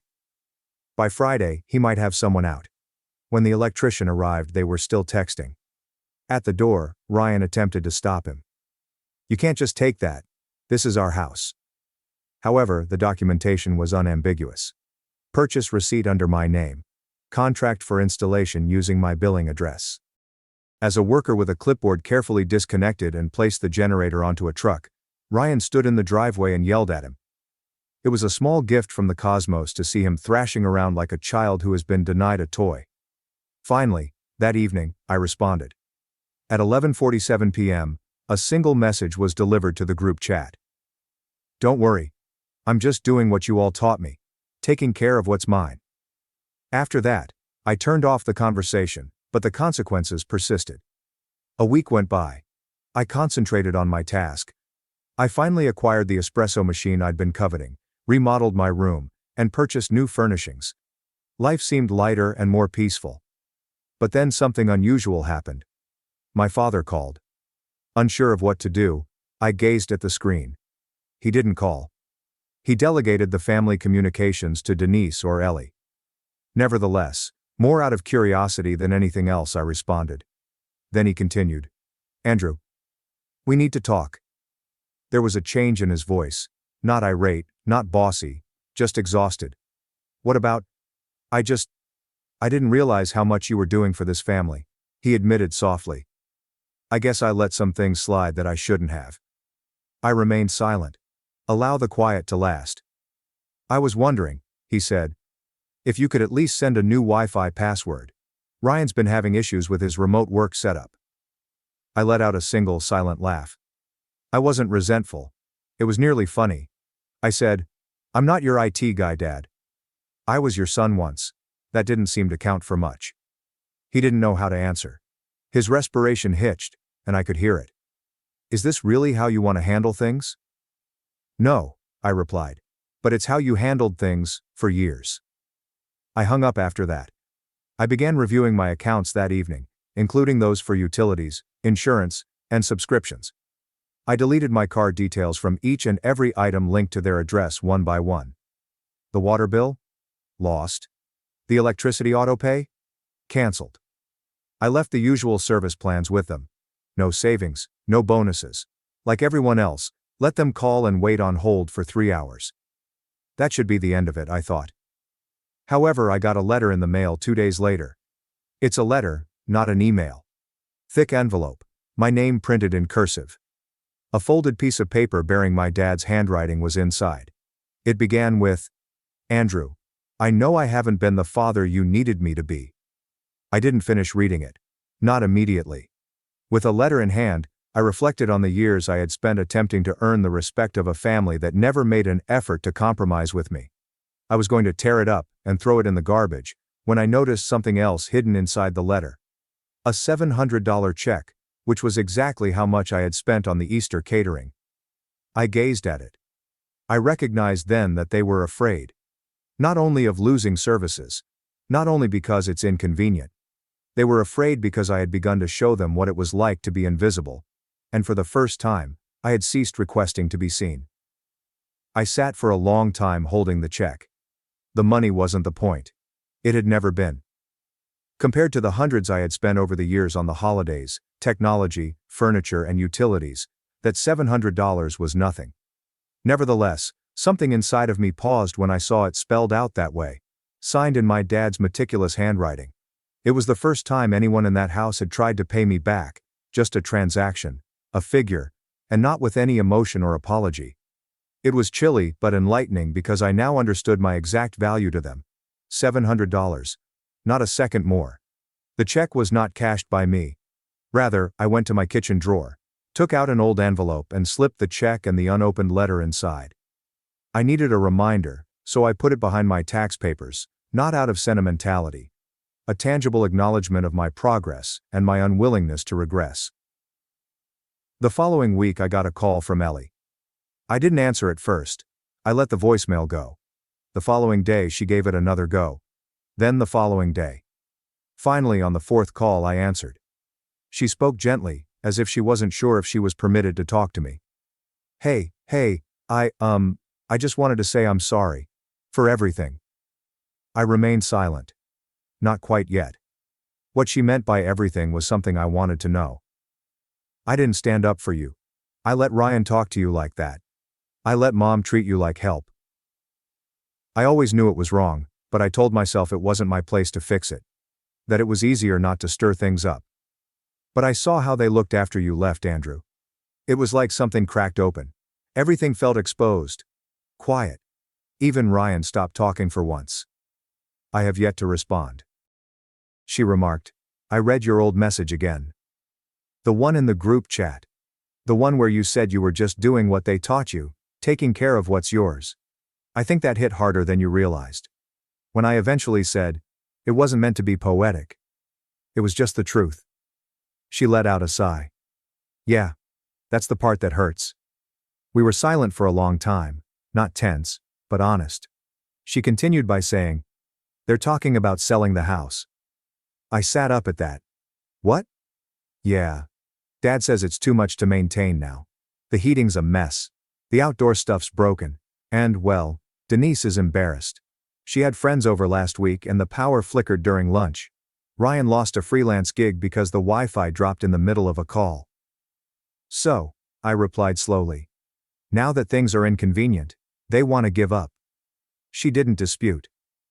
They don't even realize it wasn't the stuff I took that broke the house, I said.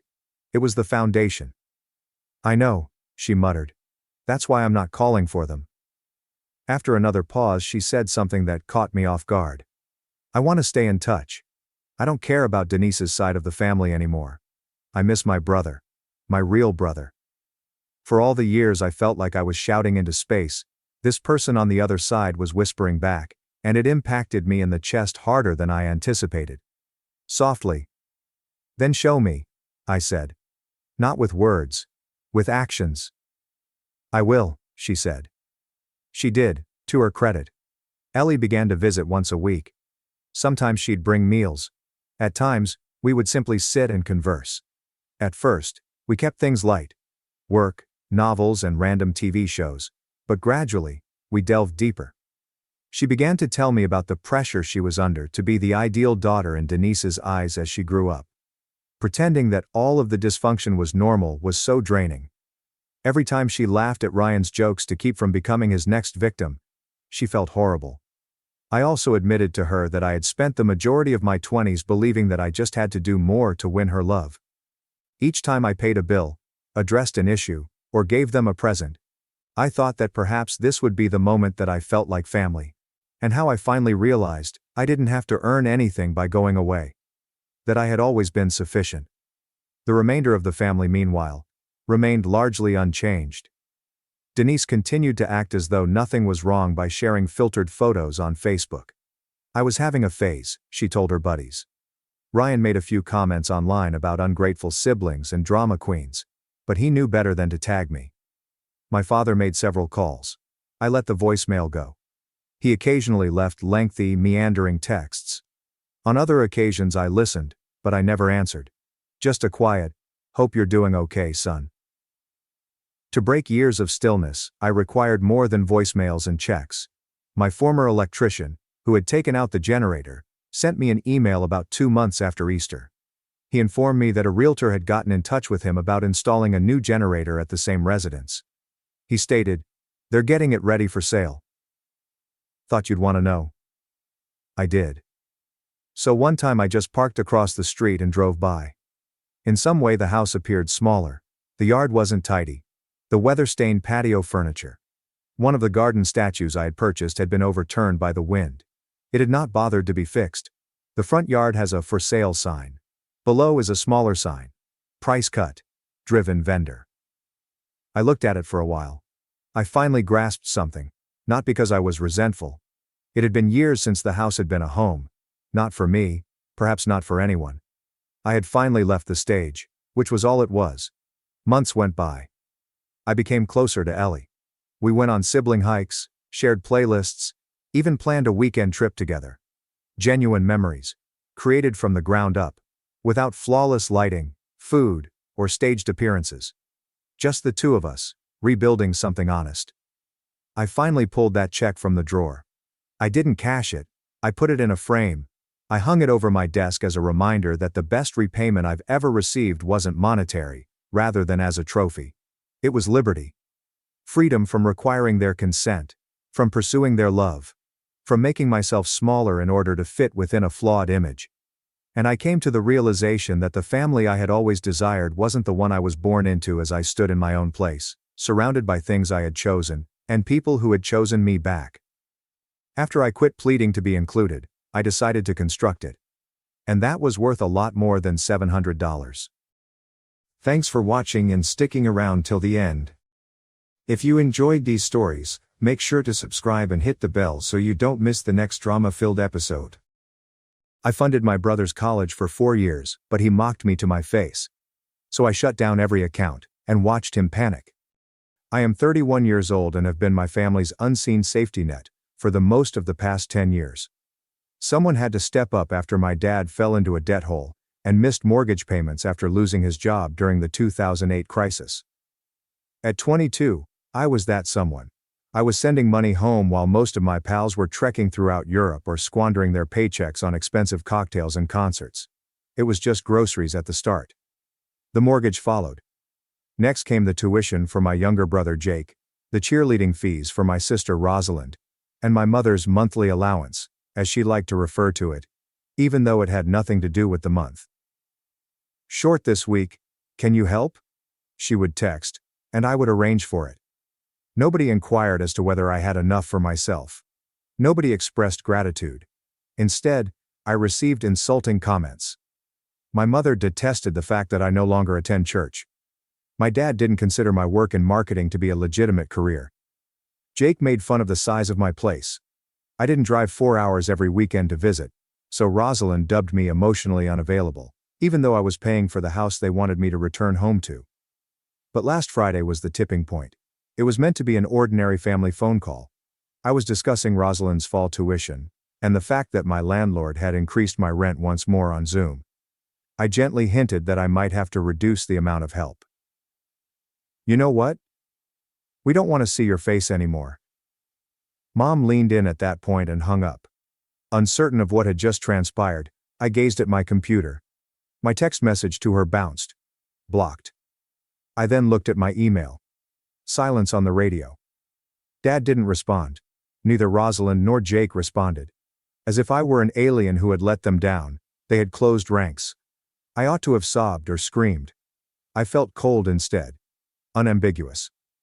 I went to work after writing one final message which read, "You won't see my money either."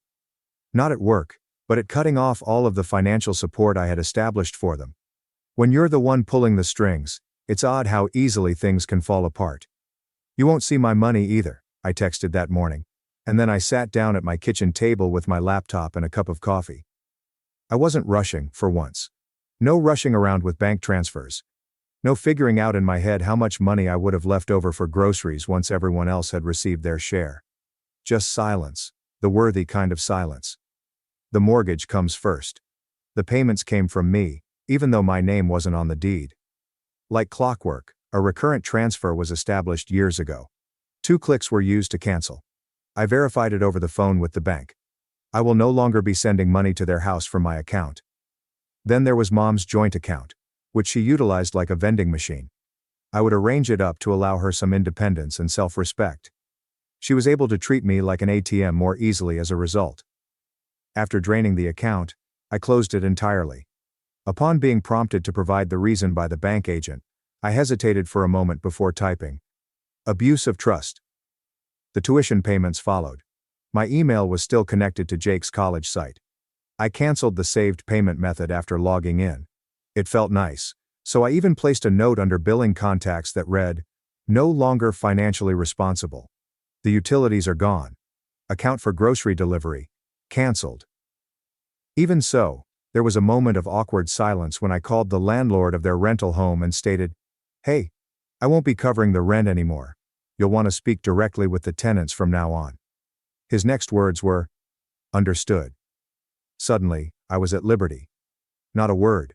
No fireworks. Just a calm, strategic withdrawal. It was odd how simple it was to remove myself from their financial lives. It was like erasing files you didn't realize you were keeping. I wasn't worried about how to do too much for the first time in years. All I was doing was breathing. That stillness didn't last long, but I didn't anticipate a response at first. That night was the beginning. My phone buzzed as I was finishing dinner. Something easy. Something for me. Unknown figure. I let the voicemail go. Then one more. Then 2 consecutive texts. Jake's tuition was unsuccessful. Mom is going crazy. Give her a call. No names. Don't say hello, only demands. As if nothing had altered. The third message was from a completely different number. As soon as I opened it, I knew the tone. Teresa, my aunt, was there. She must have been lured in by Mom. Whatever's going on, your mom says you're being irrational. Can we talk? I didn't answer. The calls increased the following morning. A voicemail was left from a blocked number. Rosalind was the one. She spoke in a tremulous, quieter tone than normal. I'm not mad, I swear. I can't get a hold of anyone. My school emailed saying I have a balance or they'll drop my classes. Can you please just talk to Mom? She's not herself right now. She was in tears. Just tears. No guilt tripping, no shouting. And it broke something inside of me, I'll admit. I didn't call back though. I cared too much for too long. Not because I didn't care. Then, using a friend's number, Mom arrived. First, a text. Please, this has gone too far. Let's talk, like a family. She called a minute later. I let the voicemail go. And based on what I heard, she wasn't exactly upset. She spoke cautiously, almost beseechingly, but with the same pride. You've made your point, we get it. But this isn't how families act. We're not perfect, but we've always had each other. I don't know what you want from me. Do you want me to beg? And no apology, still. She didn't acknowledge what she said to me with a single word. They didn't even acknowledge that they had gone too far. A woman accustomed to having authority realized that the floor had abruptly disappeared. Their son was still alive. Their lifeline was gone. After a few days, you would think it would be simpler to ignore them, but it wasn't. It became more bizarre. The messages changed over time. I was initially terrified, then guilt, then the history was rewritten. As if I hadn't paid for 4 years of his college tuition like it was a monthly Netflix subscription. Jake launched a wall of text messages about how I'd always made everything about money and how he never asked for help anyhow. With a dramatic, I wish things didn't have to be like this, Rosalind responded as though I had abruptly vanished in the middle of the night.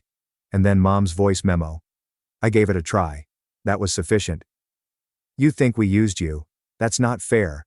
We relied on you because we thought you wanted to help. You never said no. You always showed up. You were the strong one. She was correct, in the manner I'd always appeared, so that bit really got to me. Strength, however, is limited. It has become old. It deteriorates. Additionally, it's not family when people only ever support you after the checks stop coming in. A transaction, that is. I thus totally ignored them. The new numbers were blocked. All significant accounts have been moved to private. With one silent tap, I exited the family group chat. About it, I didn't post. I refrained from venting. I didn't strike back. I simply disappeared from their ledger. It's funny how quickly someone loses visibility when their name doesn't have a $sign next to it. The calls decreased at the end of the week. Silence crept in between the texts. They left a hole that didn't feel like a loss. It had the feel of vastness. Space to breathe. Space to reflect. There is space to envision a life free from obligations. I recognized then that I wasn't done giving them money. I had finished introducing myself. I slept in the morning after blocking the final number. The "no one needs anything from me" kind of way, not the indulgent, lazy kind. No phone that vibrates. No bank notifications. By Friday there was no mental inventory of who required what. Only the sound of my own breathing and the sun on my face. I brewed actual coffee. Not the instant crap I had been consuming to help pay my home electricity bill. As I sat at my kitchen table, I came to an almost ridiculous realization. I now own this money. I then turned on my laptop. I looked at my balance and opened my budgeting app, which I used to regard like a war report. I then began enumerating everything I had consistently said someday to. I'm going to travel someday. I'll start my own company someday. I'll invest in myself someday. Abruptly, someday it became today. I started by booking a flight to Lisbon, no stops over, a seat by the window. I kept it a secret. I didn't have to.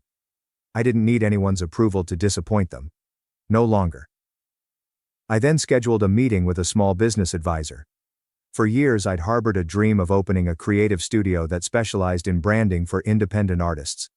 I had aided countless others in creating their futures. Perhaps it was time for me to construct my own. I had accomplished more for my future by noon than I had in the previous 5 years. No phone calls. Don't text. Not guilty. Only freedom. And it had the same flavor as that initial coffee sip. However, I didn't necessarily block the memories just because I blocked the numbers. Like background noise you didn't notice until the silence made it clear, they infiltrated stealthily.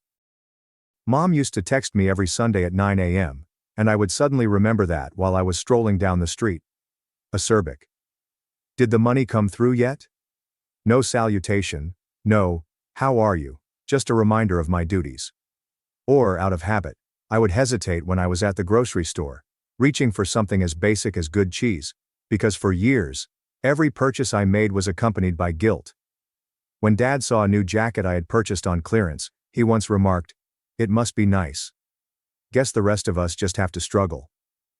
Helping was never the goal, it had to do with control. The kind of subtle, silent, sneaky control that creeps into your bones and makes you mistake it for love. It was louder than I had anticipated during that first week of silence, because I had to discover who I was for the first time without their need to define me. To be honest, I had no idea. Not quite yet. However, I was beginning to learn.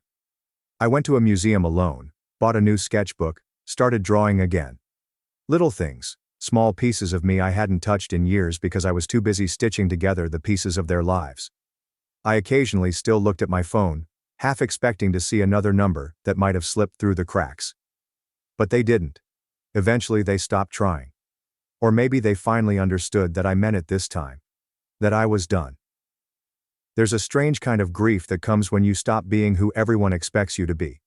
Not because you miss them, but because you start realizing how much of yourself you never really knew. The truth was, I had been a ghost in my own life for nearly a decade. I had moved cities, not because I wanted to explore, but because it made it easier to send money without questions. I worked late nights, not for ambition, but to afford my brother's textbooks. I stayed single, not because I wanted to, but because anytime I tried to build something with someone, I felt like a fraud.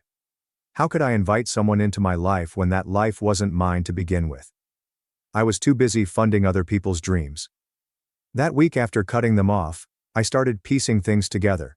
Not just finances, but fragments of who I used to be. I dug through an old drawer and found a dusty journal from years ago. Pages full of plans I'd forgotten I ever wrote. One entry read, "I want to open a space where people come to create. I want it to be beautiful, warm, a little messy, and a lot honest." I sat there rereading that line a dozen times. It was written in a coffee shop after a shift I barely survived, back when I still believed I'd have a life of my own someday.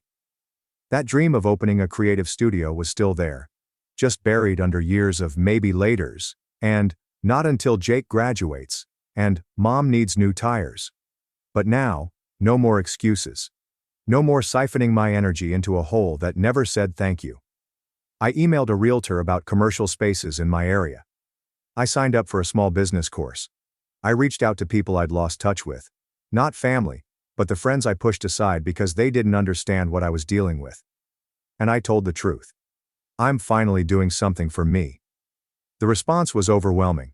One friend said, "It's about time." Another replied, "I thought I lost you." They hadn't. I'd just been buried. But now I was starting to unearth something I thought was gone for good. Hope. There were still tough moments. Nights where I stared at the ceiling, wondering if I'd done the right thing. Moments where I missed the idea of family more than the people themselves. But those moments didn't define me anymore. What defined me was the sound of silence, not filled with guilt. The sight of my bank balance slowly rising. The feeling of drawing in that sketchbook, page after page, without apology. I was no longer the backup plan for people who never made space for mine. I have my own plan now. The silence lasted about 2 weeks. Then they tried again. But not directly this time. It was softer, more calculated. The kind of manipulation that's dressed up in concern and stitched together with nostalgia. A message came through Instagram. A cousin I hadn't spoken to in years. "Hey, just checking in. Your mom says you haven't been around much. She's worried. Is everything okay?" I looked at it for a while. The phrase was so careful. Haven't been around, not cut them off. Not after everything they said. It seemed as if the last decade of sacrifices had been wiped, rebuilt with a story that made them the abandoned ones. I didn't respond. 2 days later, my dad emailed me. An actual email, something he never does. It was short. Whatever issues you have with your mother, we can work it out. You've made your point. Don't let your pride cost you your family. I sat there reading it over and over and felt nothing. No anger, no sadness. Just the boring weight of familiarity. That was the language of our family. Pride, duty, point made. As if I'd thrown a tantrum instead of walking away from years of exploitation. But then came the ultimate crack. Rosalind. Her voicemail was left. No showmanship this time. Only her voice, tired and subdued. I know you think we used you. Maybe we did. I don't know. I'm not mad. I'm just tired. I didn't ask for this. None of us did. But she was mistaken there. They expected, even if they didn't ask directly. I was expected to arrive, pay, be modest, and remain silent. They were at a loss for what to do when I didn't, because my obedience had been their solace for years. Their safety net. My sacrifice. They weren't mourning anyone now that it was gone. They were mourning a breadwinner. I believe they secretly understood they had lost me, because I had finally realized the truth. Not because they were harsh or angry. I was unable to avoid seeing it. I paid the deposit on a studio space the same week. It had light, despite its flaws. Old floorboards, creaking windows, exposed pipes. In the afternoons, warm, golden light spilled into the back. With a sense of peace I hadn't experienced in years, I signed the lease. I owned this. Not transient, not borrowed, and not dependent on keeping others afloat. The walls were painted by me. White with a single accent of rich green that gave the space a vibrant atmosphere. I arranged a large table with chairs that didn't match. Some art books were donated by a friend. I was assisted by another in hanging shelves. I kept it a secret from everyone. I didn't give a speech or post a grand opening. I simply sat down at my desk, opened the door, and let out a breath. I can still hear their voices in my thoughts on some days. Why don't you come home more? Your sister needs help with books. You know mom's not good with money. It's not a real career, but at least it pays. Now, however, they echo, far away, helpless. Bending is no longer my style. The wallet in the room isn't me. I'm not the handy phantom people summon when the tuition is due and the refrigerator is empty. I am who I am. And that's finally enough for the first time in my life. That year, spring arrived early. The kind of balmy breeze that fools you into believing the world is kinder than it actually is, and causes the trees to bloom too soon. I saw it as I was on my way back from my studio. My studio. A number you know. I didn't identify it, therefore I hadn't blocked it. For too long my hand lingered over the screen. Curiosity always prevails. I replied. Hey, Rosalind murmured in a faint, gentle voice. They want to have dinner. Just talk. No strings. I told them I'd ask you. A long pause ensued. She waited as if she had grown accustomed to being disregarded. Then she said, I think they miss you. I let the silence linger. Then I asked one important question. Did they apologize? She let out a sigh. They said they want to move on. I nearly grinned. It was there. Sorry, just jump right to the reunion scene and skip the bit when they confess what they did. I'm not coming, I declared. Why not? She asked in a broken voice that was not furious but rather something else.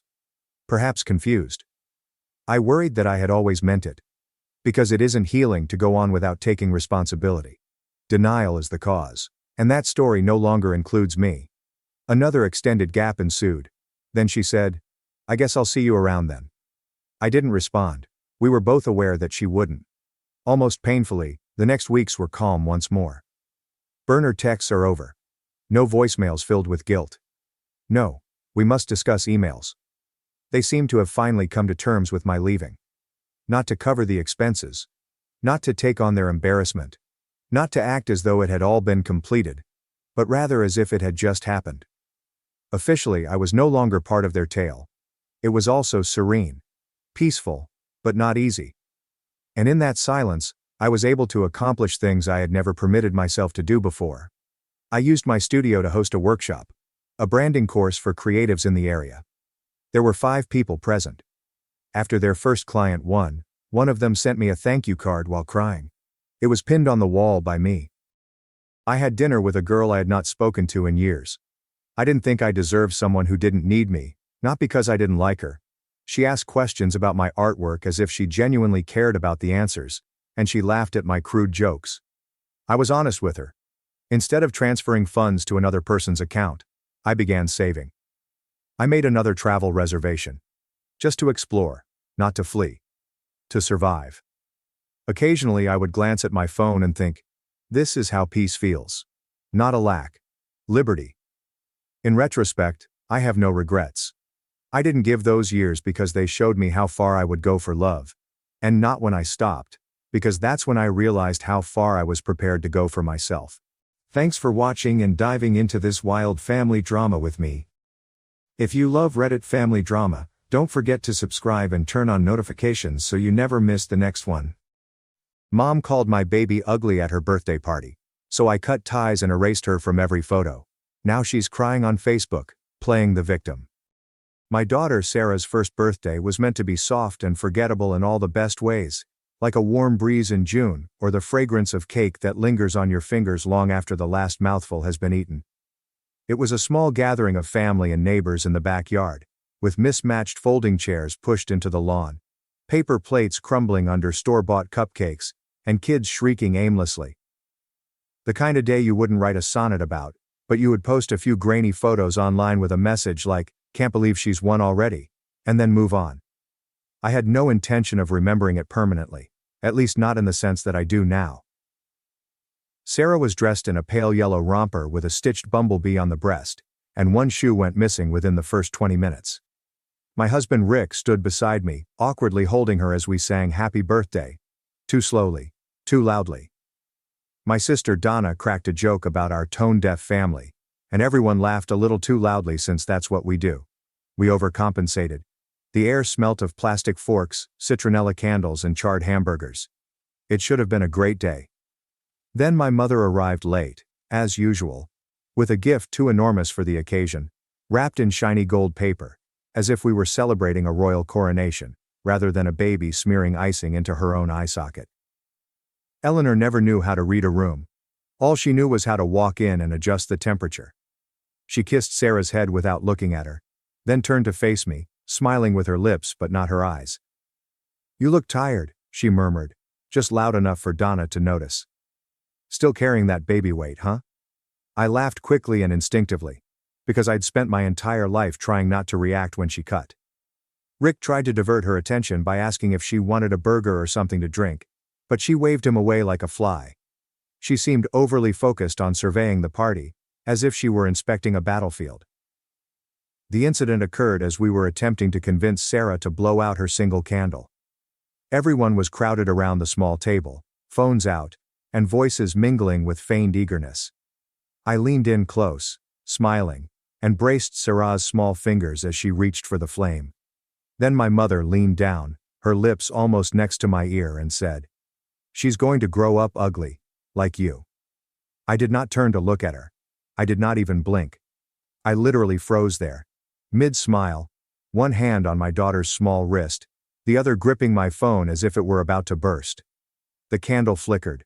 Sarah produced a sneeze-like sound, and the flame went out. Everyone applauded. The moment has passed. But I did not. Later that night, after Sarah had fallen asleep and the last of the icing had been scraped from the terrace, I sat on the couch, browsing through images as if looking for something specific. I didn't know what. Not at first. Then I found it. It was fuzzy and overexposed.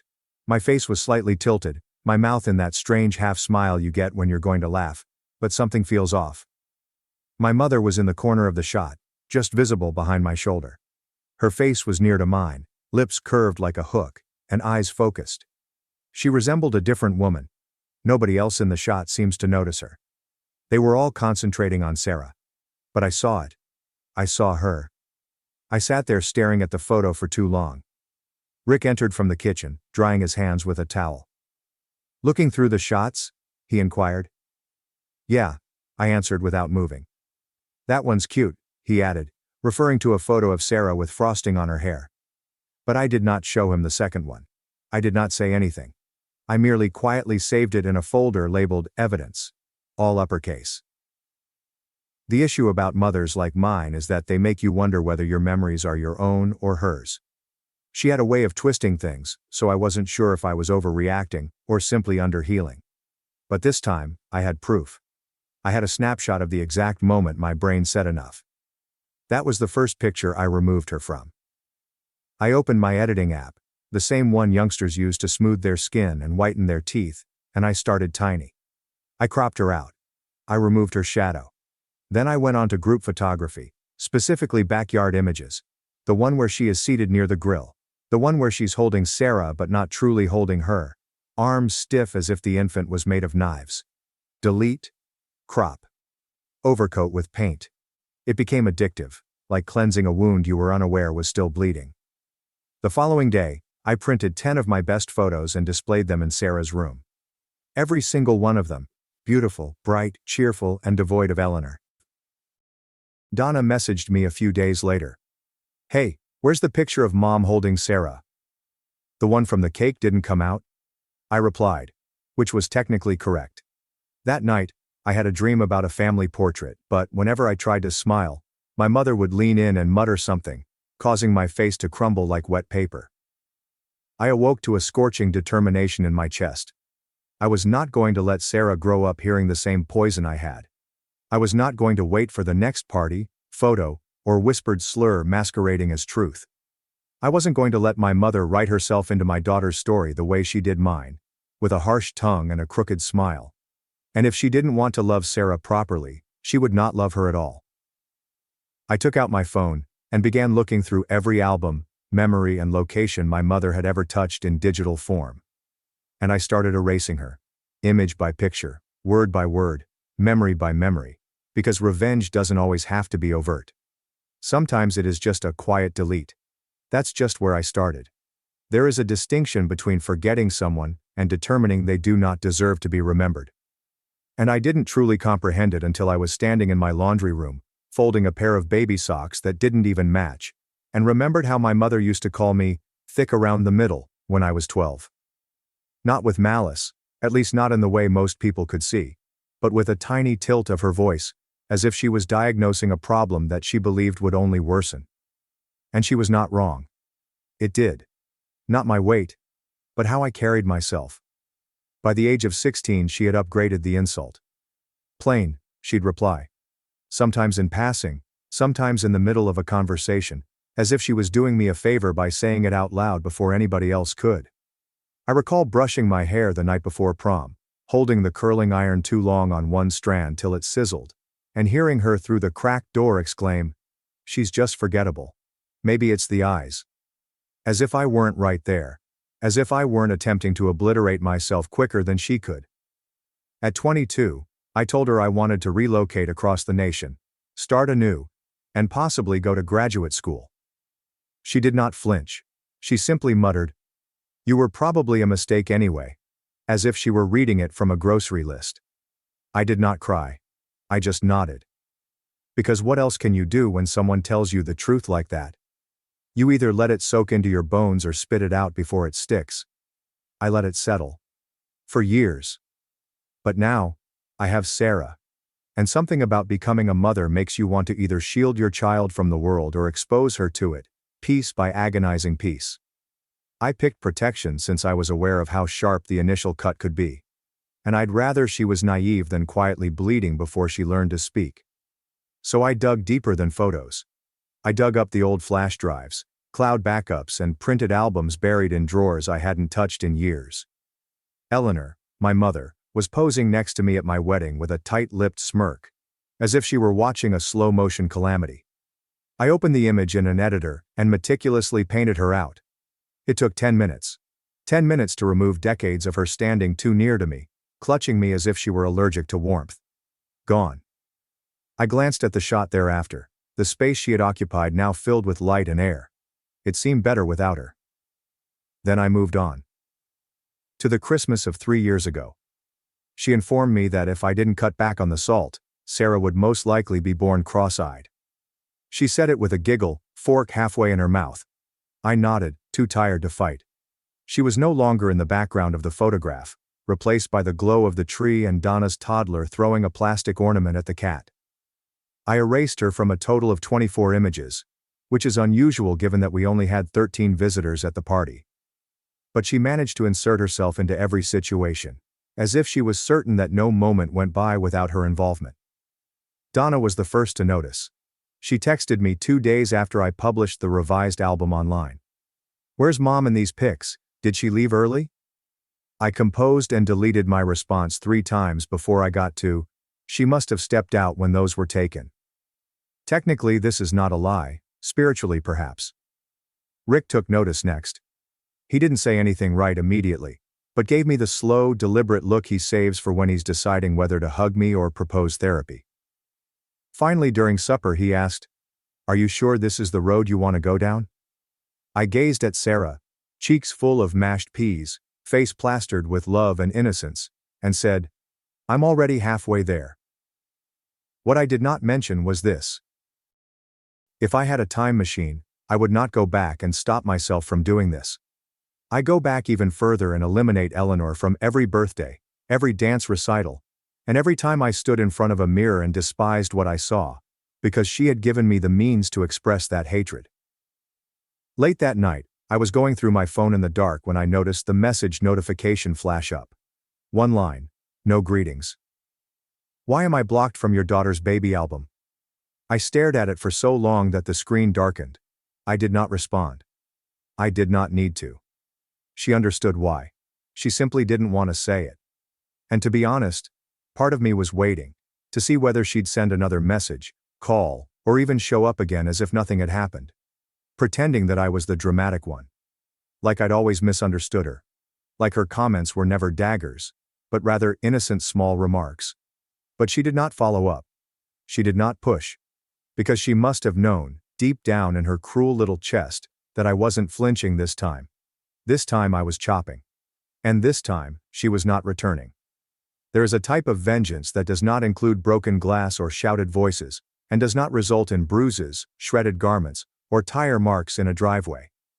It comes on slowly, like poison in a cup of tea, something that tastes nearly good before making you sick. And when done correctly, no one can track it back to you. That's how I began dealing with my mother, as if she were a silent infection that I was finally addressing after years of pretending I wasn't sick. Yes, it started with the photographs. But it did not end there. Removing her face from images was simply the beginning.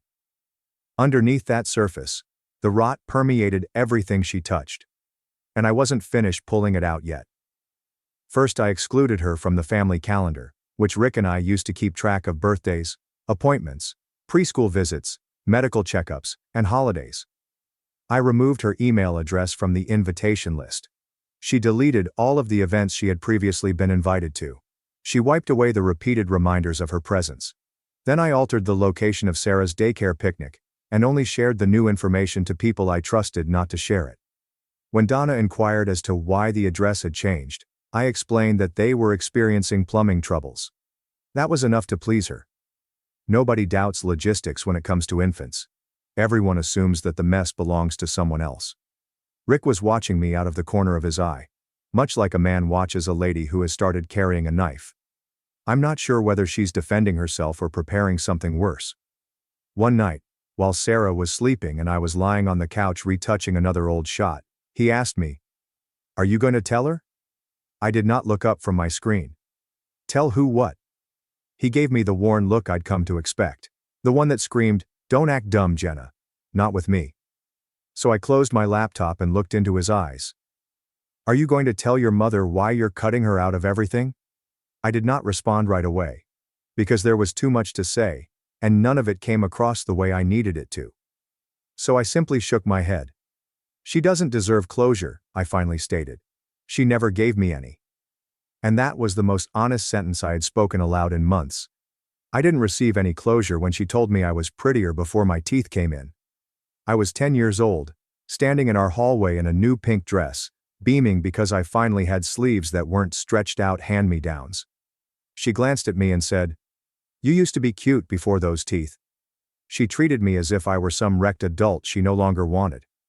I didn't find closure when she mocked me for crying at my own graduation, or told me that no man would ever marry someone so emotional. And I didn't receive any closure when she claimed Sarah would grow up to be ugly like me. So she wasn't receiving courteous phone calls. She wasn't receiving a formal announcement. She would figure it out in the same way the rest of the world does, via absence. Absence, however, carries its own weight. It fills the room like smoke. Slow and undetectable at first, then stifling when you realize you've been waiting too long to move. She must have felt it too, because less than a week after I kicked her out of the picnic, she showed up on my doorstep. It was late Thursday afternoon. The light was softening, and the fragrance of sun-warmed mulch rose from the flower beds I hadn't touched since spring. Sarah was playing with a bucket of toy blocks on the floor, humming to herself in that delightful nonsense language that toddlers use before words make sense. Then the doorbell rang. I recognized who it was before I opened it.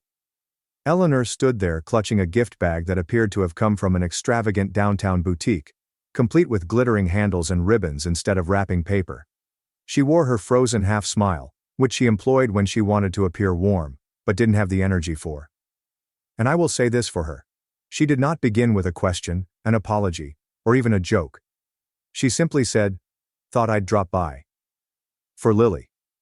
I remained in the doorway and did not move aside. I wasn't going to make it simple. Inside, Sarah stopped humming. She looked up, then toward the door, then back down, as if something in her little head wasn't quite right. Eventually I let Eleanor in, more out of morbid curiosity than grace. She tried to approach Sarah carefully, crouched next to her, and holding out the bag like a wicked fairy godmother dispensing curses disguised as candy. But Sarah didn't approach her. She did not even smile. She glanced at Eleanor for a few long seconds before returning to her blocks and picking up the green one. As if the moment had passed. I saw my mother's face flicker in perplexity, the corners of her lips sagging just slightly, not enough for most people to notice, but I recognized every crease in her face, every breach in her armor. She waited for Sarah to get closer, for that innate, infantile need to reach out to a familiar adult. But it never arrived. In that instant, something sharp and decisive clicked into place. Because even babies recognize when love is not genuine. I took the gift bag from her hands without saying anything, placed it on the table without peeking inside, and said the only thing that needed to be spoken. "I think it's time you left." She did not argue. She did not yell. She only nodded once and turned around, her heels clicking against the hardwood as she walked out of the house as if she had somewhere more important to do. However, she didn't. Not anymore. Because I wasn't going to burn down the house with her inside. I was only making sure she never got a key again. I always assumed that if anyone was going to support me, really step up and say, "Yeah, she did that. I saw it too. She said those things." It would be my sister. Donna was the one who experienced it beside me. Grew up in the same tight house, with the same oppressive restrictions and chilly silences that lasted longer than they should have. She was present when our mother called me dramatic for crying during Dad's burial, and then brought her into the kitchen to whisper, "Thank God it wasn't you, sweetheart. I couldn't handle that." She was there when Eleanor would criticize my appearance before turning to Donna, with a smile so warm you'd swear it came from someone else's mouth. We used to laugh about it in our 20s, laying on the floor of my flat with cheap wine and takeaway, calling her Jackal and Mom, when we were courageous enough to do so. But we never dug deeper. We never asked why Donna received the gold while I got the gravel. So when she eventually texted, "Can we talk?" I knew what was coming. The guilt. The perplexity. "Perhaps you're taking things a little too far." Even though I had prepared for it, I still felt a knot in my gut. The same one I used to get when I was a kid, and Eleanor called my name from another room, with that tone that made you question if you'd done anything wrong, even though you hadn't. Donna arrived with coffee in her hand and a tense expression on her face, as if she was trying not to frown, but couldn't quite achieve it. She didn't sit down straight away, instead hovering around the kitchen counter, as if she wasn't sure she wanted to remain long. I waited for her to speak first since I understood how things worked. She needed to feel in charge of the story. "You've been editing her out of everything," she finally said, her words cautious and slow, as if she hoped if she softened them enough, I wouldn't realize they were loaded with judgment. I nodded and leaned against the wall. Yeah, I have. She hesitated and added, Isn't that a bit much? That was when I decided to show her the photograph. I kept it. Printed it. Despite my promise to myself that I was done with Eleanor. But this one was not for her. It was for proof. I gave it to Donna across the table. It was the identical picture from Sarah's birthday, with everyone else clapping and celebrating, and Eleanor leaning into my ear, her mouth contorted as if she were spitting out a bitter truth. She said Sarah would grow up ugly, I told Donna directly. Like me. Donna stared down at the photograph and remained silent for a long time. I saw her eyes skim the edges, the faces, and the frozen moment of me in mid-smile. My body stiffening. I waited for a denial. The deflection. You must have misheard her. But it didn't arrive. Not right away. Instead, she spoke almost too quietly. I thought you looked happy in this one. I shook my head slowly, exhausted. Do you really think I was? She didn't respond. That quiet broke something in her. Not totally, not enough to rebuild trust, but enough to consider the possibility that I wasn't making it up. That maybe all those years I was accused of being the sensitive one, the delicate one, the one with too much emotion and too little humor. Maybe I was simply the one telling the truth too soon for anyone to believe it. Then the bomb dropped. That night, Eleanor made a Facebook post. This is not a private message. This is not a telephone call. A public status that all her friends, neighbors, elderly churchwomen, past co-workers, and barely active high school acquaintances could see. It reads, My daughter has poisoned my relationship with my granddaughter. Pray for me during this painful time. Some people don't know what family means until it's too late. It was shared 17 times inside the first hour. People began to leave comments, sending her hugs and prayers, as well as anecdotes about their own children growing cold or entitled and rude.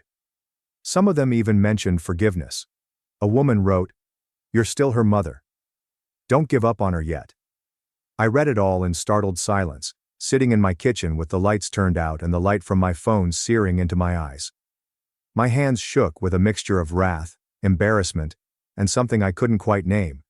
Perhaps grief, for the tiny part of me that still wished she'd someday say, I was wrong, you didn't deserve that. But she never would.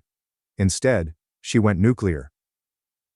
I considered leaving the post unanswered, allowing her to sink in her own martyrdom as I remained silent. But then I realized that quiet was what had kept me shackled for so damn long. She felt most comfortable speaking in silence, saying nothing in response to nasty comments. When memory was uncomfortable, we pretended it did not exist, expecting me to take every insult like communion. So I broke the silence with a single comment. Only one. You should pray for the woman in that photo, I commented on her page. She doesn't exist anymore. By morning, there had been over 200 comments. Some of them supported her, some of them backed me. But the ones that struck the deepest were asking, what really happened? For once she did not have control over the tale. Something shifted in that place of uncertainty, in the vacuum of well-built lies. Because folks may not have needed to know everything. Perhaps it was enough that she was no longer the only one speaking. Following the final confrontation, there is an unusual silence. When the ranting stops, the social media dust settles, and the door you close behind someone no longer rattles. Not because they stopped pushing, but because they eventually gave up. That was the solitude I awoke to on Thursday morning. A cup of coffee in one hand. Sarah crawled over the living room carpeting in her footy pajamas, her mouth eating something invisible and her little fingers smacking against blocks that no longer lit up like they once did. The world seemed quieter. Not quite peaceful, but hollowed down in a way I'd never felt before. It was the kind of silence you get after gutting a house, and the floors still echoed from what once lived there. I'd been thinking about the baby book for months, ever since Eleanor showed up with that present bag and Sarah shied away, as if her body knew better than to let the poison in. Something clicked for me that day. Something essential and definitive. It wasn't simply about eliminating my mother from the present. It was about denying her access to the future, ensuring that her shadow never crossed the barrier of Sarah's recollection.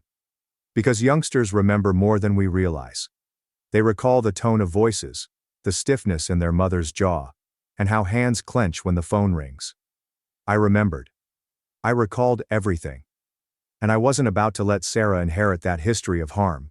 So I started writing it by hand, which felt more traditional and spiritual than typing. I made my own baby book, with pastel pages and gendered questions. Brown leather, thick paper, stitched binding. I composed the narrative of Sarah's birth. Her fingers curled around my thumb, as if she knew who I was. It was the first time she laughed at the dog's tail. She preferred sweet potatoes over carrots. I wrote about Rick installing her cot in the middle of the night while muttering under his breath, and how we debated whether or not to play white noise while she was sleeping. But I did not write about Eleanor. Not once. Not just a footnote. Not as a background character. Not as a name scribbled beside guests or presents. She was a ghost. And ghosts do not belong in infant books. Each page represented a little insurrection. Each line of ink was a means of saying, "You don't get to live here anymore." Rick observed me working on it in silence. He didn't ask any questions. Did not make any ideas. One night, he came over, took the finished book from my hands, and delicately placed it on the shelf above Sarah's changing table, as if it were holy, and perhaps it was. The next morning, Sarah toddled over to that shelf, pointing with one chubby finger. She glanced at me, her eyes wide and eager, and spoke her first proper sentence. Not one word. A sentence. "Nana gone." I did not cry. I did not flinch. I simply smiled, got down to her level, and said, "Yeah, baby. She is." It was not unkind. It was not even bitter. This was the truth. The simplest kind. The kind that doesn't require a story to back it up. Because Eleanor had not just departed from our lives. I had made sure she couldn't return. Like a whisper. As a twisted memory. As a ghost pretending to be family. I did not kill my mother. I simply removed the thought of her. For a while that was plenty. The quiet gathered around us like dust on a windowsill. Rick and I began sleeping better. Donna maintained her distance, unsure whether to embrace the silence or confront it. I didn't push her in any manner. Eleanor's absence provided me more breathing room, and I had no desire to fill it with past remorse or half-reconciled relationships. But 6 months later, a letter arrived. There's no return address. There was no postmark that I recognized. The envelope only had my name on it, written in handwriting I hadn't seen in years. Not since Mother used to sign my permission slips with a long, irritated scroll. I considered burning it. I even held it over the sink for a bit, attempting to determine whether it was substantial enough to hold more than paper. But I did open it. There was a photograph inside. Me at 13. No makeup, bad braces. An oversized t-shirt and stringy hair put into a ponytail. I was smiling. Not a contrived smile, but a genuine, embarrassed, hopeful one. I had the impression that the person behind the camera adored me. On the back, she had scribbled only one line. "You were never ugly." I just didn't know how to love pretty things. No apologies. There's no explanation. Just one sentence. A confession laced with cowardice. The truth is too late to matter, and too early to forgive. I stared at the photo for a long time. Not because I miss her. Not because I thought she had changed. But I wanted to remember the girl in the photo. I wanted to remember that despite everything, I still thought I was worth capturing. Worth seeing. I did not write back. I did not call. I did not post an answer. But I did not throw away the photograph either. I kept it. Not for her. For me. To recall what I survived. Thanks for watching and being part of the drama. Don't forget to subscribe and hit the bell so you never miss a wild news story. Dad said I didn't need help, because I was strong, but gave my brother $625,000 until he lost it. Now they're begging me to fix their mistakes. I was forgotten as an elder sibling since my parents put their trust in my younger brother. Please stay until the end. I'd love to hear your thoughts. My name is Elio. I am 30 years old and manage my own technology startup. It's not a big corporation, but it allows me to live comfortably and possess what I need. I have 2 houses. One that I live in and one that I rent out. I'm not wealthy enough to spend recklessly, yet I make enough money to not be concerned. Now there is Henry, my younger brother. In our home, he has always been the center of attention. He's intelligent, has a way with words, and knows how to persuade others of his great ambitions. But he's not practical. Henry is constantly jumping from one huge idea to the next. One day it's a tech business, the next a fine restaurant, and finally a movie studio. His ambitions seem fantastic, but he never completes them. He always finds someone or something to blame, such as a lack of funds or a refusal to invest in his ideas. Then 1 year ago, I discovered something that surprised me. My parents had taken out a loan on their house to give Henry a large sum of money to start another business venture. That's when things started to fall apart. My parents are the type of folks that feel that families should always support one another, no matter what. They are not awful people, but they make one major mistake. They always believe Henry, no matter what. My father is serious and silent. He's always the one who makes decisions around the house. He's never really respected what I've built, perhaps because I didn't follow the path he expected. To him, true success entails something large and flashy, not the modest software business I founded with my own efforts. My mother is gentler and more sensitive, yet she allows her emotions to guide her thoughts. To her, Henry is the one who still requires assistance. I'm the one who is already doing well and doesn't require assistance. She always encourages me. You're strong, you can manage on your own. But Henry needs his family. We don't have much money, but we've always been okay. My father owned a modest business, while my mother worked as an accountant. Their jobs provided us with a solid life. Furthermore, my grandfather left a large sum of money from wise property investments. If handled wisely, that money could have provided my parents with a lifetime of support. When I was little, I didn't believe they picked favorites. I assumed they loved both Henry and me equally. We had a shared birthday party. If I got a toy, he got one too. We both got new outfits during the holidays. Everything seemed equitable and fair. But when Henry started school, things began to change. Henry did really well. He received high marks and was liked by everyone. The teachers appreciated him. Other children liked him. My parents were so pleased with him that they eventually forgot I was there as well. It manifested itself not in toys or meals, but rather in larger events that shaped our futures. Henry wanted to learn French. They paid for pricey classes with no second thoughts. He wanted to go to a nice camp, and they said yes. He wanted to play the piano, so they bought one and paid for a private teacher. What about me? I never received that level of assistance. By high school, it was evident. Henry stated that he wanted to attend a prestigious private school. They paid the full price without thinking. I also requested to attend a better school, but my mother just stated, "Public schools are fine, son. There is no need to waste money." I was not clueless. I knew exactly what was going on. They believed that investing in Henry would yield significant returns in the future. They didn't bother because they assumed I was already fine and didn't require assistance. When I was 17, I discovered I enjoyed dealing with computers. I wanted to take an online course to learn how to create software. It didn't cost much, just a fraction of what my parents had previously paid for Henry's courses. But when I mentioned it, my father shook his head saying, "You can learn coding on your own. There's no need to spend money on it." I was used to doing things by myself, so I kept silent. I spent the entire summer researching free resources on the internet, learning every bit of code and process on my own. There are no professors or money from home. Only myself. After going through similar experiences several times, I finally understood what hurt. My parents never truly believed in me. To them, Henry was the one worth investing money and time on.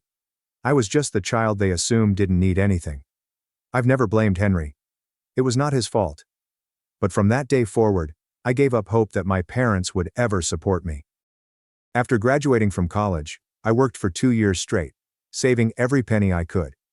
By the time I was 25, I had saved enough money to start a small technology business.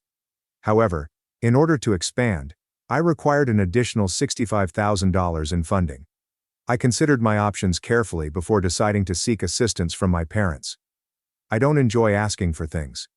I did not want free money. I was prepared to accept it like a loan, even signing a contract to repay it all. Still, I couldn't stop thinking, if Henry had been assisted so many times, why couldn't I ask only once? So I asked my parents for a large sum of money for the first time. I recall the day well. I sat in front of them and presented my company proposal in a serious and respectful manner. I had done my study, acquired competent business partners, and was completely prepared to be accountable for every single dollar. But only a few minutes in, my father stopped me and said, "No, it's too risky. It's too unsafe." I glanced at him, expecting he'd explain further, but he didn't. He wasn't interested in my ideas and didn't inquire about the effort I had put in. To him, whatever I did was a horrible decision. But when Henry tried something, it was a dream worth supporting. I did not argue. I gave a small, mournful grin and nodded. I wasn't surprised, yet I still felt disappointed. Even though I didn't get the $65,000, I didn't give up. I utilized my savings to establish the business anyway. It meant slower growth than I had intended. But I made prudent financial decisions and seized every opportunity to improve. It began as a small team of people working from home. I worked non-stop, sometimes until I was very exhausted. But I never quit. Nobody believed in me, but I trusted myself, and I finally succeeded. By 29, my company was doing nicely. I wasn't simply living a steady life. I'd also purchased 2 residences, one for myself and one to rent out. Both were in wonderful communities, and made me feel more confident about the future. I performed all of this with no support from my parents or anyone else. I earned all I own. But I kept wondering how much money my parents had spent on Henry. When Henry was 23, he opened his own cafe, similar to those seen in Europe. My parents gave him more than $120,000 to aid him. He chose a prime location in the city center, outfitted it with elegant tables and chairs, and employed employees as if it were a premium restaurant. However, after just 8 months, the cafe closed. Henry had no understanding how to manage money, how to run a business, and most importantly, he never accepted responsibility for what went wrong. So, what did my parents say after the cafe failed? "The economy is really hard right now. Our sweet boy deserves another try." Of course, another attempt. When he turned 25, he decided to try his hand at fashion. Another $65,000 vanished to build a small business selling unique clothing. This time, the store closed after only half a year. What's the reason? He knew nothing about clothing.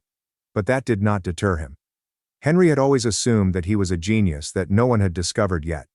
I assumed that was the last time my folks helped him. But no, they kept trusting in him. That's when I finally realized the truth. My parents preferred me since I was not hazardous. They said no, because they never truly believed I merited their trust. Then, 1 year ago, I discovered something that rocked me to the core. I was in the historic section of town on a quick errand. On the way back, I planned to pay a visit to my parents. I didn't notify them I was coming. I figured I'd pop by briefly and say hello. But as soon as I came up to the house, something caught my eye. A brand new BMW parked in the driveway. I stared at it. My parents are not the kind to spend a lot of money, so where did this car come from? The front door opened, and my mother emerged with a big smile. She cheerfully exclaimed, "Henry just got a new car. Isn't it amazing?" I stood still, absolutely stunned. A BMW? With what money? Henry had failed repeatedly. He couldn't afford something so pricey. When I entered the house, I attempted to remain cool. But then I noticed a pile of bank paperwork on the table. I grabbed them up and started reading. My chest tightened. It was a mortgage loan for $625,000. I couldn't believe what I was witnessing. The loan covered 80% of the home's value. My parents had placed their house on the line. But for what? Why do you borrow so much? I clutched the papers hard, attempting to keep my voice steady. "You used the house to get a loan?" I inquired calmly. My father frowned. My mother would not look at me. "We only took out a small loan to help Henry," she explained calmly, as if it were nothing unusual. I gave a dry laugh. "A small loan?" I looked at the number again. $625,000. That was 80% of your home's value. That's small? "What about the money Grandpa left?" I asked him. My mother paused and exhaled slowly. "That money? It's already gone," she explained. "Gone?" I repeated, repeating each letter as if it pained. I looked back at the BMW outside. I already knew the truth. "You spent it on Henry's car, didn't you?" They did not speak. My mother bit her lip. My father gave me a frigid look, as if I had said something disrespectful. He needed that car, my father remarked forcefully. In business, how people see you matters. Who would take you seriously if you show up in a normal car? I smiled. Not because anything was humorous, but because the scenario was so terribly ridiculous. You used up all the savings, spent the inheritance, purchased him a car, and now you've used your home to get a loan so he can have even more money for another plan. Do you even see how dangerous that is? If Henry messes up again, you'll have no place left to stay. Their faces transformed immediately. My mother looked at me angrily, and my father's voice grew rough and cold. You envy your brother, don't you? He asked. You want him to lose just so you can feel above him? I stood still. Envy? I repeated, unwilling to believe what I had heard. You seriously think I envy someone who has thrown away this family's money again and again and has never once taken any blame? They could not perceive the truth. I took a long breath and attempted to remain cool, but then I remembered something and went to my father. When I was 25, I asked you for a $65,000 loan to launch my company. Do you remember? I replied. You instantly said no. You called it too risky. And now you're fine with putting the house on the line for Henry? Has he ever succeeded? Even once? I'm really let down by both of you. My father slammed his drinking glass on the table with a loud thud. That happened years ago and you're doing fine now, he stated firmly. But Henry needs help. Stop bringing up the past to attack this family. He stood up hurriedly and gestured to the entryway. Leave. If all you're going to do is complain, then don't come back. I glanced at them for a few seconds. Then I put the loan documents on the table, nodded, and walked away. While driving home, I took up the phone and contacted Henry. Even though I was angry at our parents, I wanted to try to prevent him from making another major mistake. Henry, please listen. You're going the wrong way, I replied. Mom and Dad have risked everything for you. If you fail again, they're going to lose it all. Don't you see that?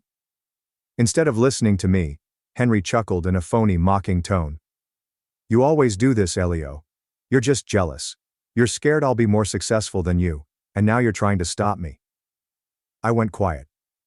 You really think that? I inquired calmly. What else could it be? He said with a scoff. You already have everything. A company, houses, money. And now that I finally have a shot, you can't take it. You're just being selfish. I didn't say anything for a few moments. Then I shook my head.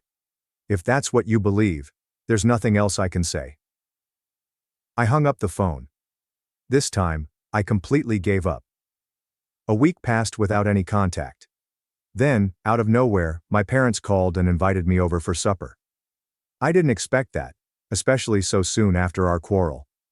Regardless of what had transpired, they were still my family, so I agreed to pay them a visit. When I arrived, I noticed Henry was already there.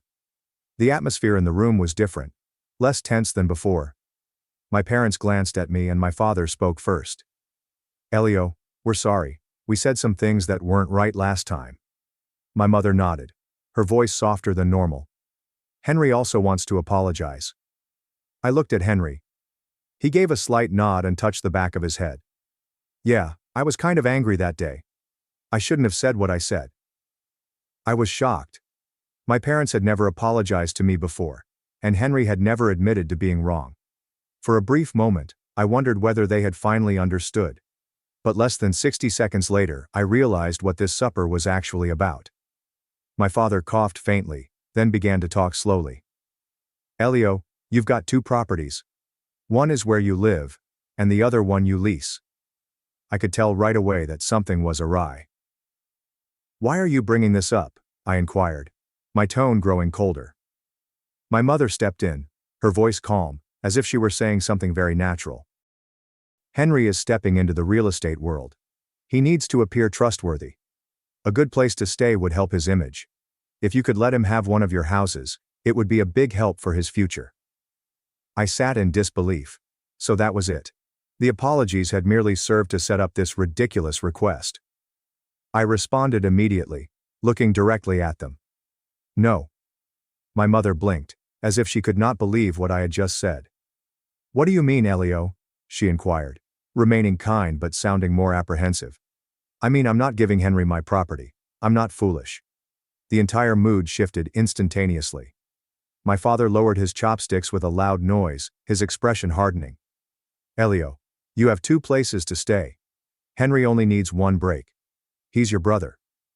I gave out a sour laugh. So what now? You expect me to give up my home just so he can look successful? How many times have you thrown money at him, even though he's never once achieved anything? My father's tone became stronger. He hasn't failed. He just hasn't gotten the right moment yet. And you already have it all. Can't you support him just this one time? I laughed again, but this time it sounded dry and hollow. Have everything? You never gave me anything at all. Even when I asked for $65,000 to build my company, you said no right away. And now you think I should give Henry a whole house? I'm not out of my mind. My mother's hand started shaking. My father slammed his hand against the table, making the water in the cups quiver. So you're just selfish like the rest. You envy your own brother. You're scared he might become more successful than you. Isn't that it? I rose up abruptly, my eyes full with disappointment. I'm just not dumb. Silence engulfed the room. I looked toward Henry. He still hadn't spoken, and his gaze was fixed on the ground. I knew deep down that if I'd agreed to give him that house, he'd take it immediately. He would not have thought twice. He didn't mind stealing what wasn't his.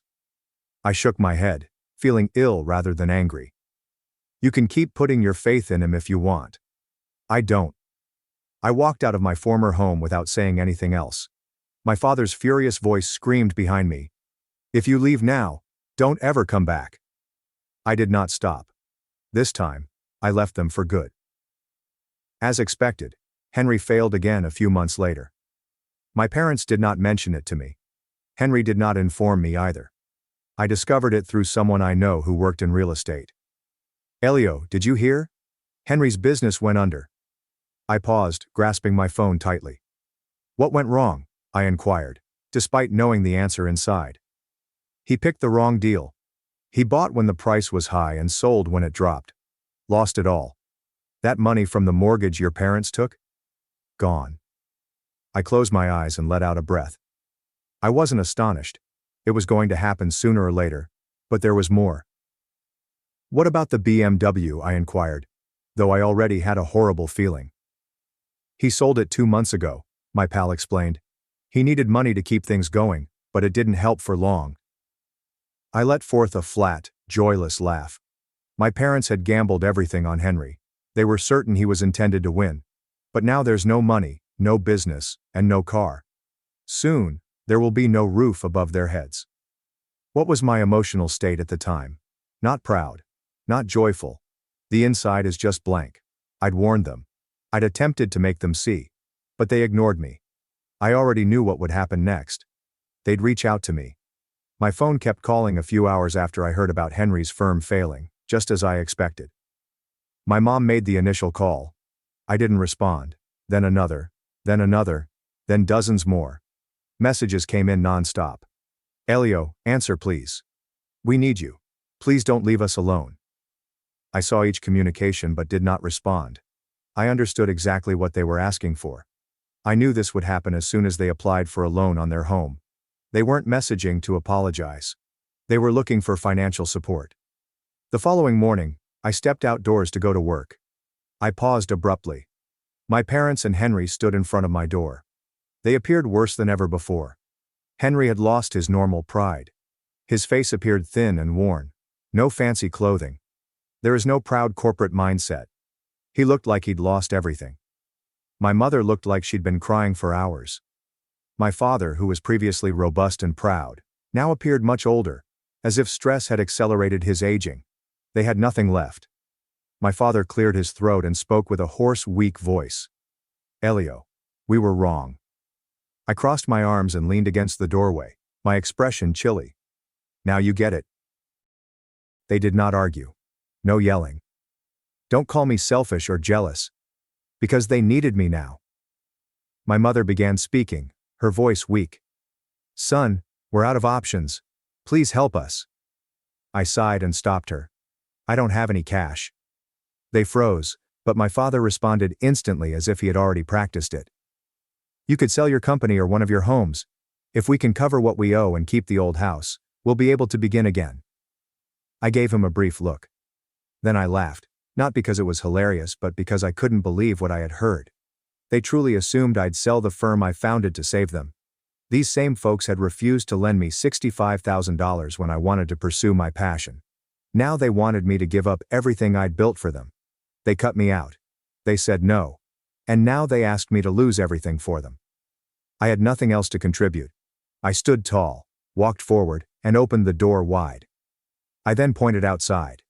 "Leave my home." Nobody moved. Henry opened his lips to speak, but I interrupted him. "I told you, I'm not a fool." I had nothing more to say. 1 month later, the bank took over their old residence. They had to pack things and leave. They had lost their home and were now homeless. I was not surprised. I saw it coming the day they signed the loan. They started out staying with people they knew, but no one could keep them for long. They later moved into small, low-cost hotel rooms that were dark, wet, and overcrowded. When their money ran out, they ended up in shelters, waiting in line for meals. These were the same parents who formerly had a nice house and enough money to live comfortably. Now they were members of the group that had lost everything. And Henry, the man who once referred to himself as a businessman and drove a BMW, was suddenly broke. He walked around looking for work, but no one wanted to hire someone who had failed repeatedly. Even though I told myself I didn't care anymore, I observed them quietly from a distance. I did not contact them, but I knew how they were doing. Even though I tried not to feel anything, I couldn't completely turn away. For 3 months, I let them experience what it meant to lose everything. I wanted them to feel the consequences of their choices. But deep down, the sensation of being their kid prevented me from watching indefinitely. Even if they treated me harshly or shut me out, they were still my parents. About a month ago, I made up my decision. I would go visit them. They appeared absolutely defeated. My father, who formerly walked proudly, dropped his head when I entered. My mother seemed exhausted. Her eyes had shadows from sleepless nights, and her hair was grayer than I remembered. Henry sat off to the side. He was no longer full of confidence. He wasn't the type of man who boasted about his lofty goals and ambitious intentions. Nobody spoke for a while. Finally I spoke up. "I will rent a small place for you. It'll be enough to live near the city, but only for 1 year." My mother lifted her head. Her expression conveyed a hint of hope. But I wasn't finished. "During that year, Henry has to get work. And after those 12 months, you're on your own. I won't give more help." My father said nothing back. My mother didn't plead. They both understood they had no right to ask for anything else. Henry opened his mouth, perhaps to complain or to question, but for the first time, my father raised his hand and stopped him. He gave me a long look before slowly nodding. That was the first time I had seen him recognize his faults. "You're probably asking why I just provided assistance for 1 year. Here's why. Henry still lives with them, and I won't let him rely on me. For years he's gotten used to having someone else handle his difficulties. But this time, if he wants a true life, he must earn it for himself. If my parents can care for themselves in a year, that's great. If they cannot, I will have Henry depart. After that, I will just pay rent to ensure that my parents do not end up on the street. But Henry will no longer be my job. That is my final decision. Now I'd like to ask you, if you were me, what would you have done? Would you continue to help them? Or would you let them deal with the consequences of their actions?" Thanks for watching and diving into this wild family drama with me. If you love Reddit family drama, don't forget to subscribe and turn on notifications so you never miss the next one. My in-laws gave me a creepy portrait as a gift. It turned out to be evidence of a hidden secret, and my wife's entire life was a lie. My wife and I purchased our first home together 2 years ago, right outside Charleston, South Carolina. It's not a scary house, but rather a pleasant 2-story home with a little yard, white siding, and a porch swing I was happy to build myself. We moved in around springtime. It was a major deal to us. For nearly 2 years, I had been working double shifts, and she had also picked up extra hours. We saved every dime for that home. Her parents, let's just say, were not pleased. They constantly said I wasn't good enough for her. Never said anything out loud, but you could tell by the way her mother stared at my truck, and how her father never looked me in the eye when we spoke. They brought us a large housewarming present the weekend we moved in. Her father carried it himself, a tall, wide, hefty artwork draped in a dusty cloth. They said it was a family heirloom. Her mother went on to say that it had been in the family for generations, and should be passed down to the new head of the household. I thought that was strange. But whatever. We excavated it and discovered a disturbing portrait of a man dressed in old-fashioned clothing. This is the type of painting that would be appropriate for a museum, or one of those luxury homes with spiral staircases. The man had piercing eyes, firm lips, and a frigid attitude that made your skin itch. Her mother said his name was Elias Whitmore, and he was an ancestor on her father's side. I did not want to be impolite, so I hung it in the hallway across from the stairs. Every time I walked down at night, it felt like his gaze was fixed on me. I assumed I was dreaming things. Weeks passed, and I still couldn't shake it. I didn't enjoy strolling past it. It wasn't simply creepy. Something about it seemed odd. The lighting in the portrait did not correspond to the way the man's face was tilted. The shadows appeared odd. His clothes did not appear to be as ancient as they should be. But the key thing is his face. There was something familiar about it. One night, I was home alone. My wife was working an evening shift at the hospital. I was halfway up the stairs when I paused to stare at that stupid painting. I'm not sure what came over me, but I snatched it from the wall and brought it down to the basement. I sat under the lone hanging light, staring at the painting. I turned it over. The rear was tightly sealed with an old paper label glued to the frame, similar to those found on museum items. It said, Elias Whitmore, 1883. I did a Google search for the name. I discovered nothing. There are no historic records, no ancestry searches, and nothing in local archives. That's when I began digging. Over the next 2 weeks I began posting images of the work to online art communities and Reddit threads. One person responded, saying it looked remarkably identical to a painting in a historical collection in North Carolina, except for the background, which was completely different. The original painting had an ocean behind the man. Ours had a field with a house in the background. The guy even provided me with a picture of the original. He was correct. The same man, in a different setting. I returned to examine the painting frame. There was something wrong about it. I pulled on the backing until I could take it off. A folded yellowed paper was inserted below the canvas, between the wood and the backing board. It was brittle but still legible. This was a letter. It was dated 1972 and signed by someone named Benjamin Whitmore. In it, Benjamin discussed concealing the truth and cited a necessary lie to maintain the family name. He explained that the portrait was produced to commemorate someone who did not deserve it. That Elias was a blemish on the family, and that the original had been repainted, literally painted over, to conceal the reality. I am enraged now. I brought the painting to an appraiser in downtown Charleston. The guy owned a modest business filled with dusty frames and antique furnishings. He looked at it for around 20 minutes before confirming my fears. It was not 1800s work. He claimed it was painted in the 1970s, not a reproduction, but an intentional fake designed to appear older. I shared all of this with my wife. Initially, she believed I was overreacting, said her parents might not have known. But I urged her to ask them. She called her mother that night, while I sat close. When she mentioned the image, her mother went silent, then stated she didn't want to discuss it and hung up. That was it.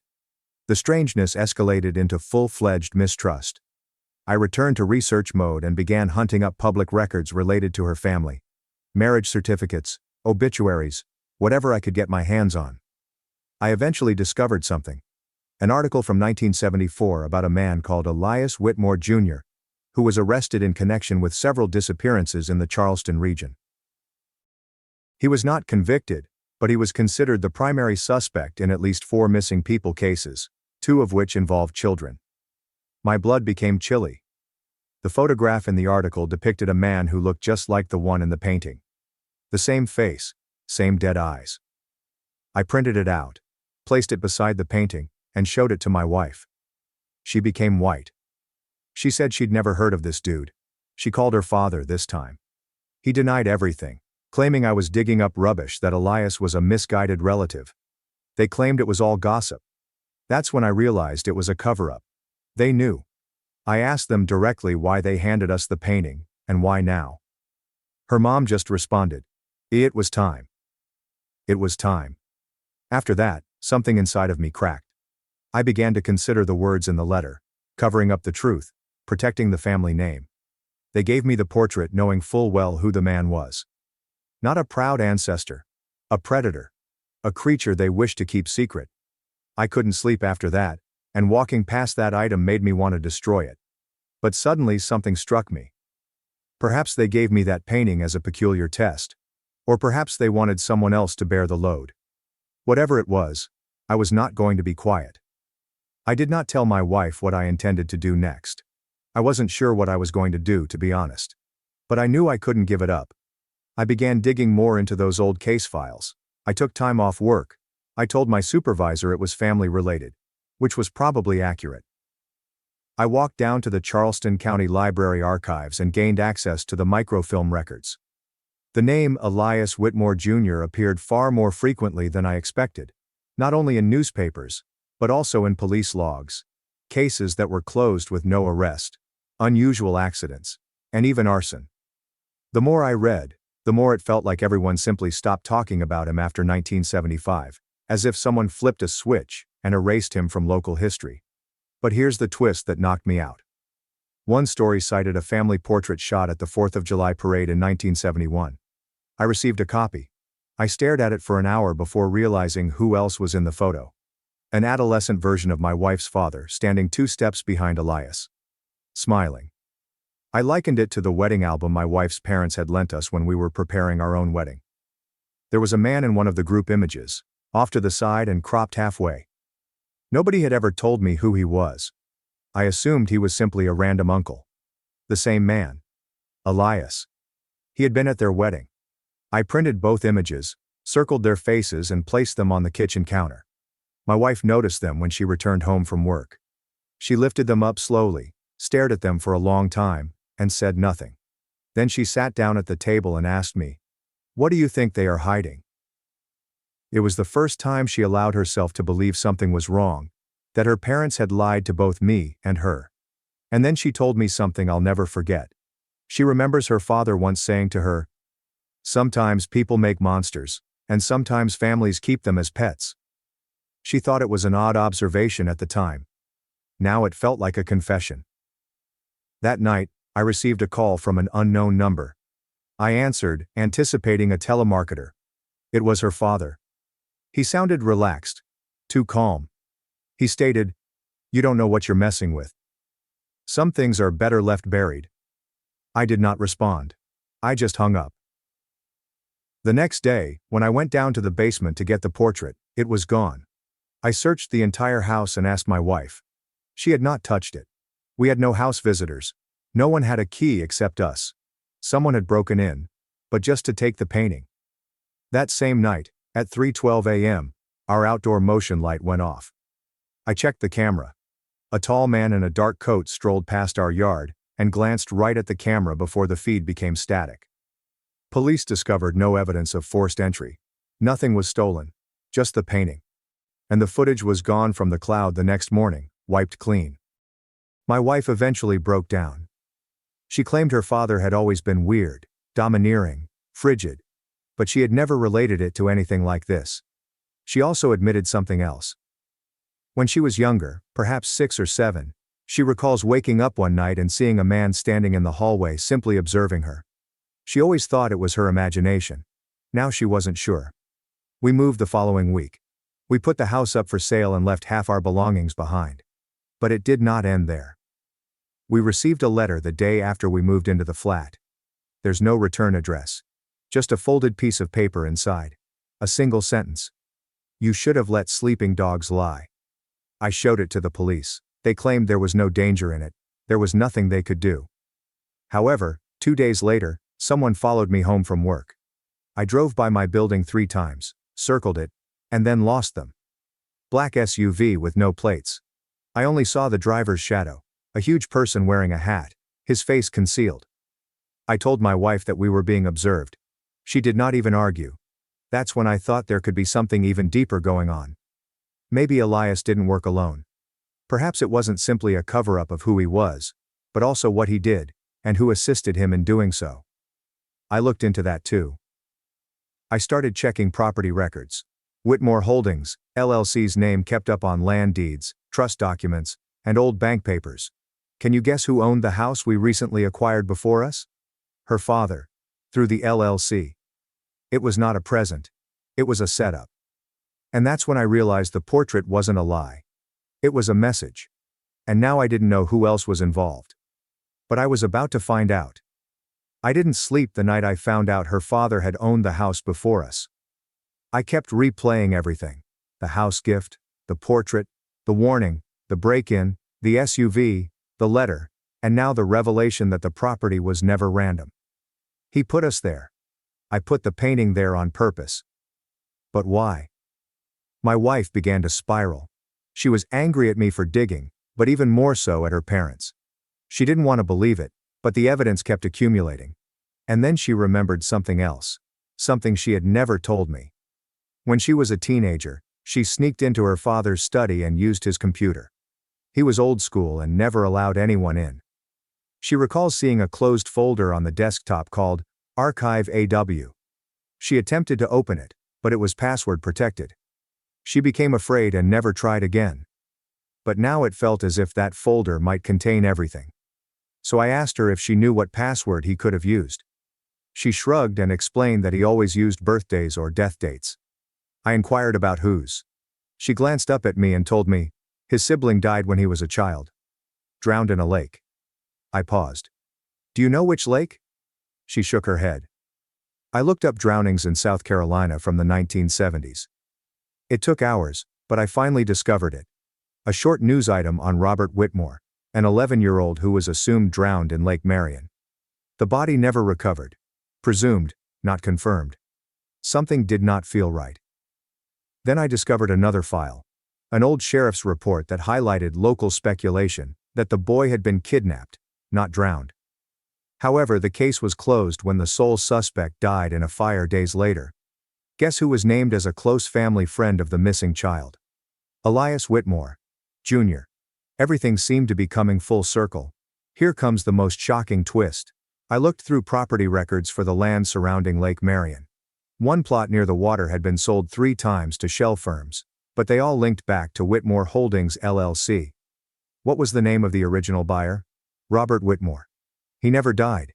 He changed his identity. Her father was Robert Whitmore. That is why no death certificate exists. That was why everything concerning Elias had been buried. Robert had been present. Because he knew. Perhaps he helped. Perhaps he watched. Perhaps he joined in. Then I realized something that almost made me sick. If Robert faked his death, grew up in seclusion, and inherited the name of a lost youngster, who the hell was Elias anyway? I returned to the wedding album photo and ran it through a facial recognition tool. I uploaded Elias's wedding photo as well as his 1970s newspaper photo. They did not match. Different people. Same name. The man in the portrait was not Elias at all. He was the original Robert Whitmore. And the man we assumed was Robert, my wife's father, was actually Elias. He assumed his brother's identity. He took his name, life, and possibly even his property. The one referred to as a monster in the letter was not Elias. It was about Robert, the portrait subject. That letter was Elias's attempt to cover his tracks, blaming everything on his brother, and then assuming his name following the alleged drowning. The man who gave us the portrait had slain his brother. And now I have proof. But I also had a huge dilemma. What would happen to my wife if I made this public? Her entire existence had been a lie. Her last name was a lie. Her identity, her childhood. All of it stems from a cover-up related to a murder. Perhaps more. Even worse, someone still wanted it buried. Because while I stood there holding both images, trying to decide what to do, there came a knock on the door. Not a strong or violent knock, but rather a calm, gradual knock. 3 mild taps. When I opened it, no one was present, but on the doormat was a framed photo of the same size as the image. It was a reproduction of our wedding photograph. Only this time, someone had drawn a red X on my face. After seeing the photo with the red X, I realized it was war. I did not contact the cops this time. I knew they would not do anything. There was no evidence, no fingerprints, only quiet. But I couldn't just sit there waiting for the next message, the next fear tactic. So I probably did something wrong. I broke into my father-in-law's home. It was vacant. I made certain he and my mother-in-law were out of town. They were visiting her relative in Georgia. I had 2, maybe 3 hours till someone checked in. I went straight to his office, which featured the same desk my wife had seen as a child and the same old computer. I had carried a USB stick and a little camera with me. I fired it up and entered Robert's birth date from the drowning article. Password worked. The folder opened. What I found still keeps me awake at night. Dozens of documents, newspaper scans, images, family names, school data, and missing people from the 1970s and 1980s. Every file was tagged with dates and annotations, some in code, some in plain text. One folder was named Control. Inside there were notes regarding memory sculpting, identity rebuilding, and risk elimination. I scrolled till I found a folder with my name. That's when I realized something unexpected, something that knocked the air out of my chest. He had been following me for years. There were images of my social media accounts, records of job applications, and even notes from interviews I had 10 years ago. He knew where I lived before I ever met his daughter. He knew who I'd dated before her. There were notes about my family's financial concerns, as well as my father's health issues. I was not chosen by coincidence. He chose me. I was simple to handle. Someone without family around.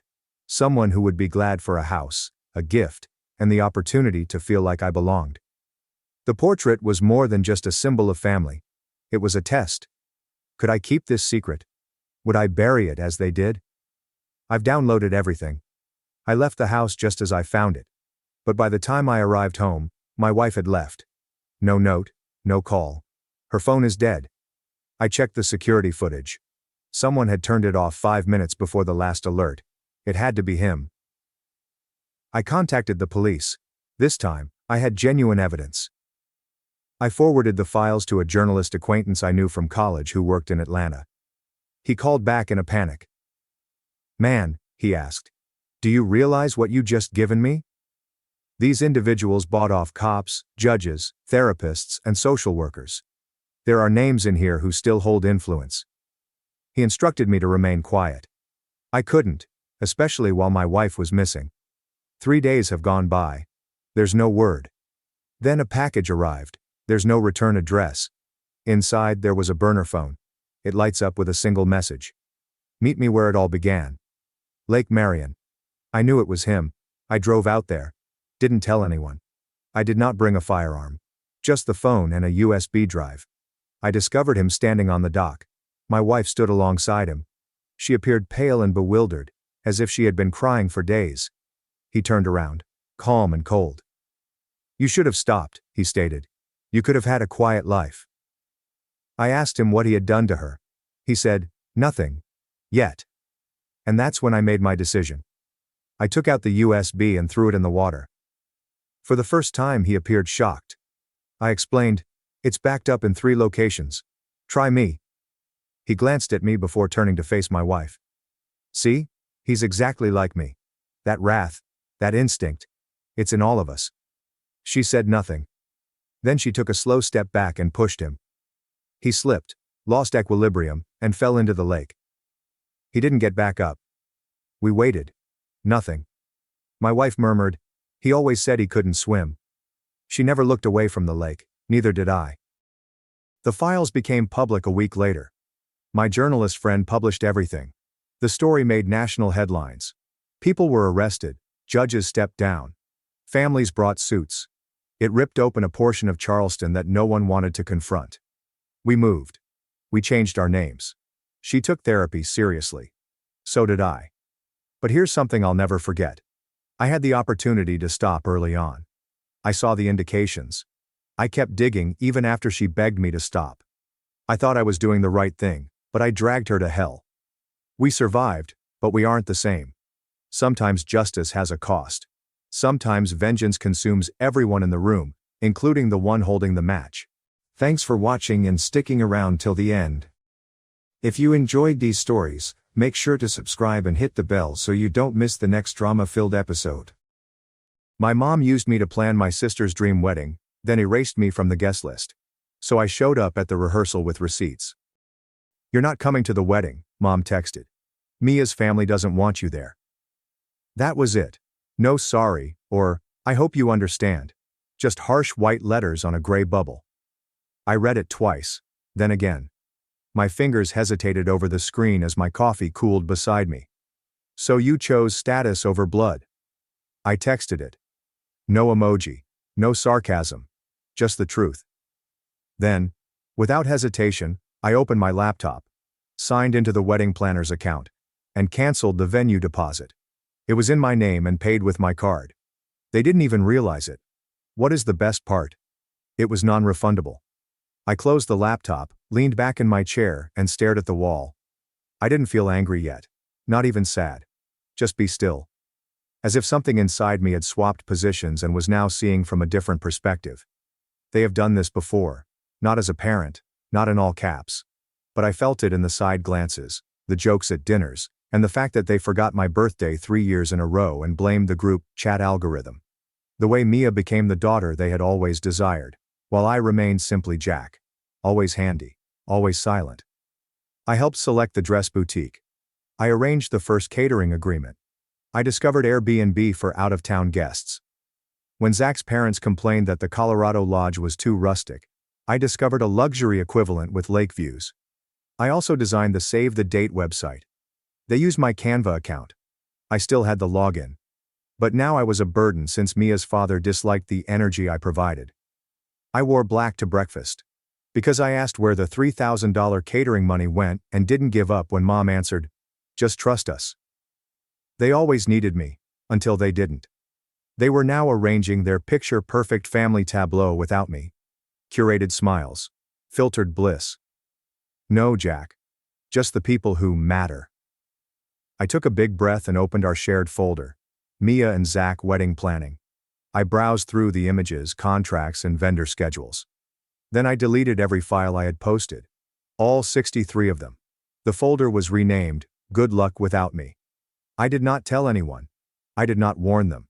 Allow them to find out in the morning when they try to confirm the florist. Allow them to scramble while the photographer isn't present. Let them wonder what happened when the venue sent them an email saying, "Unfortunately, this reservation has been canceled by the account holder." They assumed I'd remain silent. Smile. Swallow it like you always do. But this was not about the wedding. This was the last fracture in something that had been sitting for years. They handed me the scissors, expecting me not to cut the rope. They wanted me gone. Wish granted. They didn't realize I'd take everything with me when I went. And I was only getting started. If you ask them, I was always the dramatic type. The person who overreacted. Who overthinks things. But let me explain how I became that guy. Let's go back to 6 months ago. It was Friday night. Mia called me in tears. Zach had been laid off. The apartment they rented downtown was 3 months late. They attempted to negotiate with the landlord, but he demanded the money. All of it. Or he would file eviction proceedings on Monday. I did not even hesitate. I transferred $3,800 from my savings account and instructed her to call me if she needed anything extra. That was the third time that year I'd helped them out. The first occurred when Dad unintentionally overdrew from his retirement account and required $5,000 to avoid fines. The second occurred when Mom forgot that Mia's bachelorette Airbnb was on my credit card and allowed the girls to wreck the place. I maintained spreadsheets. I saved screenshots. Not because I intended to use them, but because I needed to convince myself that I wasn't crazy. That I hadn't anticipated the steady bleed of money, time, and energy into a family who treated me as if I were a silent giver. But it wasn't just about money. It was how I was regarded after I assisted. As a servant, a backstage hand. While I was fixing his gutters in the middle of a thunderstorm, Dad joked that I should work as a house husband, because I definitely wasn't man enough to be the breadwinner. Everyone laughed, even Mia. When I brought it up later, my mother said I was being overly sensitive. He said he was just old school. Old school? In high school, that man locked me out of the house because I had come home wearing eyeliner. But okay. Maybe I was overly sensitive. Mia told me about her engagement over FaceTime, while Mom and Dad were seated behind her on the couch cheering. They had helped her prepare the proposal with Zach. We even went ring shopping with him. Me? I discovered out via a screen. I should have spotted the pattern, but a part of me remained hopeful that if I helped enough, they'd finally treat me like I mattered. I paid $600 for the engagement shoot, developed the wedding website. I made unique invitations. I paid a deposit for the venue because Mom's card was acting weird. I was building their fantasy brick by brick, while they gave me leftovers and called me a good sport. And then the texting began. Aunt Megan initially said, "Hey, I heard you're not invited to the ceremony. Is that true?" Uncle Jeff then said, "Did you say anything to Zach's dad?" Just curious. Finally, the Facebook post that broke my heart. A photo of Mia and Zach with my parents standing in front of a rustic barn filled with fairy lights. The caption read, "So proud of our family. Can't wait for the big day with all the right people by our side." I was not even tagged.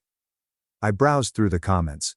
One of Mia's friends inquired, "Is Jack going to be there?" He was always so funny.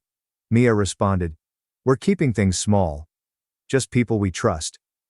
That night, I did not sleep. I read through every receipt, every communication, and every time they labeled me selfish for requesting a refund. And I understood something. I was the only person in this family who gave without expecting anything in return, and I was the only one who did not receive anything in return. A few days afterwards, I received a group text. "Hi family. Can everyone pitch in for Mia's bridal shower decorations? Jack, since you're so good with websites, can you make a landing page for RSVPs? Hugs and kisses." I didn't respond.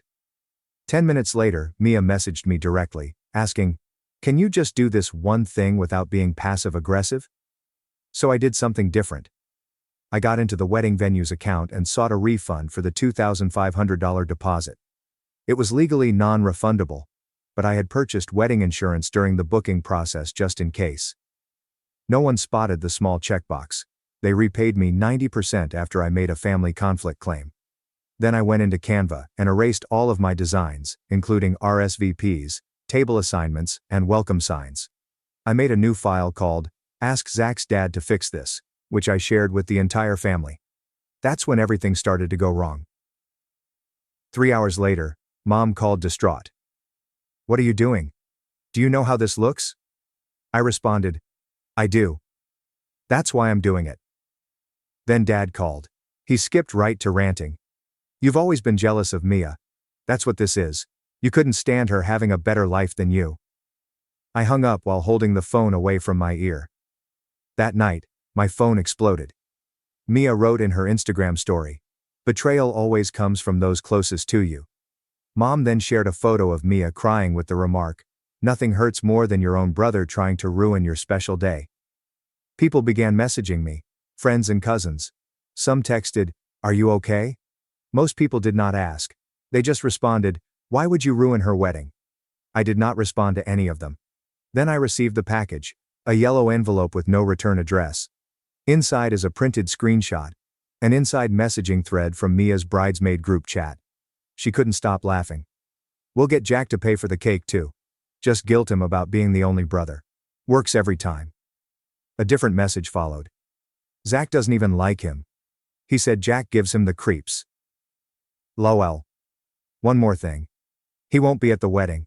I'll make sure of it. Watch." There was a sticky note on top with the handwriting I recognized. "You deserve better. K." I wasn't sure who K was, but I'd find out.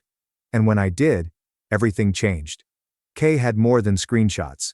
K had audio. And the moment I heard it, I knew precisely what I was going to do for Mia's rehearsal dinner. The rehearsal dinner was held at a posh winery 30 minutes outside of town. They termed it rustic luxury. I dubbed it a marketing ploy with pricey wine and fairy lights affixed to the trees. But I did show up. Dressed neatly, calm, focused, because I did not come to eat. I came to bury the circus. I walked in just as they were toasting. Mia was in the middle of laughing.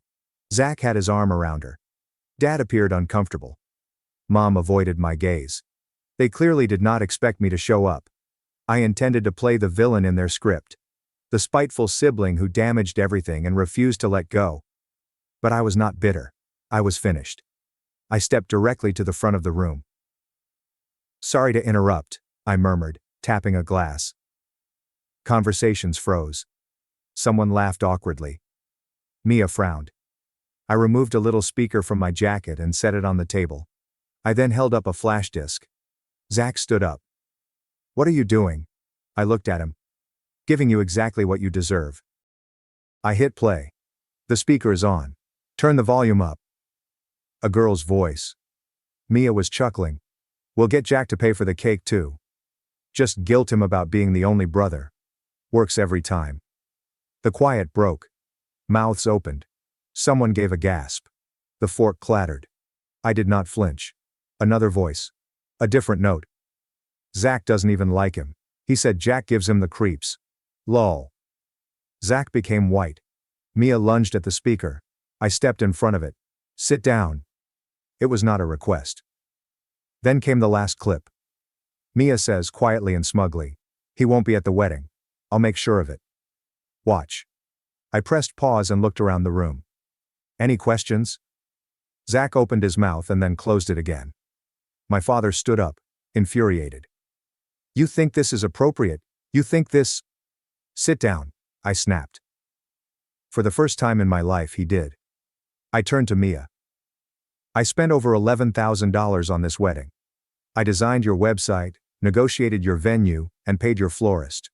I did it because I thought, stupidly, that this was family." Mia was shaking. Her mascara streaked down one cheek. "You don't understand it." "No," I replied. "You don't. You never did. You didn't want a brother. You wanted a wallet." Then I pulled out the folder, which contained hard copies, screenshots, and all of her, Mom and Dad's texts. The PayPal receipts, the invoices I paid, and the ones I preserved when others forgot. The group conversation where Mia introduced me as the family's free wedding planner. I gave them to Zach. "You still want to marry her?" I inquired. He stared at the pages. No response. A woman in a gray coat stood up from the back. She carried a badge around her neck and a phone in her palm. "Hello everyone. Sorry for intruding," she remarked. "I'm Kristen. Jack and I used to work together. I also run a digital forensic agency. Jack asked me to verify some files." She gazed at Mia. "And to confirm they weren't deep fakes." She held up her phone. "This audio? It's 100% authentic. No edits, no splices. Pulled from a WhatsApp backup linked to your old number. Don't worry, I have the metadata too." Mia's mouth dropped open. Mom gave a gasp. "Is this a joke?" Dad demanded. Kristen smiled. "Not even a little." Then came the twist. Zach turned to face Mia. "You told me Jack said those things to you. That he threatened you. That he was unstable. He brought up the printouts. You lied." She reaches for his arm. "No, Zach, don't touch me." Then the room exploded. My aunt stood up and began ranting. Someone knocked over the glass. My mother attempted to say something but choked. And through it all, I stood there, silent and serene, watching it burn. When the commotion reached its peak, I lifted my voice one final time. "I'm not coming to the wedding. You already made that decision. But now, you can do it without my money, my help, or my silence." I turned to my parents. "You cut me out the moment you realized I wouldn't play the puppet anymore, so I'm cutting the strings too." Then, as I turned to go, Zach spoke. "I'm calling it off," he said, loud, clear. Mia screamed, a harsh, sharp sound that pierced the air like glass. "You can't do this here." "Oh," I replied, "he just did." Then I walked out. No dramatic music, there's no slow motion, just the sound of everything they'd built falling behind me. I did not drive home following the rehearsal dinner. I didn't even get onto the freeway. Instead, I drove a side road north that was quiet and had no reception. A month before, I had signed a lease on a small home in a neglected region of the state. The population is 600. A single diner. One gas station. Nobody cared who I was. That is precisely why I chose it. I paid for 6 months in advance. No forwarding address. There are no digital breadcrumbs. Just silent. For the first 3 days, I did not switch on my phone. I didn't check my emails. I did not speak to anyone. I sat on the porch with a thermos of black coffee, listening to birds squabble for territory they'd never claim. I did not feel triumphant. I felt free. My neck no longer feels tense. No more guilt. No one approached me for money. Nobody pretended to love me just long enough to get a transfer. On day 4, I went into town and enrolled in an archival preservation course at the local college, which I had previously been too humiliated to pursue. History, dusty newspapers, letters were forgotten. Finally, I was surrounded by records that were preserved accurately. There was no performance here. There was no manipulation. No. You owe us. I volunteered at the county museum, helped to catalog images from the 1950s, repaired an antique microfilm machine, and for once, I didn't care if no one noticed. It was mine. Quietly mine. About a week later, the messages began to arrive in my old Gmail inbox, which was tied to my emergency phone. I didn't read the first couple, but the subject line was clear enough. Can we just talk? You went too far. We're still family. Next followed the blocked calls, dozens. I left the phone turned off. They were not attempting to make peace. They tried to reset the game. What terrified them was not the evidence. It was the silence. They couldn't take not knowing what I'd do next, because for the first time, they weren't in control. 3 weeks later, a court notification was delivered to my old flat. Apparently my father had attempted to sell a section of the family land. What he didn't comprehend was that I had locked the deed 2 years ago when he unintentionally tried to remortgage it without my permission. I had left it in legal limbo, waiting. He activated the provision himself. As a result, his business transaction fell through. His buyer walked away, prompting a fraud inquiry. Not because I caused it, but because I did not stop it. I did not publish a blog. I did not post a spectacular expose. I didn't send screenshots to the group chat. I just disappeared. There were no birthday calls. There is no financial rescue. No maybe next time. That is what truly ruined them. Because narcissists do not fear the repercussions. They are afraid of being irrelevant. They are afraid of being on stage without an audience. One morning I walked to the post office. Not for mail, but for a tiny item that I had ordered. Someone behind me in line was talking on the phone. Put it this way. I heard Mia's fiancé walked out before the wedding even happened. Then apparently her brother disappeared. Took all his money with him. I did not turn around. I never gave a statement. Never clarified anything. I simply became inaccessible. No address, no number, no access. They believed that quiet indicated weakness. They had no idea it was an option. A silent surgical type of goodbye. Not in words, but in their absence. The kind of absence that cannot be altered. The kind that makes people sit with the consequences of what they did. They can't make me feel guilty anymore. They are unable to contact when the rent is late, or the credit card is maxed. They can't pretend everything is fine when they need another favor. Because there is no longer a we. There is only them, and a mailbox that reads, "No messages received." Do you know what's funny? When you ultimately walk away from the people who have constructed their life on top of you, they do not tumble instantly. They merely stood there shocked, as if someone had turned off the sound and they couldn't find the volume button. That is what happened. Even after everything had burned down, after the rehearsal, after the calls, after the silence, they remained hopeful that I would return. Because I always have. But this time I didn't. I changed my phone number. Not just a SIM card replacement, new carrier, new country code. No forwarding. There's no auto reply. Just nothing. I closed the joint account that Dad had set up with me for emergencies. I moved my bank statements to a private digital vault. I updated my medical power of attorney. I removed all family names. I even updated the emergency contact information on my driver's license from mom to nobody. They do not know where I live. They do not know where I work. They're not sure if I'm in the state, the country, or even above ground. And this kills them. I returned a month ago, but only once. Not to the house. Not to the vineyard. I drove by the wedding venue, which I had canceled. It was vacant. Abandoned. A for sale sign hung crookedly on the front gate. A faded bouquet lay crushed on the stones. It felt right. I rolled down the windows. The breeze smelt of rain and melancholy. Before leaving, I did one thing.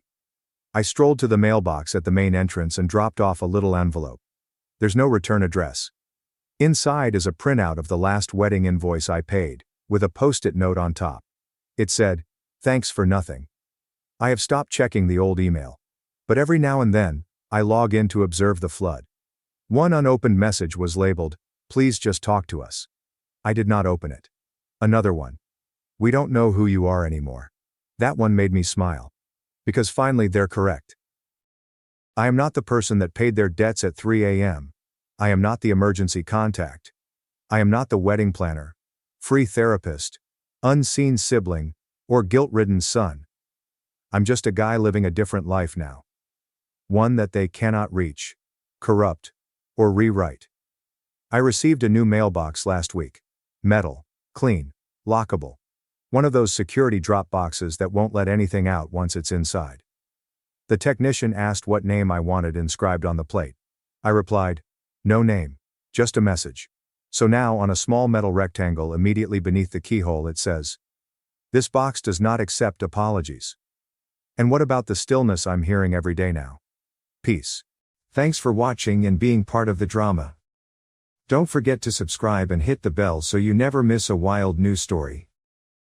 My parents begged me to help with the mortgage, not knowing I'd already paid $267,000. So I gave them 30 days to get out of my house. When my uncle emailed me that video, I felt my entire world turn on its axis. My parents and my brother Theodore sat around our old kitchen table in Phoenix, talking about me as if I were a burden.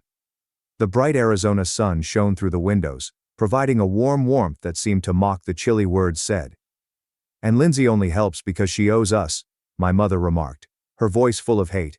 "And after everything we've done for her, paying the mortgage is the least she can do." My brother Theodore added up with a chuckle, "Yeah, and she acts like she's doing us some huge favor. What a joke." The worst part was my father's silent nod of agreement. The man who had once taught me to ride a bike and assisted me with my arithmetic homework now sat there, enabling them to tear me apart. The video was grainy, certainly recorded without their knowledge, but their sentences were crystal clear. I saw it 3 times, each time leaving me with an odd combination of numbness and clarity. For the past 4 years, I'd been paying hefty mortgage payments through my LLC, Divine Investments. They assumed they were paying payments to a bank and never read the fine print of the deal my financial consultant had helped establish. Every month they made a modest amount while I covered the majority of the payment, all the while complaining about my minimal assistance. My Uncle Jason's message arrived right after. "You need to see this, Lindsay." I couldn't stay quiet anymore. They've been talking like this for months. I sat in my home office glancing at the spreadsheets that listed every payment I'd made. The stats didn't lie. More than $200,000 was invested in keeping them comfy in that residence. My hands should have been quivering with rage, but they remained still when I pulled up the mortgage agreement. I smiled slightly as I remembered the purchase option language that my financial consultant had insisted on inclusion. "Oh, just in case," she had responded. Looking back, I wonder if she was aware that something like this could happen. My next payment was due in 2 weeks, and for the first time, I understood exactly what I had to do. I grabbed up my phone and typed a brief message to my uncle. "Thank you for showing me the truth. Don't worry, I won't let them know you sent this, but things are about to change." I had always been the family's safety net, despite their refusal to admit it. 4 years ago, when the Phoenix housing market collapsed, and they were about to lose their home, I stepped in. I was 27 years old at the time, and I had already established myself as a successful software development manager. The irony was that they were never supportive of my professional choice. They wanted me to take over my father's struggling real estate firm. "Software is not a career for a woman," my mother would say, her lips pursed in disgust. "Your brother Theodore is the one with the real business sense." But Theodore, despite his economic acumen, nearly bankrupted the family business within 2 years of taking over. When they needed assistance with their mortgage, I contacted my financial advisor, Kate. She proposed a novel solution: form an LLC, buy the house through it, and make them believe they were still working with a bank. That way, I could defend myself legally while also aiding them. It seems perfect at the moment. I could aid without having to deal with their pride. The arrangement went smoothly. Divine Investments LLC became the mortgage holder, and I boosted their monthly payments without their knowledge. They preserved their dignity, while I kept my family steady. My Uncle Jason was the only one who knew the truth, having overheard Kate and me talking about it at a family gathering. "You're too good to them, Lindsay," he said then. "But they don't deserve your kindness." Naturally, I stood up for them. They're my family. They might not understand my choices, but they've always given me a home. Now, after watching that film for the 4th time, I realized how mistaken I had been. Their words echoed in my head. She owes us. What a joke. The least she can do. Each sentence felt like a dagger being inserted deeper. I opened my laptop and accessed the LLC's account. The next mortgage payment was due on the 15th, only 2 weeks away. They had never been late before, and they transferred their half like clockwork. But now that I knew how they truly felt, I had no intention of covering the remainder this time. Allow them to suffer the consequences of their ingratitude. Allow them to deal with the bank on their own. They had no notion that their daughter, the dutiful, worthless burden, was also their landlord. The concept made me smile. Sometimes karma requires a little shove. The video was not the end of things. The next day, my Uncle Jason emailed me additional evidence. Images of family group chat discussions from which I had been purposely omitted. They constructed it 6 months ago and dubbed it family finances. Every communication felt like a worse betrayal than the last. "And Lindsay thinks she's so special with her technical job," Theodore wrote. "She barely helps with the mortgage while I'm here every day running Dad's business." My mother's remark made my blood run cold. "We should ask her for more money. She's single, has no children. What else does she spend it on?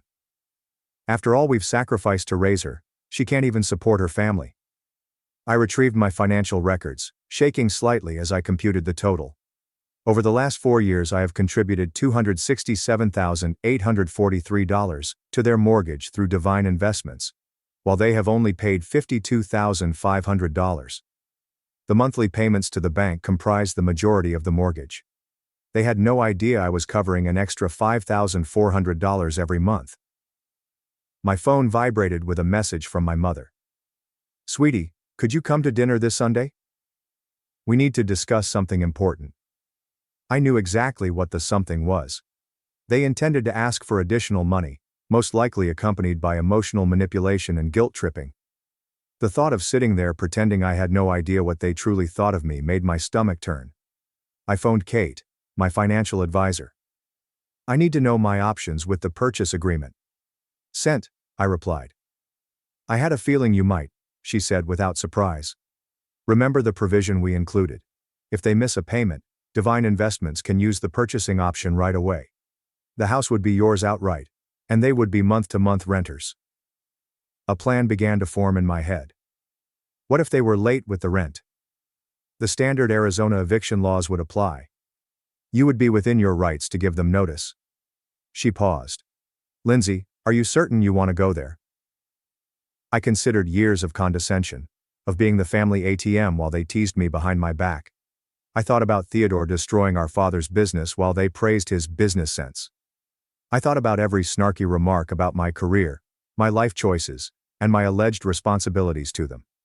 "Yes," I responded, my voice steady. "I am sure. But I'm not going to tell them anything, yet. Allow them to believe that everything is normal for the time being." I texted my mother back. "Of sure I will come to dinner. Looking forward to it." The heart emoji seemed ironic but necessary. After all, they'd taught me well. Sometimes the best retribution necessitates a flawless poker face. The next mortgage payment was due in 13 days, and for the first time since the arrangement began, I would not be present to catch them as they fell.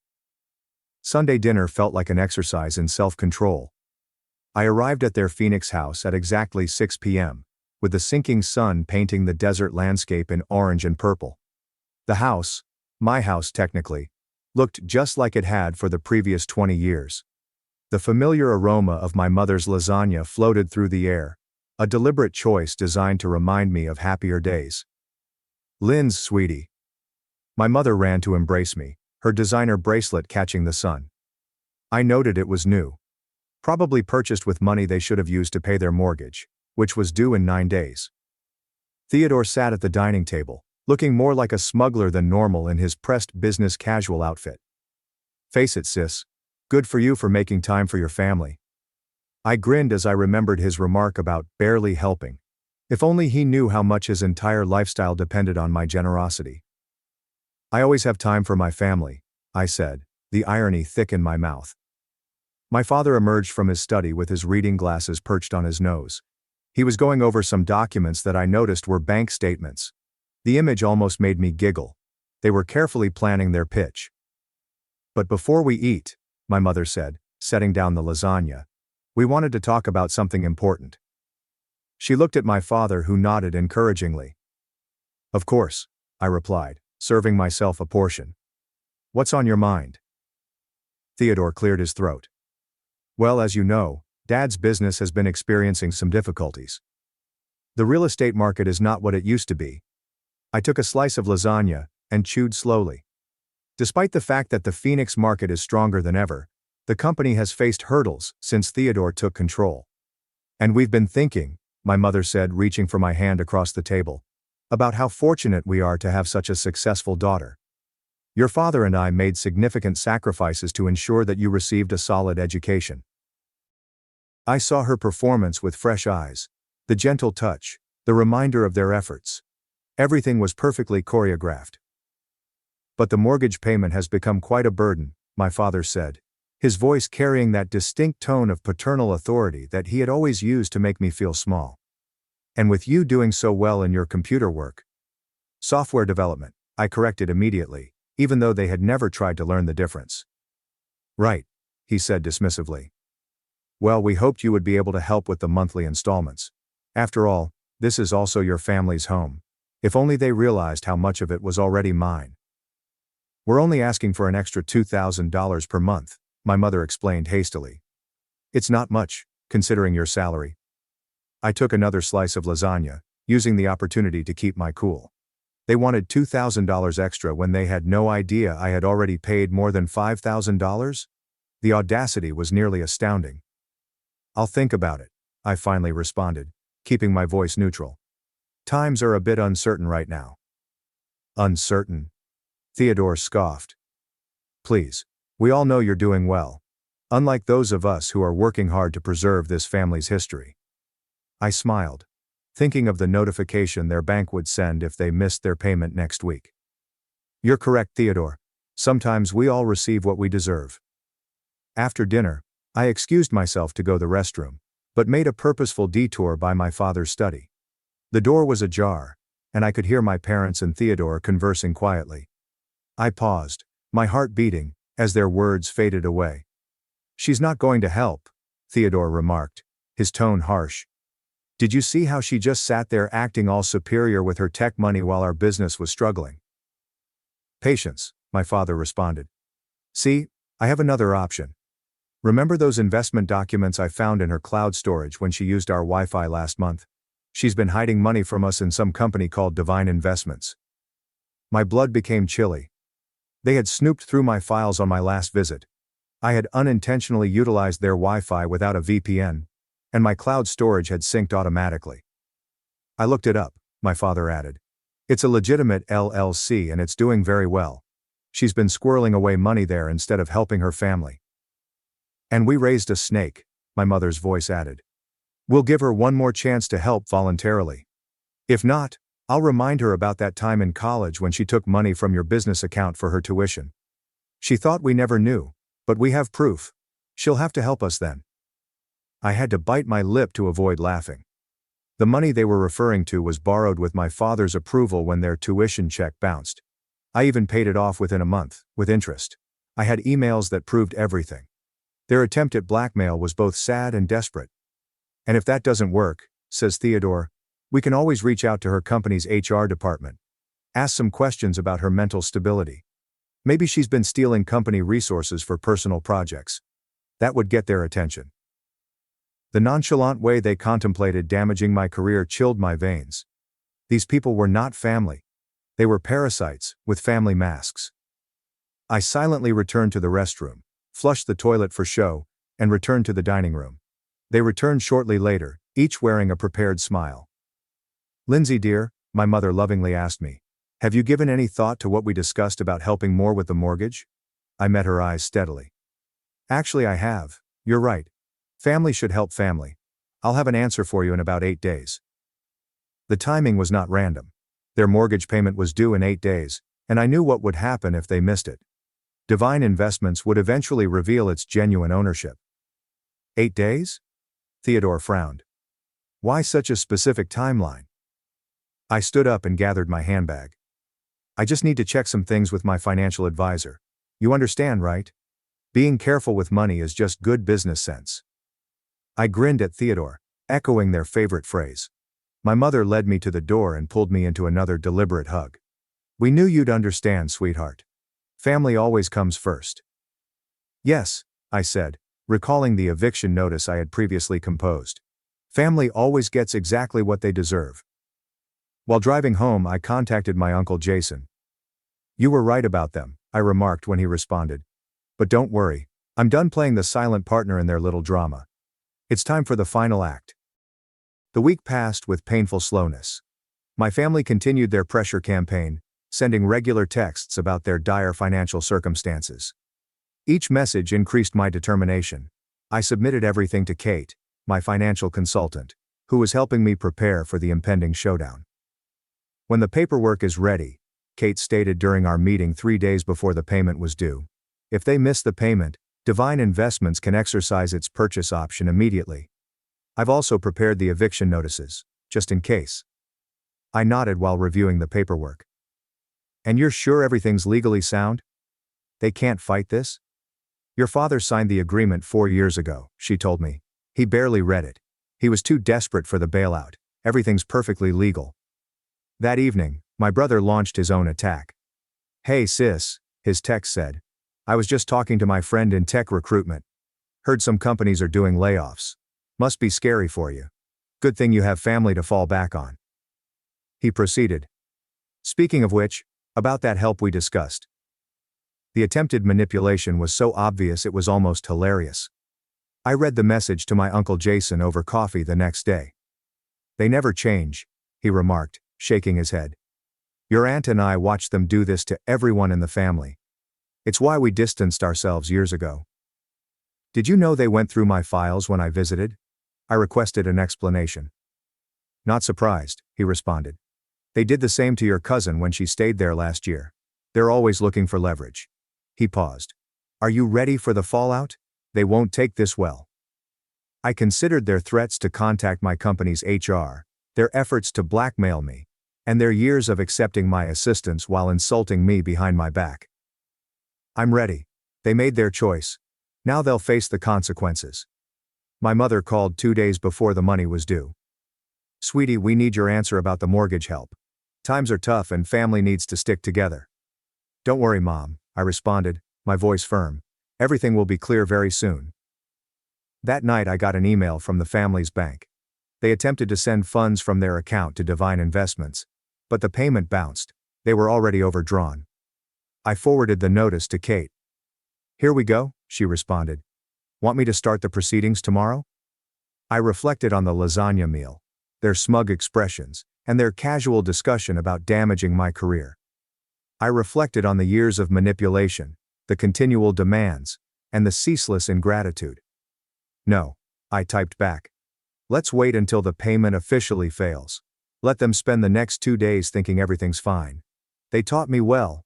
Timing is everything." I opened my laptop and started writing an email to my company's HR department, detailing my family's threats and adding the information Uncle Jason had compiled. It's better to get ahead of their possible attacks. The end was near, and I was leaving nothing to chance.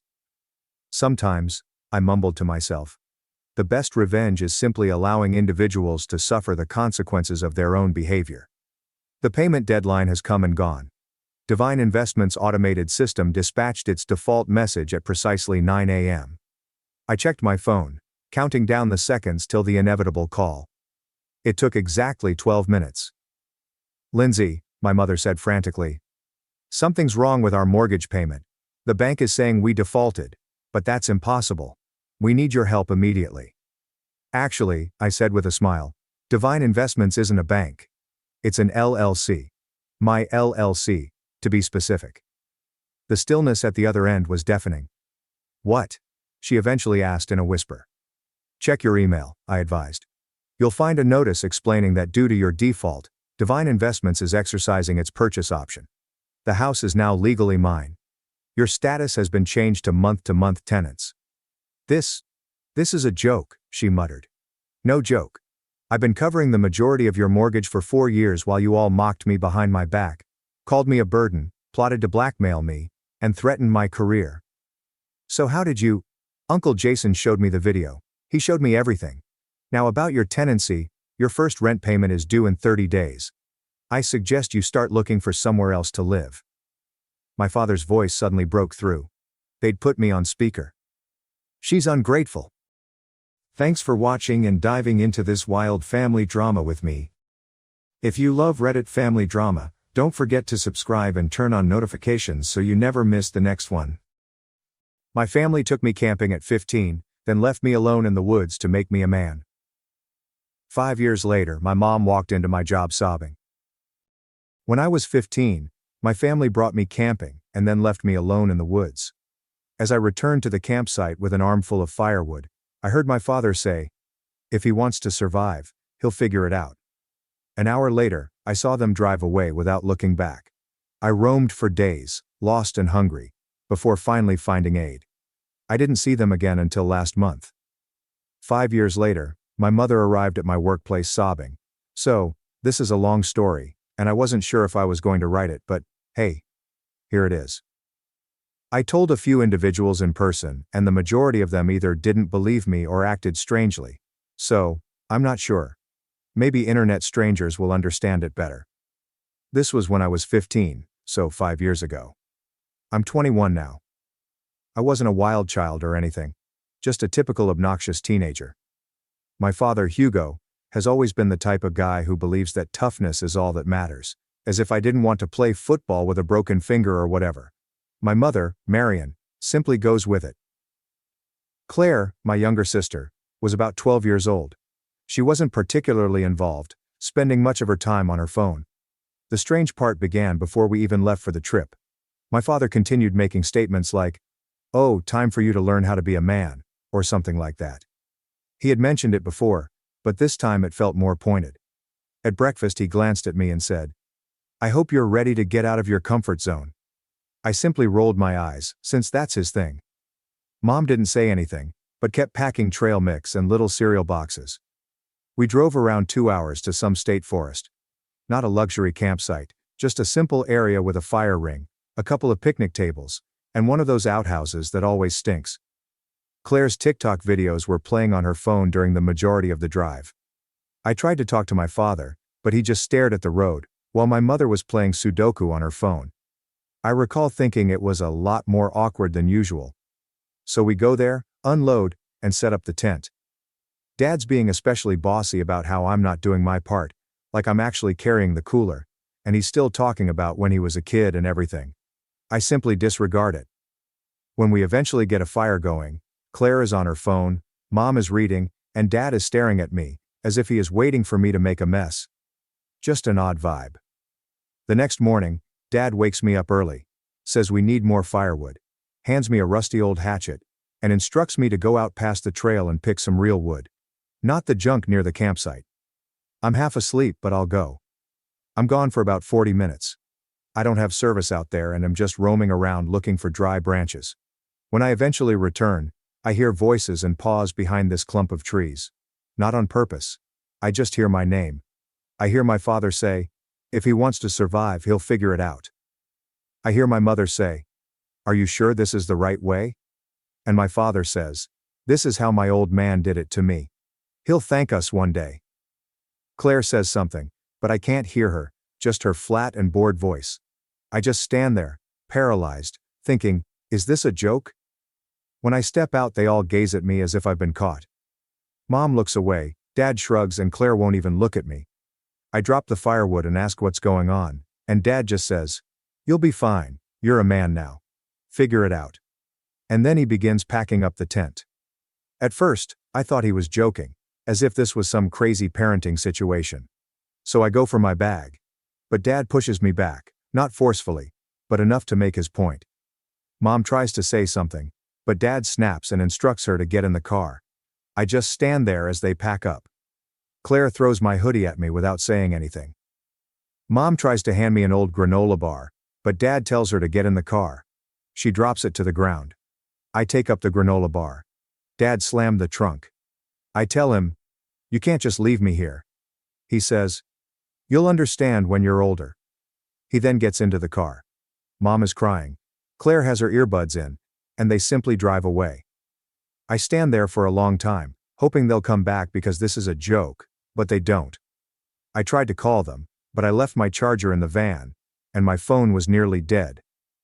I try calling again, but I get nothing. No bars. I check my pockets. I have about $12, a lighter, my phone, the hatchet, and a crappy granola bar. I hike back up the trail, thinking they might be just around the corner, but the parking lot is empty. There's a strange sense, as if I'm not really mad yet, just bewildered. I wait there for a bit, hoping they'll return, but nothing. So I try to return to the site, but I get turned around. The trees all look the same. I am not a scout. I do not hike. As the light sets, I begin to feel cold. So I just find a location and attempt to fall asleep. Every little noise worries me out, but I'm more furious than terrified at this point. Seriously, is this what they believe will repair me? The next day I try to follow the trail markings, but they only loop back. I ration the granola bar, but it's depleted by the second day. I yell for aid several times, but there is no one. I drank from a creek, which was probably not the wisest thing to do. At that time, I try not to sleep much because I'm constantly hearing things. After a few days I'm hungry, exhausted and frustrated. I keep thinking about what Dad said, and how his father did it as well. I kept thinking he's always talking about tough love, but this feels more like he just wants to get rid of me temporarily. Eventually I encounter some hikers, who gaze at me as if I were a wild beast.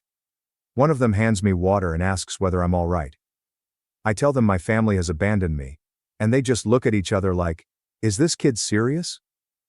They lead me back to the trailhead, and I stay there while they try to phone someone. I gave them my parents' phone number, but there was no answer. I end up with some park rangers who call my Aunt Aurora. She picks me up, barely says anything, and drives me to her house, where she prepares a sandwich and tells me to sleep on the couch. The next day, she says my parents are taking their time and it might be best if I stay with her for a bit. I inquired whether they even called. She shrugs, says they need space, and I should think about what I did to push them so far, which honestly irritates me more than anything else. I called again, but nothing happened. After a week at her apartment, I gave up trying. I do not see or hear from them again for 5 years. I moved out at 18, started my own business, and blocked them everywhere. Claire would occasionally send me a message on Instagram, usually with a meme or something, but nothing serious. I figured I was finished with it. I assumed that if they didn't want me, I didn't need them. Then last month my mother showed up at my workplace. Just walks in, looking older and worn, and begins crying. I had not seen her face in 5 years and didn't recognize her at first. I suppose that's how part 1 finishes. If you want to know what happened when she arrived, I will post more. But yes, that is how my family abandoned me in the woods. Not even an apology. Not even a call. Just left. Update 1. Okay, so here's part 2.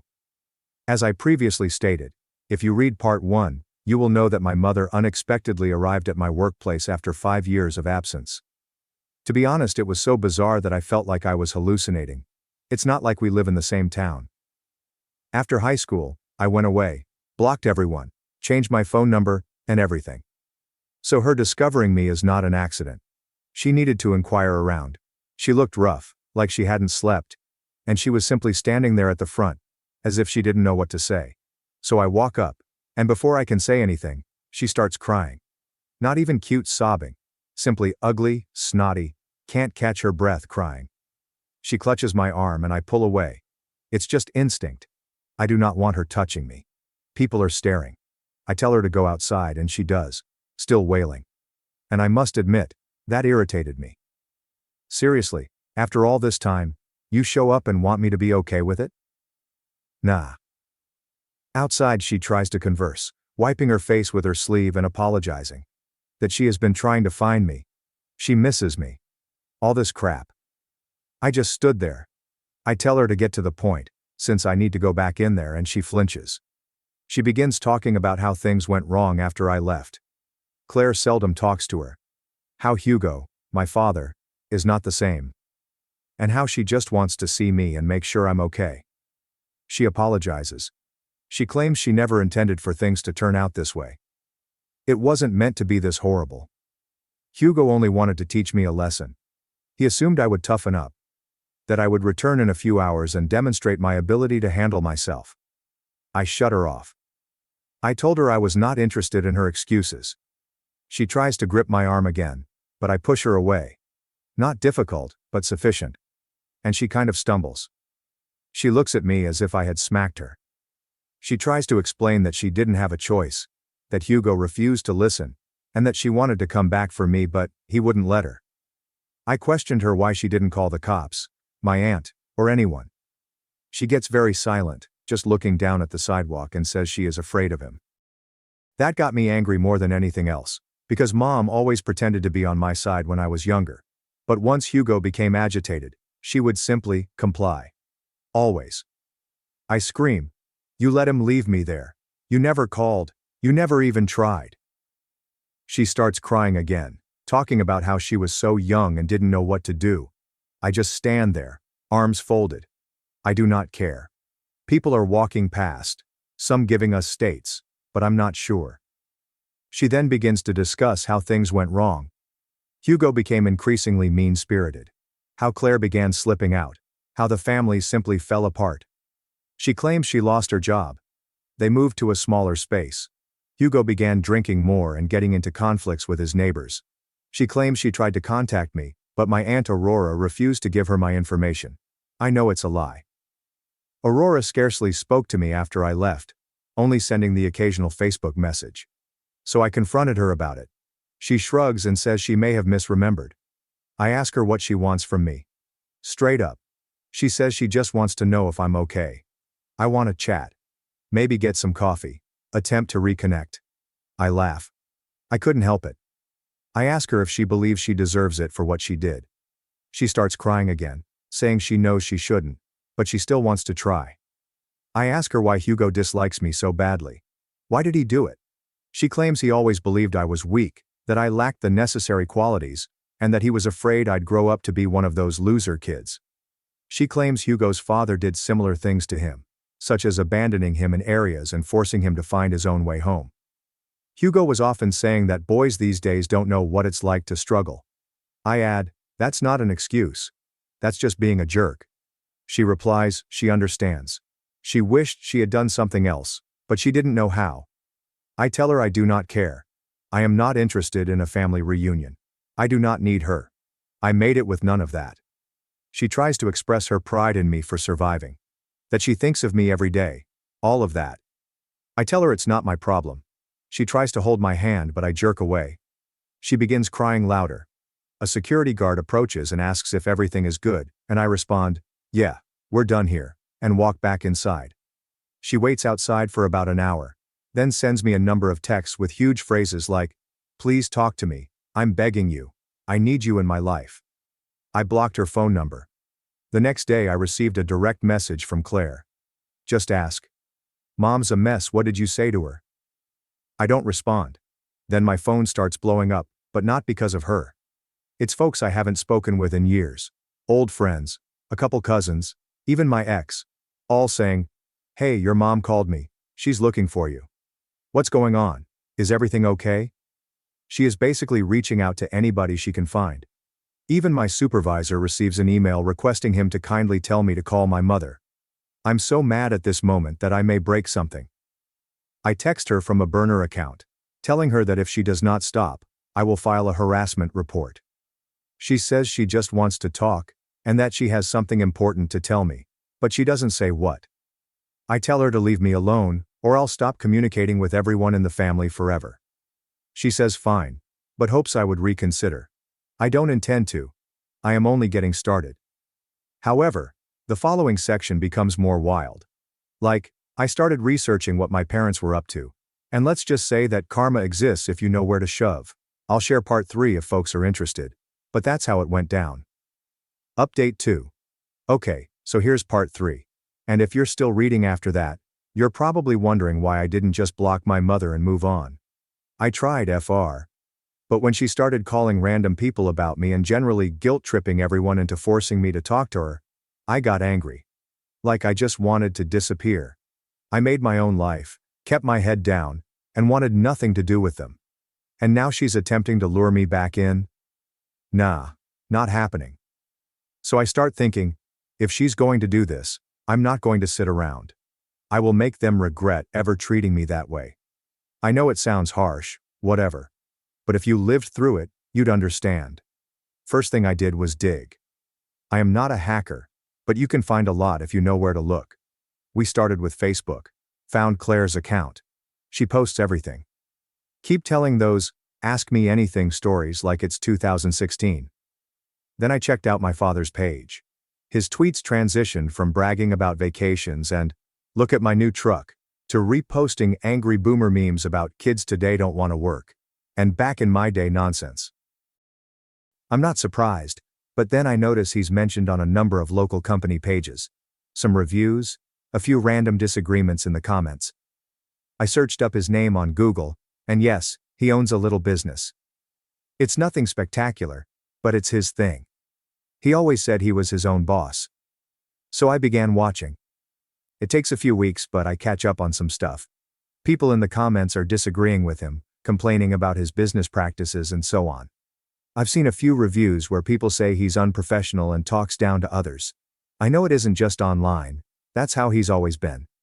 I visit his website and see that he has a few regulars but not many. The business is not performing well. I searched up the address. It is a strip mall on the outskirts of town. I understand how those places work. Rent is not inexpensive. I don't go there, I'm not stupid. But I do begin messaging some of the people who left feedback. At first I only asked how their experience was, and if they would utilize the place again. Most people ignore me, but a few respond. One claims Hugo was disrespectful, refused to fulfill a guarantee, and blamed them for being negligent. Another tells me he tried to upsell her on items she didn't need. I don't tell them my true name. Instead, I claim I'm considering employing his business. Nobody is astonished when I claim I have a peculiar vibe. I start pressing. I leave honest reviews. Nothing outlandish, just the facts. Say, I had a bad experience. The staff was rude, I wouldn't recommend it. I posted in a local Facebook group, asking if anyone else had problems. People start speaking up. I don't make anything up. I simply move the plot onward. I provide a hint about how the owner previously left his own child abandoned in the woods, and that gets folks going. I'm not even saying it was me, just someone I know. Some people accuse me of lying, while others begin to ask questions. The best part is that Hugo can't help himself. He jumps into the comments, gets defensive, and begins ranting at people online. One night, he gets into a disagreement with one of the group members, and then tweets a rant against canceling culture and entitled youngsters. People begin to avoid his business. I received a message from a man who claims he used to work for Hugo and quit, because Hugo yelled at him for being 5 minutes late. I said, yeah, that tracks. While that's going on, I check on my mother. She's currently living with her sister, Aurora, which makes sense. When things become difficult, she would always turn to her. Aurora has her own troubles. Not much money. Takes care of her own children. I heard from Claire. She sends me a meme, whatever. That mom is extremely depressed and hardly leaves the house. I ignore it. Not my problem. Mom starts sending me emails from new accounts and begs me to stop. Saying Hugo is blaming her for everything, that he is losing money, and that she is afraid he would crack. I don't respond. I start telling folks the true tale. Not only the business aspect, but what he did to me. I explain my side to everybody who asks. I don't care if they believe me or not, I just keep chatting. I know some people think I'm making it up, but I'm not bothered. I sent Hugo a letter. Just a normal old letter. Nothing fancy. I write down, step by step, what he did, what it did to me, how I survived, how I established a life without him, and how I will never forget it. I tell him I'm making sure everyone understands who he truly is. There are no threats, nothing illegal, only the facts. I know he received it because a week later, I received an SMS from an unknown number. I block it when it says, "You're a liar and a coward. You'll never be a real man." I began hearing from additional family members, including cousins and individuals I scarcely remember. Some of them are upset, saying I am destroying the family name and should simply let it go. If they want to fight, I say let's do it. I do not back down. One uncle really phones me, ranting about how I'm causing trouble and that I should respect my elders. I hung up with him. Aurora tries to take my side for about 2 minutes before saying she can't get involved since she needs mom's help with rent. Meanwhile, Hugo's business is becoming worse. I keep watching. Someone reports in the local group that they witnessed him ranting at a customer. According to reports, the officers arrived, but nothing happened, presumably just a warning. He slammed the door on someone and threatened to sue, but nothing happened. Even Claire texts me saying Dad is losing it and constantly blaming everyone else. I tell her, maybe you should move out. She simply answers, yeah, maybe. I know some will think I went too far, but honestly, if you've ever been left in the woods by your own family, you'd understand. I'm not breaking any laws, I'm only telling the truth and ensuring that everyone understands who they are. If they want to play a game, I can join in. The last thing that happened was that I received a note from an elderly man who knew Hugo when he was younger. He says, I heard what happened, which is exactly how Hugo's father handled him. I answer, doesn't make it right. He says, no, it doesn't. Then he urges me to look after myself. I do not reply. So that's where it is. Hugo is losing business. Mom is essentially a ghost. And the family is split down the middle. I'm not finished yet. But this is a start. I don't mind if they detest me for it. I won't just let them get away with it. I'm not sure if this makes me a bad person, but whatever. The following section is where things really start to go wrong. After all of this, Dad eventually tries to contact you, and you won't believe what happens next. I'll post it if anyone wants to hear the rest. Finally, subdate. So here's part 4. And, if you have kept up, thank you. I didn't anticipate it to gain that much attention. I'm not going to lie. Writing all of this out is odd as hell, but whatever. People wanted the finish, so here's how it played out. It's been about 2 months since I began really pushing back. Not just blocking my mother but making it clear what kind of people Hugo and Marion were. I assumed it would only irritate them further. Perhaps they'd move or give up trying. But no. Hugo is the type who can't let things alone. Cannot allow anyone else to win. That's probably what his father did to him. But honestly, I don't care. I am not his therapist. So the first strange thing was Claire texting me out of nowhere saying, hey, Dad's been acting weird. You should call him. I ignored her. I'm not being dragged back in simply because she feels embarrassed at the dinner table. Then Aurora calls, something she never does. Just leaves a message saying, you should talk to your dad. He's not doing well. I erase it and continue about my day. And yes, I felt horrible for Claire. But she was there too. She had the opportunity to say something years ago, but she chose not to. The following week, my phone blew up. But not from my family. The people are from the ancient town. Someone I hardly know DMs me. Hey man, did you hear your dad's business is closing down? Then a couple more texts. The same thing. I checked the Facebook group.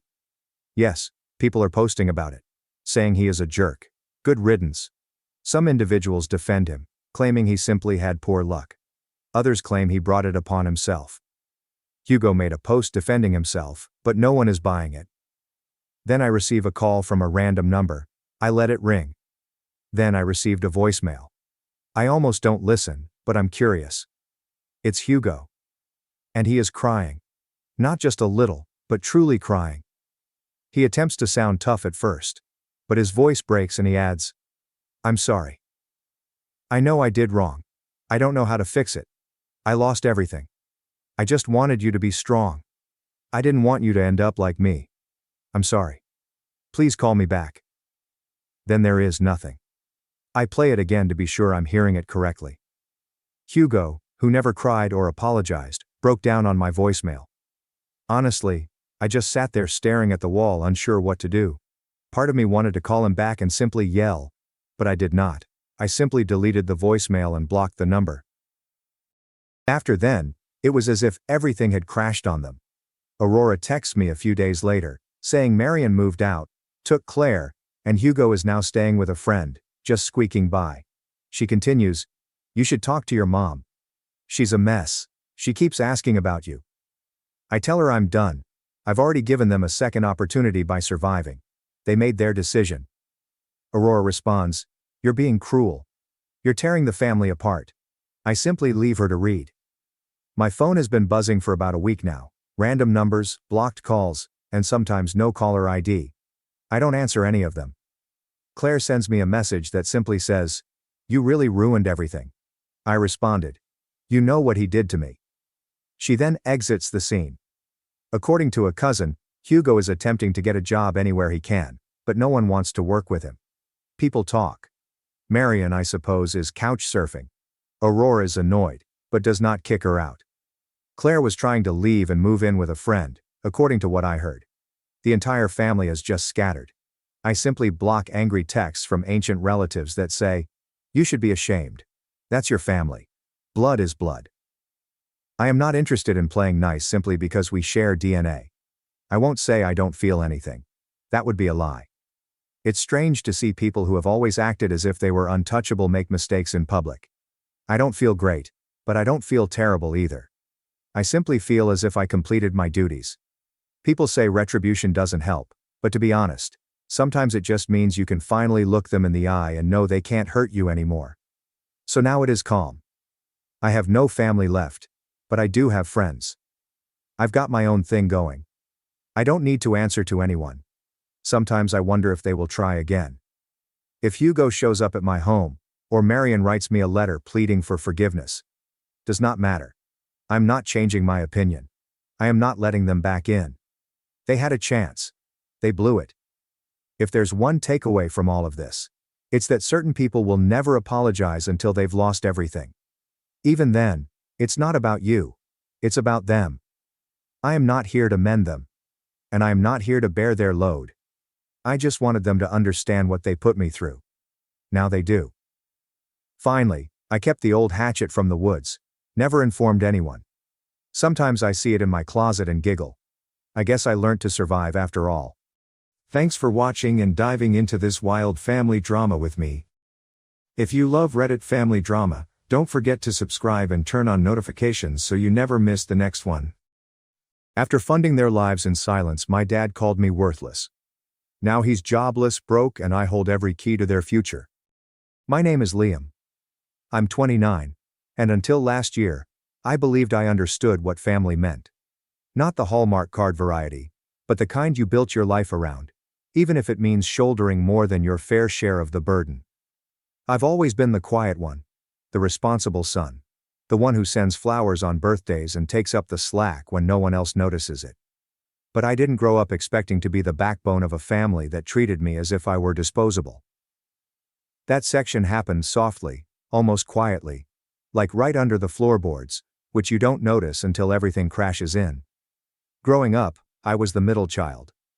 My older brother Adam was the golden boy. Varsity football, charming, and always surrounded by a crowd. My younger sister Mia was a princess from the minute she was born. And me?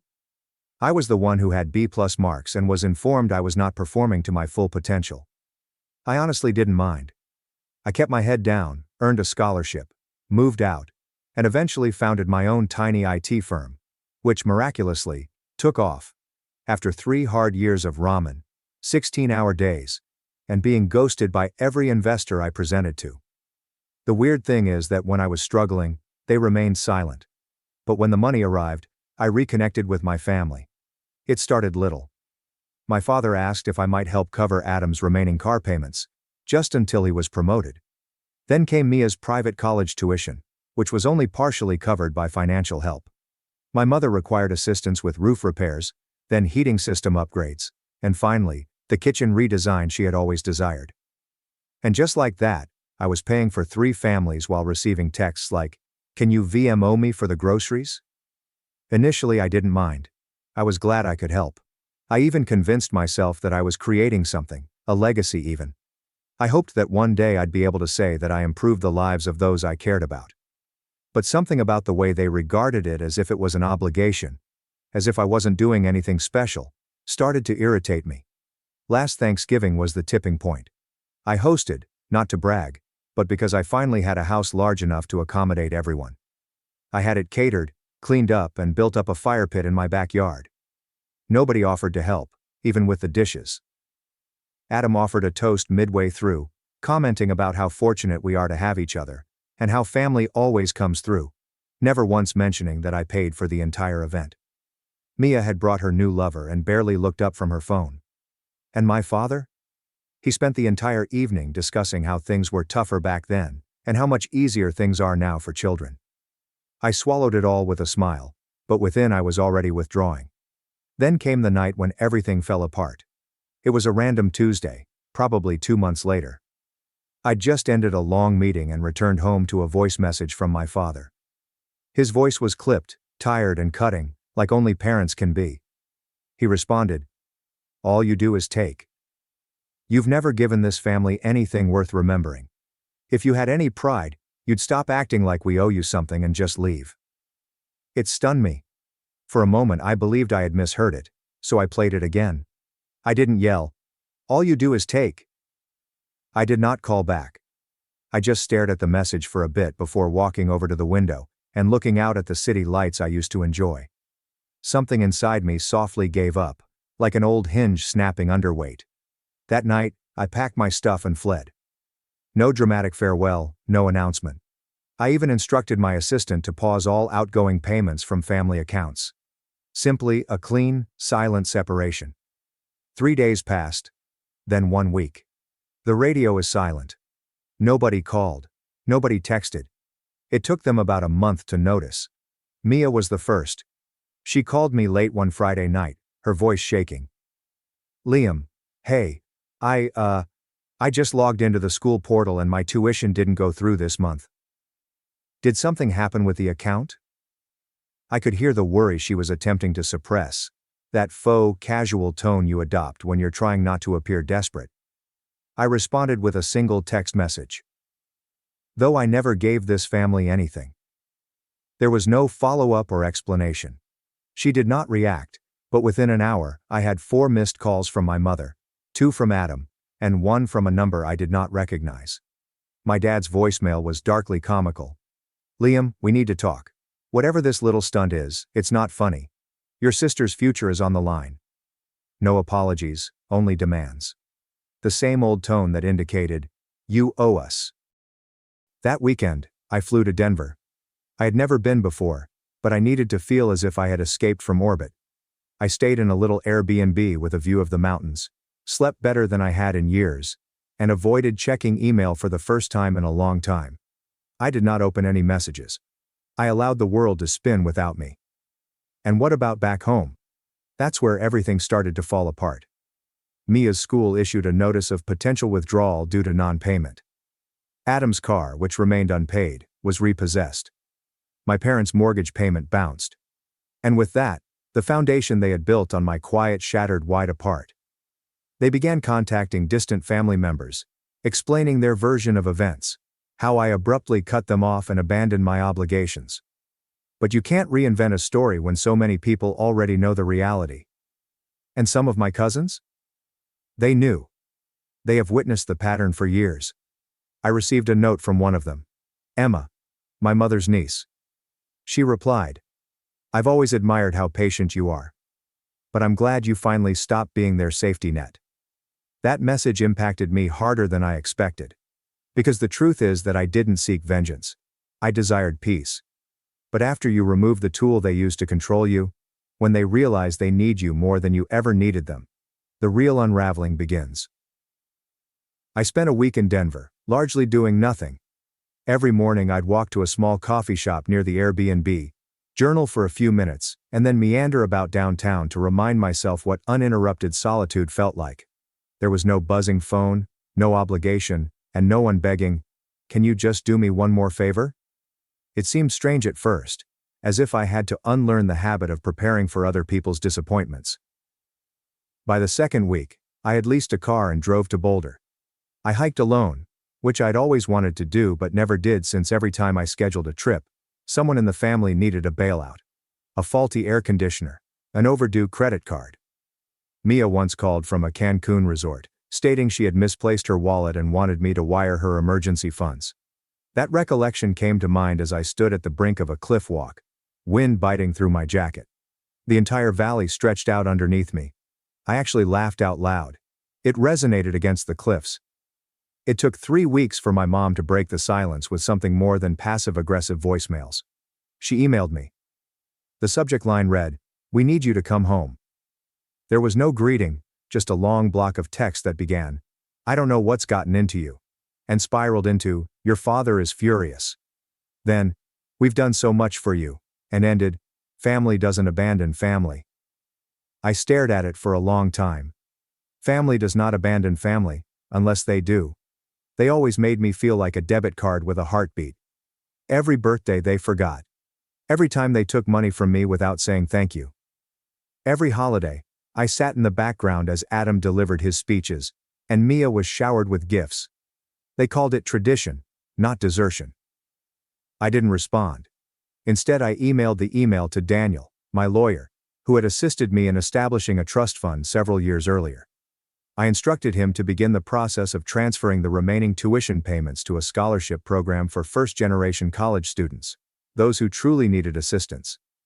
They wouldn't laugh behind my back while depleting my financial account. I also requested him to look into who was listed on the deed for the lake cottage, which my parents used every year, and that I had paid off in full under the false premise that it would be a shared family investment. It turns out that my name was still on the documents. So, I made a decision. That Sunday morning I scheduled a flight back home. Not to reconcile, not to feel guilty, but to gather receipts. I didn't inform anyone I was coming. I arrived about noon, picked up a rented car, and drove straight to the house. The same one I helped remodel when Dad threatened to sell it, unless someone paid to repair the water damage. It looked the same. Familiar and artificial. Like a movie set designed to look like a home. As I drove up the driveway, I noticed Adam's old pickup parked outside. I assumed he moved back in following the repossession. I did not knock. I walked in with the spare key my mother had forgotten I had. When I walked into the living room, I heard conversations. "He's being dramatic," Adam said.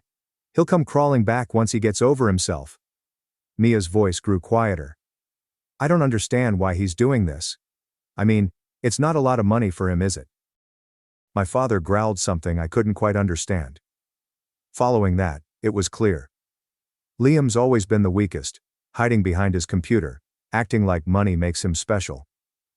I stood in the corridor, invisible, as they continued to tear me apart, as if I weren't the reason the lights were turned on. I did not cry. I did not storm in. I didn't even feel angry, just confirmation. They never saw me. Not really. I discreetly pulled out and drove to the lake cottage. I entered through the front door, took one long look at the open-plan kitchen, the wall of family portraits that didn't include one of myself, and began taking images for the real estate listing. By dark, my lawyer had everything he needed to start the deal. It was Saturday. On Monday, I left a farewell message on the family group chat. "You said I never gave this family anything, so I'm finally giving you what you've always acted like you wanted. Distance. No more tuition. No more car payments. No more roof repairs. Sell your own memories. I'm out." I exited the group chat and blacklisted everyone. I assumed that would be the end of it. But what I didn't anticipate was how deep the web of dependence had become. And how quickly it would unravel. Mia faced expulsion within a week after I cut every thread. Adam was dismissed for missing too many shifts while attempting to figure things out. My parents' bank called with queries about a mortgage they couldn't afford. And me? I was already halfway to the airport for a fresh journey, this time to Tokyo. First class. There is no guilt. There are no strings. But what about the real kicker? What occurred the next time they attempted to crawl back? I was somewhere over the Pacific when my phone finally caught up with the mayhem I'd left behind. Dozens of missed calls, voicemails from numbers I didn't recognize, Most likely Mia's pals, or someone attempting to calm me down on my family's behalf.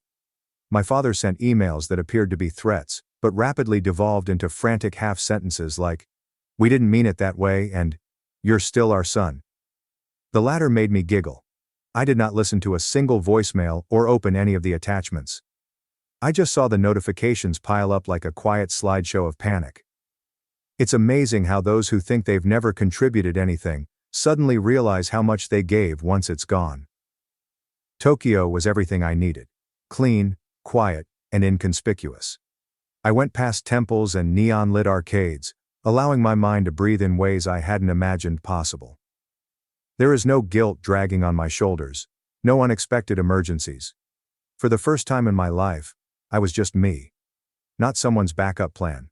Not the family's fixer. 2 weeks into the trip, I had only unlocked one person. Emma, my cousin. Throughout the entire aftermath, she had only sent one message. No pleading. There's no drama. Just say, "When you're ready to talk, I'm here." Not to persuade you, but to listen. I met up with her once I returned. We sat in a cafe near her apartment, and she had brought her laptop. "I want to show you something," she explained, sliding it across the table. It was, strangely enough, a Reddit thread. Mia had posted on a throwaway account, begging for financial assistance to stay in school due to an unanticipated family situation. She told a scenario that depicted me as the unstable one, claiming I abandoned the family for no reason and was suffering a breakdown. People donated money. Strangers. Emma gazed at me with a stiff lip. "She has raised nearly $6,000 thus far. I figured you should know." I glanced at the screen, my stomach twisting with sadness rather than fury. There it was again. The same story molded to fit the victim role, but this time she was doing it openly, monetizing it, and weaponizing strangers' sympathy. Worst of all, she still didn't realize what she had done. That night, I did not express my wrath or confront her directly. I did something quieter. I grabbed screenshots of every payment I'd made for her schooling, including bank transfers, tuition receipts, and the textbook money I wired during her freshman year. I shared these on a private Imgur album. No names, no dramatic captions, only dates, money amounts, and payment confirmations. Then I left an anonymous comment on the thread. "Before you donate, maybe ask where the other $90,000 went." When assistance is no longer available, some people forget who assisted them. It did not become viral. It did not need to. However, within 24 hours, moderators removed her post for suspicious conduct, and the comments changed. That was the first significant consequence any of them faced. The second occurred a week later, when I received a certified letter in my workplace. It was from my father, not handwritten, but typed, like a legal notice. It began, "We are formally requesting a meeting to discuss the breakdown of our family dynamic." I nearly choked laughing, as if they were attempting to hold a board meeting to repair what they had broken. But hidden in the legalese was the real reason they contacted us. They wanted a share of the revenues from the lake house sale. They apparently believed they had emotional equity in the property. I passed the letter to Daniel without saying anything. He read it, smirked, and added, "Would you like me to give them a reminder that emotional equity is not legally binding?" I nodded. We then went one step further and emailed them a copy of the original agreement. When I first volunteered to pay for the lake cottage, one father had already signed years before. It clearly stated, in his own words, "I accept that this home was purchased by, and will remain the property of Liam, last name. I release all future claims." He had forgotten. Or I hoped I did. That letter effectively silenced them. But the silence did not last. Not once did word get out that I was also selling the main house. See, when I was in Tokyo, Daniel and I were working on a modest side project. Years ago I borrowed a considerable sum under a verbal arrangement when they couldn't keep up with their home payments. They had never paid me back. Daniel kept track of every deposit, collated all wire transfers, and we filed a lien on the house. They now owed me more than $80,000, which allowed me to lawfully force a sale. Emma called me that night. "Liam, they're panicking. Your mother called me in tears. Your father is threatening to go on social media." I exhaled. "Allow him. I have receipts. Let's see who wins the PR battle." But I didn't tell her that I wasn't doing it for vengeance anymore. I was doing it for closure. Because none of them recognized that I had given them everything. My time, my savings, my loyalty. And they had misinterpreted it all as weakness. They imagined I was a faucet they could turn on any time they were thirsty. And now they were discovering what thirst truly feels like. And yet, the most rewarding moment had yet to come. Because the day the house went up for sale, I walked through the front door for the final time. I parked across the street on the morning of the auction. The air had that biting, stagnant chill that hung over our neighborhood in early autumn. I sat in the car for a minute, simply watching. It was weird to see my childhood home, which had absorbed so much history, love and misery, suddenly with a simple white sign on the front lawn. Notice of foreclosure. Auction today. No trespassing. I got out, hands in my pockets, and walked slowly toward the house. The door was already opened. Daniel was inside, conversing with the auctioneer, a middle-aged lady with a clipboard and a no-nonsense demeanor. He nodded when he noticed me. "You don't have to be here for this," he replied kindly. "I wanna be," I answered. So I did. Not for revenge. Not for the show. But this moment demanded a witness. Someone to see it, feel it, and ensure it didn't slip away like everything else I'd eaten over the years. I strolled slowly across the living room, as if I was trying to take it all in one more time. Adam tossed a baseball inside, which left a dent in the hardwood. The faded smear on the carpet from when Mia dropped nail paint and blamed it on me. My parents used to put up report cards and drawings on this wall, until they discreetly stopped adding mine. It was weird to see so little of myself here. As if I had been a ghost in my own family saga. I entered the kitchen next. That one struck harder. I recall late evenings helping Mom prepare for holiday dinners, cleaning dishes while she pretended not to hear Dad yelling in the next room, and joking with Emma about burnt pies and undercooked turkeys. And now it was just a kitchen. A box of walls and discarded effort. There was still a photo on the counter of the entire family, taken 2 Christmases ago, at my expense. I remembered paying the photographer's deposit, wearing matching attire, and being cropped out when the shot was put online. I picked up the photograph, stared at it for a long time, and then flipped it face down. By noon a few cars began to arrive. A few serious bidders, some interested neighbors, and lastly, my family. They arrived in Dad's old Chevy, packed in like a twisted family road trip. Mia was the first out, her face blotchy and her red-rimmed eyes hidden beneath huge sunglasses. Adam followed, scowling, evidently only here to play enforcer. Then my parents. Mom appeared worn down, 10 years older than the last time I saw her. Dad. He still strolled as if he owned the ground. He recognized me quickly. "Liam," he said, his voice low and seething. "We need to talk. Now." I did not move. He stepped up. Adam had stepped behind him like a shadow. "You're really doing this?" Dad inquired. "You're going to humiliate your own family over what exactly? Some perceived slight?" I looked him in the eye for the first time in many years. "It's not a slight," I explained calmly. "It's a pattern. And it ends today." "You ungrateful little," he began, but I raised my hand. "Don't. Just don't." Mia has joined them now, her voice cracking. "I'm going to lose my scholarship because of this. I had to drop 2 classes already. Why are you doing this to us?" I turned to face her. "I paid for your first 3 years. Every tuition bill. Every textbook.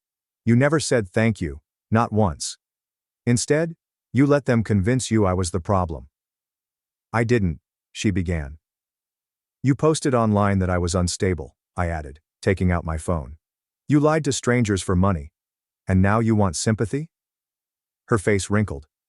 Mom eventually spoke, and her voice was gentle. "Liam, families don't do this to each other."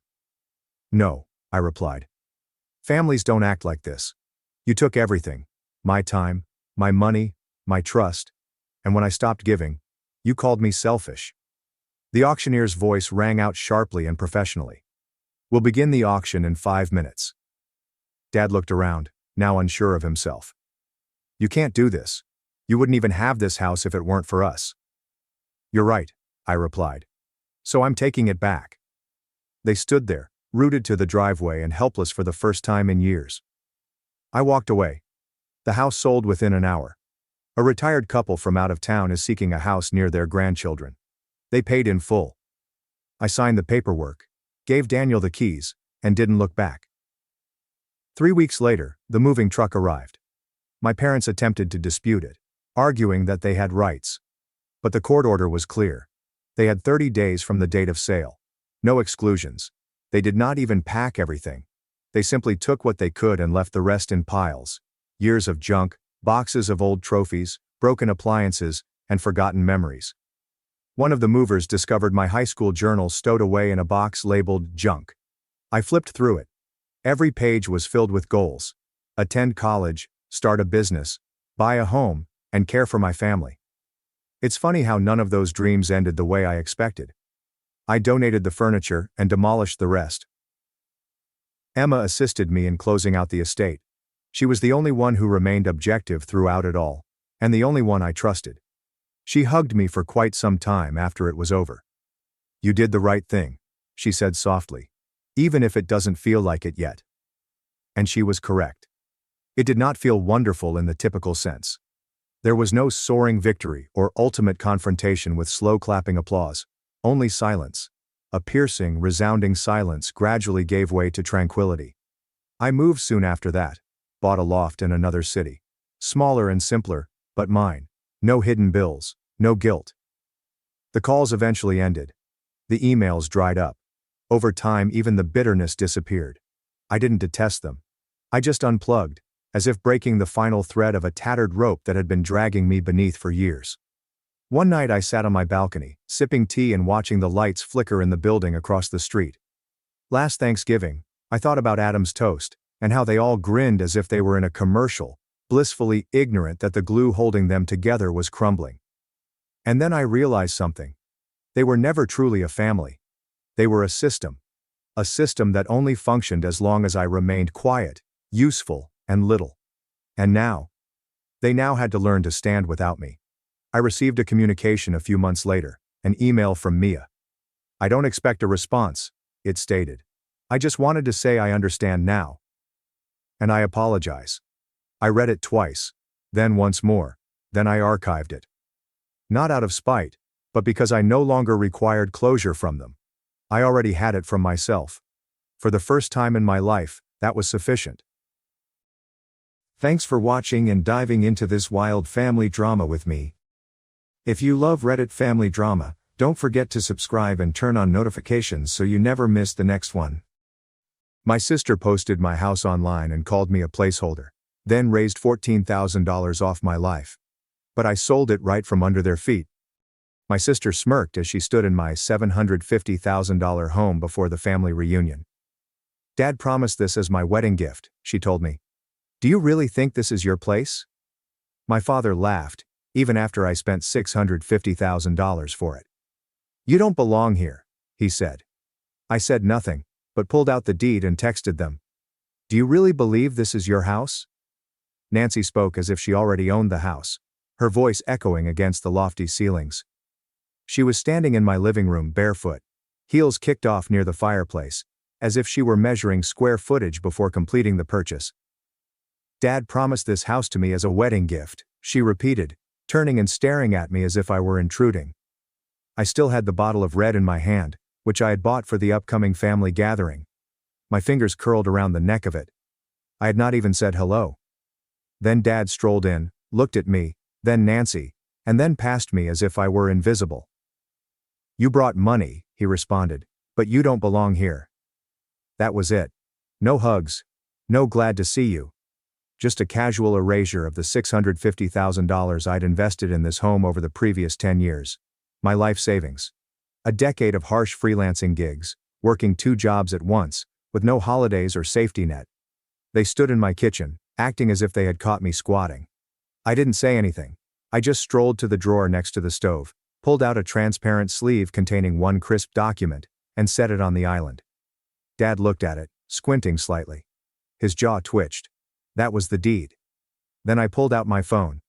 No drama, just calm. Just one message I wrote months ago. I saved it not because I expected to use it, but because I knew I would need it later. Family chat. It sold. Silence. Nancy's face was exhausted. Her smirk disappeared. She looked around the room again. The fireplace, the canyon view, the hardwood floors. In the same way that people do when they see something they'll never touch again. "You're lying," her voice broke. I did not respond. She had no idea the documents had been signed the day before, that the money had already been received, or that escrow had closed 2 hours prior to their arrival. But it wasn't truly about the house. It was about the belief that no matter how much I paid or how far I went, I would always be the kid they could step over. Well, not anymore. And when the door finally closed behind them, I wasn't upset. I felt free. Because it wasn't the end. This was the beginning. They had no idea what was coming. What is the worst part? I wanted to believe they did not intend it that way. Even after that moment in the kitchen, Nancy arrogant, Dad nasty, and me silent, I told myself it may all be a misunderstanding. Perhaps they were stressed. But the thing about family is that when someone reveals who they are, while you still hope they will be someone else, you become your own jailer. This did not begin last week. It began years ago. I was the one who paid Nancy's school loans when she dropped out of college. Twice. When Mom told me her card had been swiped and they were waiting for a refund, I wired the money. I sent $1,000 here and $2,000 there. Always. Just until next month. For 6 years. Never received a cent back. Never received a thank you card. I paid taxes on my parents' house 3 times, and they didn't notice. They assumed the county had stopped sending notifications since they were senior people. I paid Nancy's car insurance for 2 years after she smashed her own and blamed it on an icy driveway. In July. Then she purchased a new car and shared selfies with it on Instagram, captioned, "Some of us were just born lucky." No tag. There's no mention. It was just a stolen moment from someone else's wallet. Nonetheless, I said nothing. I was the invisible safety net. They believed they had a right to the money I made because I was well paid. Until I acquired the house. That house transformed everything. I now had something they couldn't ignore. I couldn't integrate into their disarray. And they despised it. It started little. Nancy wrote in the family group chat one night, "I can't wait to move into my dream home. There are big things coming. Stay tuned." I did not react. But I noticed Mom loved the message. Dad said, "That is my girl. You always deserve the best." 2 minutes later, Nancy sent me a private message. "Don't be surprised if we have the reunion at your house. You are the one with the extra rooms." Then the public stuff started. An image of my residence, taken without my knowledge, was shared on her Instagram story. Manifesting my future view. I texted her, "Where did you get this picture?" She left me to read. Then came the fundraising. Yes, the fundraising. Nancy established a GoFundMe campaign called, "Help Us Build Our Family Dream Home." In the description she stated, "This property has been in our family for generations. My brother is only a placeholder." Placeholder. As if I were renting my life. People began sharing it. They are distant cousins, old classmates. She collected $14,000 in 3 days. I confronted her. She replied, "It's not personal. You're just too tied to things. You always were." Then, just when I thought things couldn't get much worse, the video dropped. A 22-second video on Facebook shows Dad going down my hallway, giving a fictitious tour of his future son-in-law's home. "This is where we will install the pool table. Nancy has always wanted that. Probably rip out this wall and extend the kitchen. Gotta make room for the grandchildren, of course. We thank our kid for keeping the lights on in the meantime." 700 likes, dozens of comments. "Wow, this looks wonderful. I can't wait to visit." Nobody knew the truth. The house was in my name. That the mortgage was taken out of my account. That all they owned was entitlement. That's when I stopped playing along. I started digging. I remembered something. Nancy's old hard drive. She used to take it everywhere. She boasted about having backups for everything. I never delete. You never know when you might need a receipt. I went to my storage unit and located the backup she left years ago when I helped her migrate laptops. Plugged it in. Waited. Initially it was just junk. Selfies. Folders labeled Bridesmaid Inspo, files named LOL Final v3.pdf. Then I noticed the folders. X's, family and fakes. Do not delete. And keep screenshots as proof. I welcomed my family. Inside were dozens of manipulated screenshots, texts that she changed to make it appear as if I had threatened her. Emails were rewritten. My statements turned into threats and insults. She even had audio memos put together to look like angry voicemails from me. I listened to one. You do not matter. I hope your life falls apart. My voice, cut and pasted together like a ransom note. You could hear the choppiness if you listened carefully. But who would? She was prepared for something. I copied everything. Then I verified the timestamps. Some of the messages were from dates when I was out of the country. She didn't just manipulate the family, she established a case. What is the case for? I didn't know yet. But I couldn't wait to find out. I created my own file. The final fracture came 3 nights before the reunion, when I received a text from one of Dad's old pals. Ron. I hadn't heard from this guy in years. Just so you know, your dad has been showing people around the house. He told me he's giving it to Nancy. Is this true? I didn't respond. Instead, I called the realtor. This is the same person who assisted me in purchasing the property. And I said 4 words that I thought I'd never speak. Let's list the house. They arrived dressed in identical colors, Nancy in ivory and pearls, Mom in some sort of flowery ensemble, and Dad in a jacket he only wore when he wanted people to believe he still had control. They arrived early. Of course they did, because they assumed it was already theirs. The reunion was slated to begin at 5 o'clock. Guests arrive about 4:30.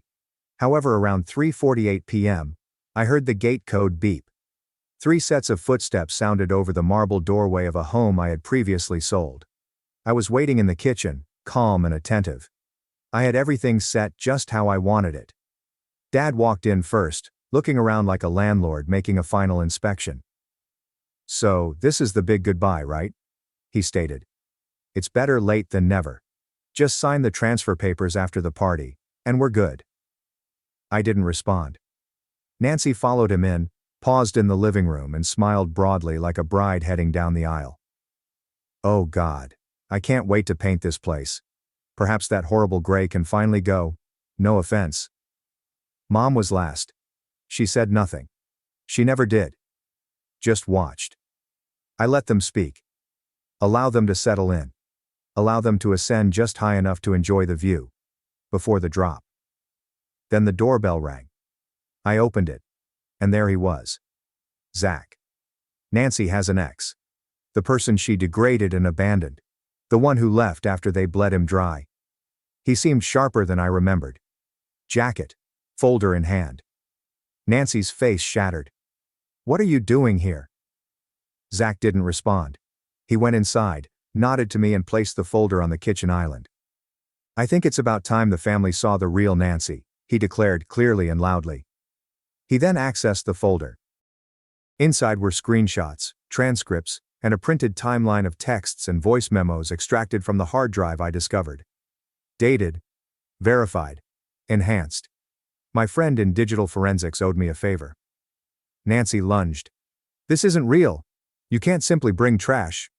Sit down. My voice sounded lower than I thought. It did not sound like a request. It sounded like the law. She paused. Dad stepped towards the folder. Read 1 page. Only 1. His face remained motionless. Then I spoke. This is a message Nancy sent to Zach's supervisor, pretending as a previous girlfriend. Tried to get him fired. Silence. This is a fake text chain she created between me and her, where I supposedly threatened her. I took out the tablet that I had set up on the dining table and tapped the screen. A voice recording of my voice, but stitched, glitchy, broken between tones. You are nothing. I've always hated your guts. Dad flinched. Mom stepped back. Then I dropped the drive upon the table. Everything she has ever lied about is here. Dated. Stamped. Recoverable. Nancy was shaking. You're causing a scene. She screamed. No, I replied. I'm ending one. Then came the second guest. My grandfather. Dad's father. He hadn't communicated with any of us in over a year, but he was the one person I ever trusted to tell it how it was. He stepped inside, quiet and menacing in his own way. Dad's face became pallid. Grandpa approached the table, looked at the papers, and then at Nancy. "You always were your father's child," he told me. Then I turned to Dad. "You lied. You used this boy. You stole from him. And you let your daughter do worse." Dad had finally cracked. "Don't come into my house and—" "It's not your house," I said. I took a white envelope from my back pocket and slipped it across the table. "This is the final transfer agreement. Signed, witnessed, closed yesterday." Nancy blinked. "You sold the house?" "Yes. Full market value, no discount, no gift, no inheritance." "But Dad said—" "Dad lies," I replied. She turned to face him. "You promised," he snapped. "I said what I had to say. You think this is about you? I built this family." Grandpa raised his hand. "You ruined it." Then I looked at them all, at Nancy, who manipulated me, at Mom, who allowed her, and at Dad, who choreographed every manipulation like a tired con artist performing his final trick. "You said I didn't belong here," I responded. "So I'm leaving. But I'm taking everything you thought was yours with me." Then I turned to walk away. I did not stay for the remainder of the party. Did not wait for the other guests to arrive. I left them standing in a house they claimed to own, surrounded by evidence that their lies were founded on stolen loyalty. The only thing louder than the silence behind me was the sound of the front door slamming shut. I did not go home that night. Not the next day either. I booked into a hotel, one of those quiet, pricey ones I used to scroll past thinking, maybe someday. I scheduled 2 weeks, paid up front. Not because I had nowhere to go, but because I required space. I needed to stand back and look at my life without them in the frame. Room service, coffee on the balcony. Long walks without my phone. I texted my manager that I was taking a personal week. Then turned everything off. Day 1, the first call arrived. My mother, then another, then another. 18 missed calls in one day. I didn't respond. Day 3, my father broke the silence. "What did you do? Everything is coming apart." I stared at the writing. I saved it in a new folder called, "That's Their Burden Now." Day 5. Nancy arrived at the hotel. She didn't know my room number, but she was standing in the lobby wearing enormous sunglasses and holding something in her hand. A paper. A folder. Perhaps another performance. I spotted her from the elevator. Paused. Then I stepped back inside and closed the doors. Let her stand there. On the 9th day, the notary called. The money had cleared. The home was officially sold. The account I'd secretly opened months before was now operational. Untouchable. Completely out of grasp. I didn't feel triumphant. I experienced quiet. Later that night, I accomplished something I had been putting off for years. I completed the LLC paperwork for my own agency. A modest, inconspicuous organization that conducts property audits for clients who suspect financial abuse or familial fraud. There's no social media campaign. No grand reveal. Just a web page and a waiting list. It turns out that many people are tired of being manipulated by those who claim to love them. Clients came quickly. An old coworker, a friend of a friend. My father once ridiculed an investor for not having enough guts. He sent out a contract and a check. And for the first time in years, I didn't feel like I needed a backup plan. But back at their residence, the mayhem had started. A neighbor on the old street texted me. "Your mom came by asking to borrow money. Said you were having a disagreement. She was crying." I informed him, "Don't believe a word. I'm not part of that story anymore." He understood. Week 4, I received a letter from the bank.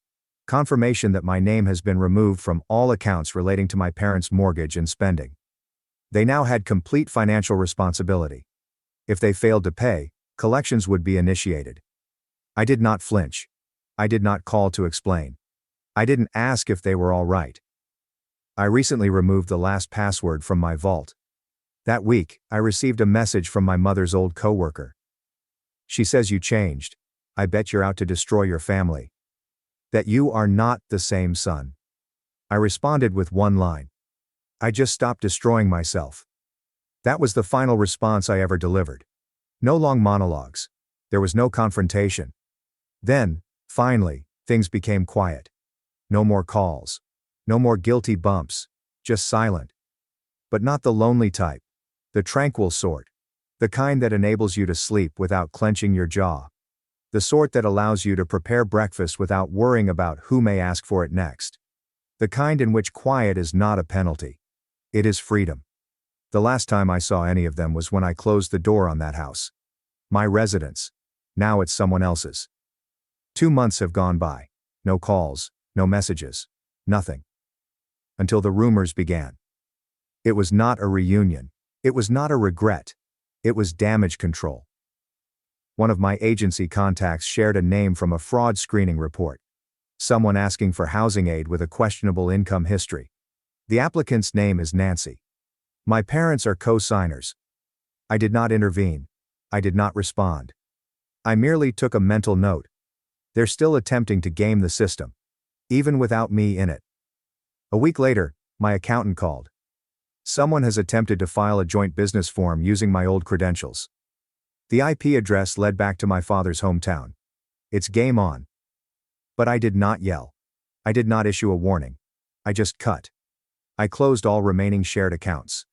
I revoked my mother's last access authorization to just check the balance. I renamed my agency. Re-registered the legal entity with a new parent business. They pulled every possible string to reach me. Then I accomplished something final. I've changed my name. Not for show or drama, just for possession. I adopted my grandfather's surname, as he was the only male in the family who never looked me in the eyes, or flinched when I cried. My first name remained, but it sounded different now. Unchained. The new office was compact, clean and crisp. There were no distractions, clutter, or people I hadn't chosen. I hung a silver plaque above the entryway that reads, "We do not work with relatives." People wondered if it was a joke. It was not. It was a declaration. At the start, I didn't invite anyone from the past. There are no old family friends. There are no "he means well" relatives. Only my team. People I trust. People who do not rely on me for emotional support in order to function. And then something quietly perfect occurred. I stopped for coffee one morning, same order, same location, and noticed a voice behind me. My mother. I hadn't heard her voice for months. It was exactly the same, but oddly smaller. She saw me. Froze. I turned, looked her in the eyes, and walked away as if she were no one. There is no anger. No words. Just silence. For the first time in her life she did not speak. And for the first time in my life, I didn't care. My flat now has high ceilings, large windows and furniture I chose. No hand-me-downs. No ghosts. There's no clutter. There are no family portraits on the shelf. Just a single frame photo of me standing in front of the new office, gripping the keys like a sword. A new last name appeared on the mailbox. There's no history. There is no shame. A neighbor once questioned why I chose it. Is it a tribute? No, I replied. It's the only name that never lied to me. There is something strong in leaving without explanation. About allowing people to talk in circles, trying to find out why you stopped responding, saving, and being the one who always came back. They don't understand. It wasn't easy. It was a gradual burn. Years of minor betrayals. Swallowed the agony. Invisible sacrifices. Until one day, I simply stepped out of the fire without looking back. I still get questions from strangers who heard something happened. They ask, "Do you ever miss them?" I smile. And I tell them, you can't miss something you never had. Because what I had wasn't love. It was leverage. And when I stopped letting them utilize it, the entire house of cards crumbled. One night, I walked past the office after hours. The silver inscription over the door caught the light perfectly. "We do not work with relatives." It shined. I also added a second line beneath it that week. A new engraving. Small, but permanent. If you believe I owe you anything, you were never family to begin with. No one will notice it, unless they are looking. But they will. Because I understand how these stories travel. I'm sure someone will eventually come up to that door, and ask what happened to the quiet youngster who used to hand out money like bandages. They will see the plaque. They will see the name. And they'll know he's gone. And the man who replaced him has no sympathy for anyone. I'm not a weapon anymore. But I still can cut. This time I didn't. Thanks for watching and sticking around till the end. If you enjoyed these stories, make sure to subscribe and hit the bell so you don't miss the next drama-filled episode. My husband humiliated me at dinner, then laughed with his father. Now he's begging me to come home after I took the kids and vanished. My in-laws visit every Thursday. It's never fun, but I endure. My husband Arthur feels it's beneficial for the kids. 2 children, a girl and a boy, are under 10. I'm not trying to take their family, just, I wish it didn't feel like an unstudied exam. Arthur's parents are traditional. His dad, William, thinks women should be grateful to be kept. His mom, Alexa, will straighten your hair mid-sentence or say, "Oh, you're wearing that?" and grin so you can't be furious. I try to lighten it. I'm weary and Thursdays always feel weird, so make easy dinners. I prepared a spaghetti bake yesterday. Pasta, veggies, cheese, bake, done. Kids like it. It's simple. I wasn't about to become master chef after 3 school calls and a cry over a missing water bottle before lunchtime. From the moment they arrived, I could tell William was moody. The kind you know. He huffs and puffs like everything insults him. Recently he's been an extra. Probably because he's old and feels ignored. He never says anything worth hearing, so we don't. It starts with food. I'm serving it, and he's making expressions like he's sniffing something bad. The kids laugh, which makes it worse because he now has an audience. Pokes it and says, "This the best you can do?" Actually, I'm not surprised. He's said worse. Instead of closing it down or dismissing it, Arthur starts with a smirk and says, "I only married him for his name and whatever property he believes we have." Which is crazy since we have a mortgage and a car that barely passes inspection in a single year. I start, "Can we not do this in front of the kids?" But Arthur stops me, adds, "Maybe if I put half as much effort into the marriage as I do into feeling sorry for myself, we'd have a decent meal." Yes. Before everyone. No one speaks. Alexa pours another glass of wine and pretends to scroll on her phone. The kids' silence is worse than their giggling. I sit because what else can I do? I'm dramatic when I speak. I'll cause trouble if I leave. It continues. William calls my job cute but says I should focus on the house like genuine ladies. My mom worked, and our house didn't burn down. He comments on my attire. He says leggings aren't pants, and women cared about looks back then. I don't look horrible. I spent the day running errands and cleaning, so I wore comfy clothes. Alexa is silent. Just watch the wall behind me like she's waiting for it to move. Kieran is sitting there, acting normal, eating his food like he's above it. I try to get the kids to eat, but they're watching. I know they're old enough to spot problems. My daughter says she enjoys the food, but William interrupts. Says, "Of course she does. Kids don't know any better." I want to beg him to stop, but I'm too exhausted to fight. I want dinner over. I scroll on my phone. I check Instagram. I SMS my sister, "Kill me." She sends a meme that does nothing. William says my generation is soft, and that I'd have been expelled from his house long ago. Arthur laughs. Really laughing. I don't recognize him from his behavior. He's always trying to please his dad, but why at my expense? Not logical. I get up and start collecting plates. Needing something to do, not wanting to. I dismiss Alexa's complaint that I look upset. I throw plates in the sink. I don't criticize, but I don't care if they chip. Arthur asks if I'll cry, which is crazy because I'm simply trying to sleep tonight without screaming. Tell him I'm fine. Rolling his eyes. After dessert, youngsters retire to bed. I let them take their iPads because tonight, forget screen time limits. Alexa chats about the weather like nothing just occurred. William grumbles about the mad world. Arthur inquires about tomorrow's meal. I nearly laughed. Tell him I don't know. Maybe he should ask Dad for recipes. It's not funny to him. After washing, I go to our room. Locking the door. Maybe a habit, I don't know. I scroll TikTok for 1 hour, largely for spite. Arthur arrives later, changes, and sleeps without saying anything. I lay there thinking I should act normal after that. Not sleeping. I contemplate leaving. Taking a weekend trip. Not even on leave. Taking kids. Get some room. But then I consider how much work that would be and whether I'm running away or doing anything.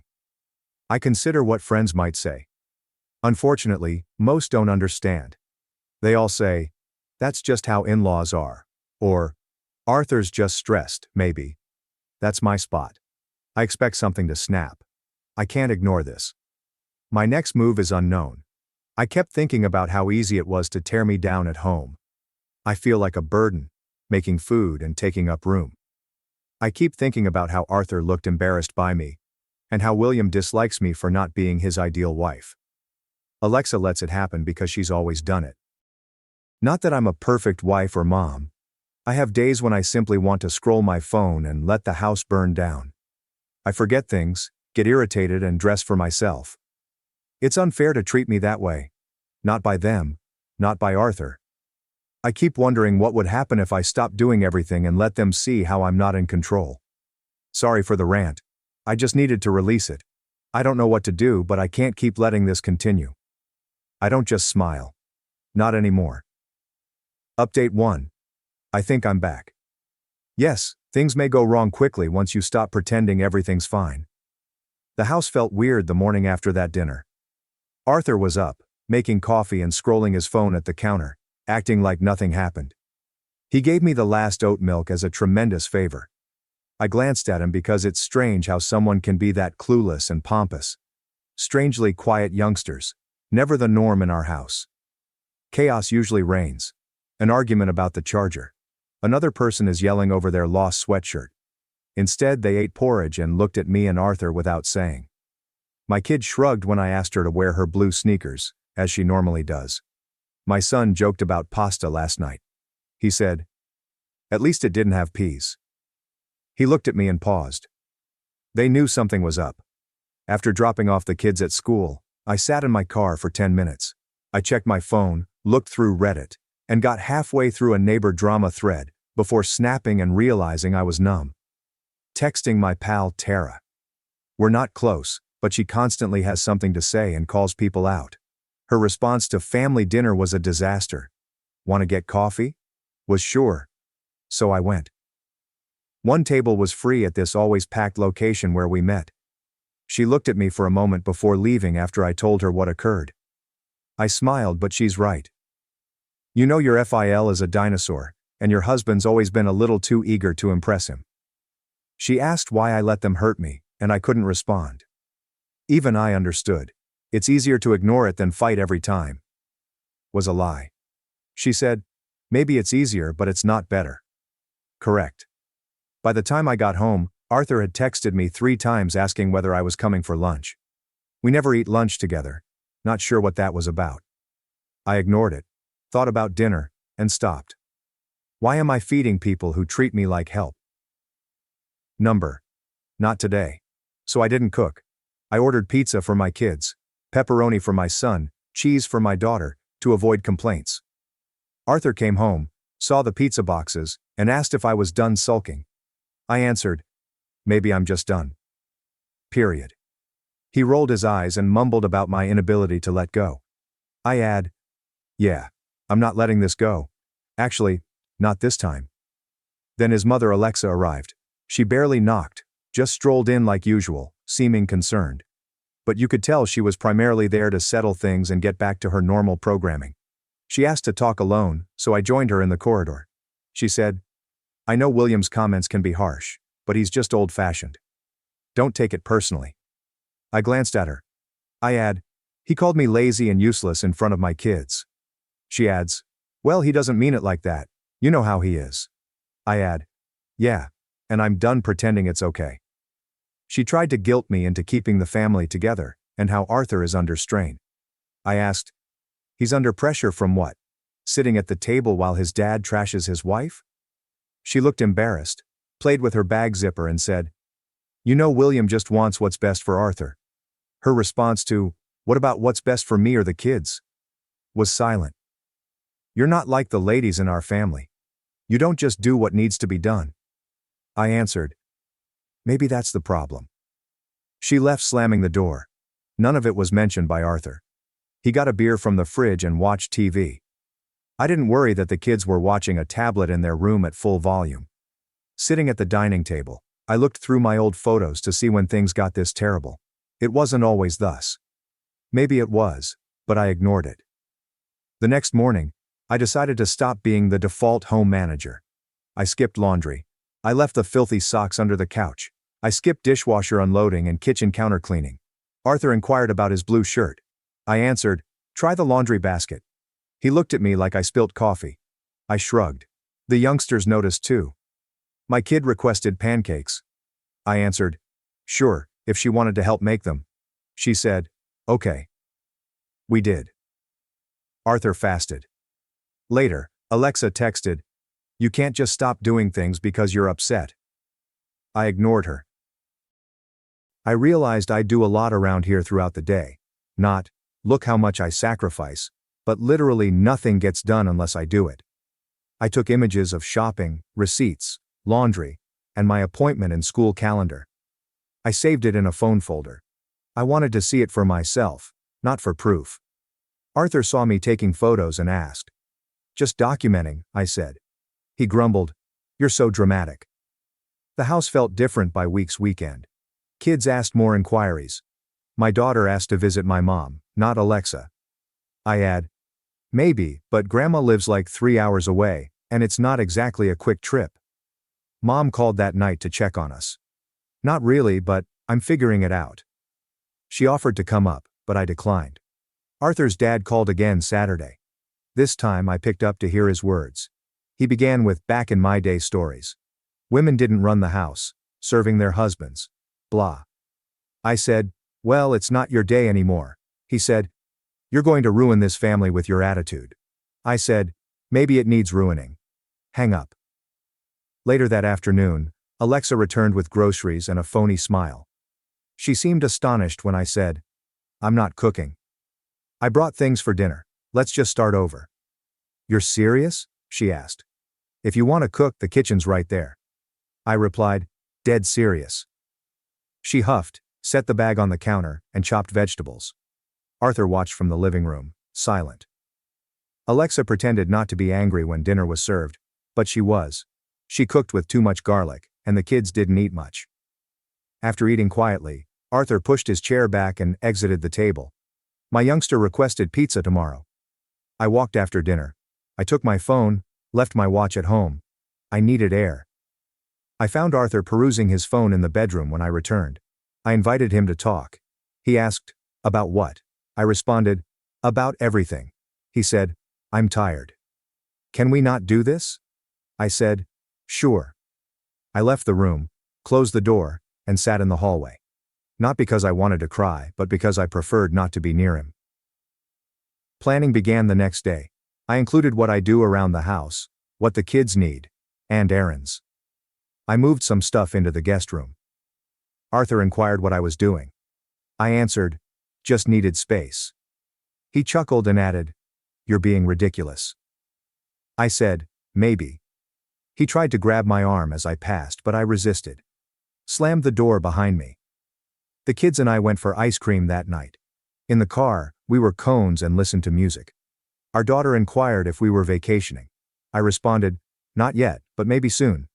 My kid said, "I hope it's somewhere with a pool." We returned home to find Arthur's car gone. After putting the kids to bed, I sat on the couch browsing my phone for places to stay. Asked Tara if she knew someone with a vacant room via text. She promised to check, but cautioned me it would take time. I add, "That's fine. I'm not in a rush. But I am. I'm done waiting for things to magically get better." So there I am. No drama or crying. Just done. I'm not cooking, cleaning, or exhausting myself for uncaring individuals.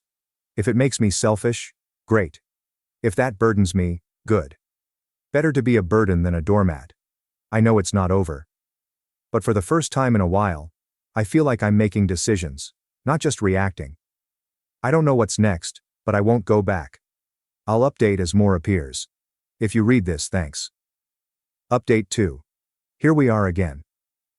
I thought I was at my breaking point, but there's always further to fall before you reach the floor and do something. I'll be honest. This one will be long because I need to get this out, or I'll keep replaying it in my thoughts. I don't know if anyone else observes, But when a house is stressful, even the smallest things seem important. Suddenly feels enormous, like a lost charger or milk left out. It was this week. The house was messy, not bad, just usual. Shoes everywhere, kids' food crumbs, unfolded clothes, etc. Except Arthur was acting like the world was ending. Every time he'd sigh loudly or say no one respects the house. He told the kids. I heard it from him.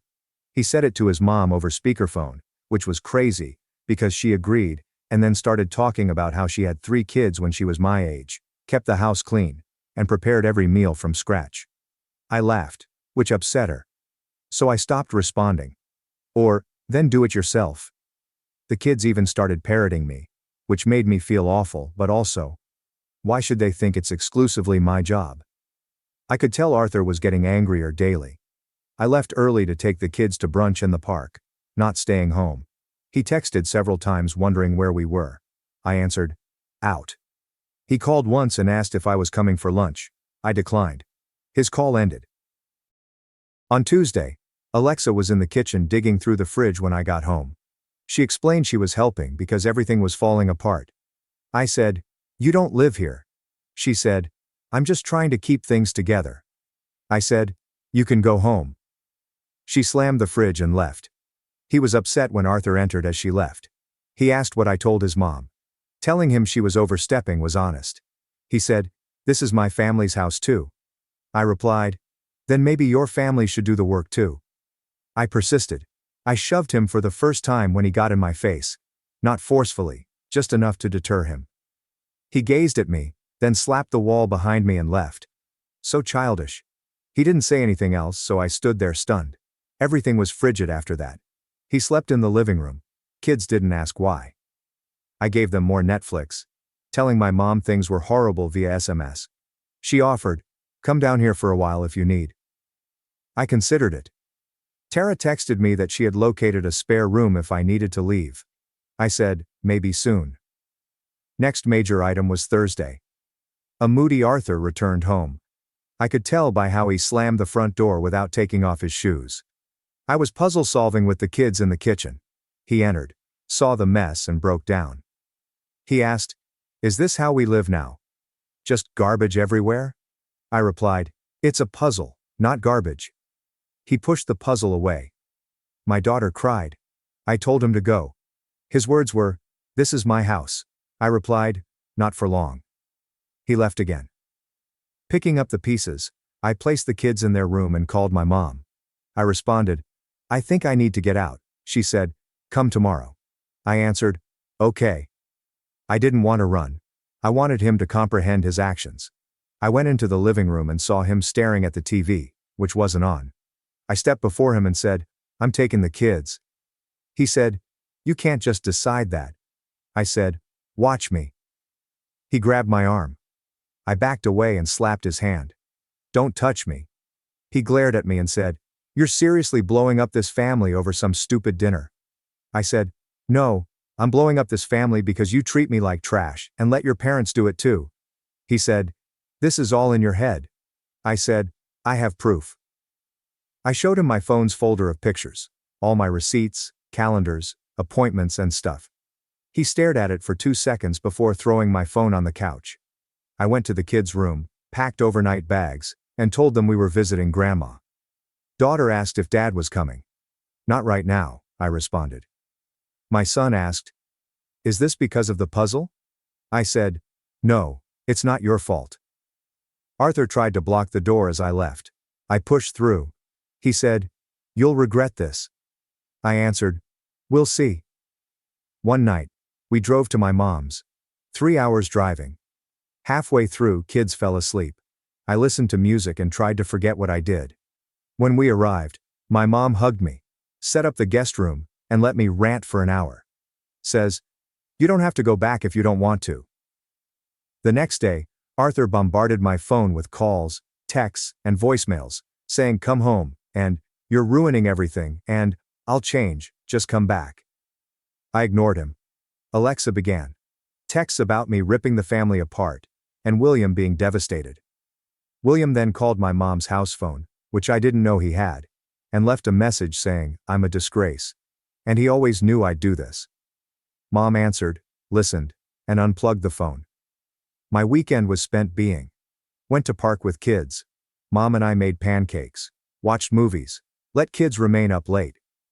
When nobody judged me for existing, breathing was easy. On Monday, Arthur guilt-tripped me again. He said the kids needed dad. Said I was unjust. Said I was causing trouble. I texted him a picture of the calendar with all the appointments he missed and said, "You can come see them if you want, but you're not welcome at my mom's." He answered, "You can't keep me from my kids." I said, "Try me." Mom let me remain as long as I wanted. I told her I needed to plan my next moves. Texting Tara. "Let me know if that spare room is still available." She replied yes. My final hope was dashed when Arthur texted my daughter's old tablet, which she seldom uses but he must have gotten the number from putting it up, and said, "Tell mommy to call daddy." She requested. I add, "No, you don't have to do anything that makes you uncomfortable." That's it. I leave. Not returning. He can keep his parents' house and attitude. I'll pick serenity and pancakes at my mom's over daily eggshell walking. I haven't blocked him yet because I want the kids to talk to their dad, but I'm not making it easy for him. He could recall coming home to an empty house and a cold pizza box the next time he's inclined to laugh at me in front of his dad. Maybe not. Don't care. Finally done. A wild event will prompt another update. For now, I'll be with my kids and mom to decide what's next. If you read this far, thanks. Update 3. I'll start here. Take your kids and disappear for 3 days to see how many people think they own your life. Before my phone wouldn't stop ringing, I didn't understand how many ways people could reach me. It was like everyone had an opinion. All were marital experts. I became a criminal for wanting pancakes at my mom's instead of pasta. Gail, I'm exhausted but pleased by your creativity. Not returning. I don't care about call frequency. We've been at my mom's since my last update. Not luxurious, just a modest cottage with mismatched cups, leftovers in the fridge, and the slowest Wi-Fi. My mom makes all my childhood favorites, even the odd potato salad I hated, but the kids love. I slept through the night for the first time in forever. The youngsters thrive. My daughter demands plant watering. My son loves my mom's old puzzles, and they've only mentioned Arthur to ask if they can bring their favorite stuffed animals next time. Really, that says a lot. Yes. The phone. Starting with Arthur. Phone calls, messages, missed FaceTime requests, and emails. Who emails their spouse? It started with, "Are you okay? Let's talk. Come home." Then it became angrier. "You're being dramatic. You're ruining this family." Then it got guiltier. "The kids miss me. You're confusing them. Don't do this." I mute everything. I didn't entirely block him. I don't want to disrupt his relationship with the kids, but I won't let him harass me. If he comes, my mom will contact her neighbor. Alexa began. She contacted me 12 times about family, how I should think about the kids, how I'm hurting Arthur, and embarrassing them. Trying to call. Leave it on voicemail. Then she called my mom's landline. I remained silent. Mom did. I only heard my mom say, "I think you need to talk to your son, not my daughter." Then hang up. Then William. I was surprised he bothered. Oh, he did. His long voicemail filled the mailbox. Saying, "You never respected our family. You made Arthur weak. You're the reason everything's falling apart. And you're a burden." Just like I warned him. I played it on speaker for my mom, who shrugged and deleted it. She responded, "Some people never change." Tara checks on me, asking if I'm safe, want company, or need anything. She offered to bring coffee and donuts and sit in the driveway if I didn't want to talk. I said, "Not today, but maybe soon." I like having someone in my corner, even if we're not BFFs. She seems to understand more than most. She had a messy family situation and knows how quickly people can turn on you if you don't play along. The worst part, Arthur tried to involve my dad. Arthur contacted him and said I dashed away like a teen who missed curfew, even though they hardly get along. My irritated dad called me to inquire what was wrong, telling him the truth. I was weary of being treated like a problem at home, the food, the scolding, and everything. His silence was followed by, "Well, I'm glad you're somewhere safe." Let me know if you need anything. Which is important for my dad, who prefers memes to serious messages. Yes, the phones, emails, and even a Facebook DM from a cousin I haven't seen in 5 years. Everyone wants a say. Everyone wants me back, to explain, or to apologize for the awkwardness. None of them inquired how I was feeling, if the kids were happy, or if I needed help. All about them. Their comfy, their image, their tranquility. Watching Arthur strive to do everything I used to do got to me. I brought barely anything. Just the kids, a few clothing items, their favorite toys, my charger, and birth certificates and insurance cards. Practicality, not drama. But suddenly, he's texting about grocery lists, clean towels, trash pickup times, and, where are the kids' medical records? I ignored most of it but sent him important information. Not wanting to make the kids' lives tougher, but not trying to make his life easier. Figure it out. As I did. Alexa pressured me to return home. William was worried about his family breaking up. I suggested he consider it before calling me a burden in my kitchen. She said, "You're being petty." I answered, "Maybe." She said, "You'll regret this." I responded, "Not as much as I'd regret staying." Money went crazy too. Girl, Arthur and I always broke things up well. He had bills, I had some. Whoever had time bought groceries. He suddenly realizes how much gets done he never saw. He called and said, "You need to send money for the mortgage." I answered, "You live there. The kids are with me, you figure it out." He got upset. Said I was mean. I asked, "You wanted to be the man of the house, right? Act like it." He hung up. Mom gave me a high five. His kids rarely ask about him. I let my daughter phone him once. Talked for 5 minutes. She asks, "Can we go back to Grandma's puzzle now?" Final attempt by William. He arrived at my mom's door. She replied that he may talk to her on the porch, not inside. He shouted, "You're tearing this family apart." She answered, "Then maybe you should have treated her like family." He turned red, stomped to his car, and departed. Watching from the window, I felt nothing. The school contacted me to check on the kids and see if they needed anything. I answered, "We're fine." I admitted the relocation was difficult but the kids will return soon. The school counselor added, "If you need anything, let us know." It was the first time anyone asked what we needed, not what was easy for everyone else. I almost cried. Now what? No idea. Not returning. I won't fake it for a man who simply wanted to please his parents, or a family who considered me as a maid and scapegoat. I'm not doing it for the image, holidays, artificial grins, or terrible dinners where everyone whispers, but no one helps. It's not simple. Figuring out the details is difficult. I need to organize school and a million other things I haven't considered. But I'd rather do it than live as a ghost. Arthur stays texting. He gets upset sometimes. Sometimes he begs. Sometimes he sends me phone memories to make me forget what he said. I silence him. I let him see the kids provided he came to my mom's and controlled his temper. He hasn't tried yet. Not sure what's next. I won't return. Definitely not apologizing. I expect the phone to ring for a while. Best part, I don't have to answer. Thanks for persisting. Sorry about the mess, but that's life right now. I'll report anything unusual. I'm just here now. This is enough. Thanks for watching and sticking around till the end. If you enjoyed these stories, make sure to subscribe and hit the bell so you don't miss the next drama-filled episode. My mom drained my college fund and blamed my dad's affair, but he was planning to save us all along.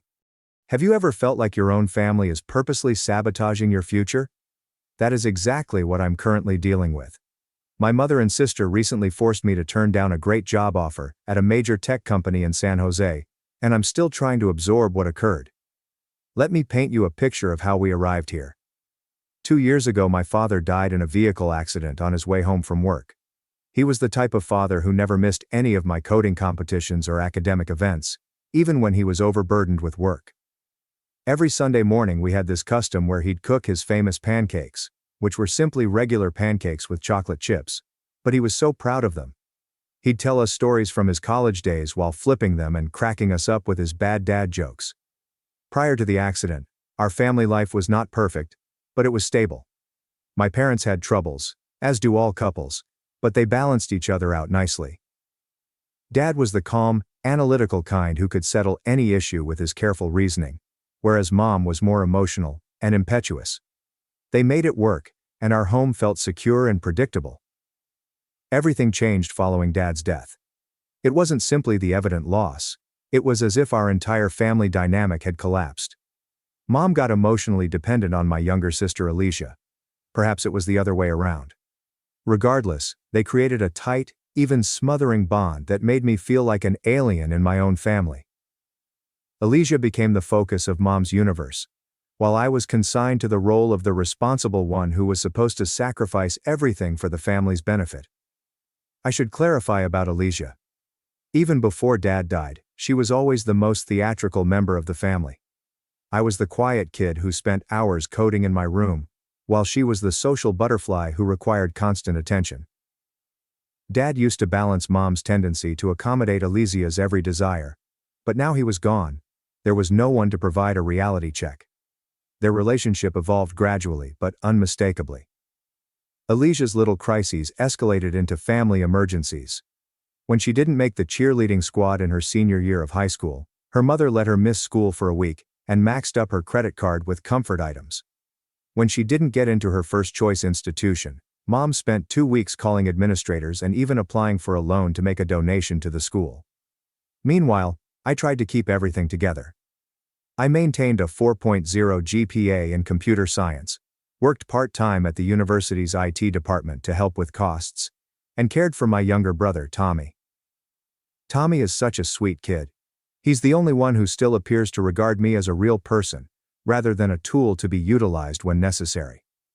I graduated from college this year with a computer science degree, and against all chances, I received an incredible job offer from one of San Jose's top IT businesses. The interview process was harsh, with 6 rounds of technical interviews, coding challenges, and behavioral tests. I prepared for months, staying up late to learn algorithms and data structures while also fulfilling my family responsibilities. When I received the offer letter, I couldn't believe my eyes.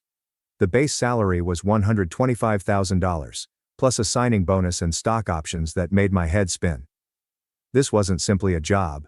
It was an opportunity to start a genuine career, and potentially aid my family financially once I was established. I could finally repay all of the student loans I took out, because Mom couldn't co-sign for me. She was too busy repaying Alicia's shopping debts. But last week, Mom walked into my room with that expression on her face. The one that implies she's ready to deliver a bomb that will destroy everything. She sat on my bed, took up the plush penguin Dad got me for my 16th birthday, one of the few things I still have from him, and said, "Olivia, we need to talk about your job offer." My stomach fell quickly. She went on to tell me that Alicia was struggling with her first year of college and needed to take a vacation. She apparently has anxiety and needs to return home.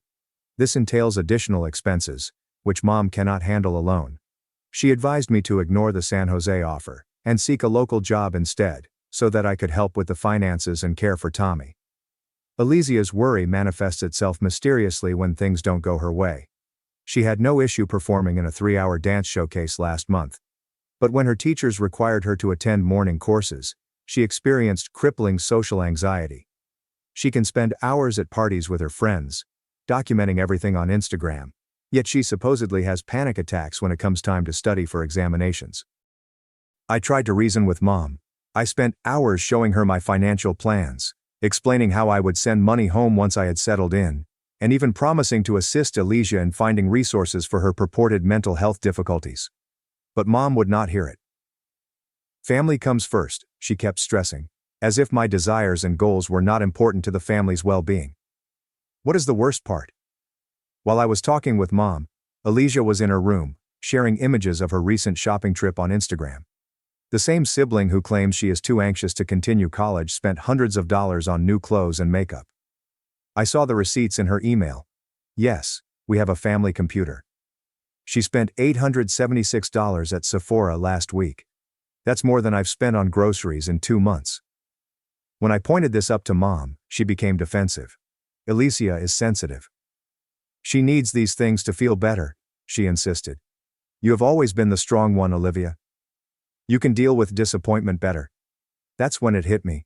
I was the strong one in this family, which meant that my feelings and dreams were irrelevant. The following days were a flurry of anxiety and desperate planning. I contacted my college advisor, who was outraged by the scenario but couldn't provide much assistance. I called the company's HR department to explain my predicament and request additional time, but they could only extend the deadline by a few days. Without family assistance or a co-signer for an apartment contract in San Jose, my options were quickly dwindling. I even attempted to appeal to Mom's sensible side. I produced a detailed spreadsheet demonstrating how my San Jose salary will benefit the family more in the long run than a local job paying half the amount. I looked for local therapists that could help Alicia cope with her anxiety while still allowing her to attend school. I volunteered to schedule regular video conversations with Tommy to keep involved in his life. Nothing worked. Mom's response: "Your father would be so disappointed in you for being so selfish." This hurt more than anything else. Dad was the one who bought my first computer, stayed up late to help me debug my first programs, and always encouraged me to dream big. Using his memory to control me seemed like a new low. Then something unexpected occurred. My Uncle James, Dad's younger brother, arrived at our home unannounced. He's always been the cool uncle who pays attention, but we hadn't seen much of him since Dad's burial. He'd apparently been trying to call Mom for weeks, but she was ignoring him. He looked at my face and knew something was amiss. While Mom was preoccupied with Alicia's current crisis, she was crying because someone had unfollowed her on Instagram.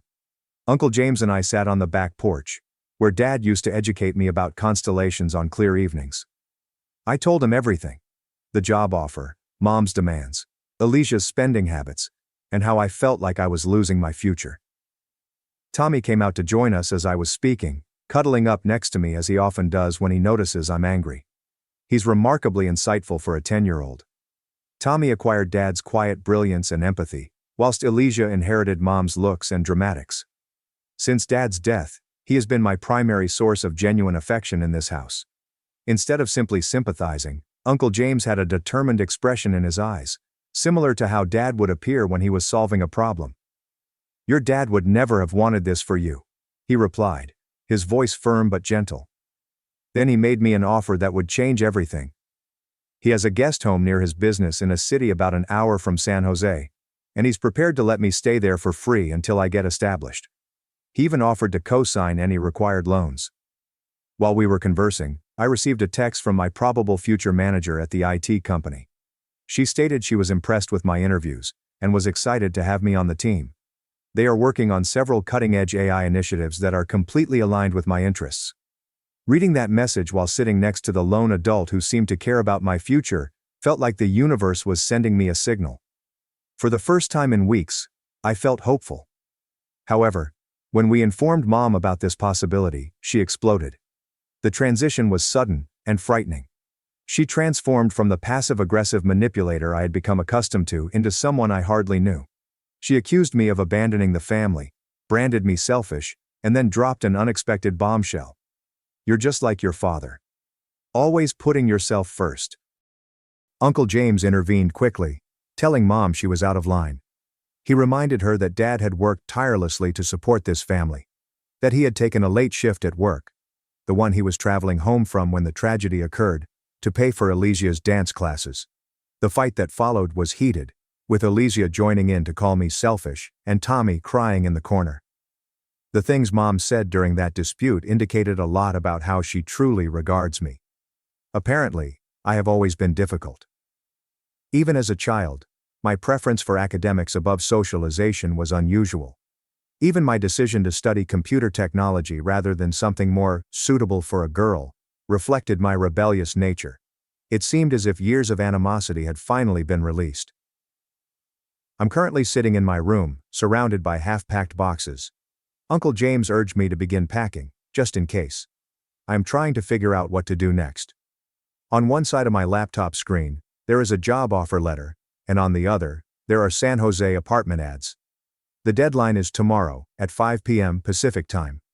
Uncle James is downstairs, ready to assist me in moving out, if that's what I want. But Mom's warning to cut me off completely if I leave still rings in my ears. Tommy left a note under my door a few minutes ago. In his shaky handwriting he added, "I love you, Olivia. Dad would want you to be happy. I'm trying not to cry on the page while writing this. I realize this is long, but I needed to get it out. I understand that this is tricky, but am I wrong in wanting to take advantage of this opportunity? Should I give up my work to protect the harmony in the family? Should I accept Uncle James's offer, risking losing my relationship with Mom and Alicia? I've spent my entire life as the responsible one, the one who is dependable and willing to make compromises. For once, I'd like to select myself. But my guilt is eating me alive. What if Mom is correct? What if I'm being selfish? I will provide an update after I have reached a decision. My hands are shaking so terribly that I can hardly type this. If you've read this far, I appreciate it. Any advice would be greatly appreciated. Thank you for the overwhelming reaction. I read every remark, even if I can't respond to all of them. Uncle James is assisting me in evaluating my alternatives, and I will provide an update as soon as possible. Update 1. First and foremost, I'd like to thank everyone who left positive comments on my previous post. Your remarks provided me the strength to make a decision. I accepted the job offer and sought Uncle James's assistance. But what occurred next surprised me. The morning after I made my decision, I got up early to begin transferring my belongings. Mom and Alicia weren't talking to me, as I expected. I didn't expect to see my laptop missing from my desk. Following a frenzied hunt, I discovered it in Alicia's room. She attempted to send an email denying my employment offer from my account. Thankfully, she was unaware of the two-factor authentication I had set up. When confronted, Mom defended her. Alicia was just trying to protect our family. That's when I knew I'd made the proper choice. Uncle James helped me load everything into his vehicle while Mom and Alicia watched from the window, not even coming down to say goodbye. Only Tommy ran out to hug me, putting his favorite action figure in my pocket and murmuring, "For good luck." The drive to Uncle James's house was relatively peaceful. He didn't force me to communicate, just let me analyze everything while my favorite indie rock station played softly in the background. It reminded me of drives I used to take with Dad to clear my mind. Getting situated in the guest house was weird. It's little but ideal for me. A studio with a tiny kitchen and a workstation by the window. Uncle James had already set up a workstation for me, complete with 2 monitors. "Your dad would have wanted you to have the right setup," he told me. The true shock occurred as I was organizing my documents for the new employment. I discovered an old envelope in Dad's work briefcase that Uncle James had kept in storage. Inside were letters from Dad to each of us kids, intended to be opened when we turned 25. I know I shouldn't have opened mine so early, but with everything going on, I needed some connection with him. The letter altered everything. Dad described his own experiences with family pressure. When he was younger, his parents wanted him to take over their modest business, but he chose to study engineering instead. He wrote about how happy he was of my interest in technology, and hoped I'd have the fortitude to pursue my aspirations, even if it meant making difficult decisions. But there was something else in the envelope. Bank statements indicating that Dad had established a separate savings account for my college tuition. I never knew about this account, which had enough money to fund at least 2 years of tuition. When I showed these to Uncle James, his expression worsened. He made some calls and discovered that Mom had somehow acquired access to this account, following Dad's death, and fully depleted it. I started a new job yesterday. The staff is great, and the projects are even more exciting than I anticipated. My boss personally led me around and introduced me to everyone. During lunch, she mentioned that she had been cheering for me since my interview, especially after I solved a particularly difficult coding problem in an unusual way. Mom has been phoning non-stop since I left, leaving voicemails alternating between guilt and rage. Alicia wrote a lengthy diatribe on social media about how I had abandoned the family. I blocked them both because I need time to focus on my new beginning. Uncle James helped me open a separate bank account from Mom's, and I'm learning about financial independence from a coworker who also offers personal finance classes. I'm also looking at therapy choices that are covered by my new health insurance. The toughest part is missing Tommy. We video chat every night before his bedtime while Mom attends her evening yoga session. He had been telling me about his science project, and his eyes brightened up when I offered to help him code a simple game for it. I keep rereading Dad's letter anytime I'm feeling guilty. One statement in particular strikes out. Sometimes the bravest thing you can do is choose your own path, even when others try to hold you back out of their own fear. There's more to look into with the education fund, and Uncle James is assisting me in gathering information. I'll provide another update once I have more information. For the time being, I'm focusing on learning my new work and creating my new life, one day at a time. Update 2. It has been 3 weeks since my previous update. I regret the delay, but what I discovered necessitated thorough investigation and legal consulting before I felt safe publishing. Remember the college fund that I mentioned discovering in Dad's papers? Uncle James and I have spent the past few weeks trying to figure out what happened to that money. What we discovered was far worse than we had feared.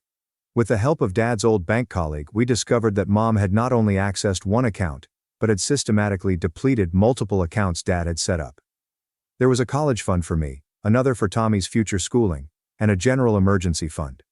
All were emptied within months following Dad's death. Last week, Mom sent me a lengthy email. She sought to get ahead of the narrative, indicating that she was aware we were investigating. The email began with a half-hearted apology for possibly being too harsh, but gradually evolved into something else entirely. She wrote, "There is something you should know about your father. When I was pregnant with you, he had an affair." The email went on to explain how she uncovered the affair, how Dad sought forgiveness, and how she gently accepted him back. She claimed this was why she had always been away from me, that I reminded her of that horrible moment.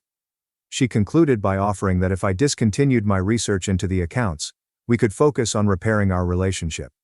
Here's the thing. Her story didn't add up. Uncle James and I dug through Dad's old records and discovered something unusual. While Mom alleged Dad was having an affair, he was actually working double shifts to pay off Mom's credit card debt. We discovered old credit card statements with enormous charges from that time period, all made by Mom. The major surprise occurred when we realized Dad's old email address was still operational. We discovered years of correspondence with his lawyer discussing his concerns about Mom's spending habits. He had been recording everything, safeguarding valuables, and establishing separate accounts for his children's futures.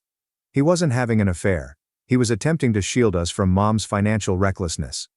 The emails also showed something heartbreaking. Dad had intended to leave Mom. Not for another lady, but because he was concerned about her influence on the children. The accident occurred only 2 weeks before he planned to file for divorce. I took all of this material to the lawyer that Uncle James recommended. She was appalled. Apparently, what Mom did with the accounts following Dad's death was not only immoral, but unlawful. She had fabricated documents to obtain access to accounts that she was not permitted to touch. The lawyer also discovered anything concerning Alicia's alleged college expenses. The reason Mom said she needed my help were mostly spent on shopping sprees and luxury stuff. We discovered credit card bills indicating purchases at high-end retailers, spa treatments, and even a secret spring break trip to Cancun, all while Alicia was allegedly too anxious to attend lectures. I spent hours scrolling through Alicia's social media posts, chronicling every extravagant purchase, luxury vacation, and shopping spree. The time frame coincides exactly with the loss of money from Dad's accounts. Mom wasn't just allowing Alicia's behavior, she was sponsoring it with money that was legally intended for all of us. The lawyer claims we have a good case of financial fraud. The data left by Dad, together with the paper trail of Mom's activities following his death, creates a clear picture of systematic theft and deception. Tommy's predicament is what concerns me the most right now. He's still living in that toxic environment, seeing Mom and Alicia spend money that should have gone for his future. Uncle James is exploring our options for obtaining custody. The lawyer believes we may have a case, particularly given the financial malfeasance. I have not responded to Mom's email yet. The lawyer advised against any direct communication at this time. But Mom and Alicia must sense something is wrong, because they've launched a social media smear campaign against me, portraying me as the ungrateful daughter who abandoned her family for a high-paying tech career.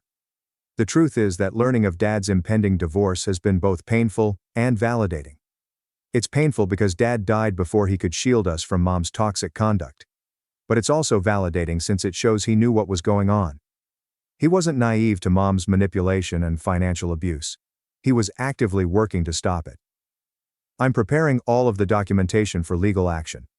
Uncle James has been great throughout this process, spending countless hours assisting me in building our case. My employment is going well, and my team has been understanding of my need for occasional personal time to deal with things. The coming weeks will be critical as we move forward with legal processes.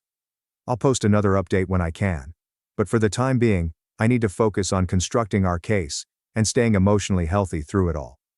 My company's health insurance provides therapy, so I started seeing someone to help me digest things. At least I now know the truth. Dad was not the villain in Mom's story. He tried to be our hero to the end. Update 3. The previous 6 weeks have been a blur of legal proceedings, life changes, and final decisions.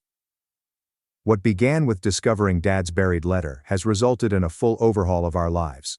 The court case moved quickly, thanks to the tremendous evidence we had. The judge was particularly concerned about Mom's methodical depletion of Tommy's education money. The most incriminating proof came from Mom's scrupulous record-keeping. She had logged every unlawful transfer in her personal planner, perhaps not expecting anyone to uncover it. When Mom was presented with the evidence in court, her veneer finally shattered. She admitted to everything, falsifying documents to gain access to Dad's accounts, squandering insurance funds, and systematically concealing financial data. The judge's decision was straightforward: full restoration of all diverted cash, plus interest. Mom is currently facing criminal charges for fraud. Elysia's reaction was revealing. Instead of supporting Mom, she quickly distanced herself, claiming she had no idea where the money for her shopping sprees came from. Her Instagram influencer hopes were dashed when the court ordered her to return all products purchased with misappropriated monies. The most significant success was gaining custody of Tommy, rather than the financial settlement.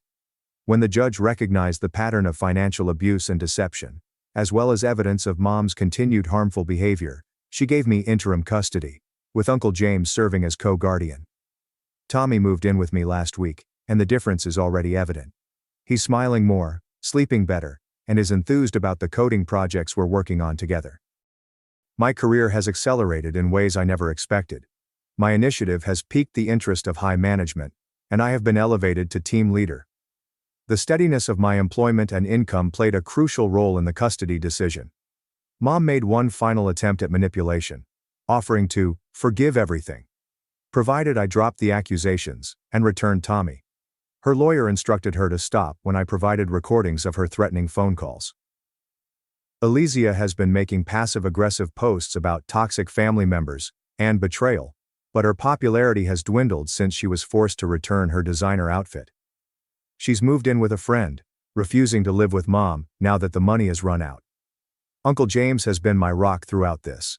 He's helped Tommy set up his new room, located a terrific school nearby, and even opened a new college fund for him, which Mom can't access. We have weekly family dinners where we talk about Dad's pleasant memories, which are slowly healing after years of manipulation. The guest house has become our home. Tommy's room is filled in science posters and programming flowcharts that we created together. He's joined a robotics club at his new school, and his passion reminds me of Dad.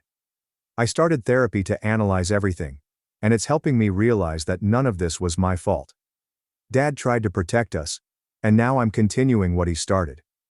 Looking back at my initial post, I can't believe how far we've come. From nearly giving up on my aspirations to now completely realizing them while providing Tommy with the secure home he deserves. Mom and Elysia's true colors were revealed, but losing them gave us something more valuable: truth and freedom. To those who may be in similar situations, believe your intuition. If something feels off, it probably is. Sometimes the family you choose is more significant than the one you are born into. Thank you for giving me the courage to research while my world was collapsing. Your encouragement gave me the courage to fight for justice, not just for myself, but for Tommy and Dad's memory. You transformed our life. Thanks for watching and sticking around till the end. If you enjoyed these stories, make sure to subscribe and hit the bell so you don't miss the next drama-filled episode.